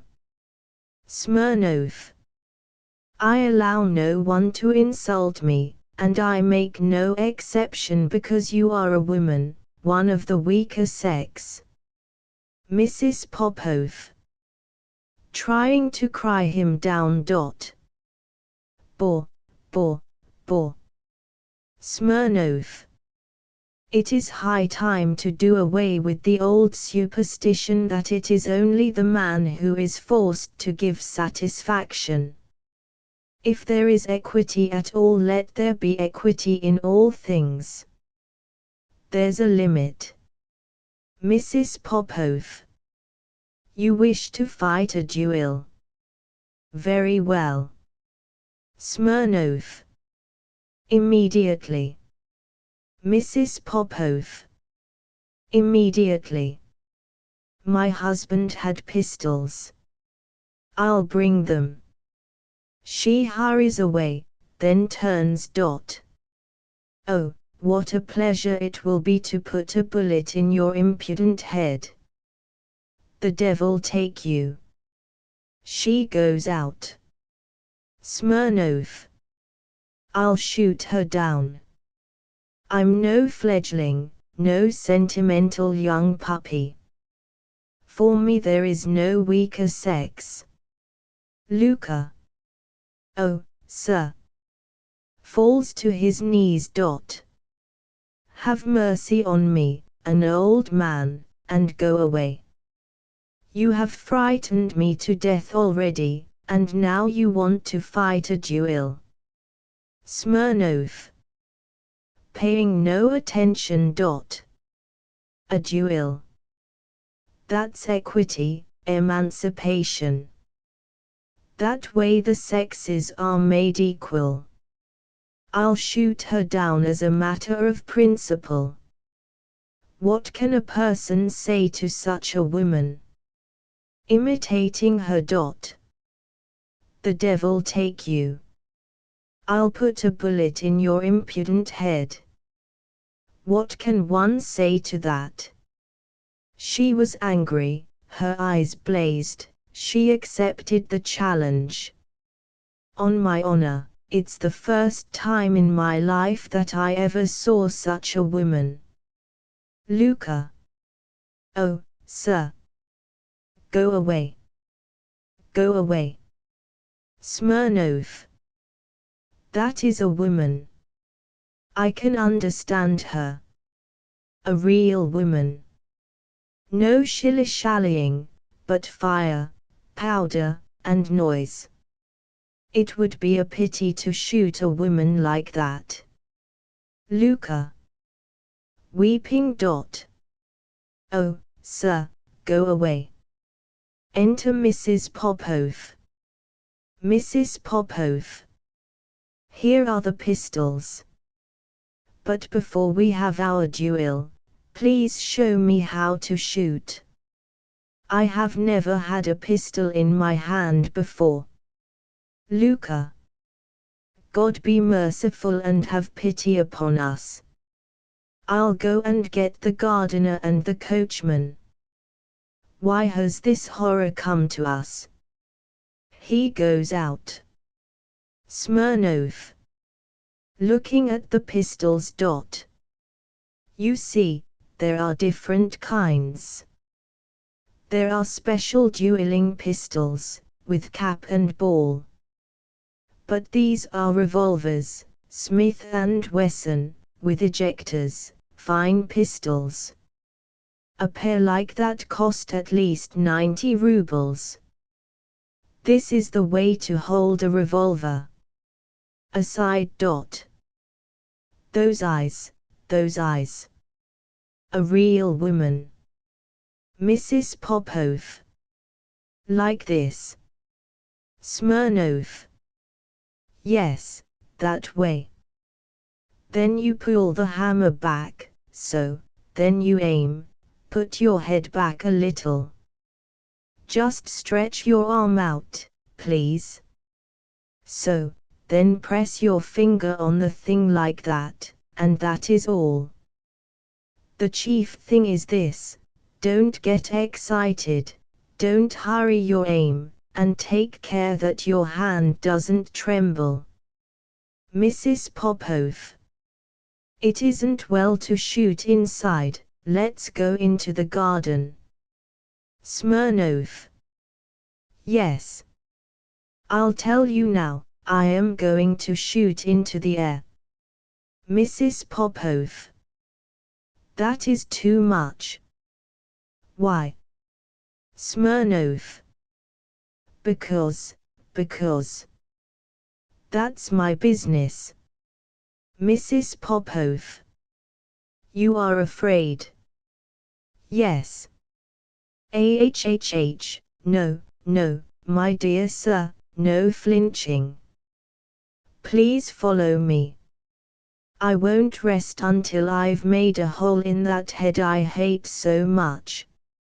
Are you afraid? Smirnov. Yes, I'm afraid. Mrs. Popove. You are lying. Why won't you fight? Smirnov. Because I like you. Mrs. Popove. With an angry laugh. You like me? He dares to say he likes me. She points to the door. Go. Smirnov. Laying the revolver silently on the table, takes his hat and starts. At the door he stops a moment, gazing at her silently, then he approaches her, hesitating.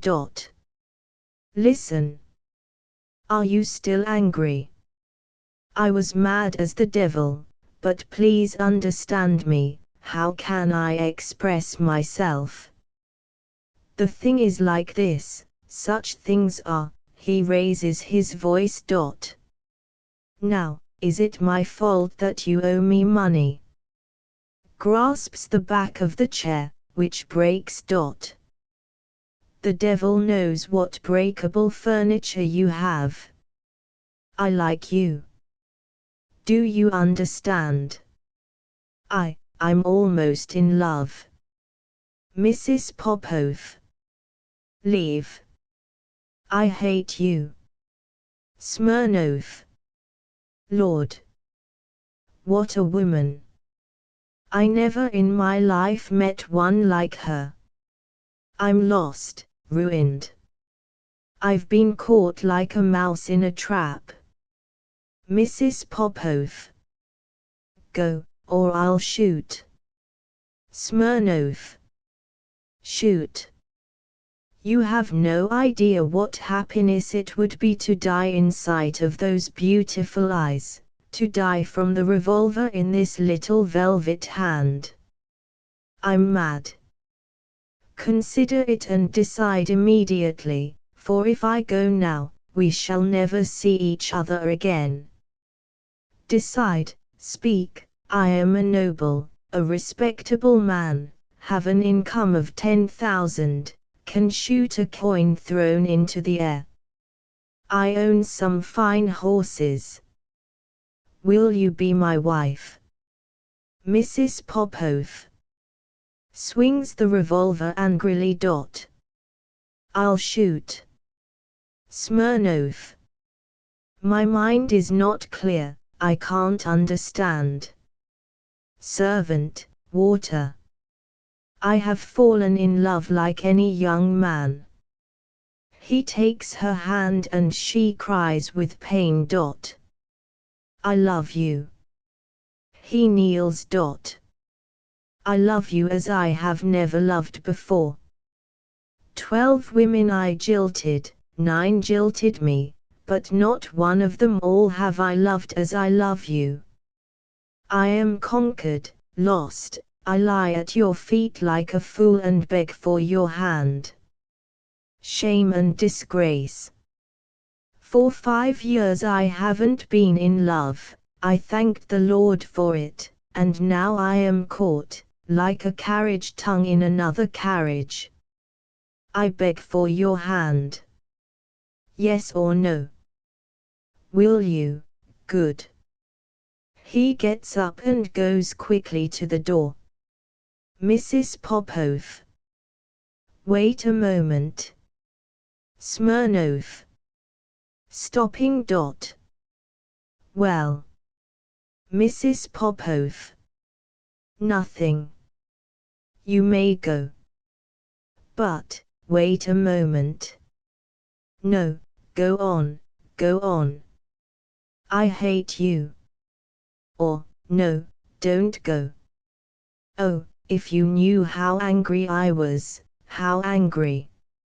She throws the revolver onto the chair. My finger is swollen from this thing.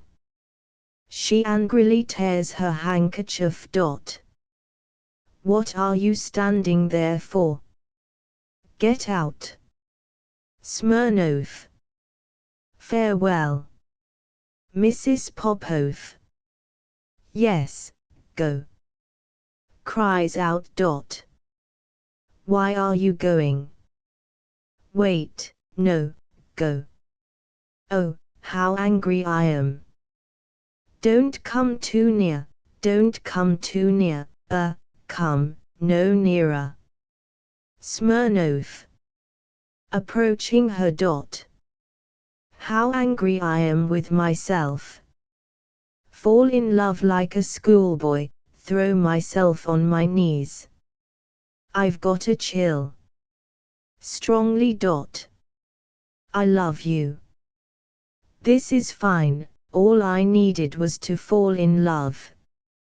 Tomorrow I have to pay my interest, the hay harvest has begun, and then you appear. He takes her in his arms. I can never forgive myself. Mrs. Popove. Go away. Take your hands off me. I hate you, this is a long kiss. Enter Luka with an axe, the gardener with a rake, the coachman with a pitchfork, and workmen with poles. Luka. Staring at the pair. Merciful heavens. A long pause. Mrs. Popove. Dropping her eyes. Tell them in the stable that Toby isn't to have any oats. Curtain. The Last Straw by Bosworth Crocker. The Last Straw is reprinted by special permission of Bosworth Crocker. All rights reserved. For permission to perform, address the author, Care Society of American Dramatists and Composers, 148 West 45th Street, New York City. Bosworth Crocker. Bosworth Crocker was born the 2nd of March, 1882, in Surrey, England. While still a child he was brought to the United States. He lives in New York City and may be reached in care of the Society of American Dramatists and Composers, 148 West 45th Street. In addition to Pawns of War and Stone Walls, he has written a number of one-act plays, The Dog, The First Time, The Cost of a Hat, The Hour Before, The Baby Carriage, and The Last Straw. The Last Straw, produced by the Washington Square Players in New York City, is an excellent one-act tragedy, based upon the psychological law of suggestion. Cast: Friedrich Bauer, janitor of the Bryn Mawr Mine, his wife Carl, elder son, aged 10 Fritzie, younger son, aged 7 Jim Lane, a grocer boy. The Last Straw, G. Time, the present day. Scene: the basement of a large apartment house in New York City.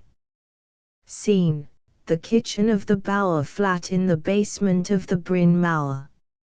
A window at the side gives on an area and shows the walk above and the houses across the street. Opposite the windows is a door to an inner room. Through the outer door, in the center of the back wall, a dumbwaiter and whistles to tenants can be seen. A broken milk bottle lies in a puddle of milk on the cement floor in front of the dumbwaiter. To the right of the outer door, a telephone, gas range on which there are flat irons heating and vegetables cooking. To the left of the outer door is an old sideboard, over it hangs a picture of Schiller. Near the center of the room, a little to the right, stands a kitchen table with 4 chairs around it. Ironing board is placed between the kitchen table and the sink, a basket of dampened clothes under it. A large calendar on the wall. An alarm clock on the window sill. Time, a little before noon. The telephone rings. Mrs. Bauer leaves her ironing and goes to answer it. Mrs. Bauer. No, Mr. Bauer's out yet. She listens through the transmitter. Thank you, Mrs. Moller. Another pause. I'll tell him just so soon he comes in. Yes, Mrs. Bauer goes back to her ironing. Grocer boy rushes into basement, whistling. He puts down his basket, goes up to Mrs. Bauer's door and looks in. Lane. Say, where's the boss? Mrs. Bauer. He'll be home soon, I hope, Jim. What you want? He stands looking at her with growing sympathy. Lane. Nothing. Got a rag round here. Dumbwaiter's all wet. Lot of groceries for Sawyers. Mrs. Bauer. Without lifting her eyes, mechanically hands him a mop which hangs beside the door. Here. Lane. What's the matter? Mrs. Bauer. Dully. Ha. Lane. Significantly. Oh, I know. Mrs. Bauer. What you know? Lane. About the boss. Mrs. Bauer looks distressed. Heard your friends across the street talking. Mrs. Bauer. Bitterly. Friends. Lane. Rotten trick to play on the boss, all right, putting that old maid up to get him pinched. Mrs. Bauer. Absently. Was she an old maid? Lane. The cruelty to animals woman over there, waves his hand, regular old crank. Nice, H, put her up to it all right. Mrs. Bauer. I guess it was his old woman. Nice ain't so bad. She's the one. Because my 2 boys dress up a little on Sunday, she don't like it. Lane. Yes, she's sore because the boys told her the boss kicks their dog. Mrs. Bauer. He don't do nothing of the sort, just drives it way from the garbage pails, that's all. We coulda had that dog took up long ago, they ain't got no license. But Fritz, he's so easy, he just takes it out chasin' the dog and hollerin'. Lane. That ain't no way. He ought to make the dog holler, good and hard, once, then it'd keep out of here. Mrs. Bauer. Don't you go to talking like that round my man. Look at all this trouble we're in on account of a stray cat. Lane. I better get busy. They'll be calling up the store in a minute. That woman's the limit. Send up the groceries in that slop, she'd send them down again. High-toned people like her ought to keep maids. He mops out the lower shelf of the dumbwaiter, then looks at the broken bottle and the puddle of milk inquiringly. Mrs. Bauer. Taking the mop away from him. I'll clean that up. I forgot, in all this trouble. Lane. Whose milk? Mrs. Bauer. The Moller's. That's how it all happened. Somebody upset their milk on the dumbwaiter and the cat was on the shelf licking it up. My man, not noticing, starts the waiter up and the cat tries to jump out. The bottle rolls off and breaks. The cat was hurt awful, caught in the shaft. I don't see how it coulda run after that, but it did, right into the street, right into that woman, Fritz after it. Then it fell over. You did that, she says to Fritz. Yes, he says, I did that. He didn't say no more, just went off, and then after a while they came for him and she begins to cry softly. Lane. Brace up, they ain't going to do anything to him. Comes into kitchen. Hesitatingly. Say. He didn't kick the cat, did he? Mrs. Bauer. Who said so? Lane. Mrs. Nyes says she saw him from her window. Mrs. Bauer. As though to herself. I dunno. Excitedly. Of course he didn't kick that cat.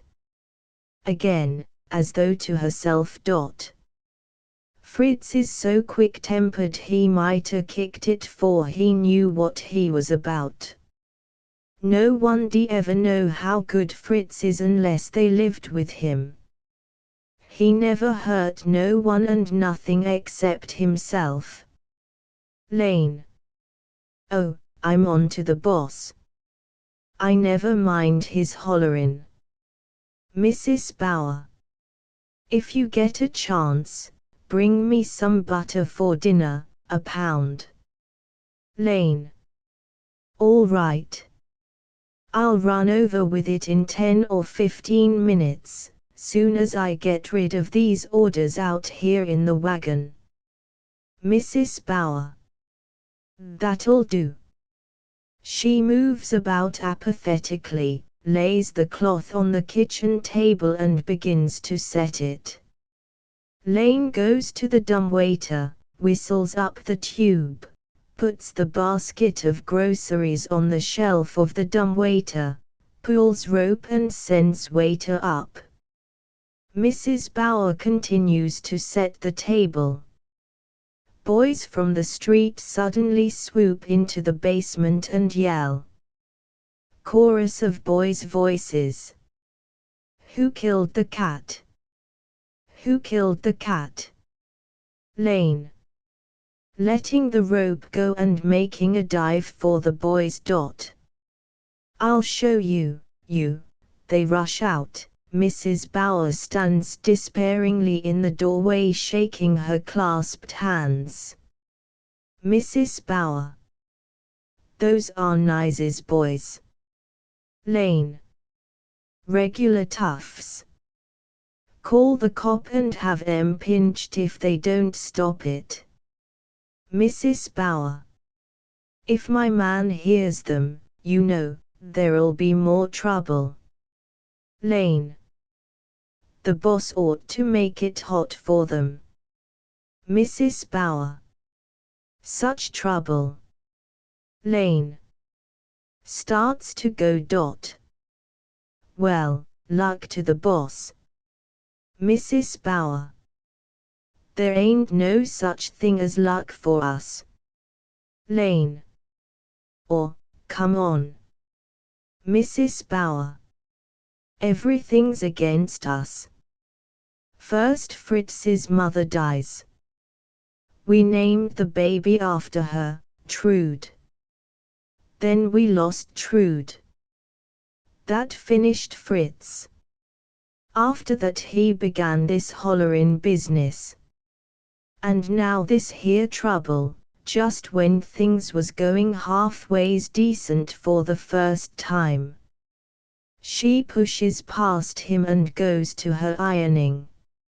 Lane. Shakes his head sympathetically and takes up his basket. £1, you said. Mrs. Bauer. Yes. Lane. All right. He starts off and then rushes back. Here's the boss coming, Mrs. Bauer. Rushes off again. Lane's voice. Cheerfully. Hello, there. Bauer's voice. Dull and strained. Hello. Bauer comes in. His naturally bright blue eyes are tired and lusterless, his strung frame seems to have lost all vigor and alertness, therein a look of utter despondency on his face. Mrs. Bauer.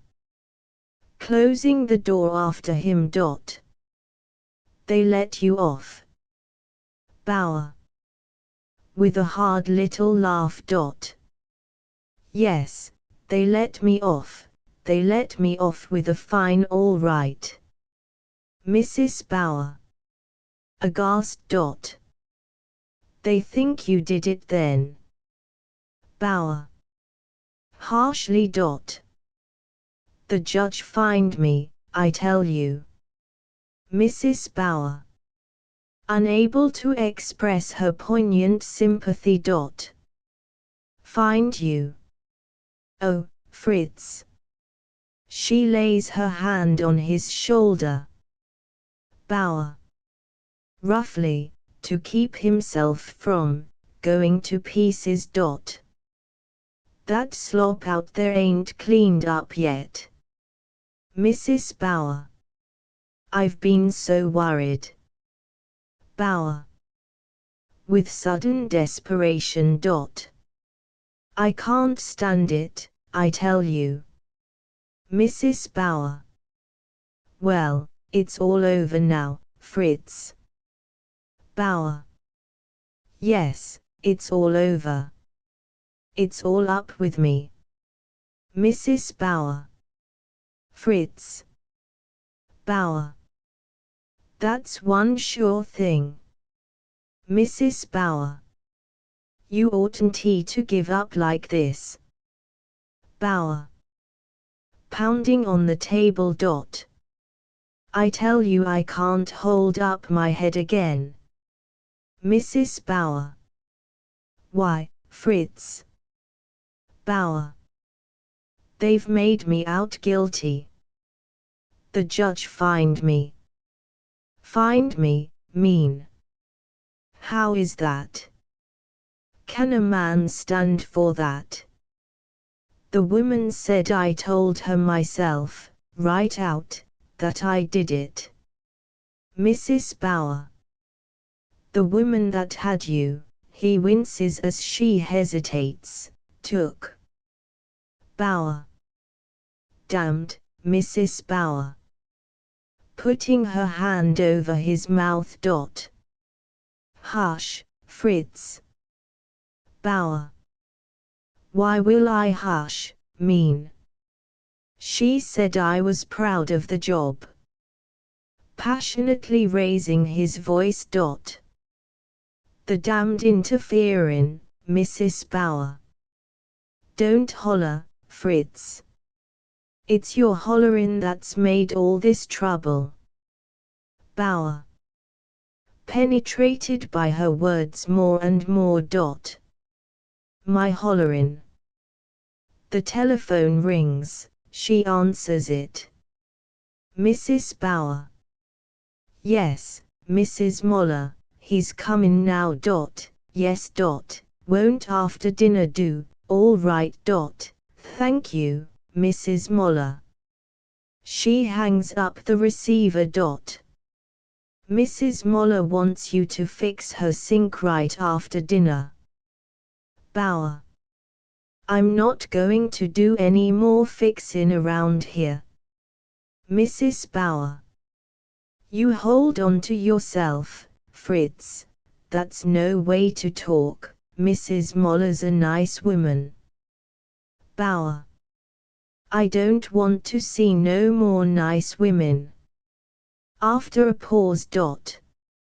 Hollerin', that's what's the matter with me, hollerin', eh? Well, I've took it all out in hollerin'. Mrs. Bauer. They hear you and they think you've got no feelings. Bauer. In utter amazement at the irony of the situation. And I was going after the damned cat to take care of it. Mrs. Bauer. Why didn't you tell the judge all about it? Bauer. They got me rattled among them. The lady was so soft and pleasant, he must be made to understand, Your Honor, she said to the judge, that dumb animals has feelings, too, just as well as human beings. Made to understand that. I couldn't say nothing. My voice just stuck in my throat. Mrs. Bauer. What's the matter with you? You oughta spoke up and told the judge just how it all happened. Bauer. I said to myself, I'll go home and put a bullet through my head, that's the best thing for me now. Mrs. Bauer. With impatient unbelief. Ache, Fritz. Clatter of feet. Chorus of voices. At the outer door. Who killed the cat? Who killed the cat? Bauer jumps up, pale and shaken with strange rage. She pushes him gently back into his chair, opens the door, steps out for a moment, then comes in and leaves the door open behind her. Bauer. You see? Even the kids. I'm disgraced all over the place. Mrs. Bauer. So long as you didn't hurt the cat, Bauer. What's the difference? Everybody believes it. Mrs. Bauer. No, they don't, Fritz. Bauer. You can't fool me, I see it in their eyes. They looked away from me when I was coming round the corner. Some of them kinda smiled like, passes his hand over his head. Even the cop says to me on the way over, yesterday, don't you put your foot in it any more 'n you have to. You see? He thought I did it all right. Everybody believes it. Mrs. Bauer. Putting towels away. Well, then let them believe it. The agent don't believe it. Bauer. I dunno. He'tha paid my fine anyhow. Mrs. Bauer. He gave you a good name. Bauer. With indignant derision. He gave me a good name. Haven't I always kept this place all right since we been here? Afterward he said to me, I'm surprised at this business, Bauer, very much surprised. That shows what he thinks. I told him it ain't true, I didn't mean to hurt it. I saw by his eyes he didn't believe me. Mrs. Bauer. Well, don't you worry any more now. Bauer. To himself. Hollerin'. Mrs. Bauer. Shuts the door. Well, now, holler a little if it does you good. Bauer. Nothing's going to do me good. Mrs. Bauer. You just put it out of your mind. The telephone rings. She answers it. Yes, but he can't come now, Mrs. McAllister. He'll be up this afternoon. She hangs up the receiver. Bauer. And I ain't going this afternoon, nowhere. Mrs. Bauer. It's Mrs. McAllister. Something's wrong with her refrigerator, the water won't run off, she says. Bauer. They can clean out their own drain pipes. Mrs. Bauer. You go to work and get your mind off this here business. Bauer. Staring straight ahead of him. I ain't going round among the people in this house, to have them looking at me, disgraced like this. Mrs. Bauer. You want to hold up your head and act as if nothing's happened. Bauer. Nobody spoke to me at the dumbwaiter when I took off the garbage and paper this morning. Mrs. Moller always says something pleasant. Mrs. Bauer. You just think that because you're all upset. The telephone rings, she goes to it and listens. Yes, I'll see. Fritz, have you any fine wire? Mrs. McAllister thinks she might try and fix the drain with it, till you come up. Bauer. I got no wire. Mrs. Bauer. Mr. Bauer'll fix it, right after dinner, Mrs. McAllister. Impatiently. He can't find the wire this minute, soon's he eats his dinner. Bauer. Doggedly. You'll see. Mrs. Bauer. Soothingly. Come now, Fritz, give me your hat. She takes his hat from him. Voices in the street. Receding from the front area. Who killed the cat? Who killed the cat? Bauer rushes toward the window in a fury of excitement. Bauer. Shouting at the top of his voice. Verdammt loafers. Schwein. Mrs. Bauer. Goes up to him. Fritz. Fritz. Bauer. Collapses and drops into chair. You hear 'em. Mrs. Bauer. Don't pay no attention, then they'll get tired. Bauer. Mean, we must go away. I can't stand it here no longer. Mrs. Bauer. But there's not such another good place, Fritz, and the moving. Bauer. I say I can't stand it. Mrs. Bauer. Desperately. It would be just the same any other place. Bauer. Just the same. Mrs. Bauer. Yes, something did go wrong anyhow. Bauer. You think I'm a regular Jonah? He shakes his head repeatedly in the affirmative, as though wholly embracing her point of view. Mrs. Bower. Folks don't get to know you. They hear you hollerin' round and they think you beat the children and kick the dogs and cats. Bower. Do I ever lick the children when they don't need it? Mrs. Bower. Not Fritzy. Bower. You want to spoil Carl. I just touch him with the strap once, a little, like this, illustrates with a gesture, to scare him, and he howls like hell.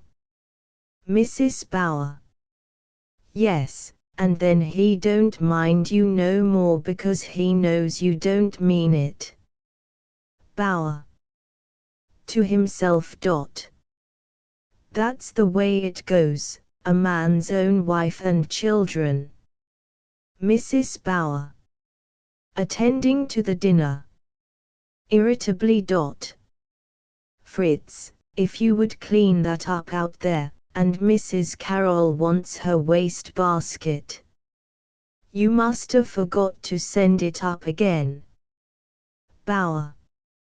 All right. He goes out and leaves the door open.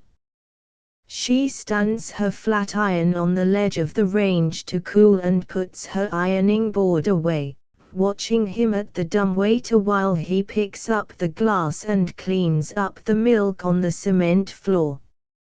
He disappears for a moment, then he comes in again, goes to a drawer and takes out rags and a bottle of polish. Mrs. Bower.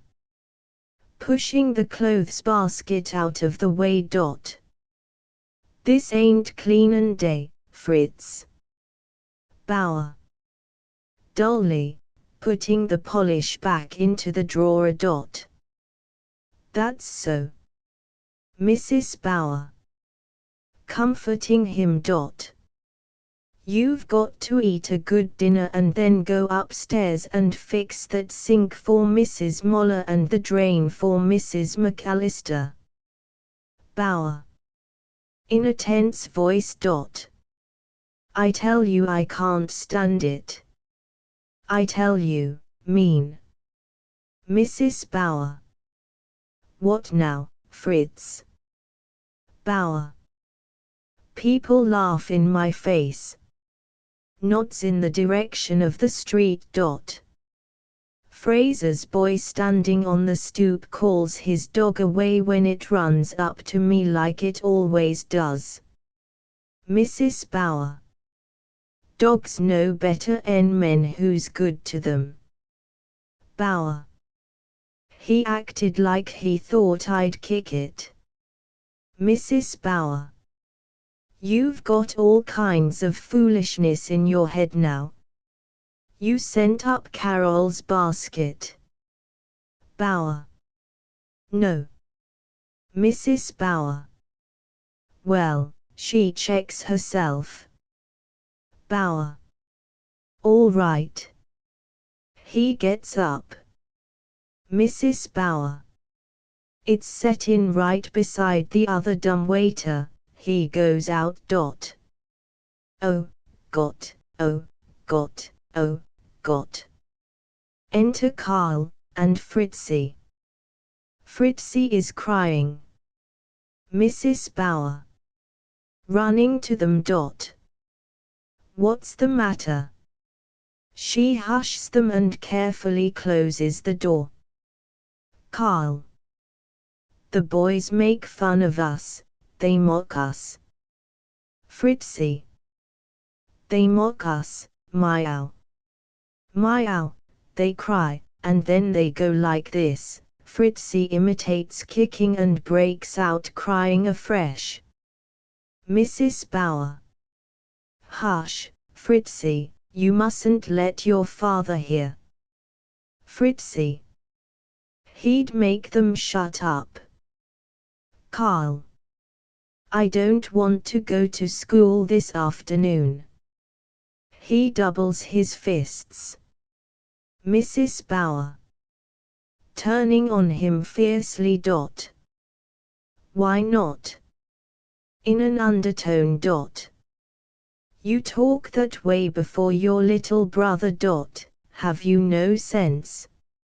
Fritzy, beginning to whimper. I don't want to go to school this afternoon. Mrs. Bauer. You just go long to school and mind your own business. Carl and Fritzy. Together. But the boys. Mrs. Bauer. They ain't going to keep it up forever. Don't you answer them. Just go long together and pay no attention. Carl. Then they get fresher and fresher. Fritzy. Echoing Carl. Yes, then they get fresher and fresher. Mrs. Bauer begins to take up the dinner. The sound of footfalls just outside the door is heard. Mrs. Bauer. Go on now, hang up your caps and get ready for your dinners. Fritzy. I'm going to tell my papa. Goes to inner door. Mrs. Bauer. For God's sake, Fritzy, shut up. You mustn't tell no one. Papa'd be disgraced all over. Carl. Coming up to her. Disgraced. Mrs. Bauer. Hush. Carl. Why disgraced? Mrs. Bauer. Because there's liars, low-down, snoopin' liars in the world. Carl.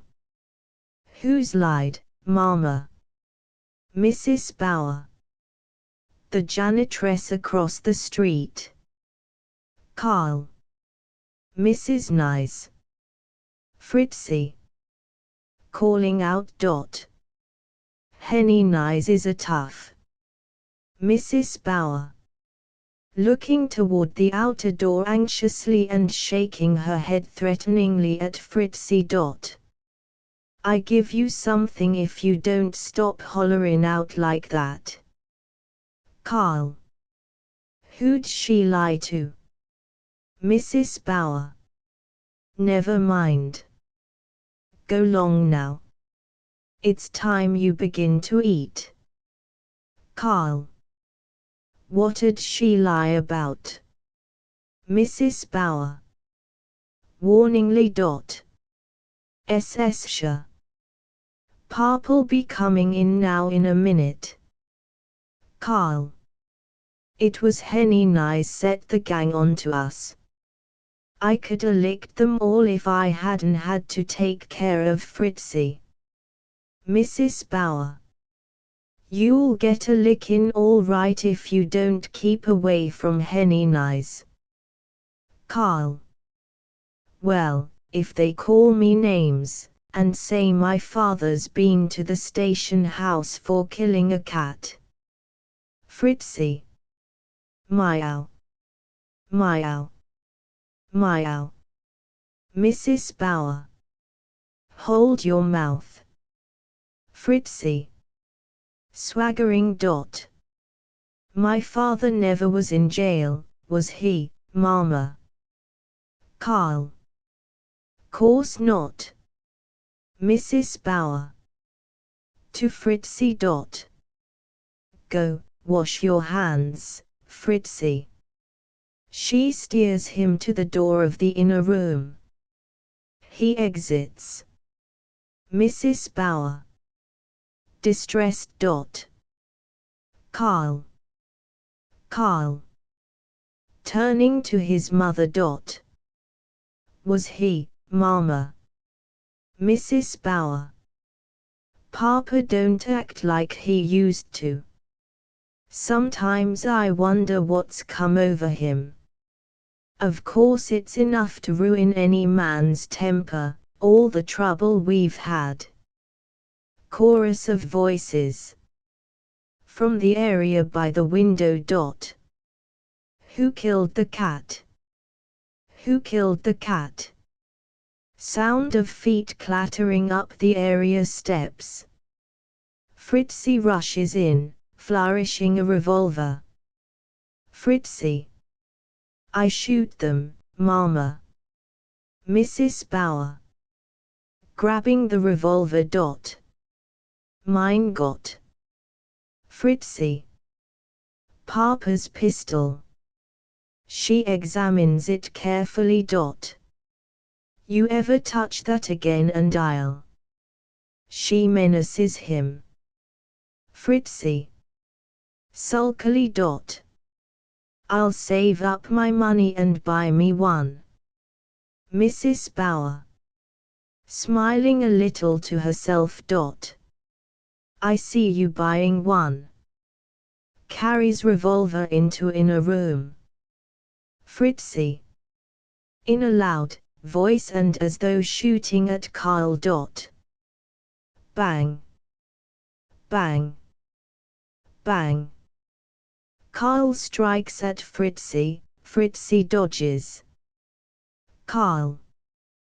To his mother as she re-enters. Trouble with Fritzy is he don't mind me anymore. Mrs. Bauer.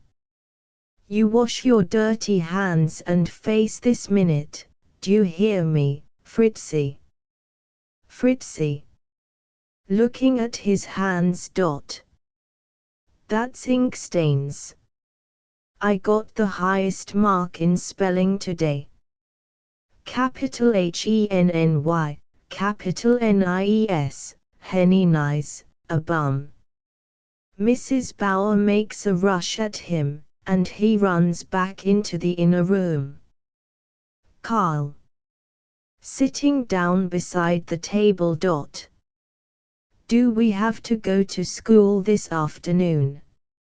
Mrs. Bauer. You have to do what you always do. Carl. Can't we stay home? Mrs. Bauer. Fiercely. Why? Why?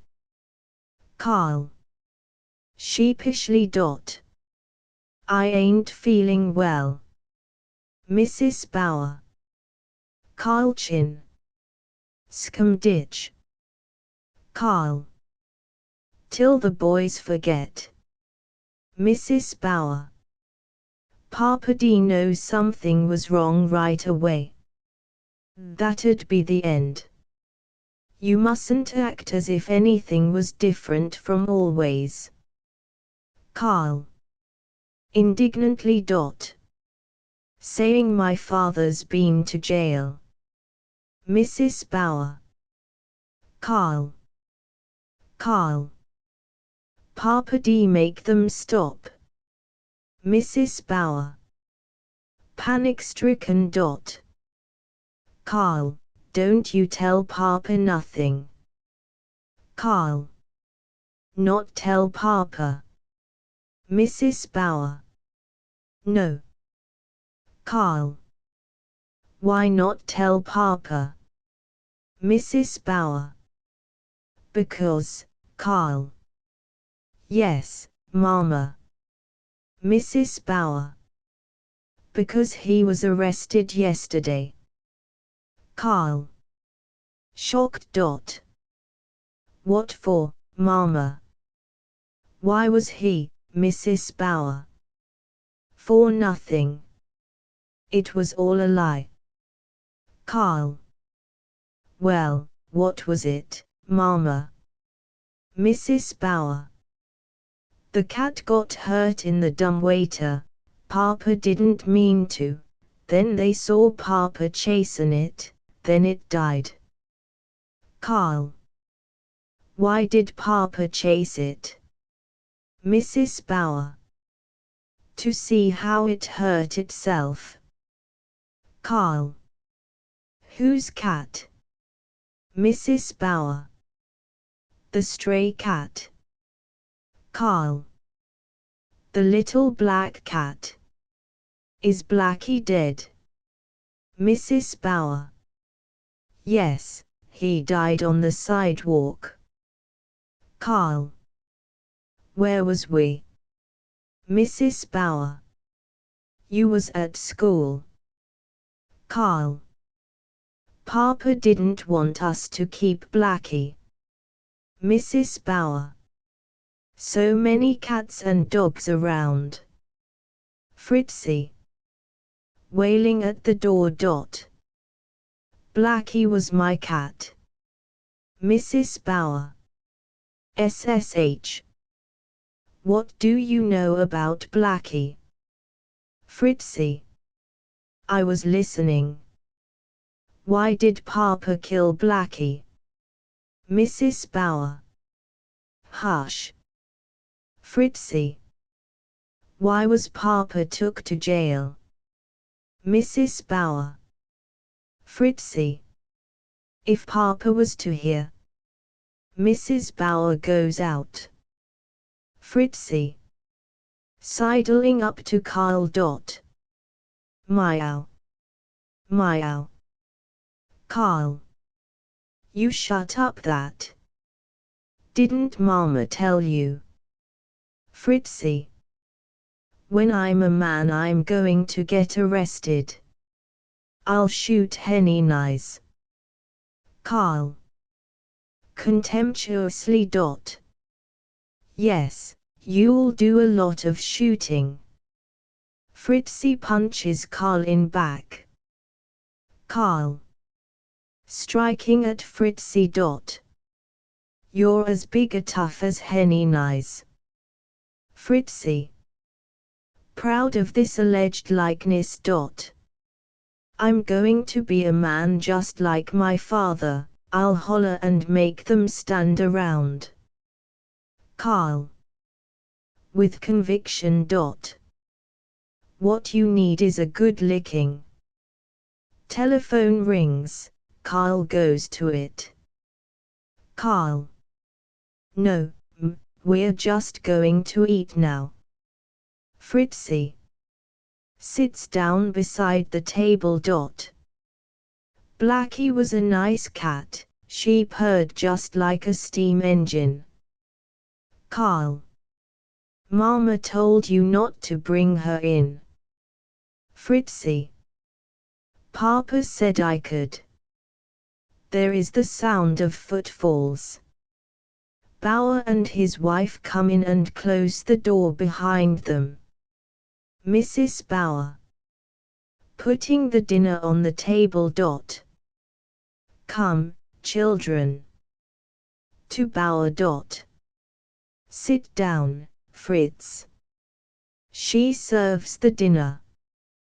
Carl pulls Fritzy out of his father's chair and pushes him into his own, then he takes his place next to his mother. Mrs. Bauer. To Bauer, who sits looking at his food. Eat something, Friedrich. She sits down. Bauer. I can't eat nothing. I'm full up to here. He touches his throat. Mrs. Bauer. If you haven't done nothing wrong, why do you let it worry you so? Children are absorbed in eating. Fritzy. Suddenly. Gee, didn't Blackie like liver? Mrs. Bauer and Carl look at him warningly. Mrs. Bauer. Fiercely. You eat your dinner. Bauer. Affectionately, laying his hand on Fritz's arm. Fritzy. Fritzy. Points toward the inner room.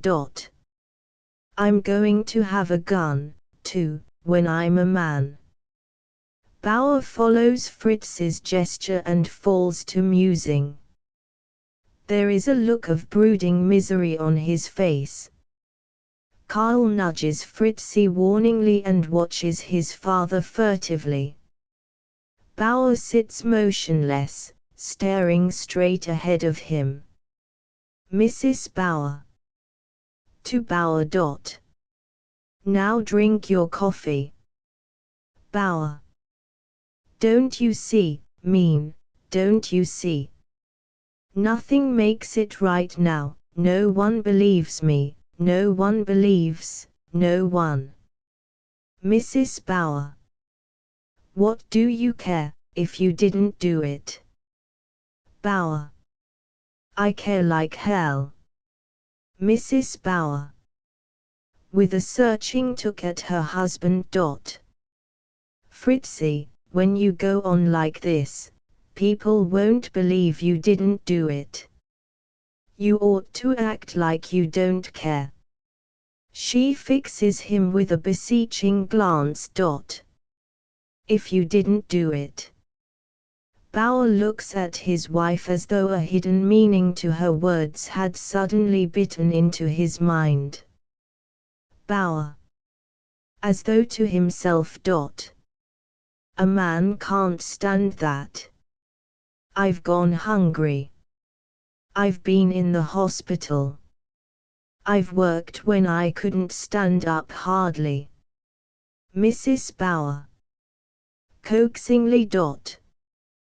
Drink your coffee, drink it now, Fritz, while it's hot. He tries to swallow a little coffee and then puts down the cup. Bauer. I've never asked favors of no man. Mrs. Bauer. Well, and if you did? Bauer. I've always kept my good name. Mrs. Bauer.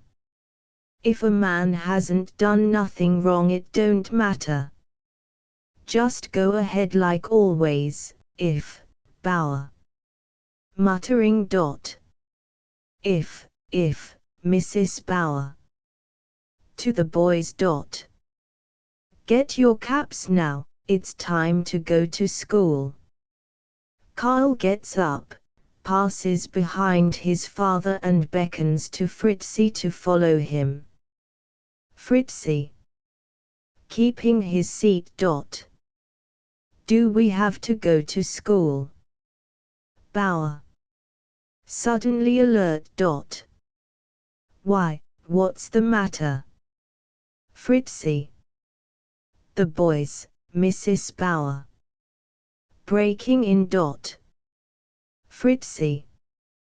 The boys go into the inner room. Bauer collapses again. Mrs. Bauer. Looking at him strangely. Fritzie, if you didn't, Bauer.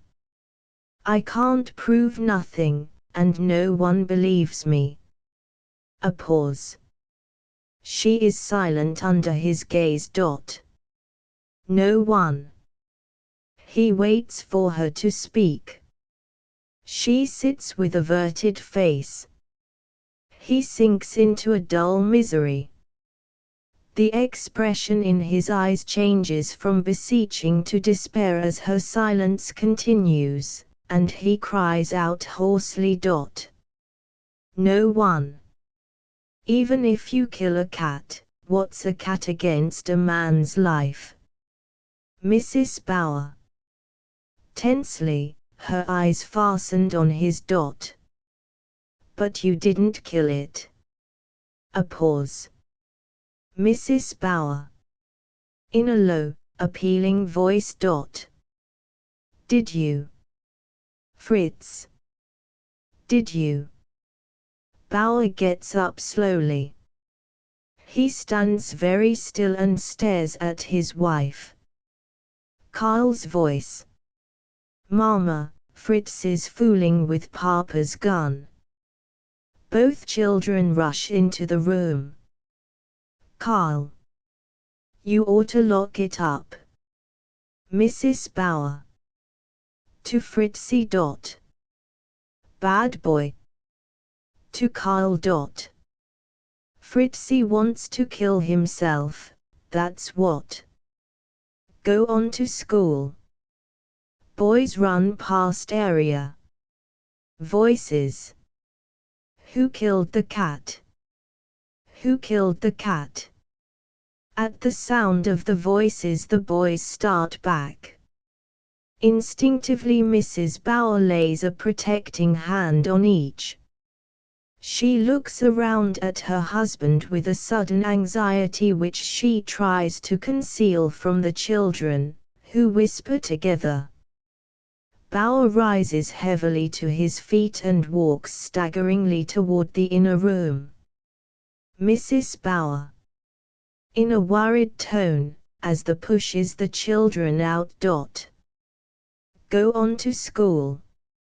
At the threshold of the inner room Bauer stops, half turns back with distorted features, and then hurries in. The door slams behind him.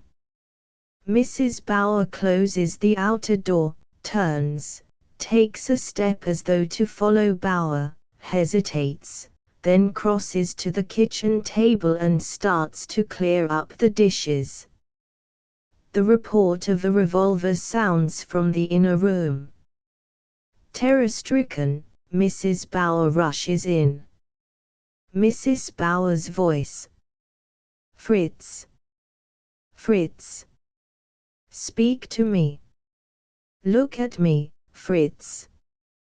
You didn't do it, Fritz. I know you didn't do it. Sound of low sobbing. After a few seconds the telephone bell. It rings continuously while the curtain slowly falls. Manneken and Minnekin, a Bisque play, by Alfred Kraimberg. Manneken and Minnekin is reprinted by special permission of Alfred Kraimberg. All rights reserved. For permission to perform, address Norman Lee Swartout, Summit, New Jersey. Alfred Kraimberg. Alfred Kraimberg, one of the foremost advocates of free verse rhythmical drama, was born in New York City, 1883. He founded and edited the Globe while it was in existence, and under its auspices issued the first anthology of Imagist verse, Ezra Pound's Collection, 1914. In July 1915, he founded Others, a magazine of the new verse, and The Other Players in March 1918, an organization devoted exclusively to American plays in poetic form. At present Mr. Kraimberg is in Italy, launching a new international magazine, The Broom. Mr. Kraimberg has been active in both poetry and drama. He has edited several anthologies of free verse, and has published his own free verse as Mushrooms and the Blood of Things. His volume of plays, all in free rhythmical verse, is Plays for Poem, Mimes. The most popular plays in this volume are Lima Beans, and Manneken and Minnekin. Manneken and Minnekin aptly exemplifies Mr. Kraimberg's idea of rhythmical, pantomimic drama. It is a semi-puppet play in which there are dancing automatons to an accompaniment of rhythmic lines in place of music. Mr. Kraimberg is a skilled musician and he composes his lines with musical rhythm in mind. His lines should be read accordingly. Manneken and Minnekin, a Bisque play, seen through an oval frame, one of the walls of a parlor. The wallpaper is a conventionalized pattern. Only the shelf of the mantelpiece shows. At each end, seated on pedestals turned slightly away from one another, two aristocratic Bisque figures, a boy in delicate cerise and a girl in cornflower blue. Their shadows join in a grotesque silhouette. In the center, an ancient clock whose tick acts as the metronome for the sound of their high voices. Presently the mouths of the figures open and shut, after the mode of ordinary conversation. She Manaikin. He. Minikin. She. That fool of a servant has done it again. He. I should say, she's more than a fool. She. A meddlesome busybody, he. A brittle-fingered noddy. She. Which way are you looking? What do you see? He.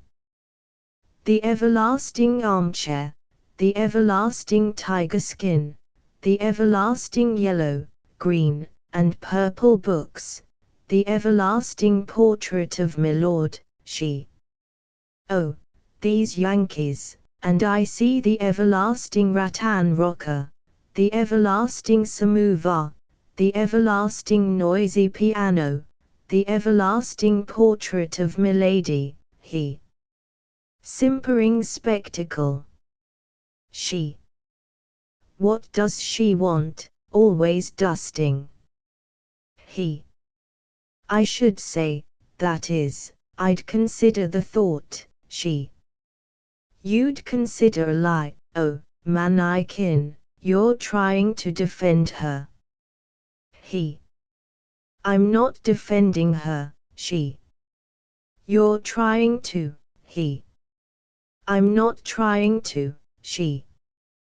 Then, what are you trying to, he? Well, I'd venture to say, if she'd only stay away some morning, she. That's what I say in my dreams. He. She and her broom, she. Her everlasting broom, he. She wouldn't be sweeping, she. Every corner, every cranny, every crevice, he. And the dust wouldn't move, she. Wouldn't crawl, wouldn't rise, wouldn't fly, he. And cover us all over, she. Like a spider web, he. Everlasting dust has been most of our life, she. Everlasting years and years of dust. He. You on your lovely blue gown, she. And you on your manly pink cloak. He. If she didn't sweep, we wouldn't need dusting, she. Nor need taking down, I should say, he. With her stupid, clumsy hands, she. Her crooked, monkey paws, he. And we wouldn't need putting back, she. I with my back to you, he. I with my back to you, she. It's been hours, days, weeks, by the sound of that everlasting clock, and the coming of day and the going of day, since I saw you last. He. What's the use of the sun with its butterfly wings of light? What's the use of a sun made to see by, if I can't see you? She. Manaikin. He. Minikin. She. Say that again. He. Why should I say it again, don't you know? She.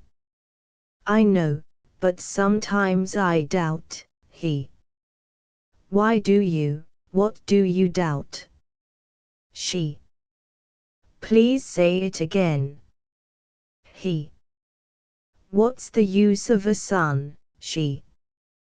What's the use of a sun? He. That was made to see by, she. That was made to see by, he. If I can't see you, she. Oh, Manaikin. He. Minikin. She. If you hadn't said that again, my doubt would have filled a balloon. He. Your doubt, which doubt, what doubt? She. And although I can't move, although I can't move unless somebody shoves me. One of these days when the sun isn't here, I would have slipped over the edge of this everlasting shelf, he. Minnikin. She. And fallen to that everlasting floor into so many fragments, they'd never paste Minnikin together again. He. Minnikin, Minnikin. She. They'd have to set another here, some Minnikin, I'm assured. He. Why do you chatter so, prattle so? She. Because of my doubt, because I'm as positive as I am that I sit here with my knees in a knot, that human creature loves you. He. Loves me. She. And you her. He. Minnikin. She. When she takes us down she holds you much longer. He. Minnikin. She.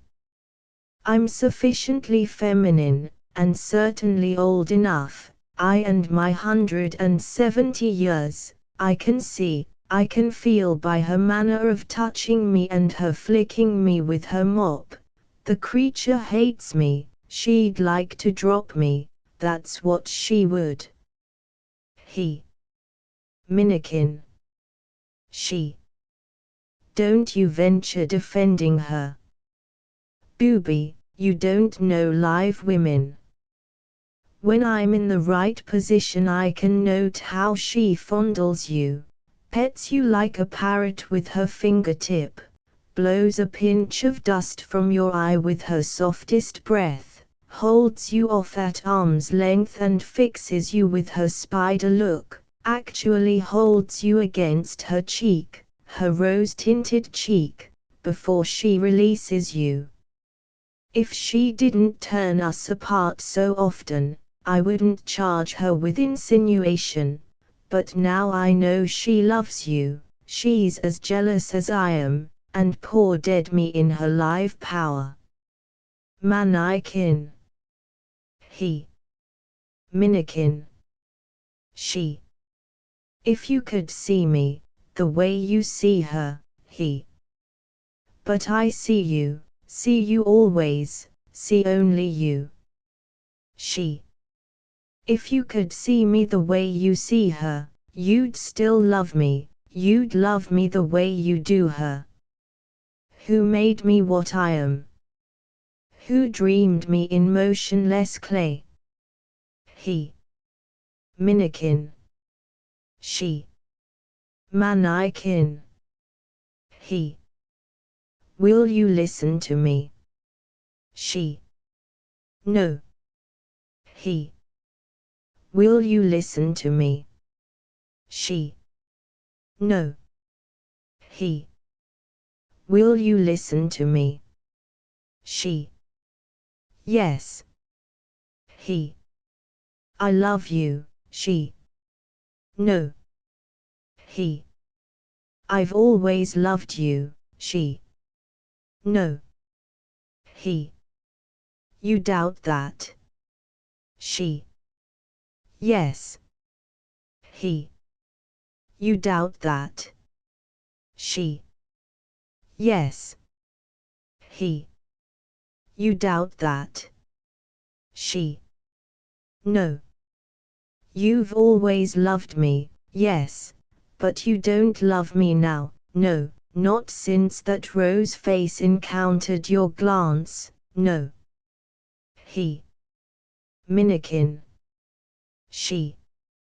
If I could move about the way she can, if I had feet, dainty white feet which could twinkle and twirl, I'd dance you so prettily you'd think me a sun butterfly. If I could let down my hair and prove you it's longer than larch hair, if I could raise my black brows or shrug my narrow shoulders, like a queen or a countess, if I could turn my head, tilt my head, this way and that, like a swan, ogle my eyes, like a peacock, till you'd marvel, they are green, nay, violet, nay, yellow, nay, gold. If I could move, only move just the moment of an inch, you would see what I could be.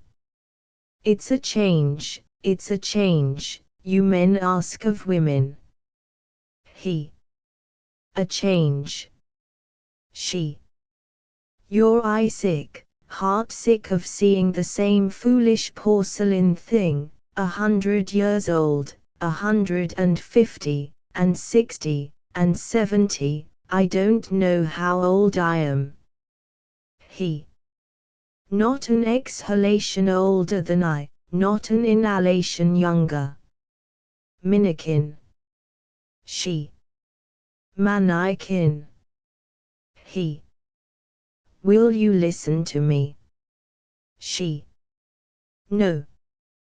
He. Will you listen to me? She. No. He. Will you listen to me? She. Yes. He. I don't love that creature. She. You do. He.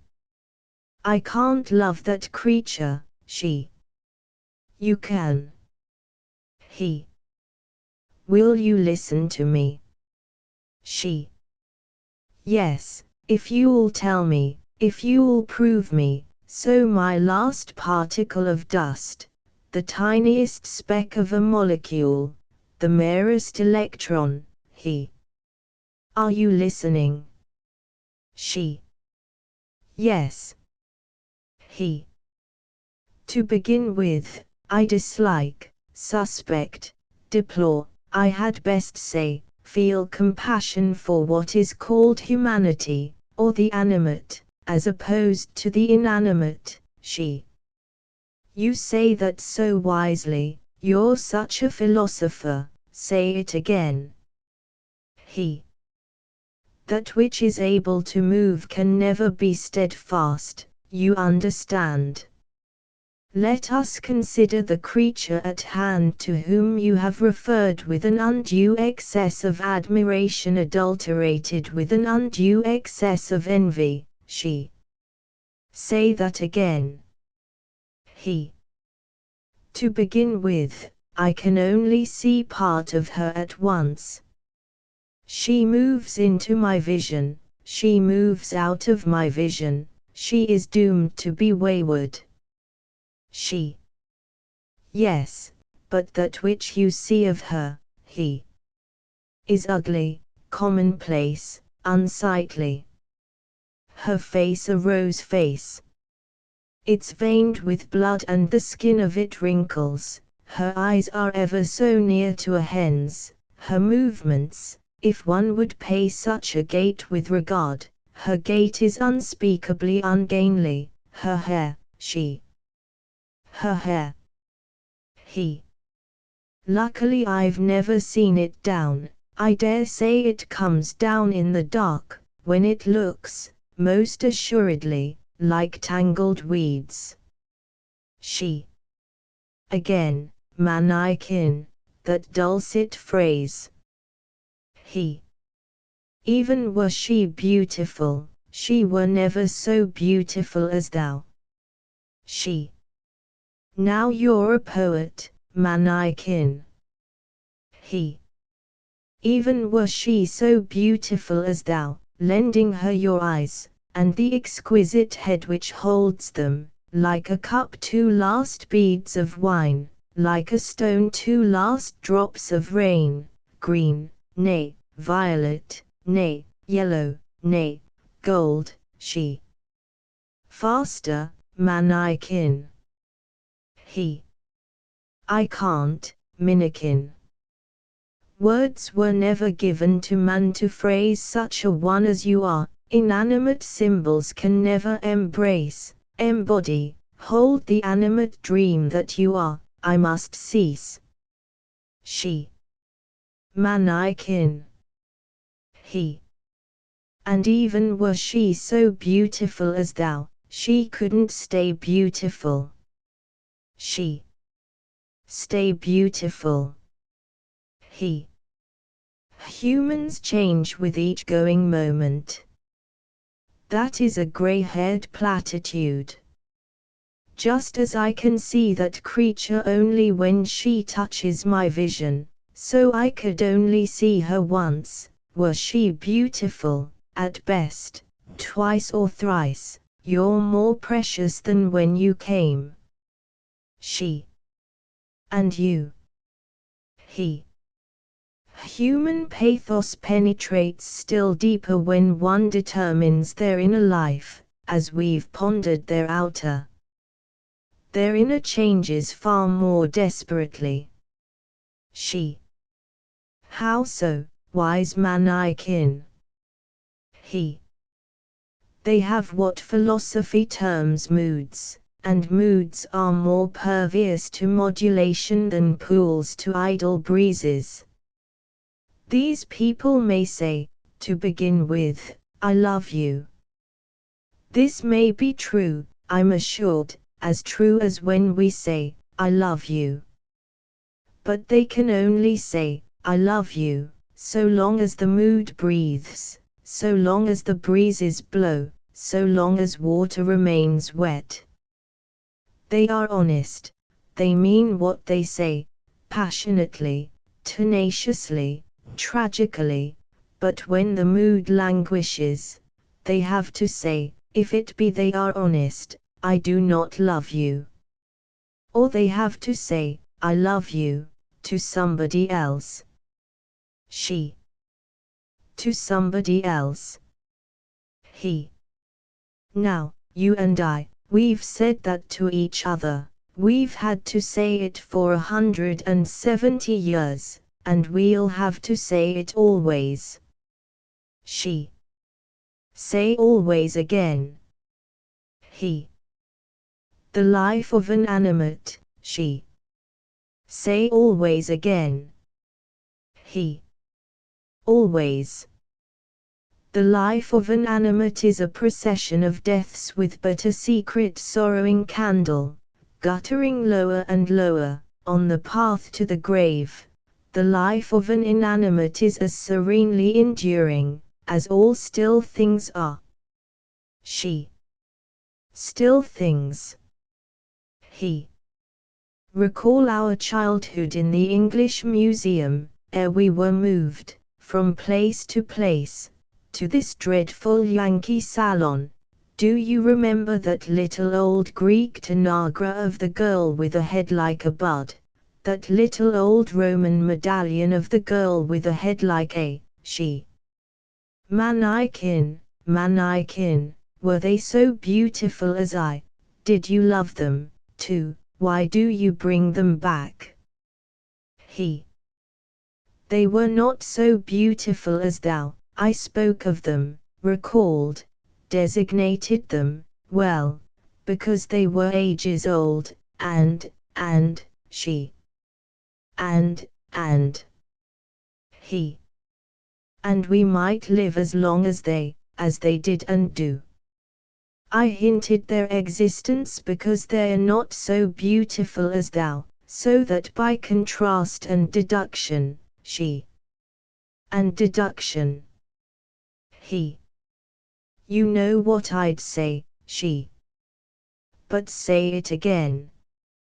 He. I love you. She. Manaikin. He. Minikin. She. Then even though that creature has turned us, can you see me? He. I can see you. She. Even though you haven't seen me for hours, days, weeks, with your dear blue eyes, you can see me, with your hidden ones. He. I can see you. She. Even though you are still, and calm, and smooth, and lovely outside, you aren't still and calm and smooth and lovely inside. He. Lovely, yes, but not still and calm and smooth. She. Which way are you looking? What do you see? He. I look at you.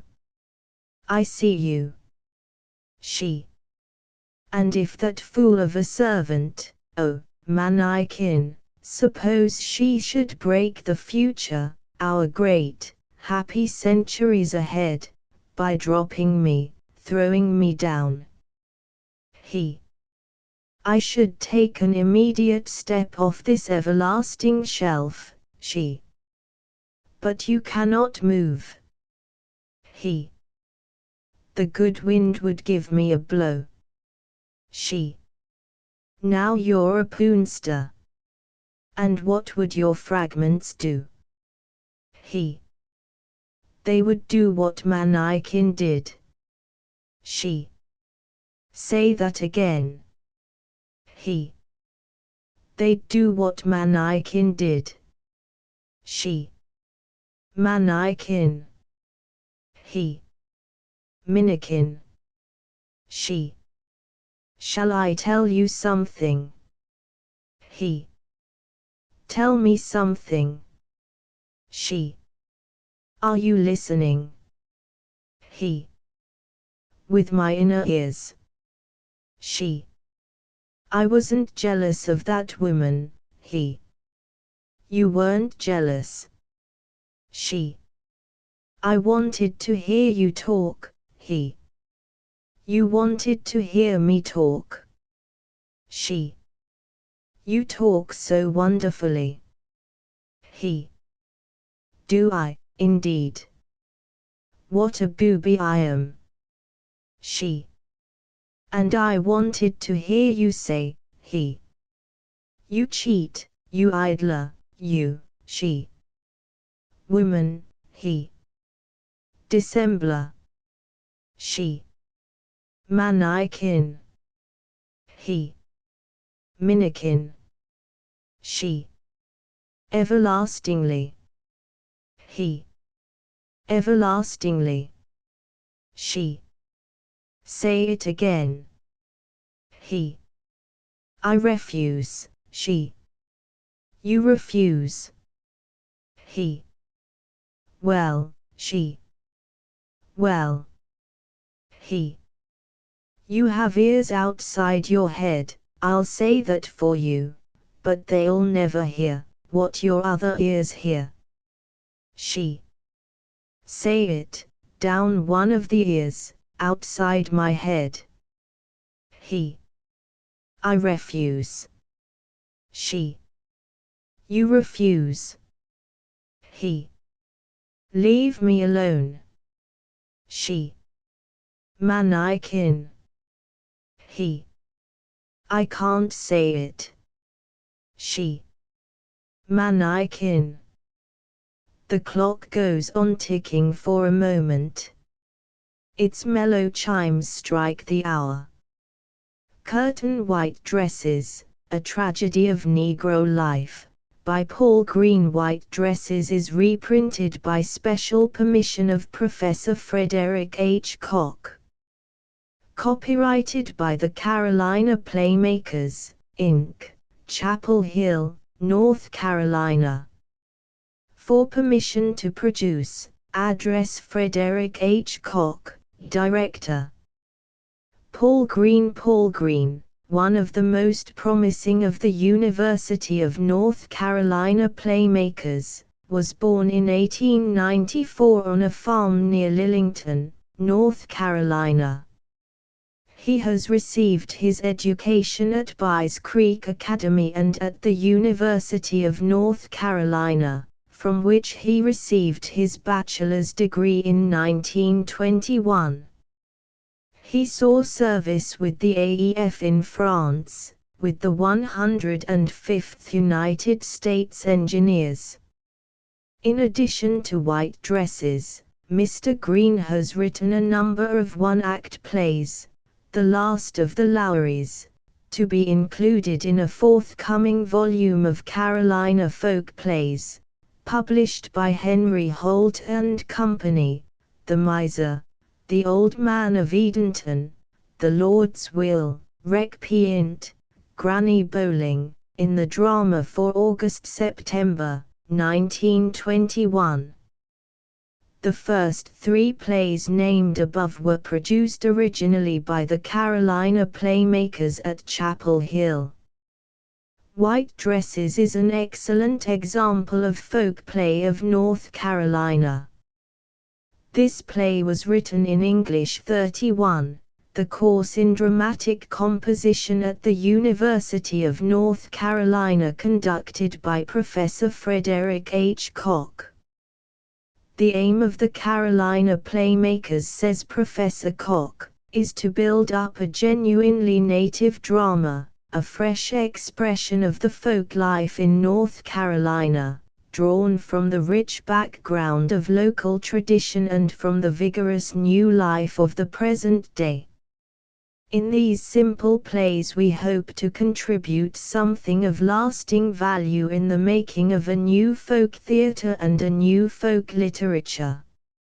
Out of the many conflicts of American life, past and present, Mr. Green sees possibilities for a great native drama.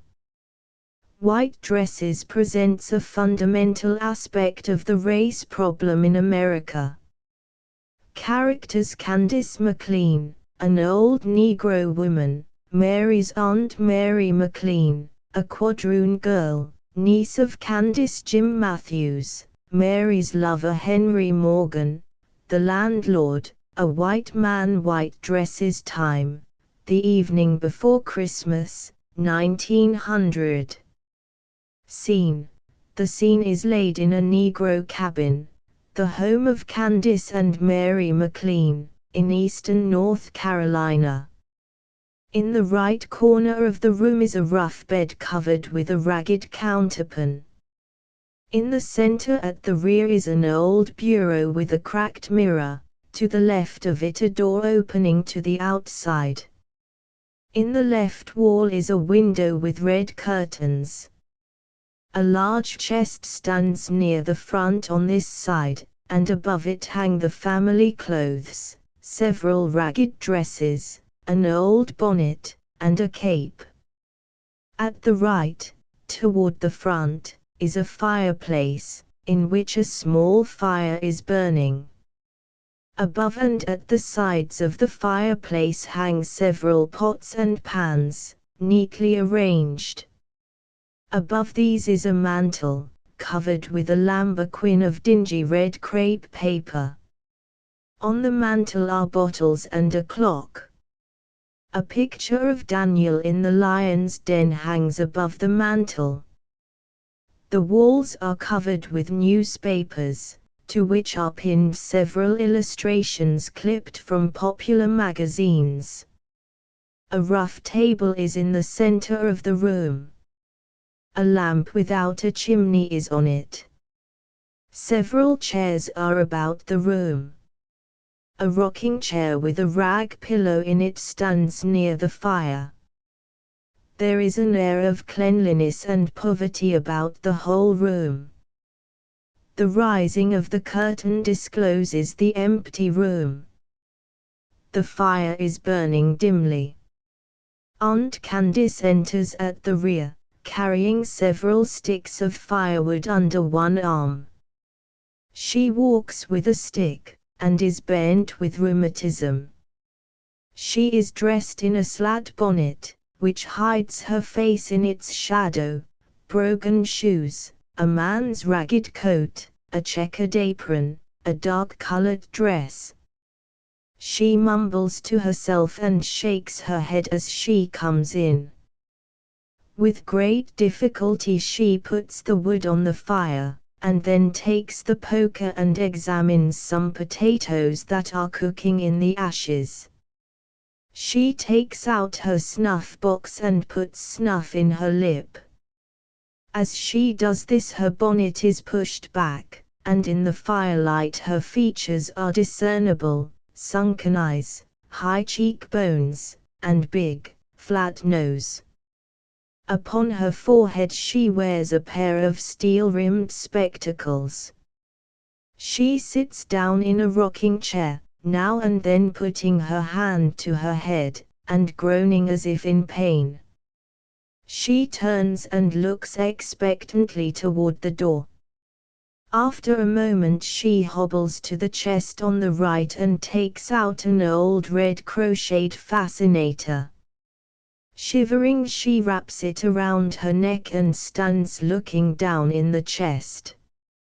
She lifts out a little black box and starts to unfasten it, when the door suddenly opens and Mary McLean comes in. Aunt Candace puts the box hastily back into the chest, and hurries to the fire. Mary McLean has a turn of collards in one arm and a paper bundle in the other. She lays the collards on the floor near the window and puts her shawl on the bed. She is a quadroon girl about 18 years old, with an oval face and a mass of fine dark hair, neatly done up. There is something in her bearing that suggests a sort of refinement. Her dress is pitifully shabby, her shoes ragged. But even this cannot hide the lines of an almost perfect figure. For a Negro she is pretty. As she comes up to the fire, her pinched lips and the tired expression on her face are plainly visible. Only her eyes betray any signs of excitement. Aunt Candace. Honey, I's been waiting for you the last 2 hours. My head's been bad off. Chilly, where you been? Miss Morgan musta had a POW full washin' up at the big house. Mary opens her hand and shows her a $5 bill. Aunt Candace. The Lord help my life, Chilly. Mary. And look here what Mr. Henry sent you, too. She undoes the bundle, revealing several cooked sweet potatoes, sausages, spare ribs, and some boiled ham. He said as 'twas Christmas time he sent you this with the collards there. She points toward the collards at the window. Aunt Candace pays little attention to the food as Mary places it in her lap, but continues to look straight into Mary's face. The girl starts to give her the money, but she pushes her away. Aunt Candace. Excitedly. Where do you get that, honey? Where do you get it? Mr. Henry ain't never been that kind before. Dey ain't no past Christmas times he was so free wid his money. He ain't the kind o' man for that. An' he having his washin' done on Christmas Eve. Her look is direct and troubled. Chilly, Mr. Hugh didn't give you that money, did he? Mary. Still looking in the fire. Auntie, I ain't said Mr. Henry sent you this money. Yes, Mr. Hugh sent it to you. I done some washin' for him. I washed his socks and some shirts, pure silk they was. She smiles at the remembrance.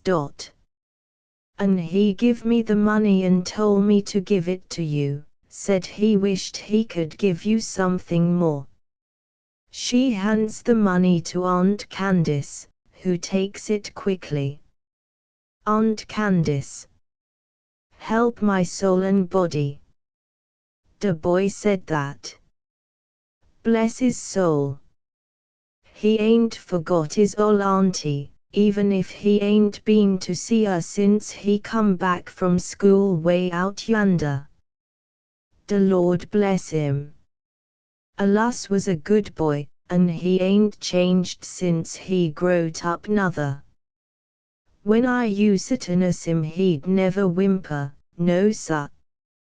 Bring me the tin box, honey.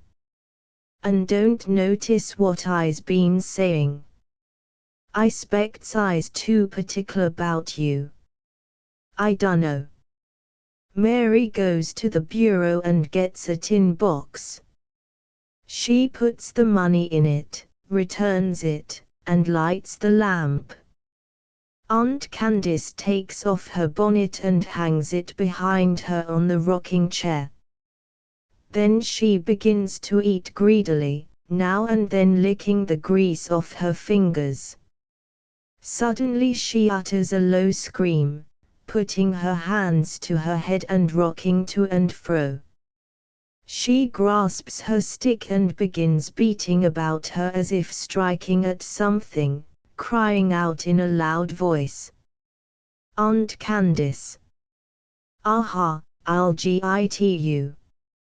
I'll git you! Mary goes to her and pats her on the cheek. Mary! It's your poor head, ain't it, Auntie? You rest easy, I'll take care of you.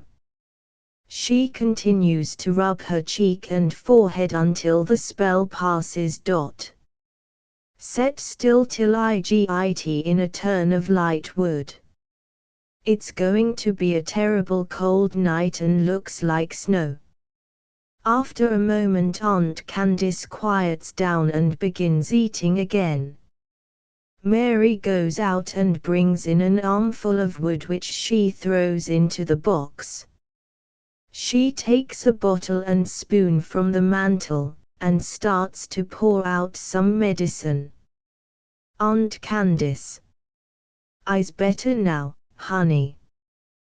Put it back up. I ain't gwine take none now. D ain't no use. D ain't no use in that. I ain't long for dis world, ain't long. I's done my las' washin' and choppin' and weighed up my las' cotton. Medicine ain't no mo good. Mary! You're allus talking like that, Auntie. You're going to live to be 100. And this medicine, Aunt Candace. I ain't gwine take it, I say. No, sir, ain't gwine be long. I's done deef. I's all an hip shot now. No, sir, I don't want no medicine. Childishly. I's got a taste o' des he spare ribs and sausages, and I ain't gwine take no medicine. Mary puts the bottle and spoon back on the mantel and sits down. Aunt Candace stops eating and looks at Mary's dreaming face. Honey, what makes you look like that? Excitedly.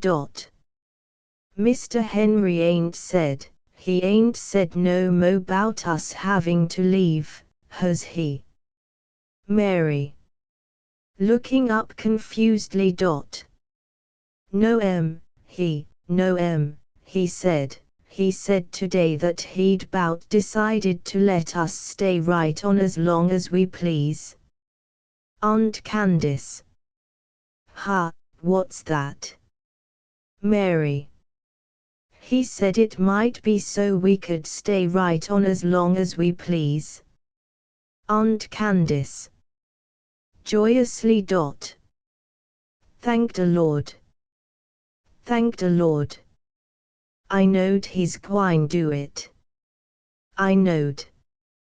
But I's been POW full feared, chilly, he's gwine run us off. An' he ain't never liked Mr. Hughes taking up for us. But now I see en rest in peace.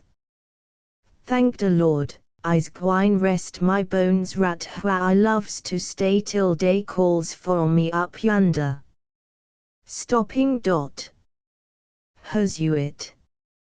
Mary. Yes I it up at Mr. Henry's. Mr. Hugh. Hesitating, he said 'twas a shame for me to come off without eating nothing and so I it. Aunt Candace becomes absorbed in her eating.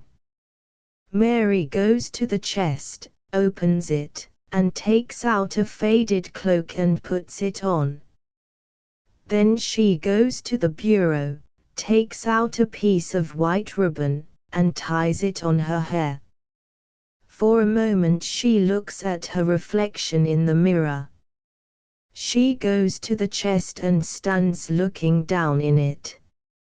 She makes a movement to close it.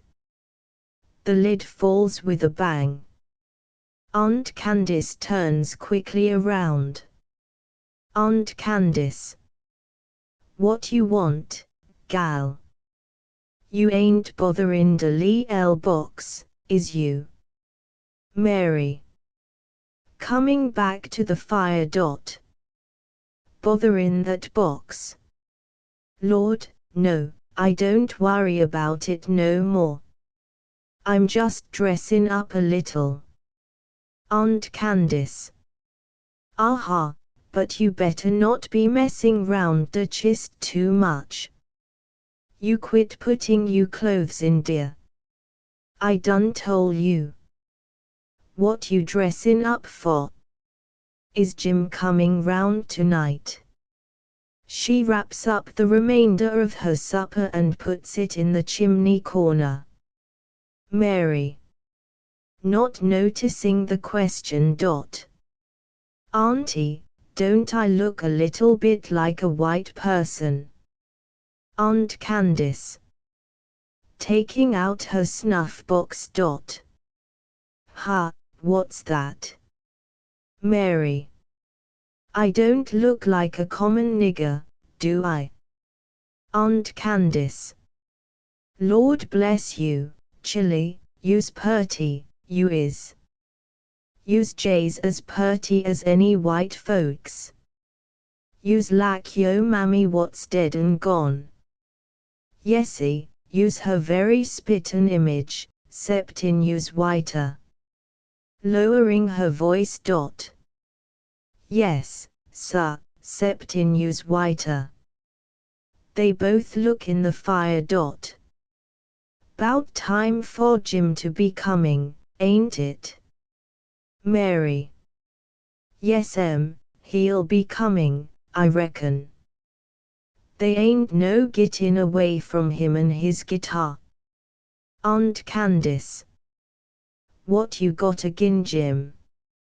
Dey ain't no better nigger 'en Jim.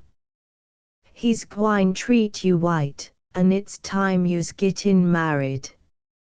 I's done nussin' my fust chilly at yo age, my Lee Tom Twiss. Useter sing to him. Pausing. Useter sing to him the sweetest kino tunes, jays like you, honey, jays like you. He's done dead and gone do. All my babies is. De master he call and tuck em. And druther en let em labor and sweat below, he gin em a harp and crown up dear. Tuck my ol' man from his toil and trouble, too, and I's left he alone now. Ain't gwine be long ain't gwine be long. Her voice trails off into silence. All is quiet save for the ticking of the clock. Aunt Candace brushes her hand across her face, as if breaking the spell of her reverie. Yesy, I wants you to git married, honey. I told you, and told you. We's lived long enough by ourselves. I's like to nus yo Lee uns and sing to em for I go. Mind me o' de old times. Mary. Lost in abstraction, apparently has not been listening. Auntie, you ought to see him now. He's better to me than he ever was. He's as kind as he can be. And he wears the finest clothes. She stares in the fire. Aunt Candace. That he do. Dey ain't no sputin' of it. Ayala said he's the best looking nigger in the country. And they ain't nobody kinder 'en Jim. No, sir. Mary. And today he said 'twas a pity I had to work and wash like a slave for a living. He don't treat me like I was a nigger. He acts like I'm white folks. Auntie, you reckon? Aunt Candace, gazing at her with a troubled look of astonishment. I knows it, honey, I knows it. Course dey ain't no better nigger 'en Jim, and I wants you to marry Jim. He's a waitin'. Mary, vehemently. I ain't talking 'bout Jim. What's Jim? He ain't nothing. Aunt Candace, guessing at the truth, half rises from her seat. What you mean? Huh? What you talking 'bout? Mary, wearily sitting down.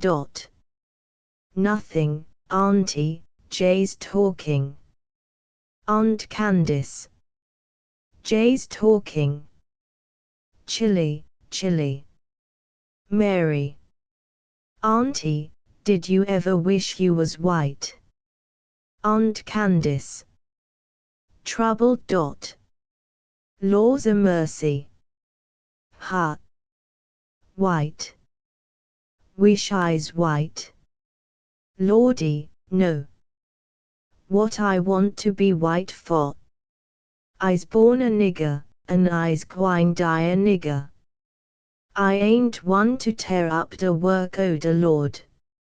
He made me, and I ain't gwine try to change it. What's in yo' head, Chilly? Sadly. Po thing, don't do that. Yo po mammy used to talk like that, one reason she ain't living today. And I ain't done prayin' for another. Chilly, you git such notions rotty out en yo head. She shakes her head, groaning. Oh, Lordy. Lordy. Then, screaming, she puts her hands to her head. She grasps her stick and begins striking about her, shrieking. Days after me. Days after me. She continues beating around her. Open the door. Open the door. Mary puts her arms around her and tries to soothe her, but she breaks away from her, fighting with her stick. Then Mary runs and opens the door, and Aunt Candace drives the imaginary devils out. Mary. They're gone now, they're gone. She closes the door and leads her back to her seat. Aunt Candace sits down, mumbling and groaning. The spell passes and the wild look dies from her face. Aunt Candace, looking up. I's had another spell, ain't I, honey? Mary. Yes, but you're all right now. She pours out some medicine and gives it to her. Aunt Candace, some des days I's gwine be carried off by Chilly, I's ollen poly now. Dem debils gwine git me yit. She mumbles. Mary. No, they ain't, Auntie. I ain't going to let 'em. There is a knock at the door, and stamping of feet. Aunt Candace. What's that? Mary. Nothing. Somebody at the door. The low strumming of guitar is heard. That's Jim. Come in. Jim Matthews enters. He is a young Negro about 22 years old, and as black as his African ancestors. He carries a guitar slung over his shoulders, wears an old derby hat, tan shirt with a dark tie, well-worn blue suit, the coat of which comes to his knees, and tan shoes, slashed along the sides to make room for his feet. As he comes in he pulls off his hat and smiles genially, showing his white teeth. With better clothes he might call himself a spotty. Jim. Good even, ladies.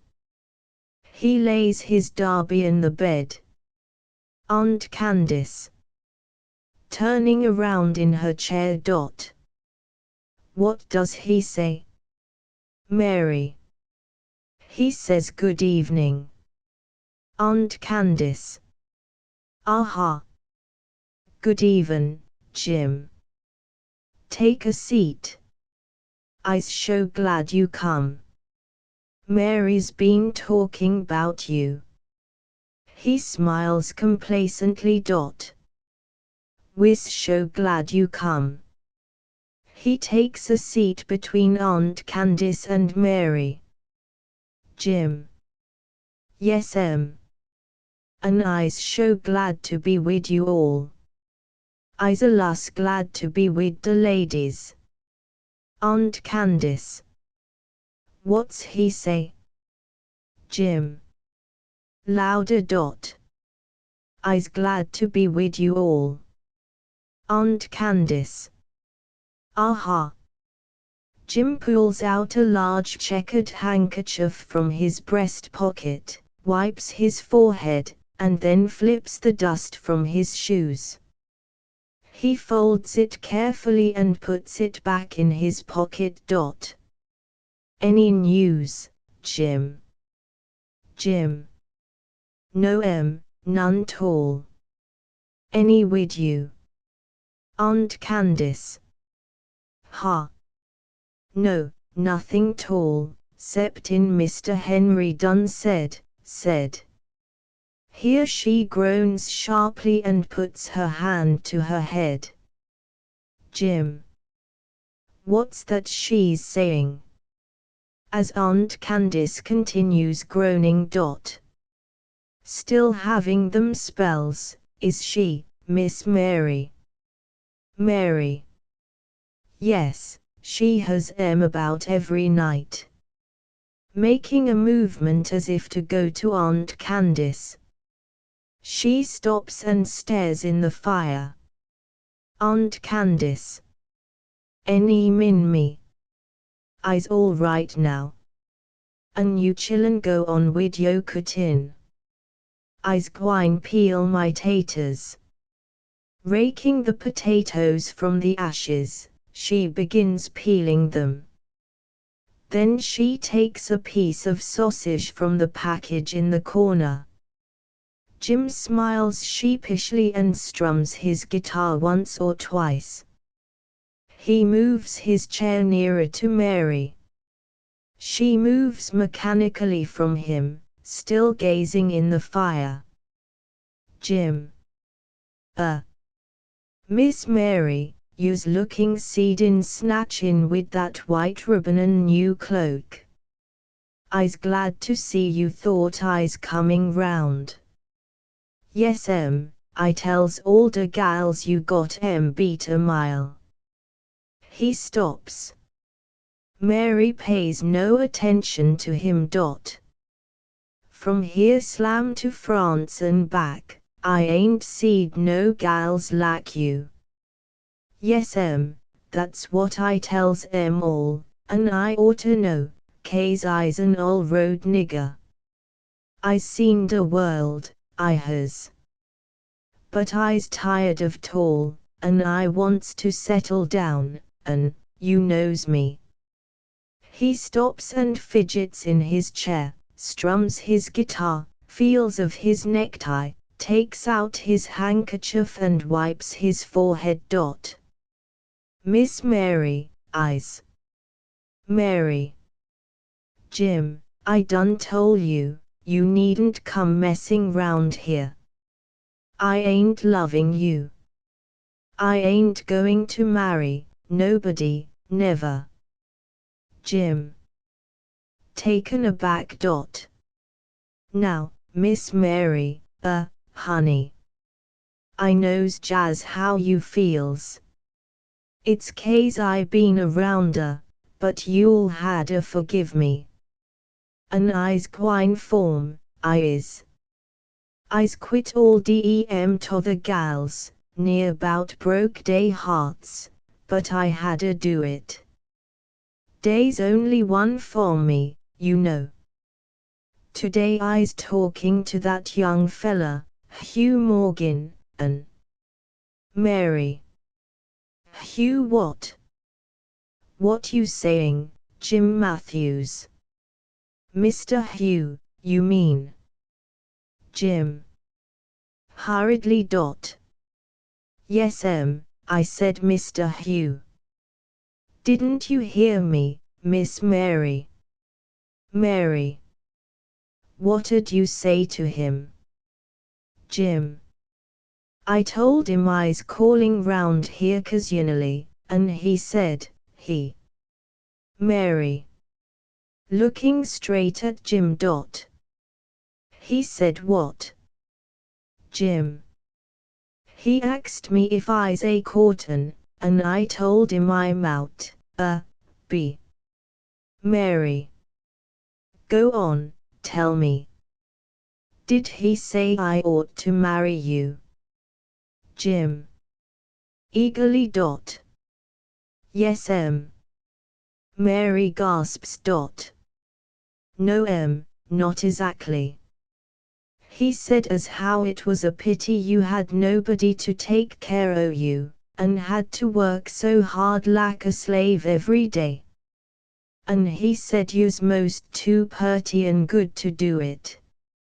An' I tuck from his talk that he meant he thought you's good enough for me, and wanted me to take care o' you, so's you wouldn't hadda work. Mary. Oh. Yes, I reckon so. She is silent. Jim. He's a educated boy, and he knows. Dey teaches him how to know everything out yonder at that college place. He sees my worth, he does. Coessy I ain't braggin', but de gals all do say, oh, you know what dey says. Mary. Jumping up from her chair. Jim Matthews, you think I'd marry her? Oh, I'd. Aunt Candace. Turning around. What's you saying, gal? Mary. Sitting down. Oh, auntie. I was just asking Jim to play a piece. To Jim in a lower voice. For the Lord's sake play something. She hides her face in her apron. Aunt Candace. Aha. Play us a piece on yo box, Jim. Jim, at a loss as to the meaning of Mary's tears, but feeling that they are somehow a further proof of his power with the ladies, smiles knowingly, tunes his guitar, and begins strumming a chord. After playing a few bars, he starts singing in a clear voice, with ohs and ahs thrown in. Jim. Oh, wha you gwine, my lover? Gwine on down the road. Oh, wha you gwine, my lover? Gwine on down the road. Bass, gwine on down the road. She th'd her arms around me and cast me silver and gold. Said, wha you gwine, my lover? Gwine on down the road. Bass, oh, Lord. Oh, Lord. Gwyn, on, down, the road.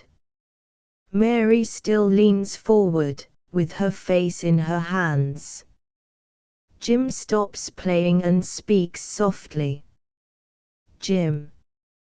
Miss Mary, I's so sorry I made you cry. Honey, I don't want you to cry 'bout me like that. She remains silent. He smiles in self-gratulation, but utters a mournful sigh for her benefit. Pulling his guitar further up on his lap, he takes out his pocket knife, fits it between his fingers in imitation of the Hawaiians, clears his throat and strikes another chord.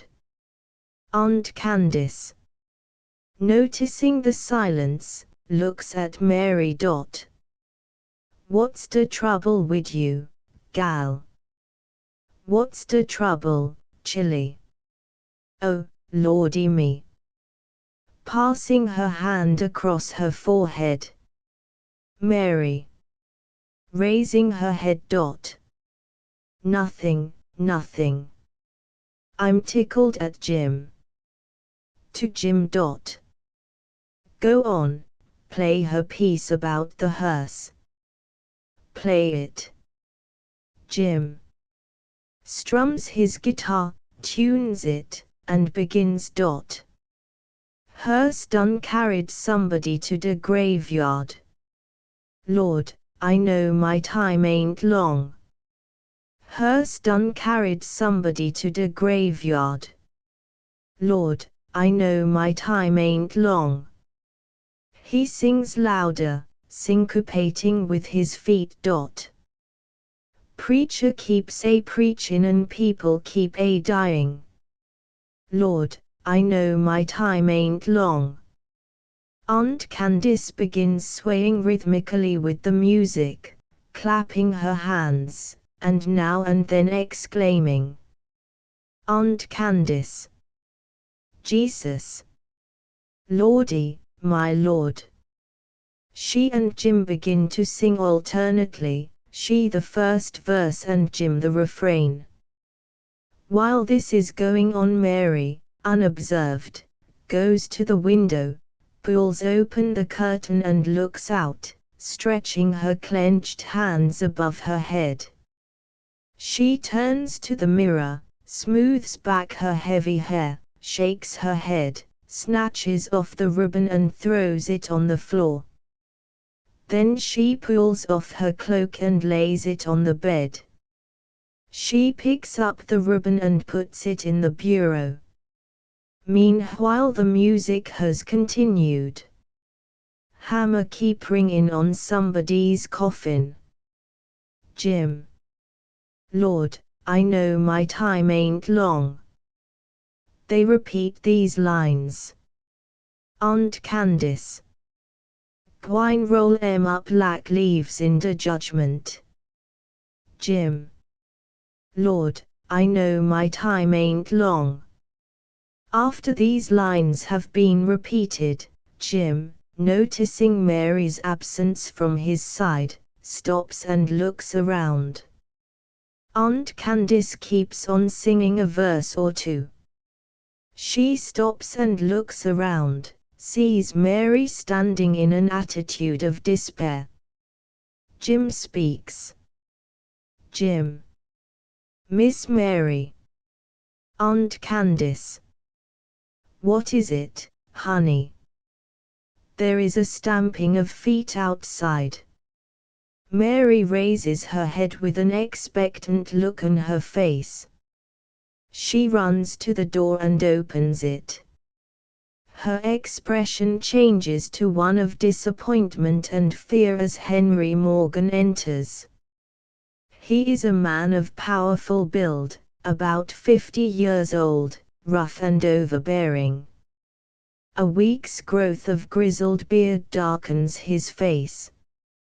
He wears a felt hat, long black overcoat, ripped at the pockets and buttoned up to his chin, big laced boots, and yarn mittens. In his hand he carries a package, which he throws contemptuously on the bed. He keeps his hat on. Mary closes the door and stands with her back to it, clasping the latch string. Aunt Candace and Jim offer their seats. Jim's look is one of servile respect, that of Aunt Candace one of troubled expectancy. Morgan. In a booming voice. Dad burn you, Jim. Still a courtin', eh? Set down, Candace. I ain't going to stay long. Aunt Candace. Querulously. What's he say? Mary. Coming to the center of the room. He says for you to set down. He ain't going to stay long. Aunt Candace. Sitting down. Aha. Oh, Lordy. Lordy. Morgan. Coming closer to Aunt Candace. How you gettin' long now, Candace? Aunt Candace. Po'ly, Mr. Morgan. Ain't got much longer down here, ain't much longer. Morgan. Laughing. Oh come on, Candace, cut out your foolin'. You ain't half as bad off as you make out. Jim moves his chair to the corner and sits down. I understand you. If you'd git up from there and go to work you'd be well in a week. Aunt Candace. Oh, Lord, Mr. Morgan, I sure is po'ly. I hopes you'll never have to suffer like me. Mumbling, she shakes her head, rocks to and fro without taking her feet from the floor, punctuating her movements by tapping with her stick. Morgan sees Mary looking at the package. Morgan. That's for Mary. I was coming down this way and caught up with John. He said he was coming here to bring it. And so I took and brought it, though he acted sort of queer about it, like he didn't want me even to save him a long walk. Wonder what that nigger can be giving you. Mary starts toward the bed. No, you ain't going to see it now, gal. We got a little business to tend to first. Did you tell Candace what I said? Mary. Mr. Morgan, how could I? I couldn't do it, not tonight. Morgan. Aha. I knowed it. Knowed I'd better come down here and make sure of it. Darn me, you been crying, ain't you? His voice softens. What's the trouble, gal? Mary. Nothing, nothing. I been tickled at Jim. Jim. Tickled at Jim. Aunt Candace. What does he say? Morgan. Turning to her. Keep quiet, can't you, Candace? I got a little business with Mary. Aunt Candace becomes silent and begins watching the package. She half starts from her chair, then settles back, staring hard at the bundle. Morgan speaks to Mary. You ain't been crying about what I told you this evening, have you? Mary. No, sir. I was tickled at Jim. It wa'n't nothing, honest it wa'n't. Morgan. Well, go on lying if you want to. Mary. Mr. Morgan, I was Jay's. Morgan. No matter. Brusquely. Well, what you going to do about what I said? He looks at her squarely. Jim watches them both with open mouth. Aunt Candace keeps staring at the bundle on the bed, and now and then glancing around to see if anyone is watching her. She is oblivious of the conversation.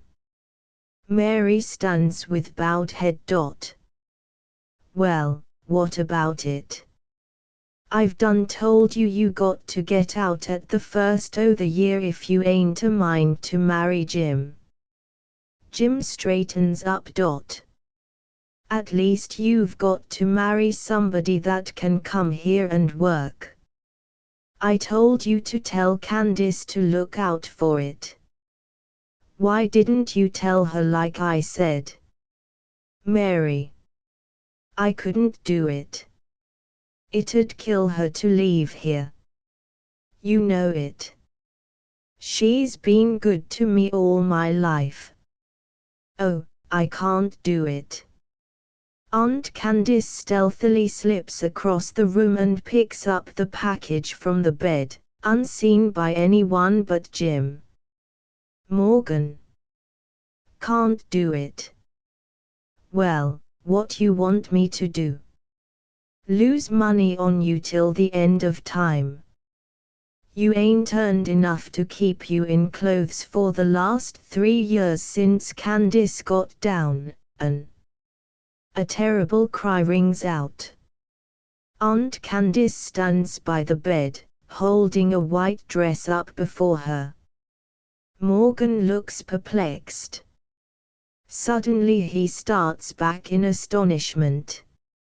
Mary. Starting forward. It's for me. Joyously. It's mine. Morgan. Catching Mary by the arm.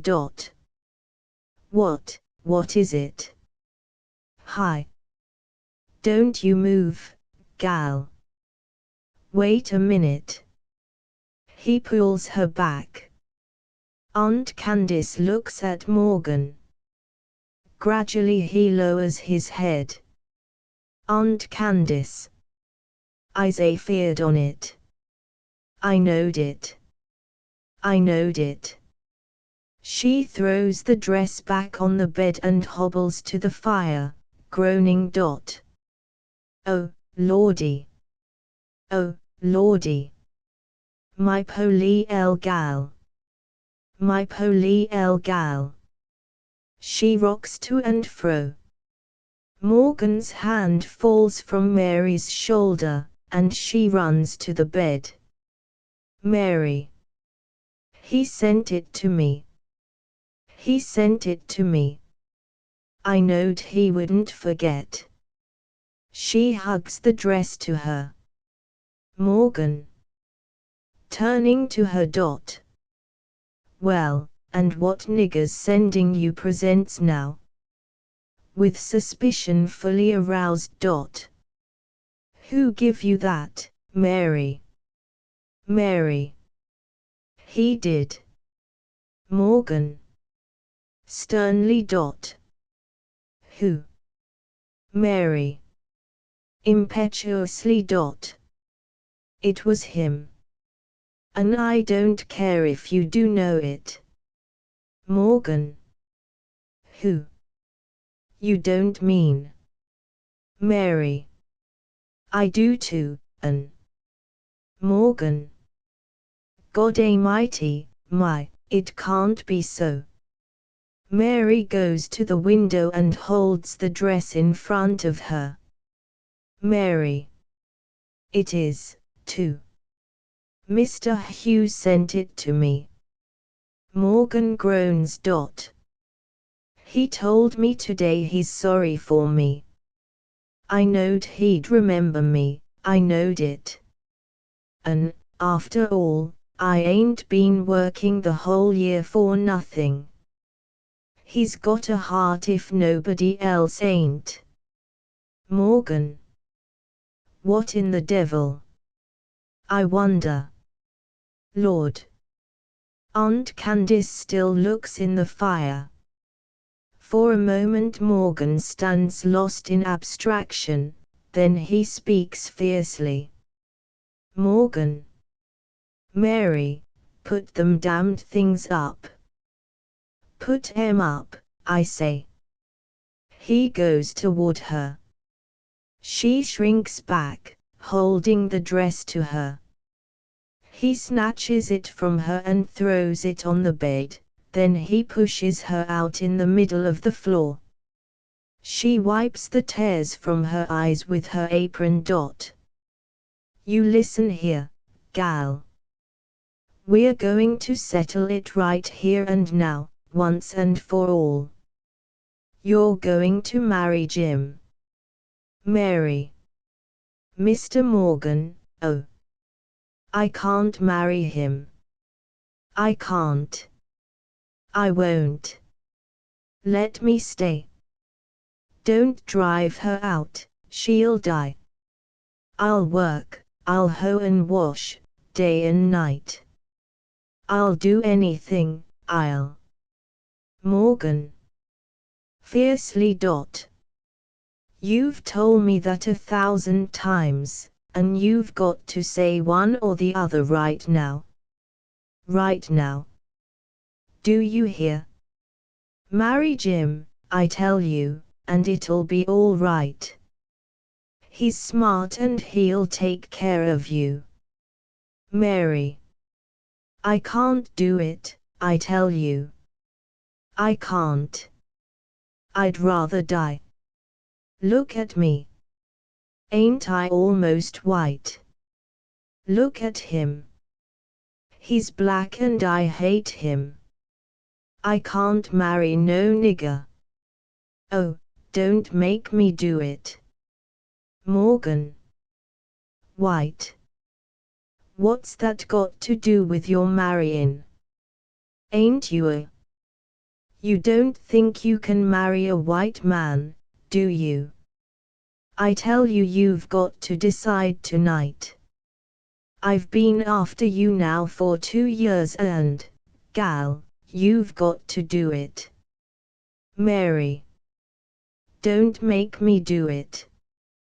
I hate him. I ain't black. Oh, Lord. Morgan. Desperately. Candace. Mary. Clutching at his arm.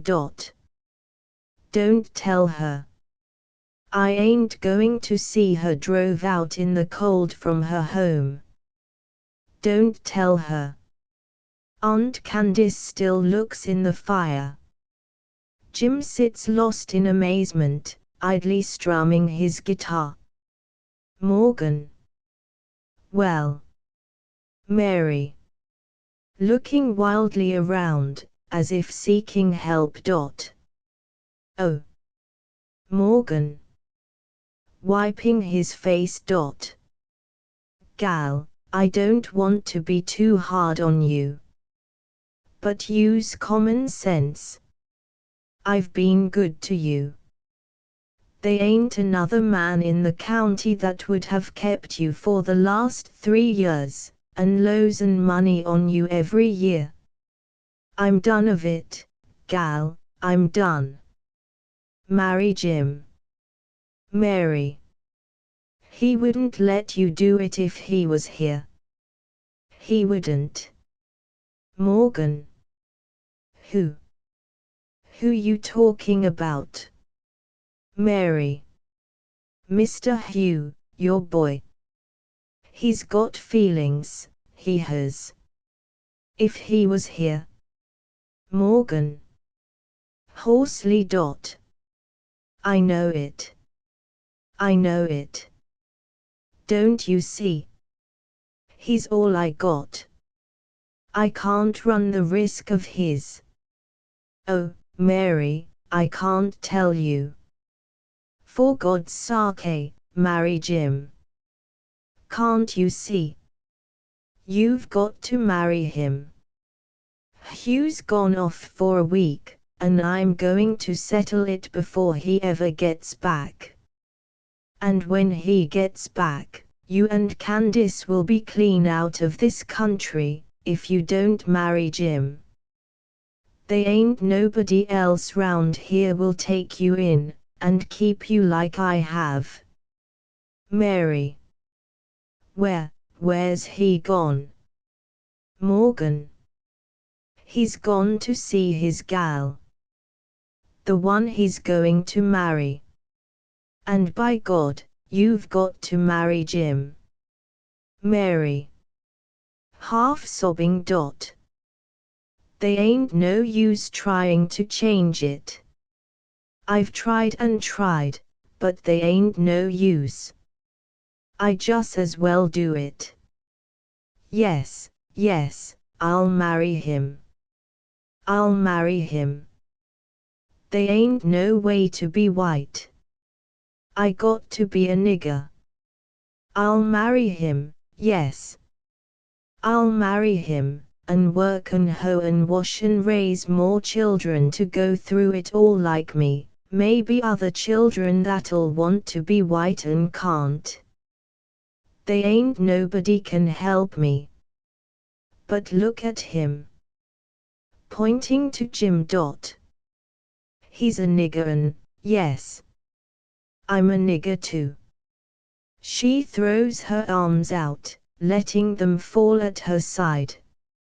Morgan. Almost gently. All right, Mary.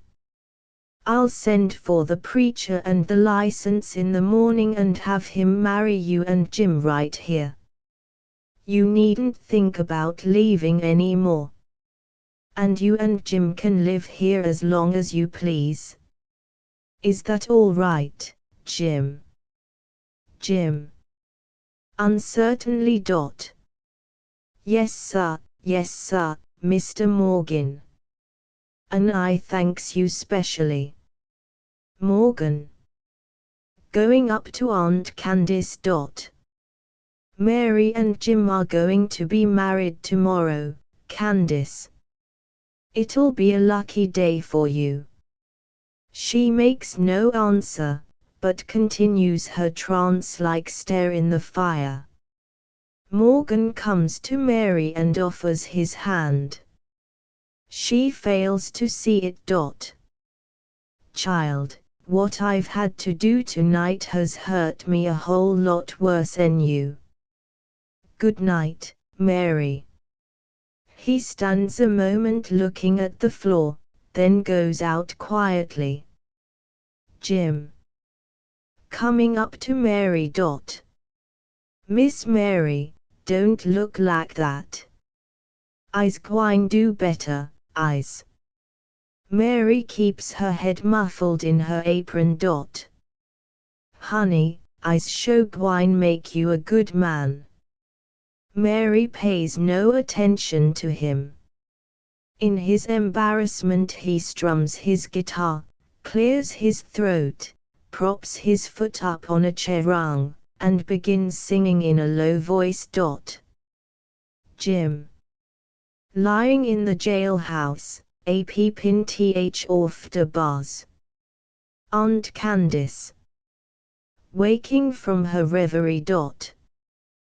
Bring me de little black box, gal.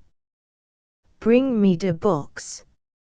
Mary drops her apron and stares dully at the floor. Bring me de box. Half screaming. Bring me de box, I say. Trembling and groaning, she stands up. Mary goes to the chest and brings her the black box. Aunt Candice drops her stick and clutches it. I's gwine tell you de secret o dis little box. Yo mammy told me to tell you if de time ever come, and it's come. She seed trouble in our mammy before us. She takes a key, tied by a string around her neck, and unlocks the box, pulling out a wrinkled white dress, yellowed with age, of the style of the last generation. Jim sits down, overcome with astonishment, staring at the old woman with open mouth. Look he, Chilly. I's gwine tell you now. 19 years ago come dis Christmas days a white man gin your mammy dis he, and that white man is kin to you, and he don't lie fur off nuther. Gimme that dress dear on de bed. Mary gets it and holds it tightly to her breast.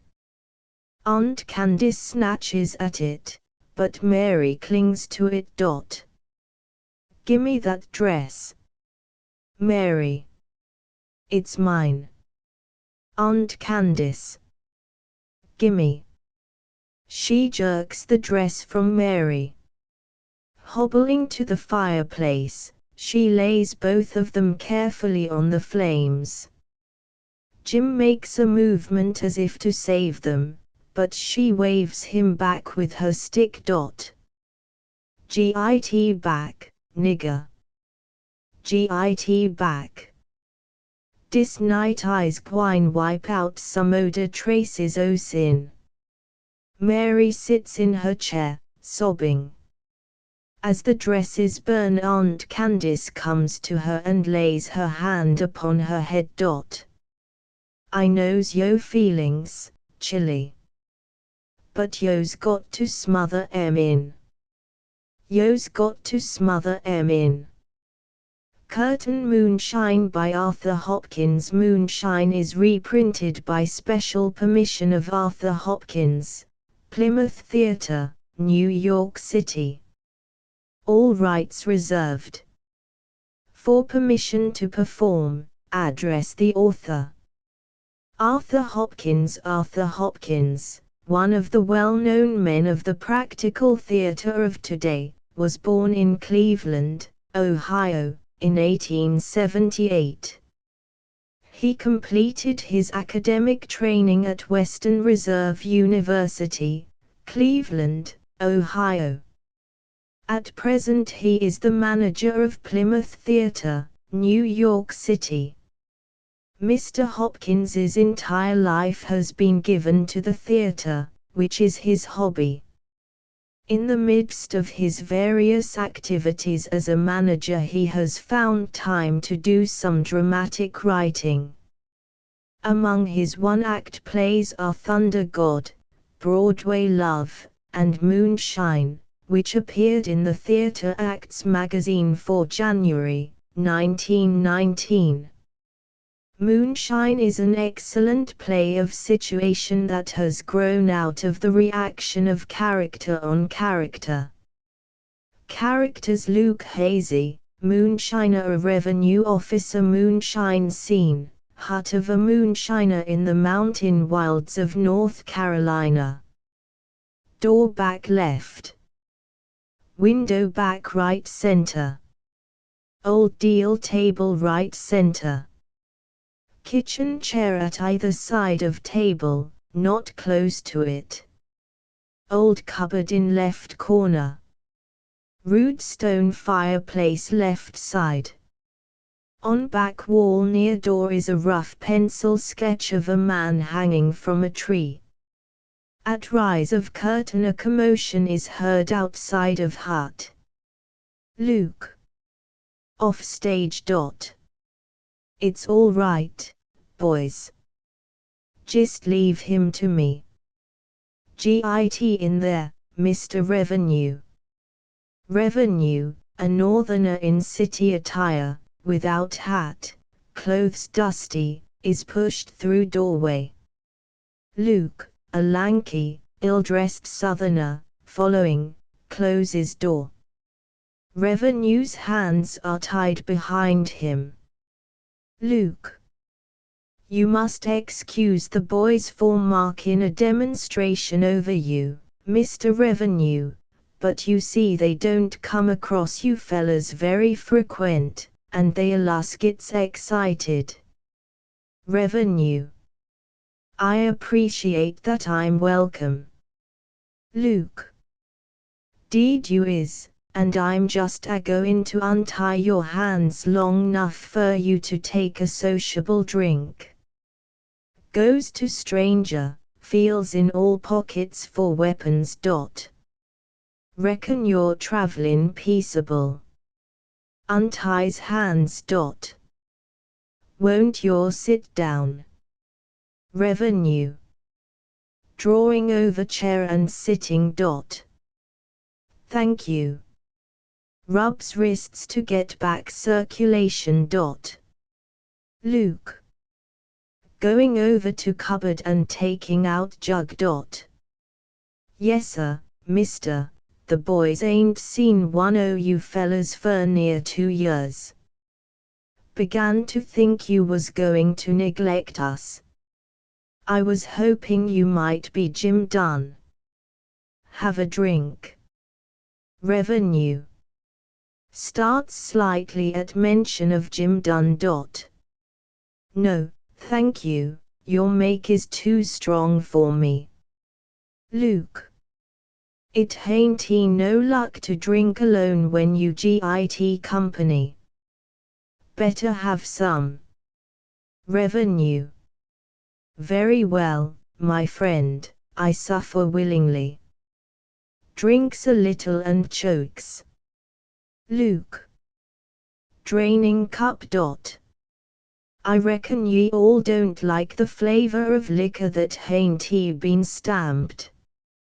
Revenue. It's not so bad. Luke. The last revenue that sit in that chair got drunk on my make. Revenue. That wouldn't be difficult. Luke. No, but it was awkward. Revenue. Why? Luke. I had to wait till he sobered up before I give him his ticker. I didn't feel like sending him to heaven drunk. He'd a found it awkward climbin' that golden ladder. Revenue. Thoughtful executioner. Luke. So you see maybe you can delay things a little by dallying with the liquor. Revenue. Picking up cup, getting it as far as his lips, slowly puts it down. The price is too great. Luke. I'm mighty sorry you ain't Jim Dunn. But I reckon you ain't. You don't answer his likeness. Revenue. Who's Jim Dunn? Luke. You ought to know who Jim Dunn is.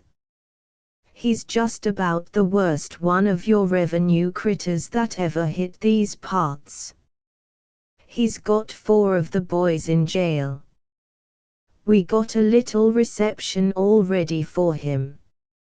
See that? Pointing to sketch on back wall. Revenue. Looking at sketch. Yes. Luke. That's Jim Dunn. Revenue. Rising, examining picture. Doesn't look much like anyone. Luke. Well, that's what Jim Dunn'll look like when we git him.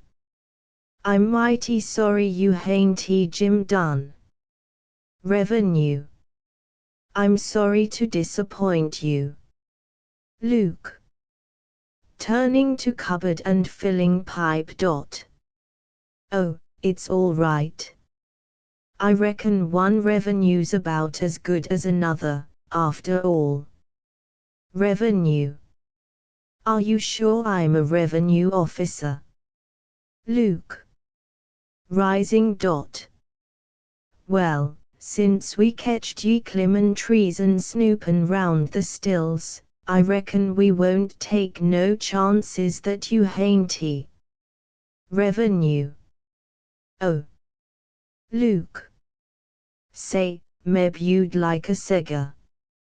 Here's one I been savin' for quite a spell back, thinking meb I'd have company some day. Brings out dried up cigar, hands it to him. Revenue. No, thank you. Luke. It hain't no luck to smoke alone when ye got company. Striking match and holding it to Revenue. Ye better smoke. Revenue bites off end and mouth is filled with dust, spits out dust. Luke holds match to cigar. With difficulty Revenue lights it. That's as good a 5-cent cigar as ye can get in Henderson. Revenue. After 2 puffs, makes wry face, throws cigar on table. You make death very easy, mister. Luke. Luke's my name. Your kin call me Luke. Make you feel as though you had a friend near you at the end, Luke Hazy. Revenue. Starting as though interested, rising. Not the Luke Hazy that cleaned out the Crosby family. Luke. Startled. How'd you hear about it? Revenue. Hear about it? Why, your name's been in every newspaper in the United States. Every time you killed another Crosby the whole feud was told all over again. Why, I've seen your picture in the papers 20 times. Luke. Hain't he never had one took? Revenue. That don't stop them from printing it. Don't you ever read the newspapers? Luke. Me read. I hain't read nothing for 30 years. Reckon I couldn't read 2 lines in a hour. Revenue. You've missed a lot of information about yourself. Luke. How many Crosbys did they say I killed? Revenue.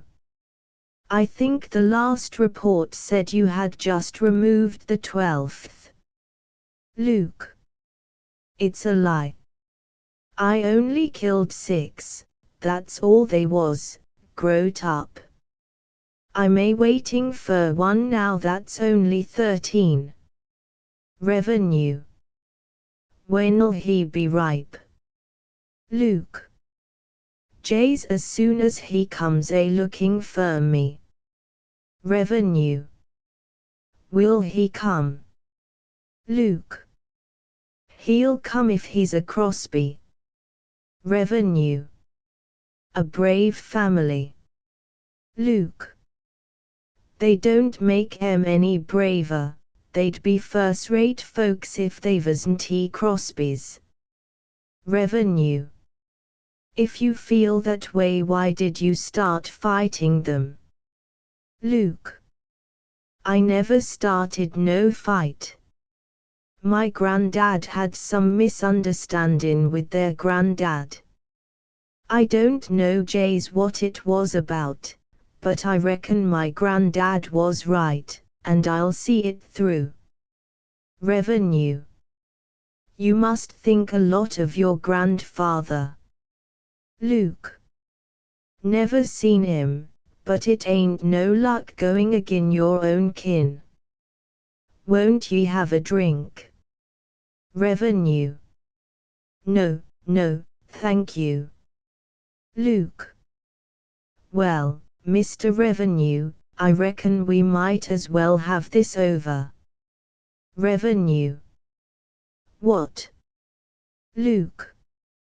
Well, you won't get drunk, and I can't be put to the trouble o' having somebody guard you. Revenue. That'll not be necessary. Luke. Oh, I know you're like this your place now, but this evening you might take it into your head to walk out. Revenue. I'll not walk out unless you make me. Luke. Tiny like I'll let your, but I wouldn't blame your none if you tried. Revenue. But I'll not. Luke. Rising. Say, Mr. Revenue, I wonder if you know what you're up against. Revenue. What do you mean? Luke. I mean I gotta kill you. Revenue. Rising, pauses. Well, that lets me out. Luke. What do you mean? Revenue. I mean that I've been trying to commit suicide for the last 2 months, but I haven't had the nerve. Luke. Startled. Suicide. Revenue. Yes. Now that you're willing to kill me, the problem is solved. Luke. Why, what do ye want to commit suicide for? Revenue. I just want to stop living, that's all. Luke. Well, you must have a reason. Revenue. No special reason, I find life dull and I'd like to get out of it. Luke. Dull. Revenue. Yes, I hate to go to bed, I hate to get up, I don't care for food, I can't drink liquor, I find people either malicious or dull, I see by the fate of my acquaintances, both men and women, that love is a farce. I have seen fame and preference come to those who least deserved them, while the whole world kicked and cuffed the worthy ones. The craftier schemer gets the most money and glory, while the fair-minded dealer is humiliated in the bankruptcy court. In the name of the law every crime is committed, in the name of religion every vice is indulged, in the name of education greatest ignorance is rampant. Luke. I don't get all of that, but I reckon you're some put out. Revenue. I am. The world's a failure, what's more, it's a farce. I don't like it but I can't change it, so I'm just aching for a chance to get out of it. Approaching Luke. And you, my dear friend, are going to present me the opportunity. Luke. Yes, I reckon you'll get your wish now. Revenue. Good, if you only knew how I've tried to get killed. Luke. Well, why didn't you kill yourself? Revenue. I was afraid. Luke.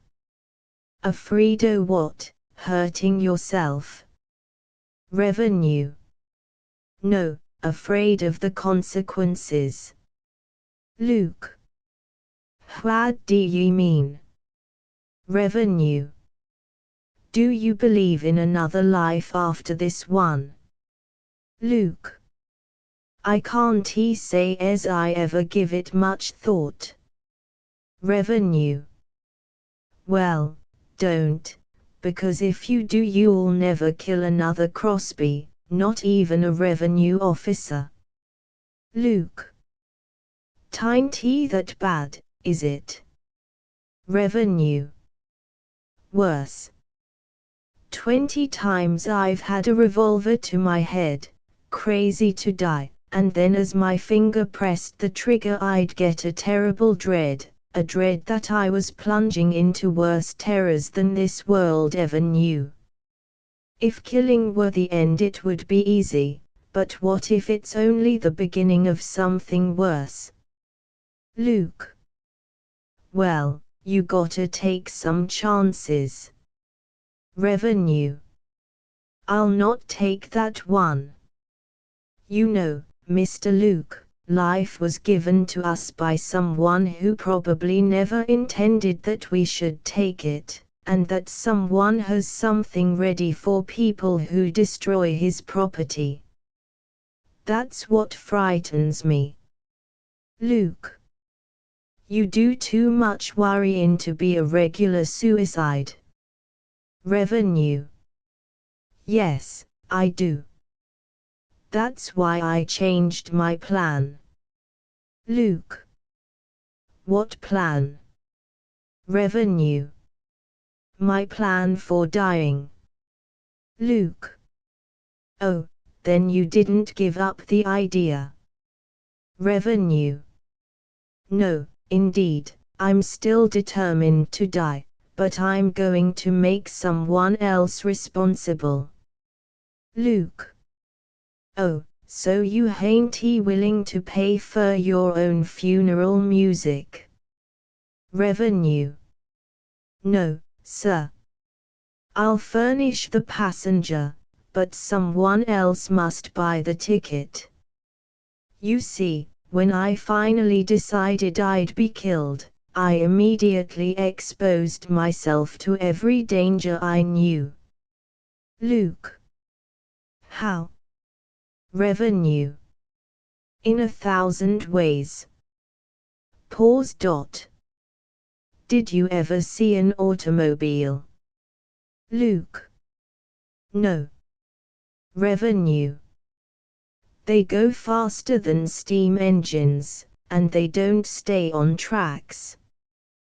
Did you ever hear of Fifth Avenue, New York? Luke. No. Revenue. Fifth Avenue is jammed with automobiles, 8 deep all day long. People being killed every day. I crossed Fifth Avenue 1,000 times a day, every day for weeks, never once trying to get out of the way, and always praying I'd be hit. Luke. And couldn't you get hit? Revenue. In disgust. No. Automobiles only hit people who try to get out of the way. Pause. When that failed, I frequented the lowest dives on the Bowery, flashing a roll of money and wearing diamonds, hoping they'd kill me for them. They stole the money and diamonds, but never touched me. Luke. Couldn't you pick a fight? Revenue. I'm coming to that. You know, up north they believe that a man can be killed in the south for calling another man a liar. Luke. That's right. Revenue. It is it? Well, I've called men liars from Washington to Atlanta, and I'm here to tell you about it. Luke. They musta took pity on ye. Revenue. Do you know Two Gun Jake that keeps the dive down in Henderson? Luke. I should think I do. Jake's killed enough of 'em. Revenue. He's a bad man, ain't he? Luke. He's no trifler. Revenue.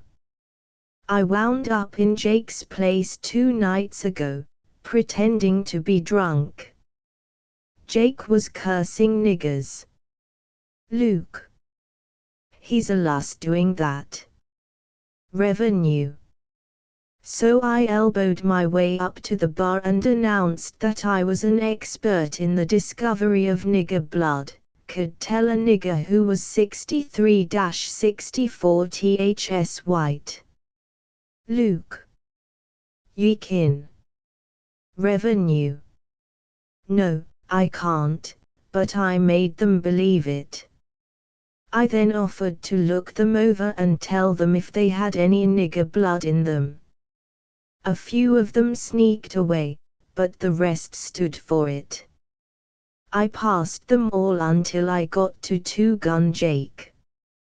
I examined his eyeballs, looked at his fingernails, and said, "You're a nigger." Luke. And what did Jake do? Revenue. He turned pale, took me into the back room. He said, "Honest to God, mister, can ye see nigger blood in me?" I said, "Yes. There's no mistake about it." "Not a bit," I answered. "Good God," he said, "I always suspected it." Then he pulled out his gun. Luke. A. Revenue. And shot himself. Luke. Jake shot himself. Is he dead? Revenue. I don't know, I was too disgusted to wait.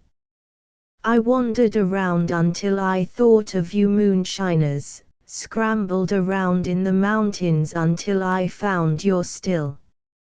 I sat on it and waited until you boys showed up, and here I am, and you're going to kill me. Luke. Pause. Ah, so ye want us to do your killin' for ye, do ye? Revenue. You're my last hope. If I fail this time I may as well give it up. Luke.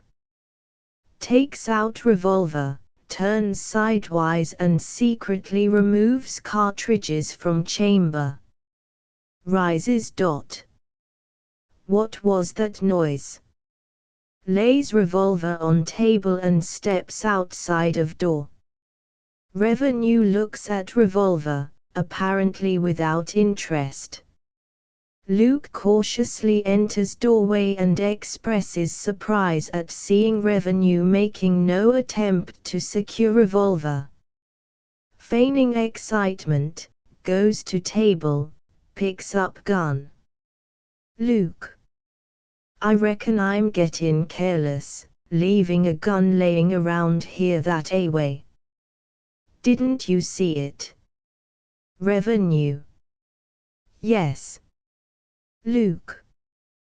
Well, why didn't ye grab it? Revenue. What for? Luke. To get the drop on me. Revenue.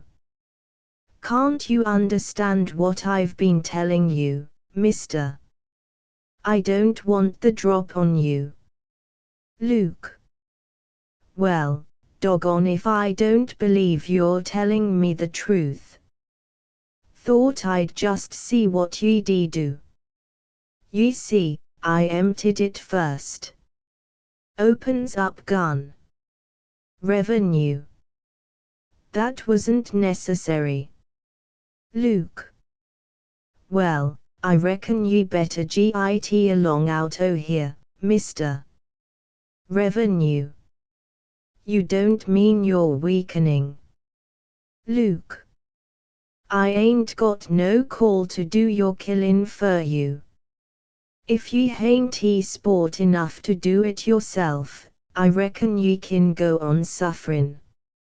Revenue. But I told you why I don't want to do it. One murder more or less means nothing to you. You don't care anything about the hereafter. Luke. Meb I don't, but there ain't no use my taking any more chances than I have to. And what's more, mister, from what you been telling me I reckon there's a charm on you, and I ain't going to take no chances going agin charms. Revenue. So you're going to go back on me? Luke. Yes, sirree.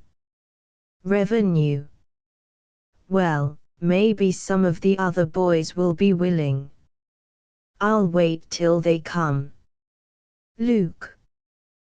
The other boys ain't going to see you. You're leaving this your place right now. It won't do no good. You may as well go peaceable, ye ain't got no right to expect us to bear your burdens. Revenue. Damn it all. I've spoiled it again. Luke. I reckon you better make up your mind to go on living. Revenue. That looks like the only way out. Luke.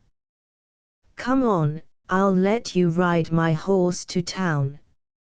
It's the only one we got, so you can leave it at 2 Gun Jake's, and one o' the boys'll go git it, or I reckon I'll go over myself and see if Jake made a job of it. Revenue. I suppose it's no use arguing with you. Luke. Not a bit. Come on, you. Revenue. Well, I'd like to leave my address so if you ever come to New York you can look me up. Luke. Tain't likely I'll ever come to New York. Revenue. Well, I'll leave it, anyhow. Have you a piece of paper? Luke. Paper what you write on? Never had none, mister. Revenue. Looking about room, sees Jim Dunn's picture on wall, goes to it, takes it down. If you don't mind, I'll put it on the back of Jim Dunn's picture. Placing picture on table, begins to print. I'll print it for you, so it'll be easy to read. My address is here, so if you change your mind you can send for me. Luke. Tain't likely, come on. Both go to doorway, Luke extends hand, Revenue takes it. Goodbye, mister, cheer up, there's the horse. Revenue. Goodbye. Shaking Luke's hand. Luke. Don't be so glum, mister. Lemme hear you laugh just onct before you go. Revenue begins to laugh weakly. Or, come on, laugh out with it hearty. Revenue laughs louder. Heartier yet. Revenue is now shouting his laughter, and is heard laughing until hoofbeats of his horse die down in the distance. Luke watches for a moment, then returns to table, takes a drink, picks up picture, turns it around several times before getting it right, then begins to study. In attempting to make out the name he slowly traces in the air with his index finger a capital J, then mutters JJJ, then describes a letter I, mutters III, then a letter M, muttering MMM, JIM, JIM, Jim. In the same way describes and mutters DUNN Luke. Jim Dunn. By God. He rushes to corner, grabs shotgun, runs to doorway, raises gun in direction stranger has gone, looks intently, then slowly lets gun fall to his side, and scans the distance with his hand shadowing his eyes, steps inside, slowly puts gun in corner, seats himself at table. Jim Dunn, and he begged me to kill him. Modesty by Paul Herview. Modesty is reprinted by special permission of Barrett H. Clark, the translator of the play from the French, and of Samuel French, publisher, New York City. All rights reserved. For permission to perform, address Samuel French, 28 to 30 West 38th Street, New York City. Paul Herview. Paul Herview, one of the foremost of contemporary French dramatists, was born in 1857 at Neuilly, near Paris. Although he prepared for the bar, having passed the examination at 20, and practiced his profession for a few years, he soon set to writing short stories and novels which appeared in the early 80s. The Nippers, in 1890, established his reputation as a dramatist. The remainder of his life was given to writing for the stage. In 1900 he was elected to the French Academy. He died the 15th of October, 1915. In addition to the Nippers, Hervieux's best-known long plays are The Passing of the Torch, The Labyrinth, and Know Thyself. Modesty is his well-known one-act play.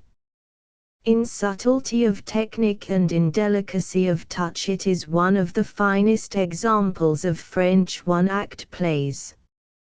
Its humor and light, graceful satire are noteworthy. Persons in the play: Henriette Jacques Albert. Modesty. Time, the present. Scene, a drawing room. Entrance, see, sofa, chairs, writing desk. Jacques and Henriette enter C, from dinner. Henriette in ball costume, Jacques in evening dress. They come down. See Henriette. What is it? Is it so terribly embarrassing? Jacques. You can easily guess. Henriette. You're so long-winded. You make me weary, come to the point. Jacques. I'll risk all at a stroke, my dear Henriette, we are cousins. I am unmarried, you, a widow. Will you be my wife? Henriette. Oh, my dear Jacques, what are you thinking of? We were such good friends. And now you're going to be angry. Jacques. Why? Henriette. Because I'm not going to give you the sort of answer you'd like. Jacques. You don't think I'd make a good husband? Henriette. Frankly, no. Jacques. I don't please you. Henriette. As a cousin you are charming, as a husband you would be quite impossible. Jacques. What have you against me? Henriette. Nothing that you're to blame for. It is merely the fault of my character, that forces me to refuse you. Jacques. But I can't see why you. Henriette. With an air of great importance. A great change is taking place in the hearts of us women. We have resolved henceforward not to be treated as dolls, but as creatures of reason. As for me, I am most unfortunate, for nobody ever did anything but flatter me. I have always been too self-satisfied, too, Jacques. You have always been the most charming of women, the most, Henriette. Stop. It's exactly that sort of exaggeration that's begun to make me so unsure of myself. I want you to understand once for all, Jacques, I have a conscience, and, furthermore, it is beginning to develop. I have taken some important resolutions. Jacques. What do you mean? Henriette. I have resolved to better myself, to raise my moral and intellectual standards, and to do that I must be guided, criticized, Jacques. but you already possess every imaginable quality. You are charitable, cultured, refined, Harriet. Annoyed. Please. Turns away and sits on settee. Jax addresses her from behind chair. Jax. You are discreet, witty, Harriet. The same old compliments. Everybody tells me that. I want to be preached to, contradicted, scolded, Jax. You could never stand that. Harriet. Yes, I could. I should be happy to profit by the criticism. It would inspire me. Jax. I'd like to see the man who has the audacity to criticize you to your face, Harriet. That is enough. I trust you are aware that you are not the person fit to exercise this influence over me. Jax. How could I?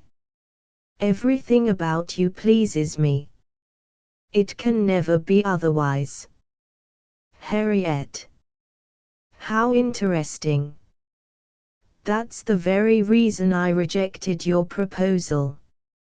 I shan't marry until I am certain that I shall not be continually pestered with compliments and flattery and submission. The man who marries me shall make it his business to remind me of my shortcomings, to correct all my mistakes. He must give me the assurance that I am continually bettering myself. Jax. And this husband, have you found him already? Harriet. What? Oh, who knows? Jax. Perhaps it's Albert. Harriet. Perhaps it is. What of it? Jax. Really? Harriet. You want me to speak frankly? Jax. Of course. Harriet. Then, you wouldn't be annoyed if I said something nice about Albert. Jax brings down seat chair which is by desk, facing Harriet. Jax. Why, he's your friend. Harriet. Oh. So you, too, have a good opinion of him. Jax. Certainly. Harriet. Well, what would you say of him? Jax. Trying to be fair. I'd trust him with money. I've never heard he was a thief. Harriet. But in other ways. Jax. Still conscientious. I believe him to be somewhat, Harriet. Willful. Headstrong. Jax. Uncultured, let us say. Harriet. As you like, but for my part, I find that air of his inspires absolute confidence. He knows how to be severe at times, Jax. You're mistaken about that, that's only simple brute force. Go to the zoo, the ostrich, the boa constrictor, the rhinoceros, all produce the same effect on you as your Albert, Harriet. My Albert. My Albert. Oh, I don't appropriate him so quickly as all that. His qualifications as censor are not yet entirely demonstrated. Jax rises and approaches Harriet, who maintains an air of cold dignity. Jax. For heaven's sake, Harriet, stop this nonsense. Harriet. What nonsense? Jax. Tell me you are only playing with me. That you only wanted to put my love to the test. To make me jealous. To torture me. You have succeeded. Stop it, for heaven's sake, Harriet. My dear friend, I'm very sorry for you. I wish I could help you, but I cannot.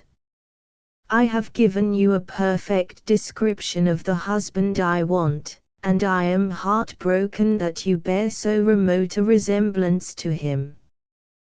Jax. Only promise you will think over your decision. Harriet. It is better to stop right now. Jax.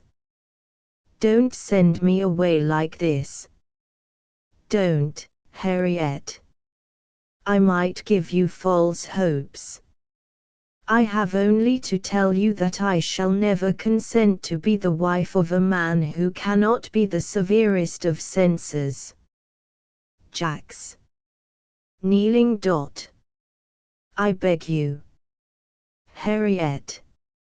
No, no, no, Jax. Spare me that. A telephone rings in the next room. There's the phone, Jax. Don't go. Harriet rises hastily and goes to door. Jax tries for a moment to stop her. Harriet. I must go. Go away, I tell you. I'll be furious if I find you here when I come back. Jax. Harriet. Harriet. Coming down L to table. Not now. Please, Jax. Exit. Jax. I can't leave it that way. I am the husband who will make her happy. But how? That is the question. Pause. Albert. Enter Albert. He shakes hands with Jax. Albert. How are you, rival? Jax. Gravely. My friend, we are no longer rivals. Albert. How's that? Jax. I have just had a talk with Harriet. She refuses to marry either one of us.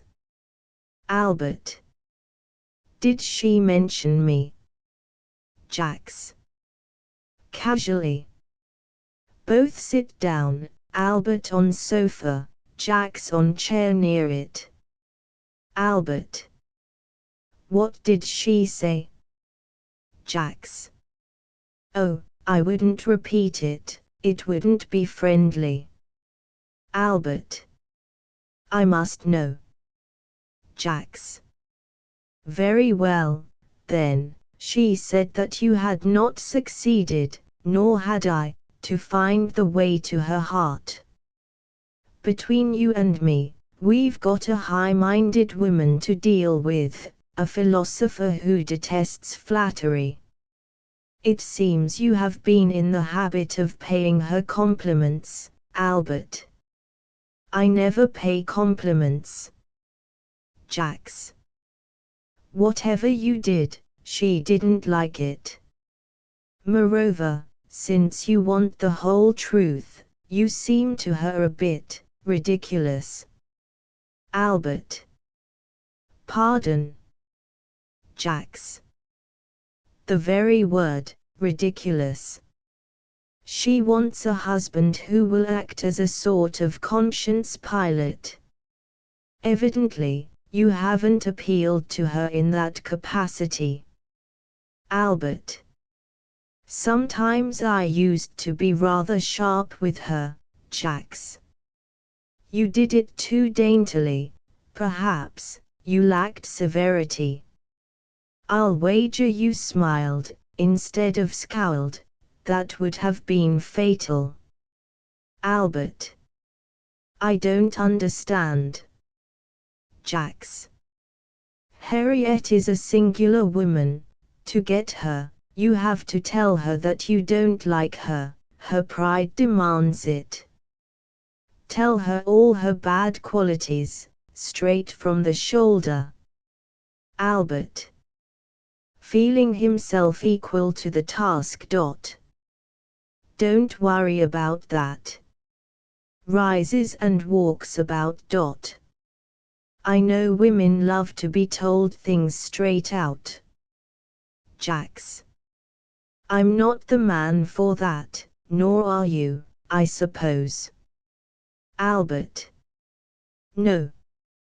Jax, I'm awfully obliged to you. You've done me a good turn, Jax. Don't mention it, Albert. You want to do me one more favor? Jax. Devotedly. Anything you like. Albert. Promise me you'll never let Henrietta know that you told me this. Jax. I promise, but why? Albert. You know she has to understand that my behavior toward her is in character. Natural, you see. Jax. Oh, you're going at it strenuously. Albert. I am. Jax. Your decision honors you. Albert. Let's not have Harriet find us together. Would you mind disappearing? Jax. With pleasure. I'll look in later and get the news. Jax rises. Albert. Thanks, Jax. Jax. Goodbye, Albert. Exits after shaking hands cordially with Albert. Harriet. Re-entering as Albert assumes a rather severe attitude. How are you? Pause. Have you seen Jax? Albert. With a determined air.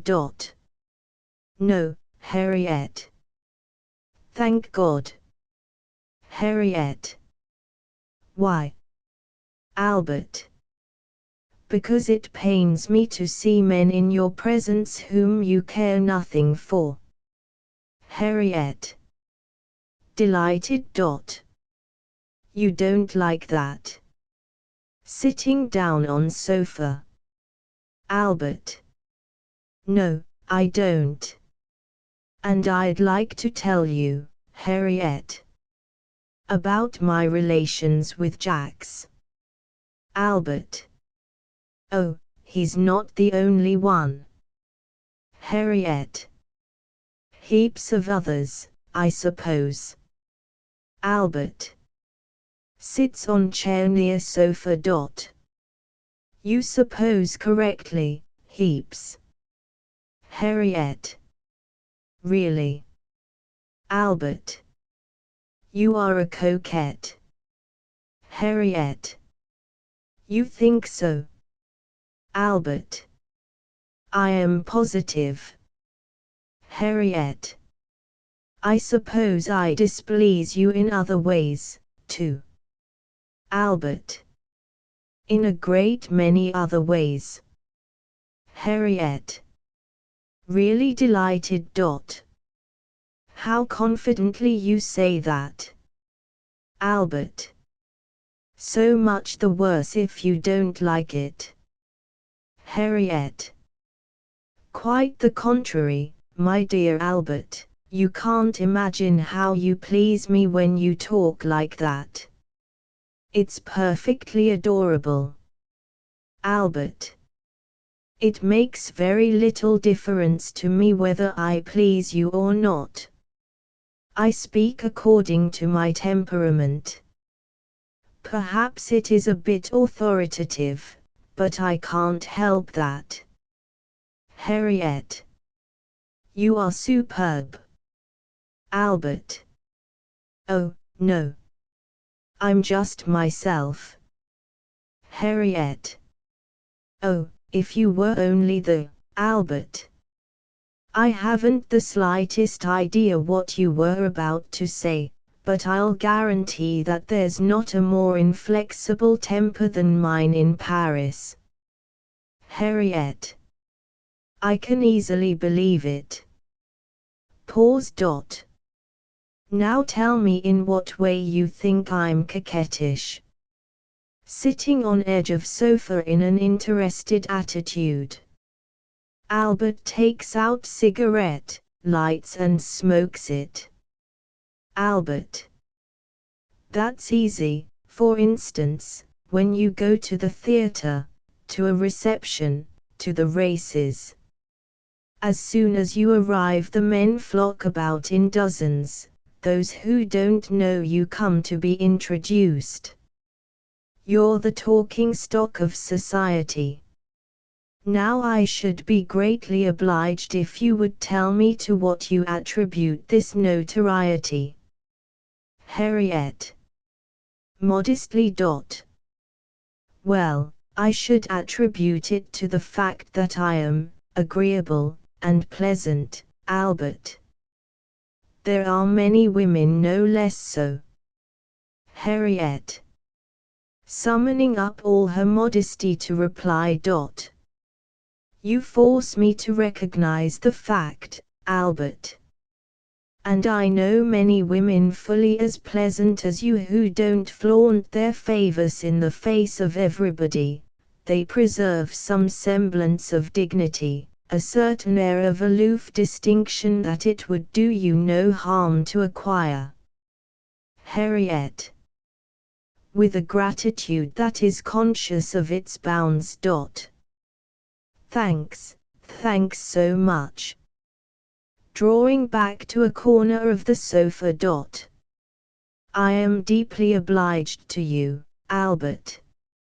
Not at all. Harriet. In the future I shall try to behave more decorously. Albert. Another thing, Harriet. The first signs of impatience begin to appear.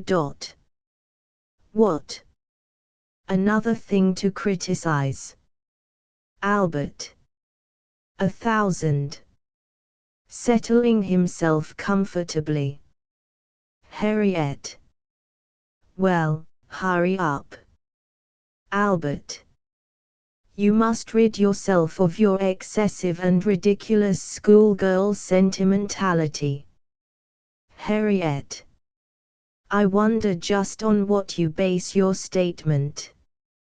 Would you oblige me so far as to explain that? Albert. With pleasure. I remember one day in the country you were in tears because a poor little mouse had fallen into the claws of a wretched cat. 2 minutes later you were sobbing because the poor cat choked in swallowing the wretched little mouse. Harriet. That was only my kindness to dumb animals. Is it wrong to be kind to dumb animals? She is about to rise when Albert stops her with a gesture. Albert. That would be of no consequence, if it weren't that you were of so contradictory a nature that you engage in the emptiest, most frivolous conversations, the most, Harriet. Slightly disdainful. Ah, you are going too far. You make me doubt your power of analysis. I am interested only in noble and high things, Albert. And yet as soon as the conversation takes a serious turn, it's appalling to see you yawn and look bored to extinction. Harriet. There you are right, partly. Albert. You see. Harriet. Sharp and even antagonistic. Yes, I have that unfortunate gift of understanding things before people have finished explaining them. While the others are waiting for the explanation, I can't wait, and I fly on miles ahead, Albert. That sounds probable. I shan't say anything more about that just now. But while I'm on the subject, I have more than once noticed that you are guilty of the worst vice woman ever possessed, Harriet. And what, if you please? Albert. Vanity. Harriet. Vain. Oh, you're going too far. Albert. Unruffled. Not a word. Every time I tell you a fault, you twist it round to your own advantage. Whereas you are really worse, Harriet. Rising and gathering her skirts about her with virtuous indignation. You are rude. I suppose you would find fault with me if I considered myself more polite than the person whom I have the honor to address. Albert. I hope you don't intend that remark as personal. Harriet. I certainly do. She crosses to the other side of the stage and sits down. Albert rises and goes up to her. Albert. Harriet. No. Laughing. I see your trick. Harriet. What do you mean? Albert. You can't deceive me by pretending to be angry. You wanted to see whether I could withstand your temper. Let us now proceed to the next chapter, your manner of dressing. Harriet. Now really outraged. My manner of dressing. You dare. Harriet crosses L front, Albert following her. Albert. Yes, that will be enough for today, Harriet. And then you'll begin again tomorrow. Albert. Yes. Harriet. And do you think for 1 minute that I'll listen to you while you insult me to my face? You are the vain one, to think you can come to that. You are the frivolous one, you are the, Albert. Slightly perturbed. Be careful what you say. Harriet. I'll take care of that. Let me tell you that you are a detestable cynic. You are disgustingly personal, always dwelling on details, on the least, Albert. Which is as much as calling me a fool. Harriet. Just about. You would be if you didn't read your morning paper regularly, so regularly that I know in advance exactly what you are going to say to me during the day. Albert. Why not call me a parrot? Harriet. That would flatter you, for you don't speak as well as a parrot. A parrot's memory never gets clouded. A parrot has at least the common politeness to, Albert. Between his teeth. I won't stand for this.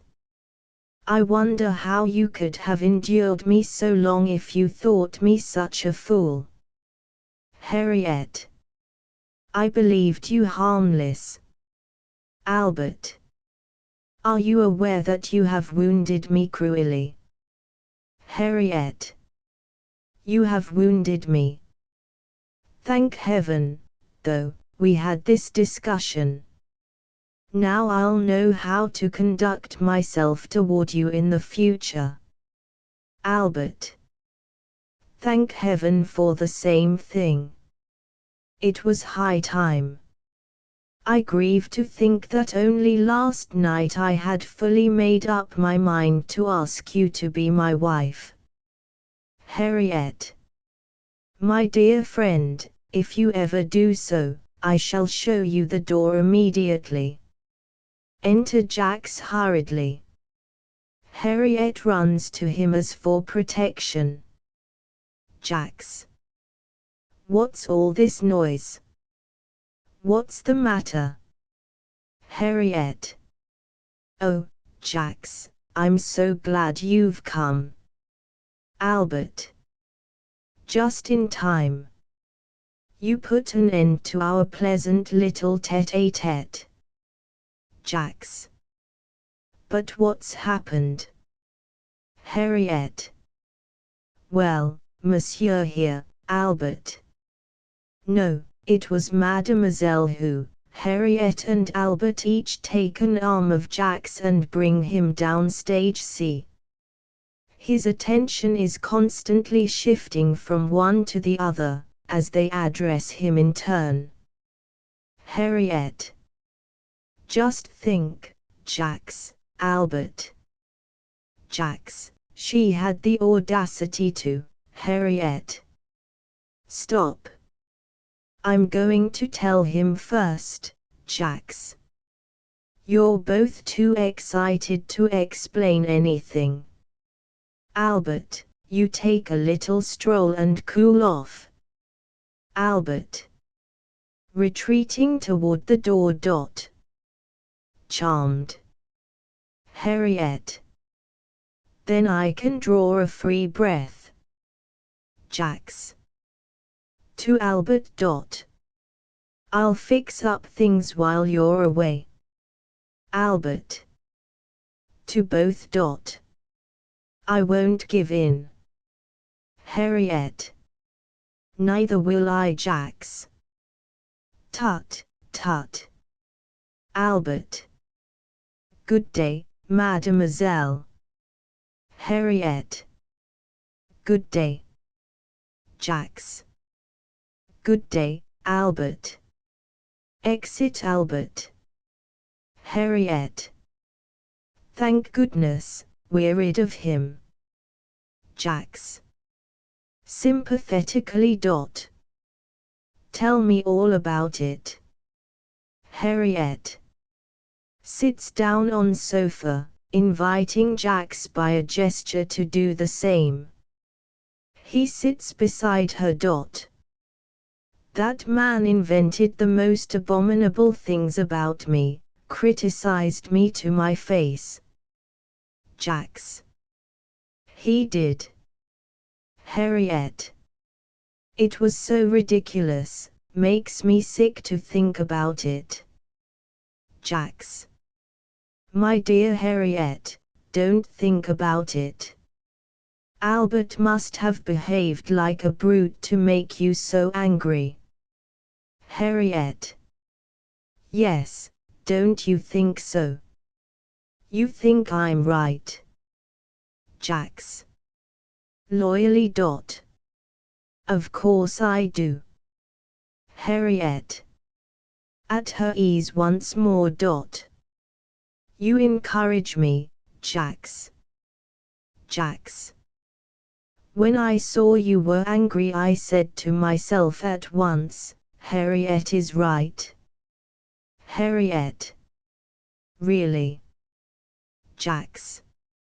I said it because I knew you were by nature peace-loving and considerate, Harriet. With profound conviction. Well, I think that's the least that could be said of me. Jacques. In any event, you are always tactful, you always, Harriet. You know me, Jacques. Jacques. I flatter myself. I felt instinctively you couldn't be wrong. You have always been so admirably poised, so unfailingly considerate. Harriet. With perfect simplicity. Frankly now, do I ever lose my temper with you? Jacks. In good faith. Never. With me you are always patient, gracious, modest, Harriet. But I remember, a little while ago, I made you suffer, Jacks. Yes, I was unhappy. But if after every storm comes such a calm, Harriet, it was all my fault. You understand me, you are truly a friend.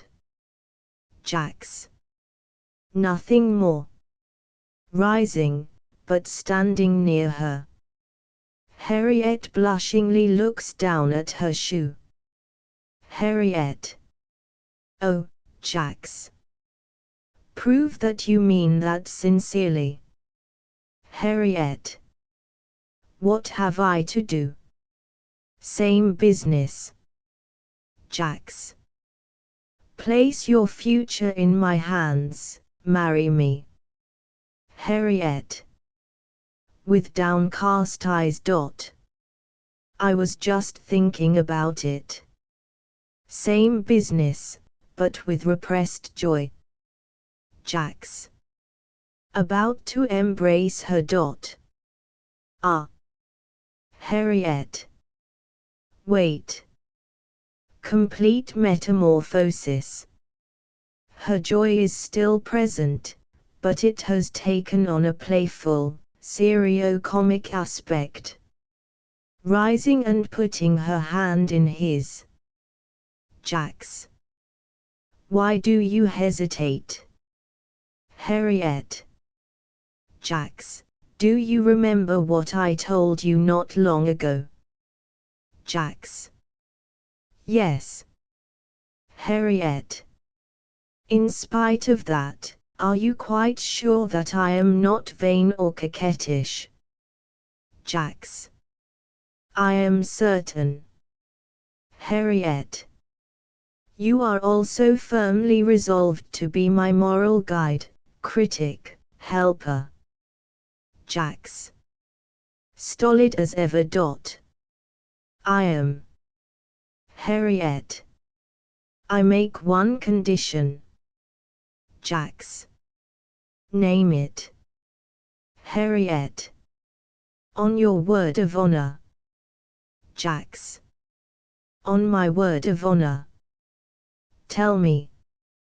Harriet.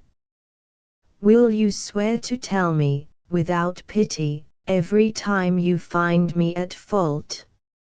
Swear. Jacks. I swear. Harriet. Then you have my promise. Jacks. As they embrace. Dearest.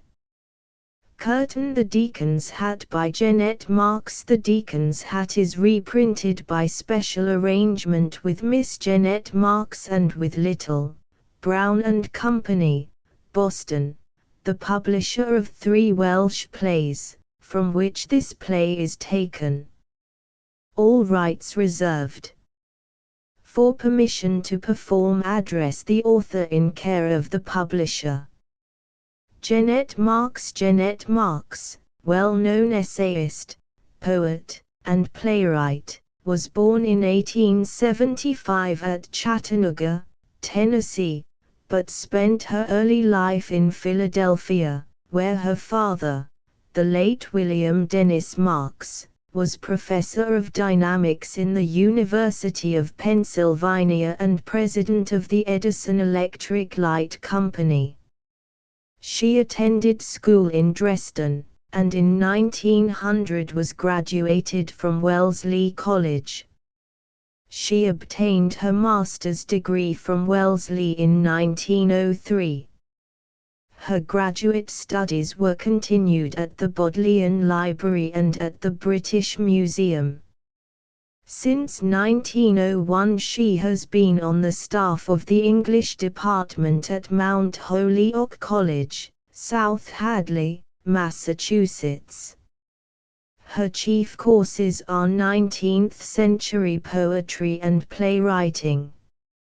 Miss Marks's interest in Welsh life is the result of her hiking several summers among the Welsh hills and valleys.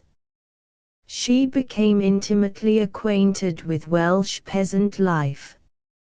It is said that Edward Knobloch, well-known dramatist, on one of her homeward voyages from one of her summer outings in Wales, pointed out to Miss Marks the dramatic possibilities of the material she had thus acquired.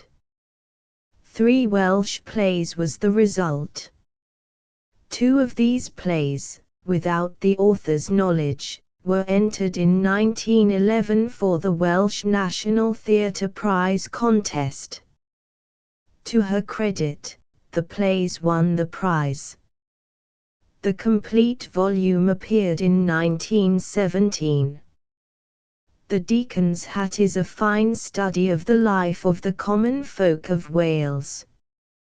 Characters: Deacon Roberts, a stout, oldyish Welshman; Hugh Williams, an earnest, visionary young man who owns Wygegen; Neil Williams, his capable wife Mrs. Jones; the Wash, a stout, kindly woman who wishes to buy soap; Mrs. Jenkins, the midwife, after pins for her latest baby; Tom Morris, the sheep, who comes to buy tobacco and remains to pray; the Deacon's Hat, scene, a little shop called Wygegen; the kitchen, in Bulla, North Wales.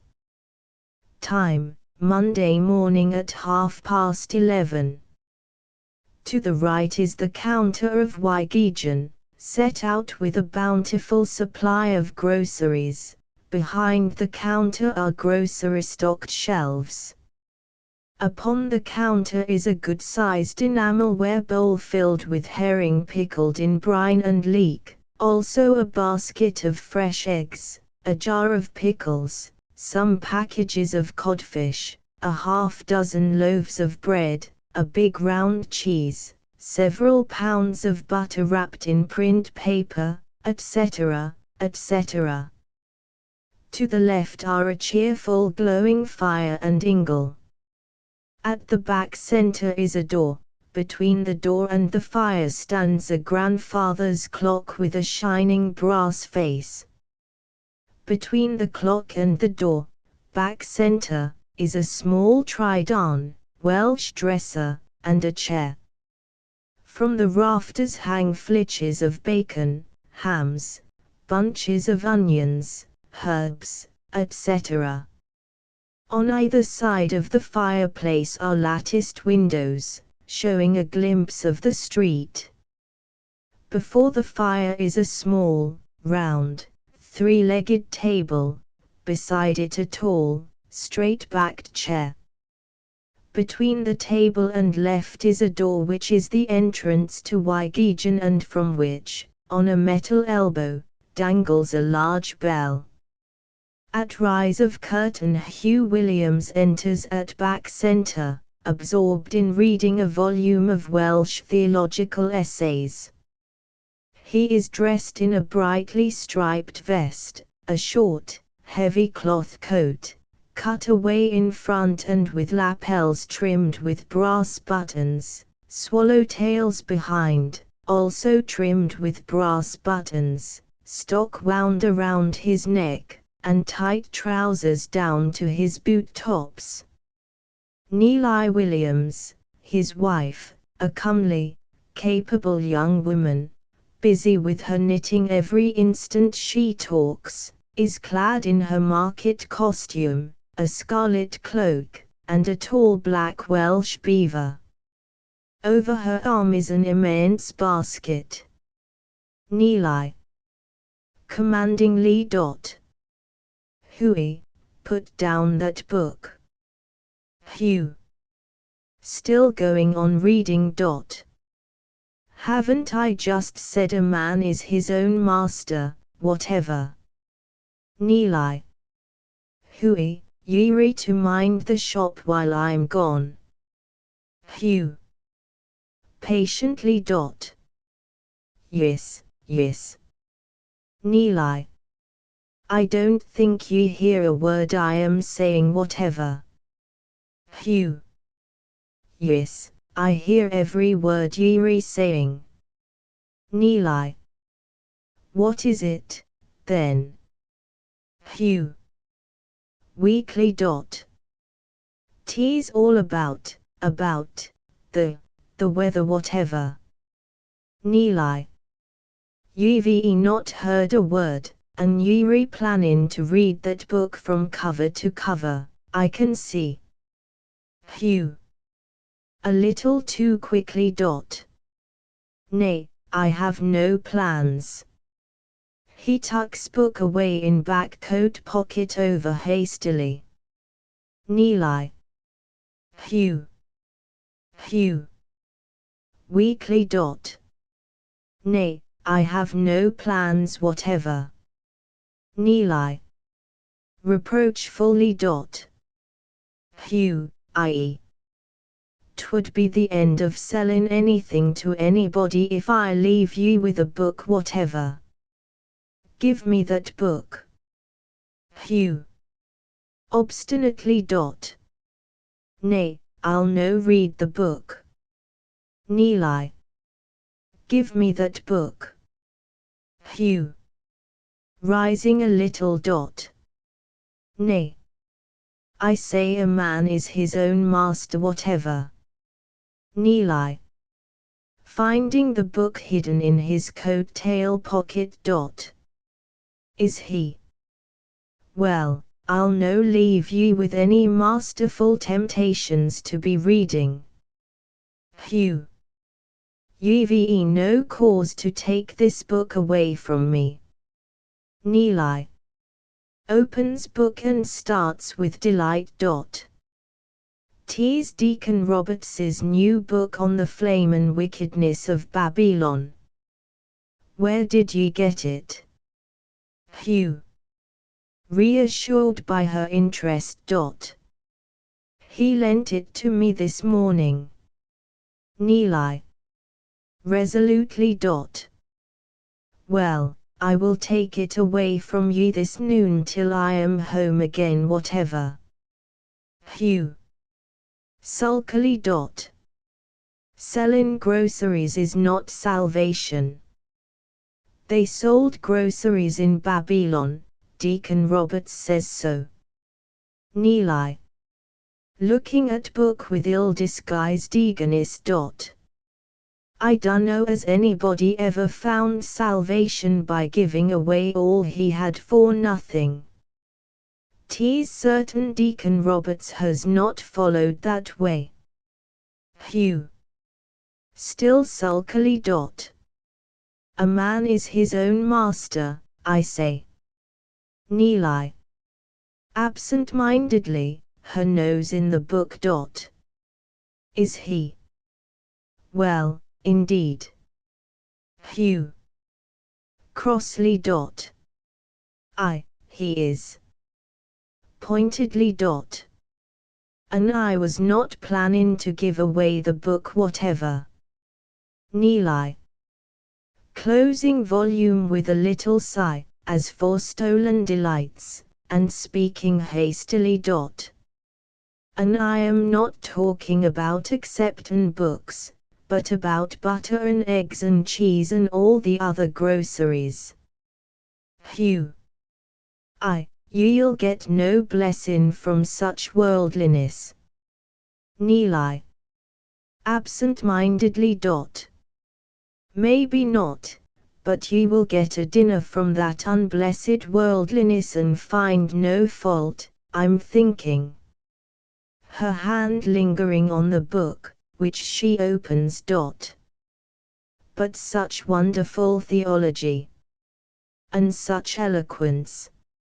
Such an understanding of sin! Such glowing pictures of Babylon! Hugh. Aye, hot.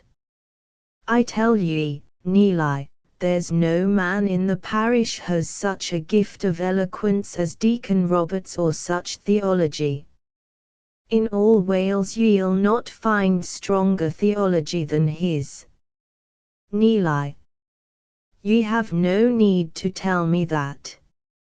Looking for a place in which to hide the book until she returns. Have I not a deep and proper admiration for theology? Have I not had one minister and 5 deacons and a revivalist in my family, to say nothing at all of one composer of hymns? Hugh. Yes, yes. Tis a celebrated family. I am no saying anything against your family. Neeli. Then what? Hugh. Pleadingly. Deacon Roberts has great fire with which to save souls. We're needin' that book on Babylon's wickedness. Give it back to me, Neeli. Neeli. Oh, I. Looks at husband. I'm not saying but that ye are wicked, Hugh, and needin' these essays, for ye have no ministers and deacons and hymn composers among your kin. Hugh. Triumphantly. That's it. That's it. And the more need have I to read till my nostrils are full of the smoke of Babylon. Neeli.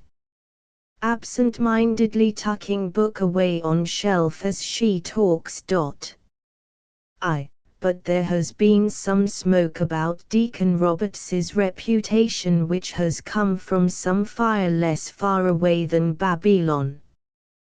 Hugh. What smoke? Neeli. Evasively.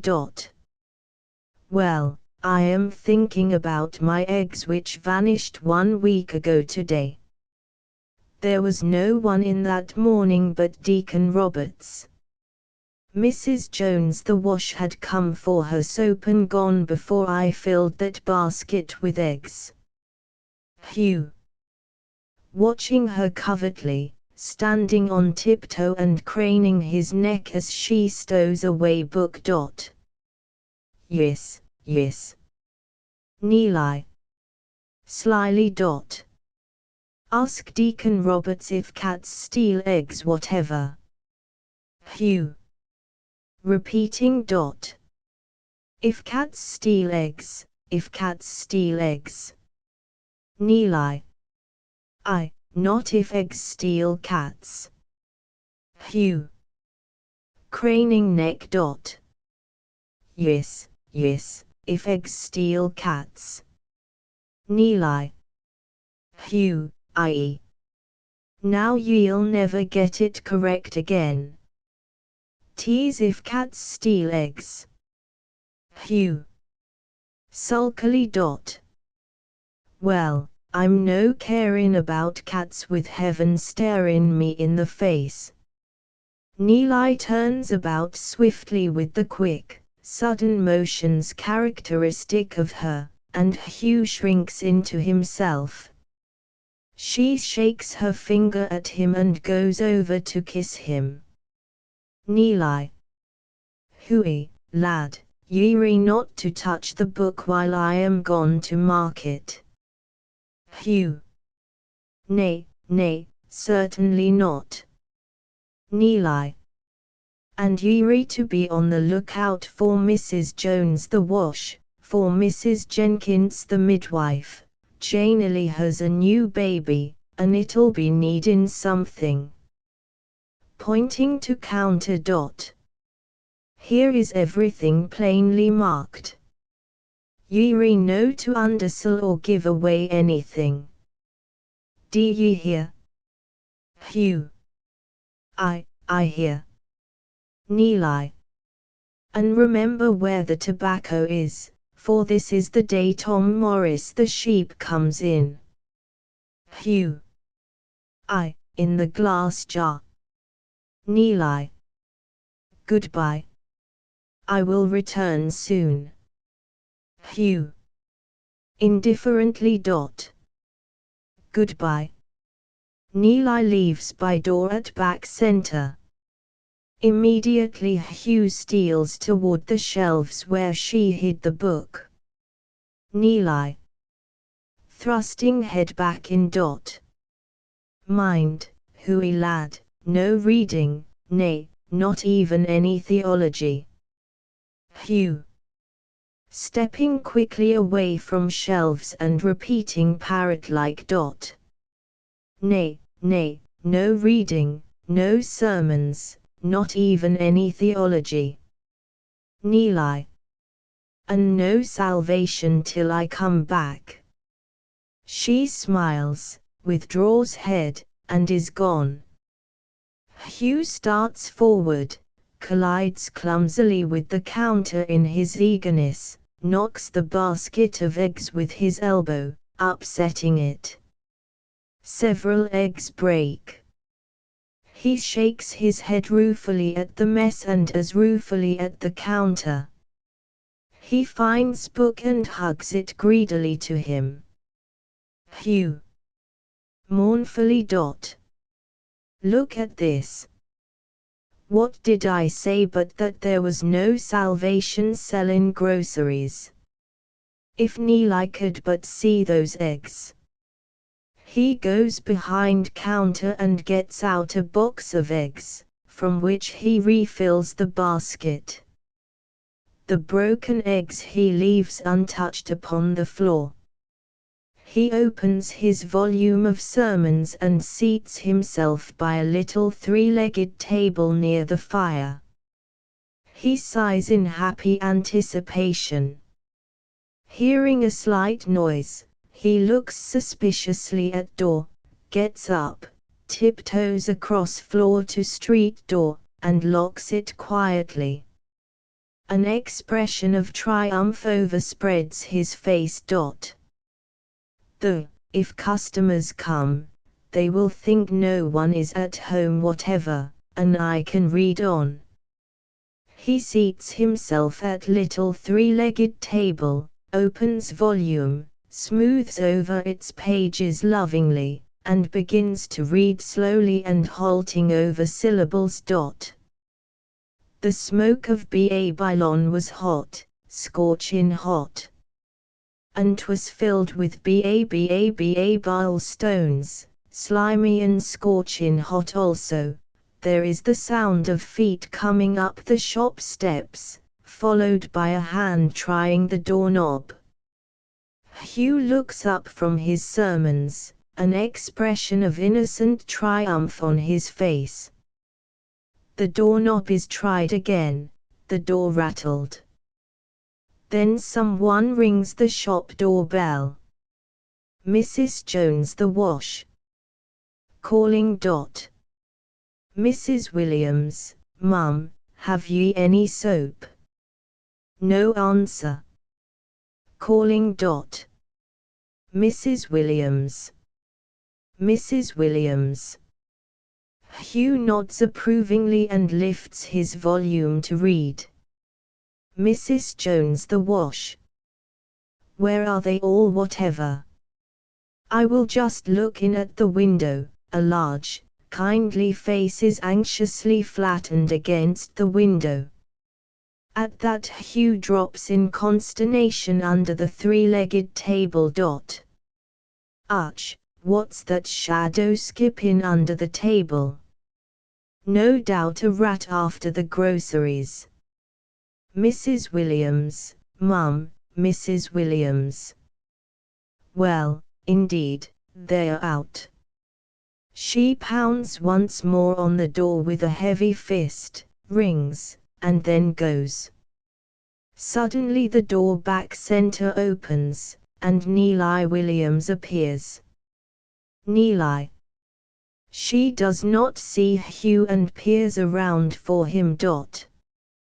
What is all that bell ringing about? Hugh crawls out from under the table. Hugh. Hush, she's gone. Neeli. Amazed, and whispering to herself. Under the table. Hugh. Rising and putting up his hand as a sign for her to keep silent. Nay, 'twas Mrs. Jones the wash come to buy her soap whatever. Neelie. Well, why didn't she come in whatever? Hugh. Whispering.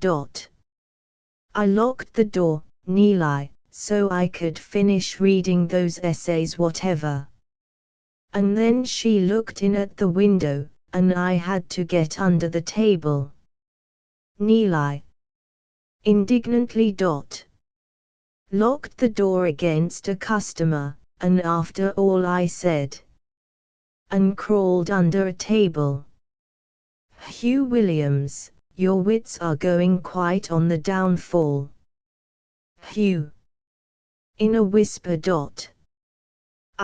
But Neelie, those essays, and I thought ye had gone to market. Neelie. I had started, but I came back for my purse.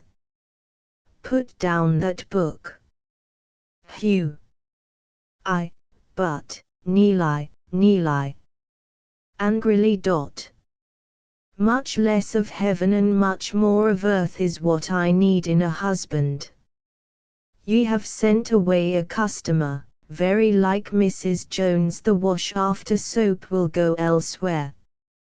Hugh. But Neelie. Steps are heard approaching. Neelie. Get up. Someone is coming. Hugh gets up very unwillingly. Hugh. Whispering still. But Neelie. Angrily. Put down that book, I say. She crunches over some eggshells. Eggs. Broken. Hugh. Putting down book. Neelie, my elbow and the eggs in Babylon. Neelie. Sarcastically. I see beasts in Babylon here together, doleful creatures smearin' 1 and 6pence worth of eggs all over the floor. And a half-dozen eggs gone last week. Wiping up eggs. And I'm to suppose Babylon had something to do with that half-dozen eggs, too. They were put in the basket after Mrs. Jones the wash had left whatever, and before Deacon Roberts came. Hugh. Neelie, I did not say, Neelie. Still angrily. Well, indeed, unlock that door. Hugh. Going to unlock door. But, Neelie. Disappearing through door back center. Not a word.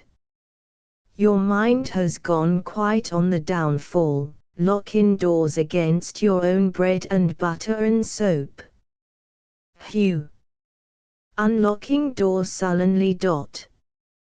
But, Neelie, salvation and soap. Neelie. Snappily. Salvation and soap are as thick as thieves. Hugh. But, Neelie, a man is his own master. Neelie. Yes, I see he is. Neelie goes out, slamming door noisily. Hugh. Dear ain while, she seems angry. Hugh opens street door left just as Neelie goes out through kitchen, by door back center. Deacon Roberts enters the door Hugh has unlocked.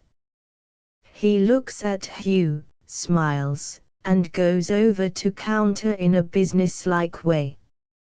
He is a stout man, dressed in a black broadcloth cutaway coat, tight trousers, a drab vest, high collar and stock, woolen gloves, a muffler wound about his neck and face, and a tall Welsh beaver hat. Under his arm he carries a book. Deacon Roberts.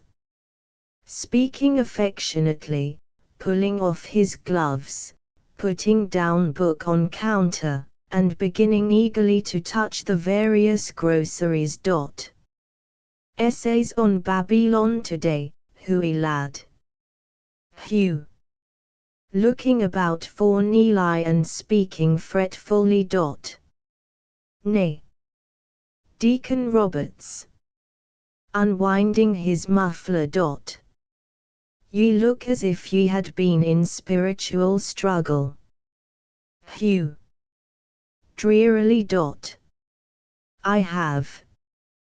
Deacon Roberts.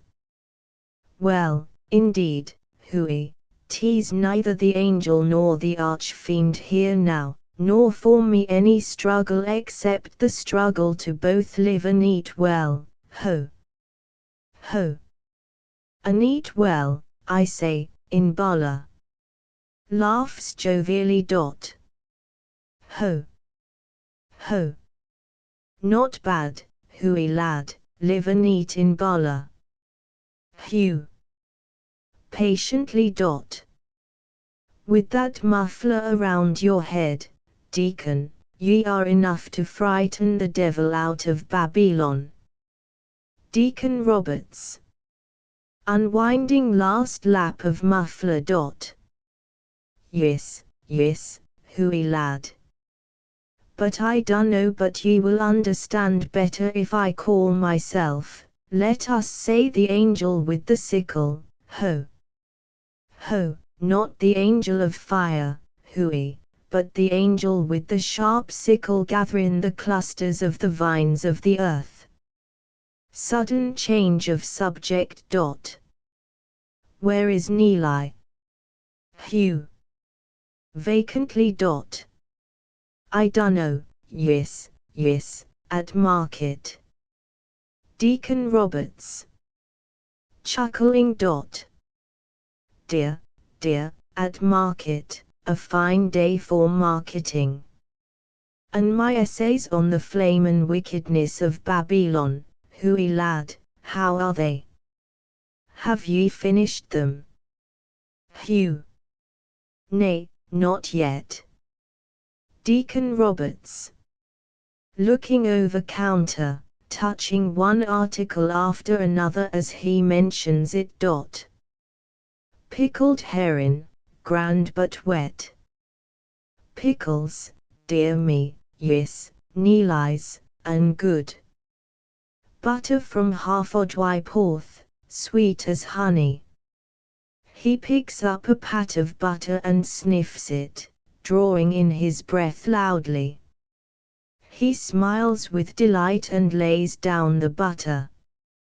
He takes off his hat and dusts it out inside. He puts his hat back on his head, smiles, chuckles, picks up butter, taps it thoughtfully with 2 fingers, smells it and puts down the pat lingeringly. He lifts up a loaf of Neeli Williams's bread, glancing from it to the butter. Bread. Dear me. His eyes glance onto codfish.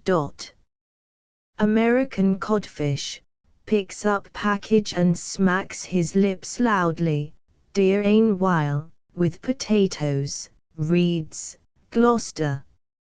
Reaches out and touches eggs affectionately. Eggs, are they fresh, Hugh? Hugh. Dreamily. I dunno. But I broke some of them. They might be. Looks at floor. Deacon Roberts. Were they fresh? Hugh. I dunno. Deacon Roberts. Sharply. Dunno. About eggs. Picks up egg. Hugh. Troubled. Neeli's hens laid them. Deacon Roberts. I see, Neeli's hens laid 'em, and you broke 'em.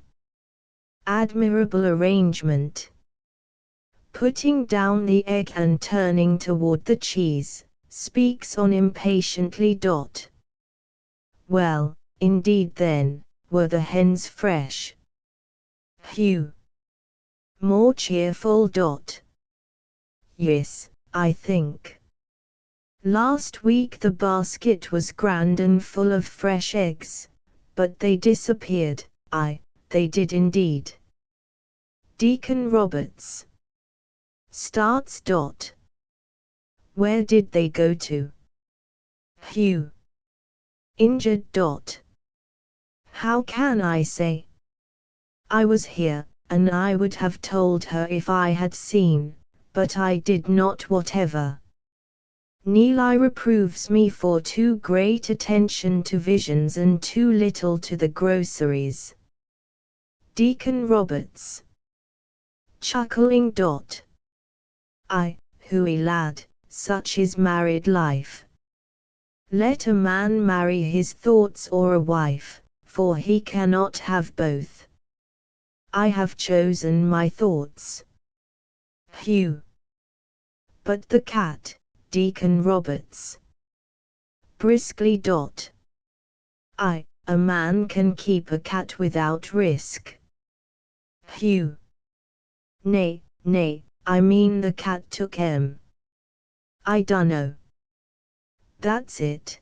Hugh clutches his head, trying to recall something. That's it. Neeli told me to remember to ask ye if ye thought eggs could steal a cat. Whatever. Deacon Roberts puzzled. Eggs steal a cat. Hugh. Troubled. Nay, cats steal an egg. Deacon Roberts startled and looking suspiciously at Hugh. Cats? What cats? Hugh. With solemnity. But I told Neeli I'm no carin' about cats with heaven starin' me in the face. Deacon Roberts, those essays are grand and wonderful. Deacon Roberts relieved. Yes. Hughie lad, theology is a means to salvation and sometimes to other ends, too. But there's no money in theology. Sighs. And a man must live. Points to corroded dish of pickled herring, sniffing greedily. Dear people, what beautiful herring. Wipes moisture away from corners of his mouth and picks up a fish from dish, holding it, dripping, by tail. Pickled. Hugh. Looking at corroded dish. Tuppence. Deacon Roberts shortly. Dear today. Hugh. Eyeing dish dreamily. I dunno. Neeli, Deacon Roberts eyes glittering, cutting straight through sentence and pointing to cheese.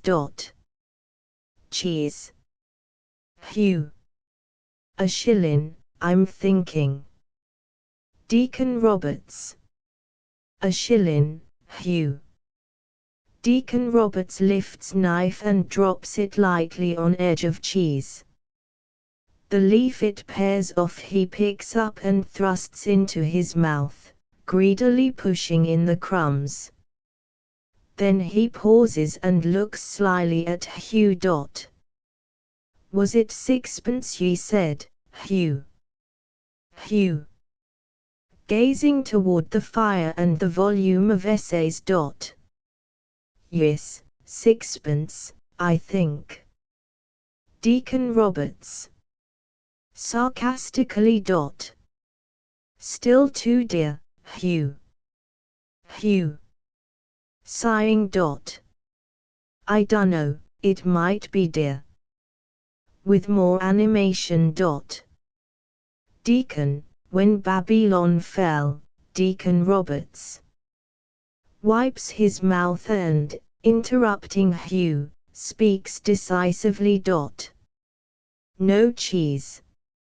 He removes his tall Welsh beaver hat, mops off his bald white head, and, pointing up to the shelves, begins to dust out inside of hat band again, but with a deliberate air of preparation. What is that up there, Hughie lad? Hugh, trying to follow the direction of the big red wavering forefinger. You mean that ABC in Fan's food, I think. Deacon Roberts, giving his hat a final wipe. Nay, nay, not for me, Hughie lad. Come, come, brush the smoke of burnin' Babylon from your eyes. In a minute I must be going back to my study, whatever. And I have need of food. Hugh takes a chair and mounts it. The deacon looks at Hugh's back, puts his hand down on the counter, and picks up an egg from the basket. He holds it to the light and squints through it to see whether it is fresh.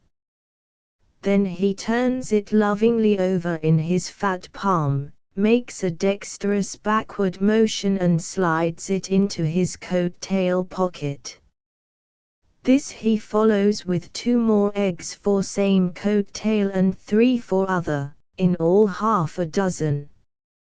Hugh, dreamily pointing to tin. Is it Yankee corn? Deacon Roberts, to Hugh's back, and slipping in second egg. Nay, nay, not that, Hughie lad, that tin above.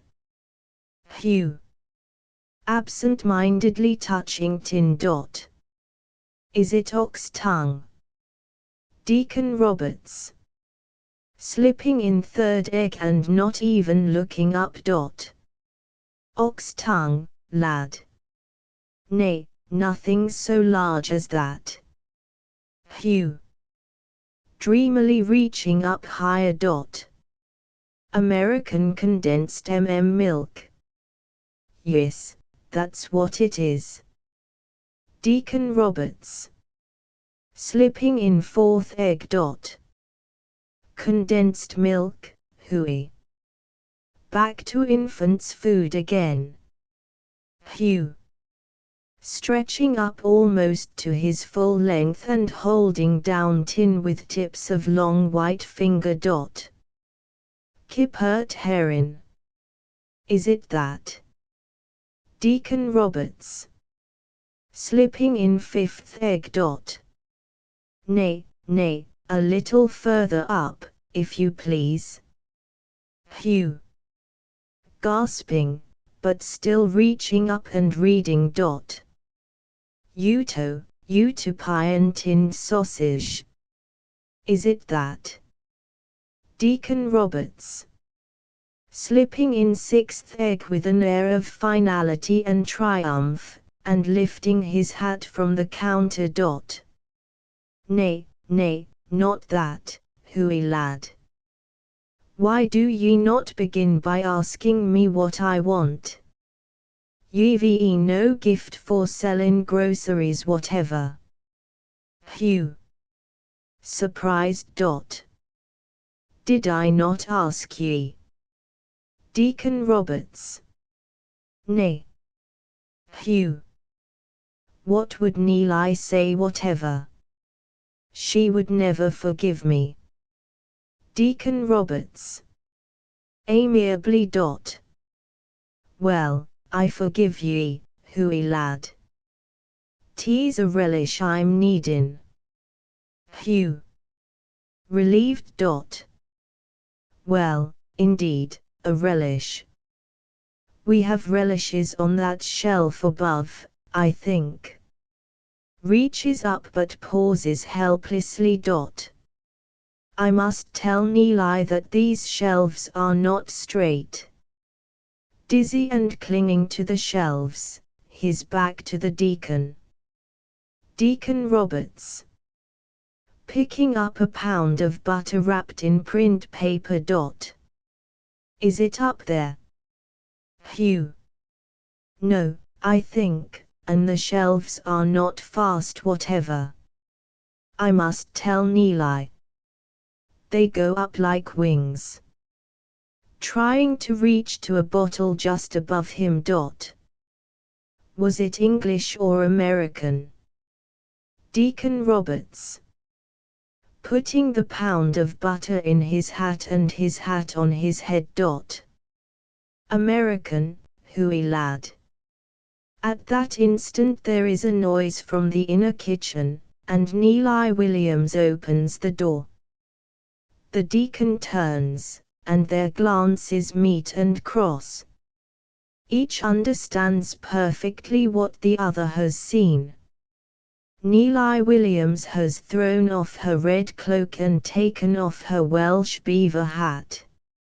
She is dressed in a short full skirt, white stockings, clogs on her feet, a striped apron, tight bodice, fichu, short sleeves, and white cap on dark hair.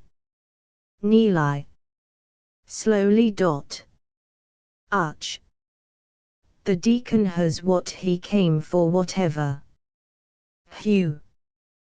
Turning to contradict his wife.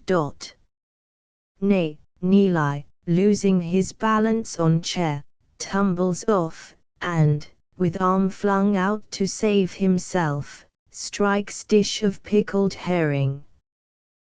The herring and brine fly in every direction, spraying the deacon and Hughie. The bowl spins madly, dipping and revolving on the floor. For a few seconds nothing is audible except the bowl revolving on the flagstones and Hughie picking himself up and sneezing behind the counter. Achoo! Achoo! Dear me, Neeli, achoo! Neeli, going quickly to husband and beginning to wipe brine from husband's forehead and cheeks, at the same time has her back to the deacon and forming soundless letters with her lips, she jerks her head toward the deacon. Butter.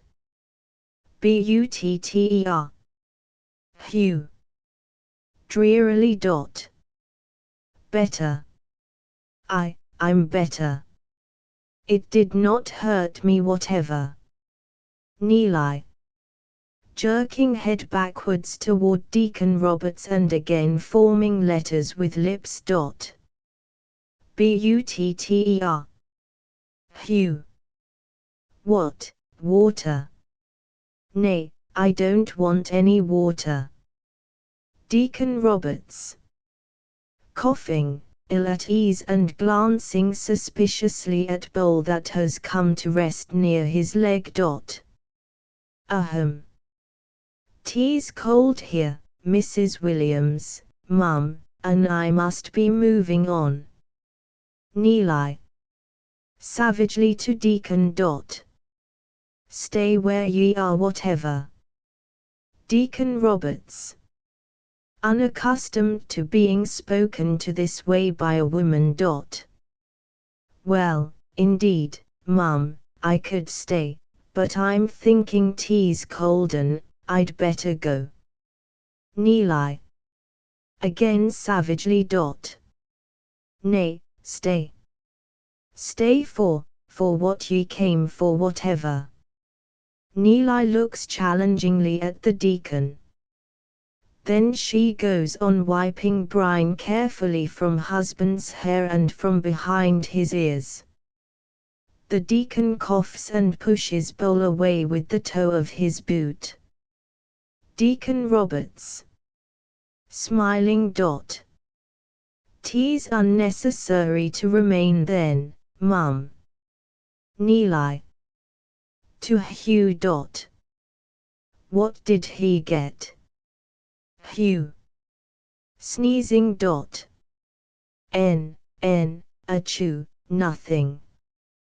Deacon Roberts, with sudden interest, looking at the floor. Well, indeed. Neeli. Suspiciously. What is it? He reaches down with difficulty to a small thick puddle on the floor just beneath his left coat tail. He aims a red forefinger at it, lifts himself, and sucks fingertip. Deacon Roberts. Smiling. Ahem, Mrs. Williams, Mum, tea's excellent herring brine. From the basket on the counter he picks up an egg, which he tosses lightly and replaces in basket. A beautiful fresh egg, Mrs. Williams, Mum. I must be stepping homewards. Hugh. Struggling to speak just as Neeli reaches his nose, wringing it vigorously as she wipes it. But Neeli, I was just telling you when I fell that I could not find the deacon's relish. Ach, achoo. Achoo. Deacon Roberts. With finality, tossing the egg in air, catching it and putting it back in basket. Well, indeed, Mum, I must be stepping homewards now. Neeli's glance rests on fire burning on other side of room. She puts down wet cloth. She turns squarely on the deacon. Neeli. What is your haste, Mr. Roberts? Please to go to the fire and wait. I can find the relish. Deacon Roberts. Hastily. Nay, Mum. I have no need any more, coughs. Excellent herring brine. Goes toward door. Neeli. To Hugh. Take him to the fire, Hugh. 'Tis a cold day whatever. Insinuatingly to Deacon. Have ye a reason for wanting to go, Mr. Roberts? Deacon Roberts. Going. Nay, Mum, none at all. But, I must not trouble ye. 'Tis too much to ask, and I have no time to spare. Neeli. Interrupting and not without acerbity. Indeed, Mr. Roberts, selling what we can is our profit. To Hugh, who obediently takes Deacon by arm and pulls him toward fire. Take him to the fire, lad. To Deacon. What kind of a relish was it, did ye say, Mr. Roberts? Deacon Roberts. Having a tug of war with Hugh. 'Tis an Indian relish, Mum, but I cannot wait. Hugh. Pulling harder. American, ye said. Deacon Roberts. Hastily. Yes, American Indian relish, that is. Neeli. Tut, 'tis our specialty, these American Indian relishes. We have several. Sit down by the fire while I look them up. Wickedly. As ye said. Mr. Roberts, 'tis cold here this morning. Deacon Roberts. There, Hughie lad, I must not trouble ye. Looks at clock. 'Tis 10 minutes before 12, and my dinner will be ready at 12. Pulls harder. Neeli. To Hugh. Keep him by the fire, lad. Deacon Roberts. There, Hughie lad, let me go. But Hugh holds on, and the deacon's coat begins to come off. Neeli. Sarcastically. The relish, American Indian, ye said, I think, will make your dinner taste fine and grand. Deacon Roberts. Finding that without leaving his coat behind he is unable to go, he glowers at Hugh and speaks sweetly to Neeli. "'Tis a beautiful clock, Mrs. Williams, mum. But I haven't 5 minutes to spare." Neeli. Keeping a sharp lookout on the rim of the deacon's hat. "Well, indeed, I can find the relish in just 1 minute. And you'll have abundance of time left." Deacon Roberts. Trapped, and gazing at clock with fine air of indifference. "'Tis a clever, shine-in-looking clock whatever, Mrs. Williams, mum." Neeli. Have ye any recollection of the name of the maker of the relish, Mr. Roberts? Deacon Roberts. Putting his hands behind him anxiously and parting his freighted coat-tails with care, then, revolving, presenting his back and one large, well-set, bright-colored patch to the fire. "Nay, I have forgotten it, Mrs. Williams, mum." Neeli. "Too bad, but I'm sure to find it." She mounts upon chair. At this moment the shop door bell rings violently, and there enters Mrs. Jones the wash, very fat and very jolly. She is dressed in short skirt, very full, clogs on her feet, a bodice made of striped Welsh flannel, a shabby kerchief, a cap on her head, and over this a shawl. Neeli turns her head a little. "I, Mrs. Jones the wash, in a minute, if you please. Sit down until I find Deacon Roberts's relish whatever." Mrs. Jones the wash sits down on chair by door back center and folds her hands over her stomach. Yes, mum, thank you. I've come for soap. I came once before, but no one was in." Neeli. Too bad. Mrs. Jones the wash.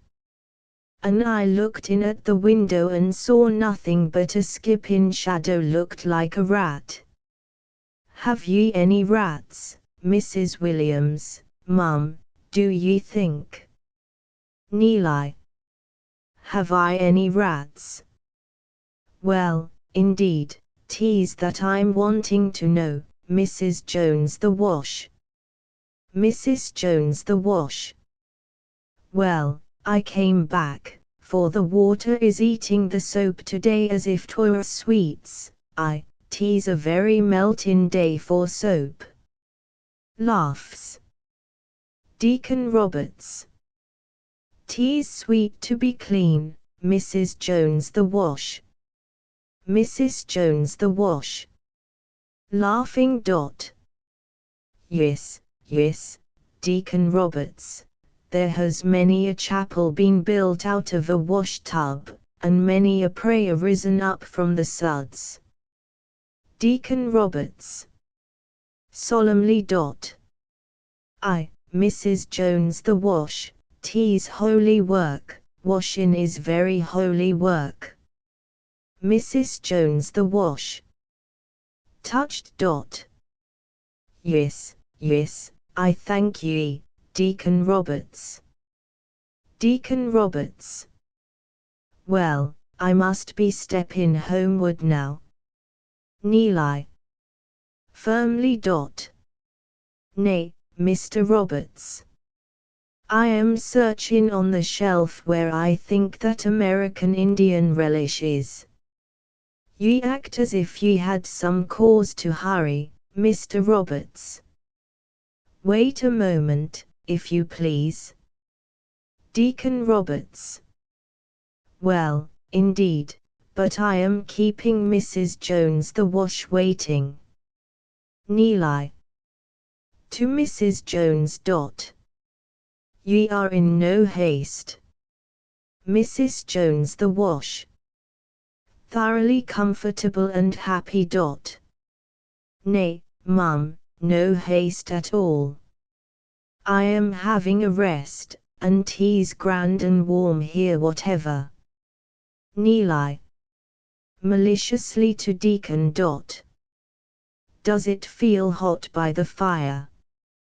Deacon Roberts. Experiencing novel sensations on the crown of his bald head. Mrs. Williams. Mum, tea's hot in Wygegen, but as with Llanissil churchyard, Wygegen is only the portal to a hotter and a bigger place where scorching flames burn forever and forever. Proverbs saith, hell and destruction are never full. What, then, shall be the fate of women who have no wisdom, Mrs. Williams, mum? Neeli. Searching for relish. What? Well, indeed, the men must know. Mrs. Jones the wash. Nodding her head appreciatively at Hugh. Such eloquence, Mr. Williams. Who in chapel has such grand theology as Deacon Roberts? She sighs. The bell rings violently again, and Tom Morris the sheep enters. He is dressed in gaiters, a shepherd's cloak, etc., etc. He carries a crook in his hand. He is a grizzle-haired, rosy-faced old man, raw-boned, strong, and awkward, with a half-earnest, half-foolish look. Neeli. Looking around. Tom Morris the sheep, come in and sit down. I am looking out an American Indian relish for the deacon. Tom Morris the sheep. Yes, mum. I am wanting to buy a little tobacco, mum. Tea's lonely upon the hillsides with the sheep, whatever. Deacon Roberts. Hastily. I must go now, Mrs. Williams, mum, and ye can wait on Tom Morris. Tom Morris the sheep. Nay, Mr. Roberts, sir, there is no haste. Neeli. To Tom Morris. Sit down there by the door, if you please. Tom Morris seats himself on other side of door by back center. Tom Morris the sheep. Yes, mum. Touches his forelock to Mrs. Jones the wash. A grand day for the clothes, Mrs. Jones, mum. Mrs. Jones the wash. Yes, and as I was just saying, tea's a melting day for the soap. Neeli. Significantly. And perhaps tea's a melting day for something besides soap. She looks at Deacon Hugh. Earnestly. Yes, for souls, melting for souls, I am hoping. Picking up the book from the little three-legged table, and speaking to the deacon. They are enlarging the burial ground in Llanissil churchyard, achoo. Achoo.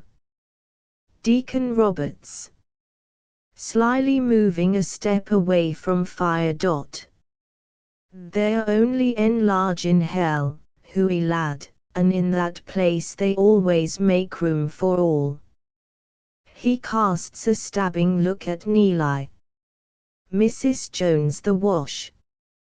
Nodding head. True, room for all. Chuckling. But 'twould be a grand place to dry the clothes in. Deacon Roberts. Severely. Mrs. Jones, Mum, hell is paved with words of lightness. Hugh.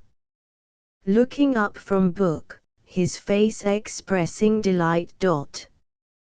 Deacon Roberts, I have searched for the place of hell, but one book saith one thing, and another another.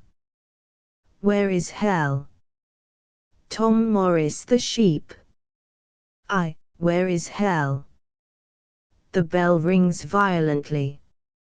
All start except Neeli. Mrs. Jenkins the midwife enters.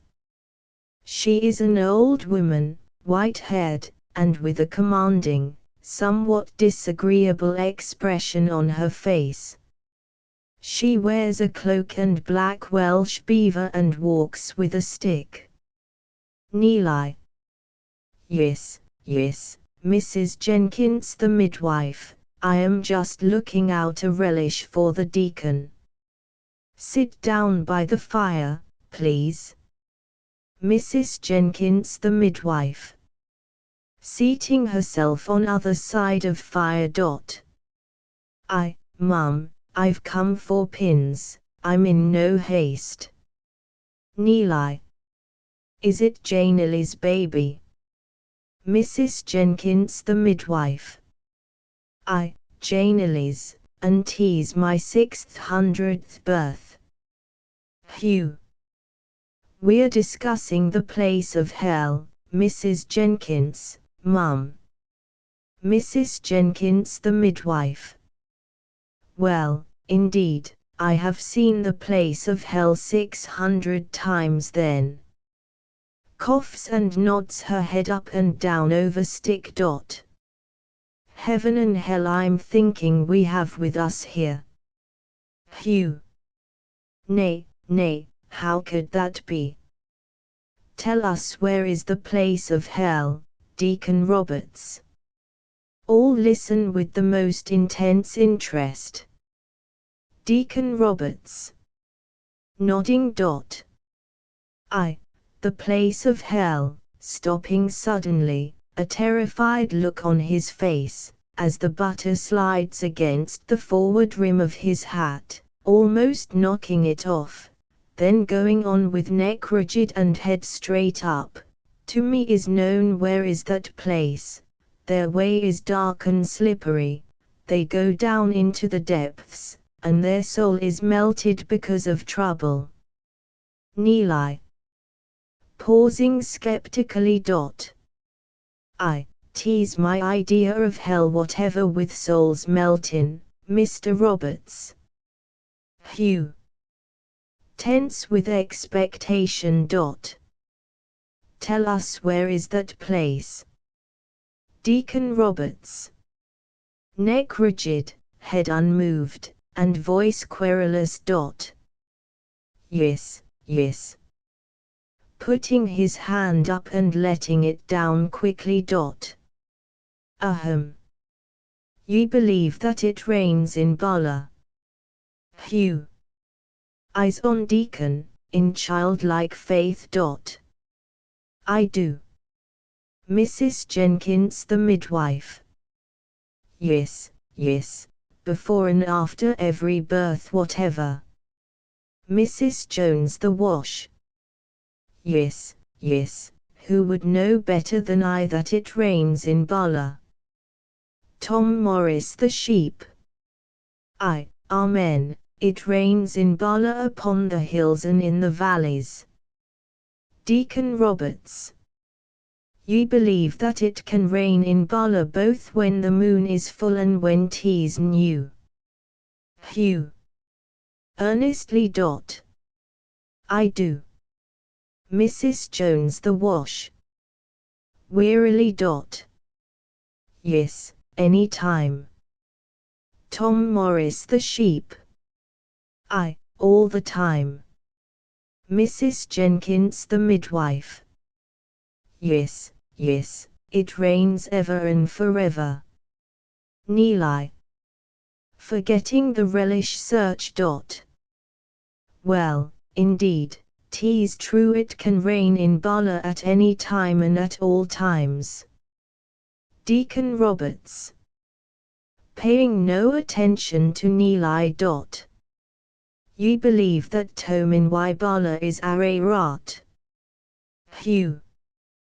Clutching his book more tightly and speaking in a whisper. Yes. Mrs. Jones the wash. Aye, 'tis true. Mrs. Jenkins the midwife. Yes, the hill of Bala is Ararat. Tom Morris the sheep. Yes, I have driven the sheep over it whatever more than 100 times. Neeli. Both hands on counter, leaning forward, listening to Deacon's words. Aye, Charles Bala said so. Deacon Roberts. Still ignoring Neeli and lowering his coat tails carefully. Ye believe, good people, that the Druids called Noat Jidum, that those who were saved were cast up on Tomin Bala. Hugh. Amen, I do.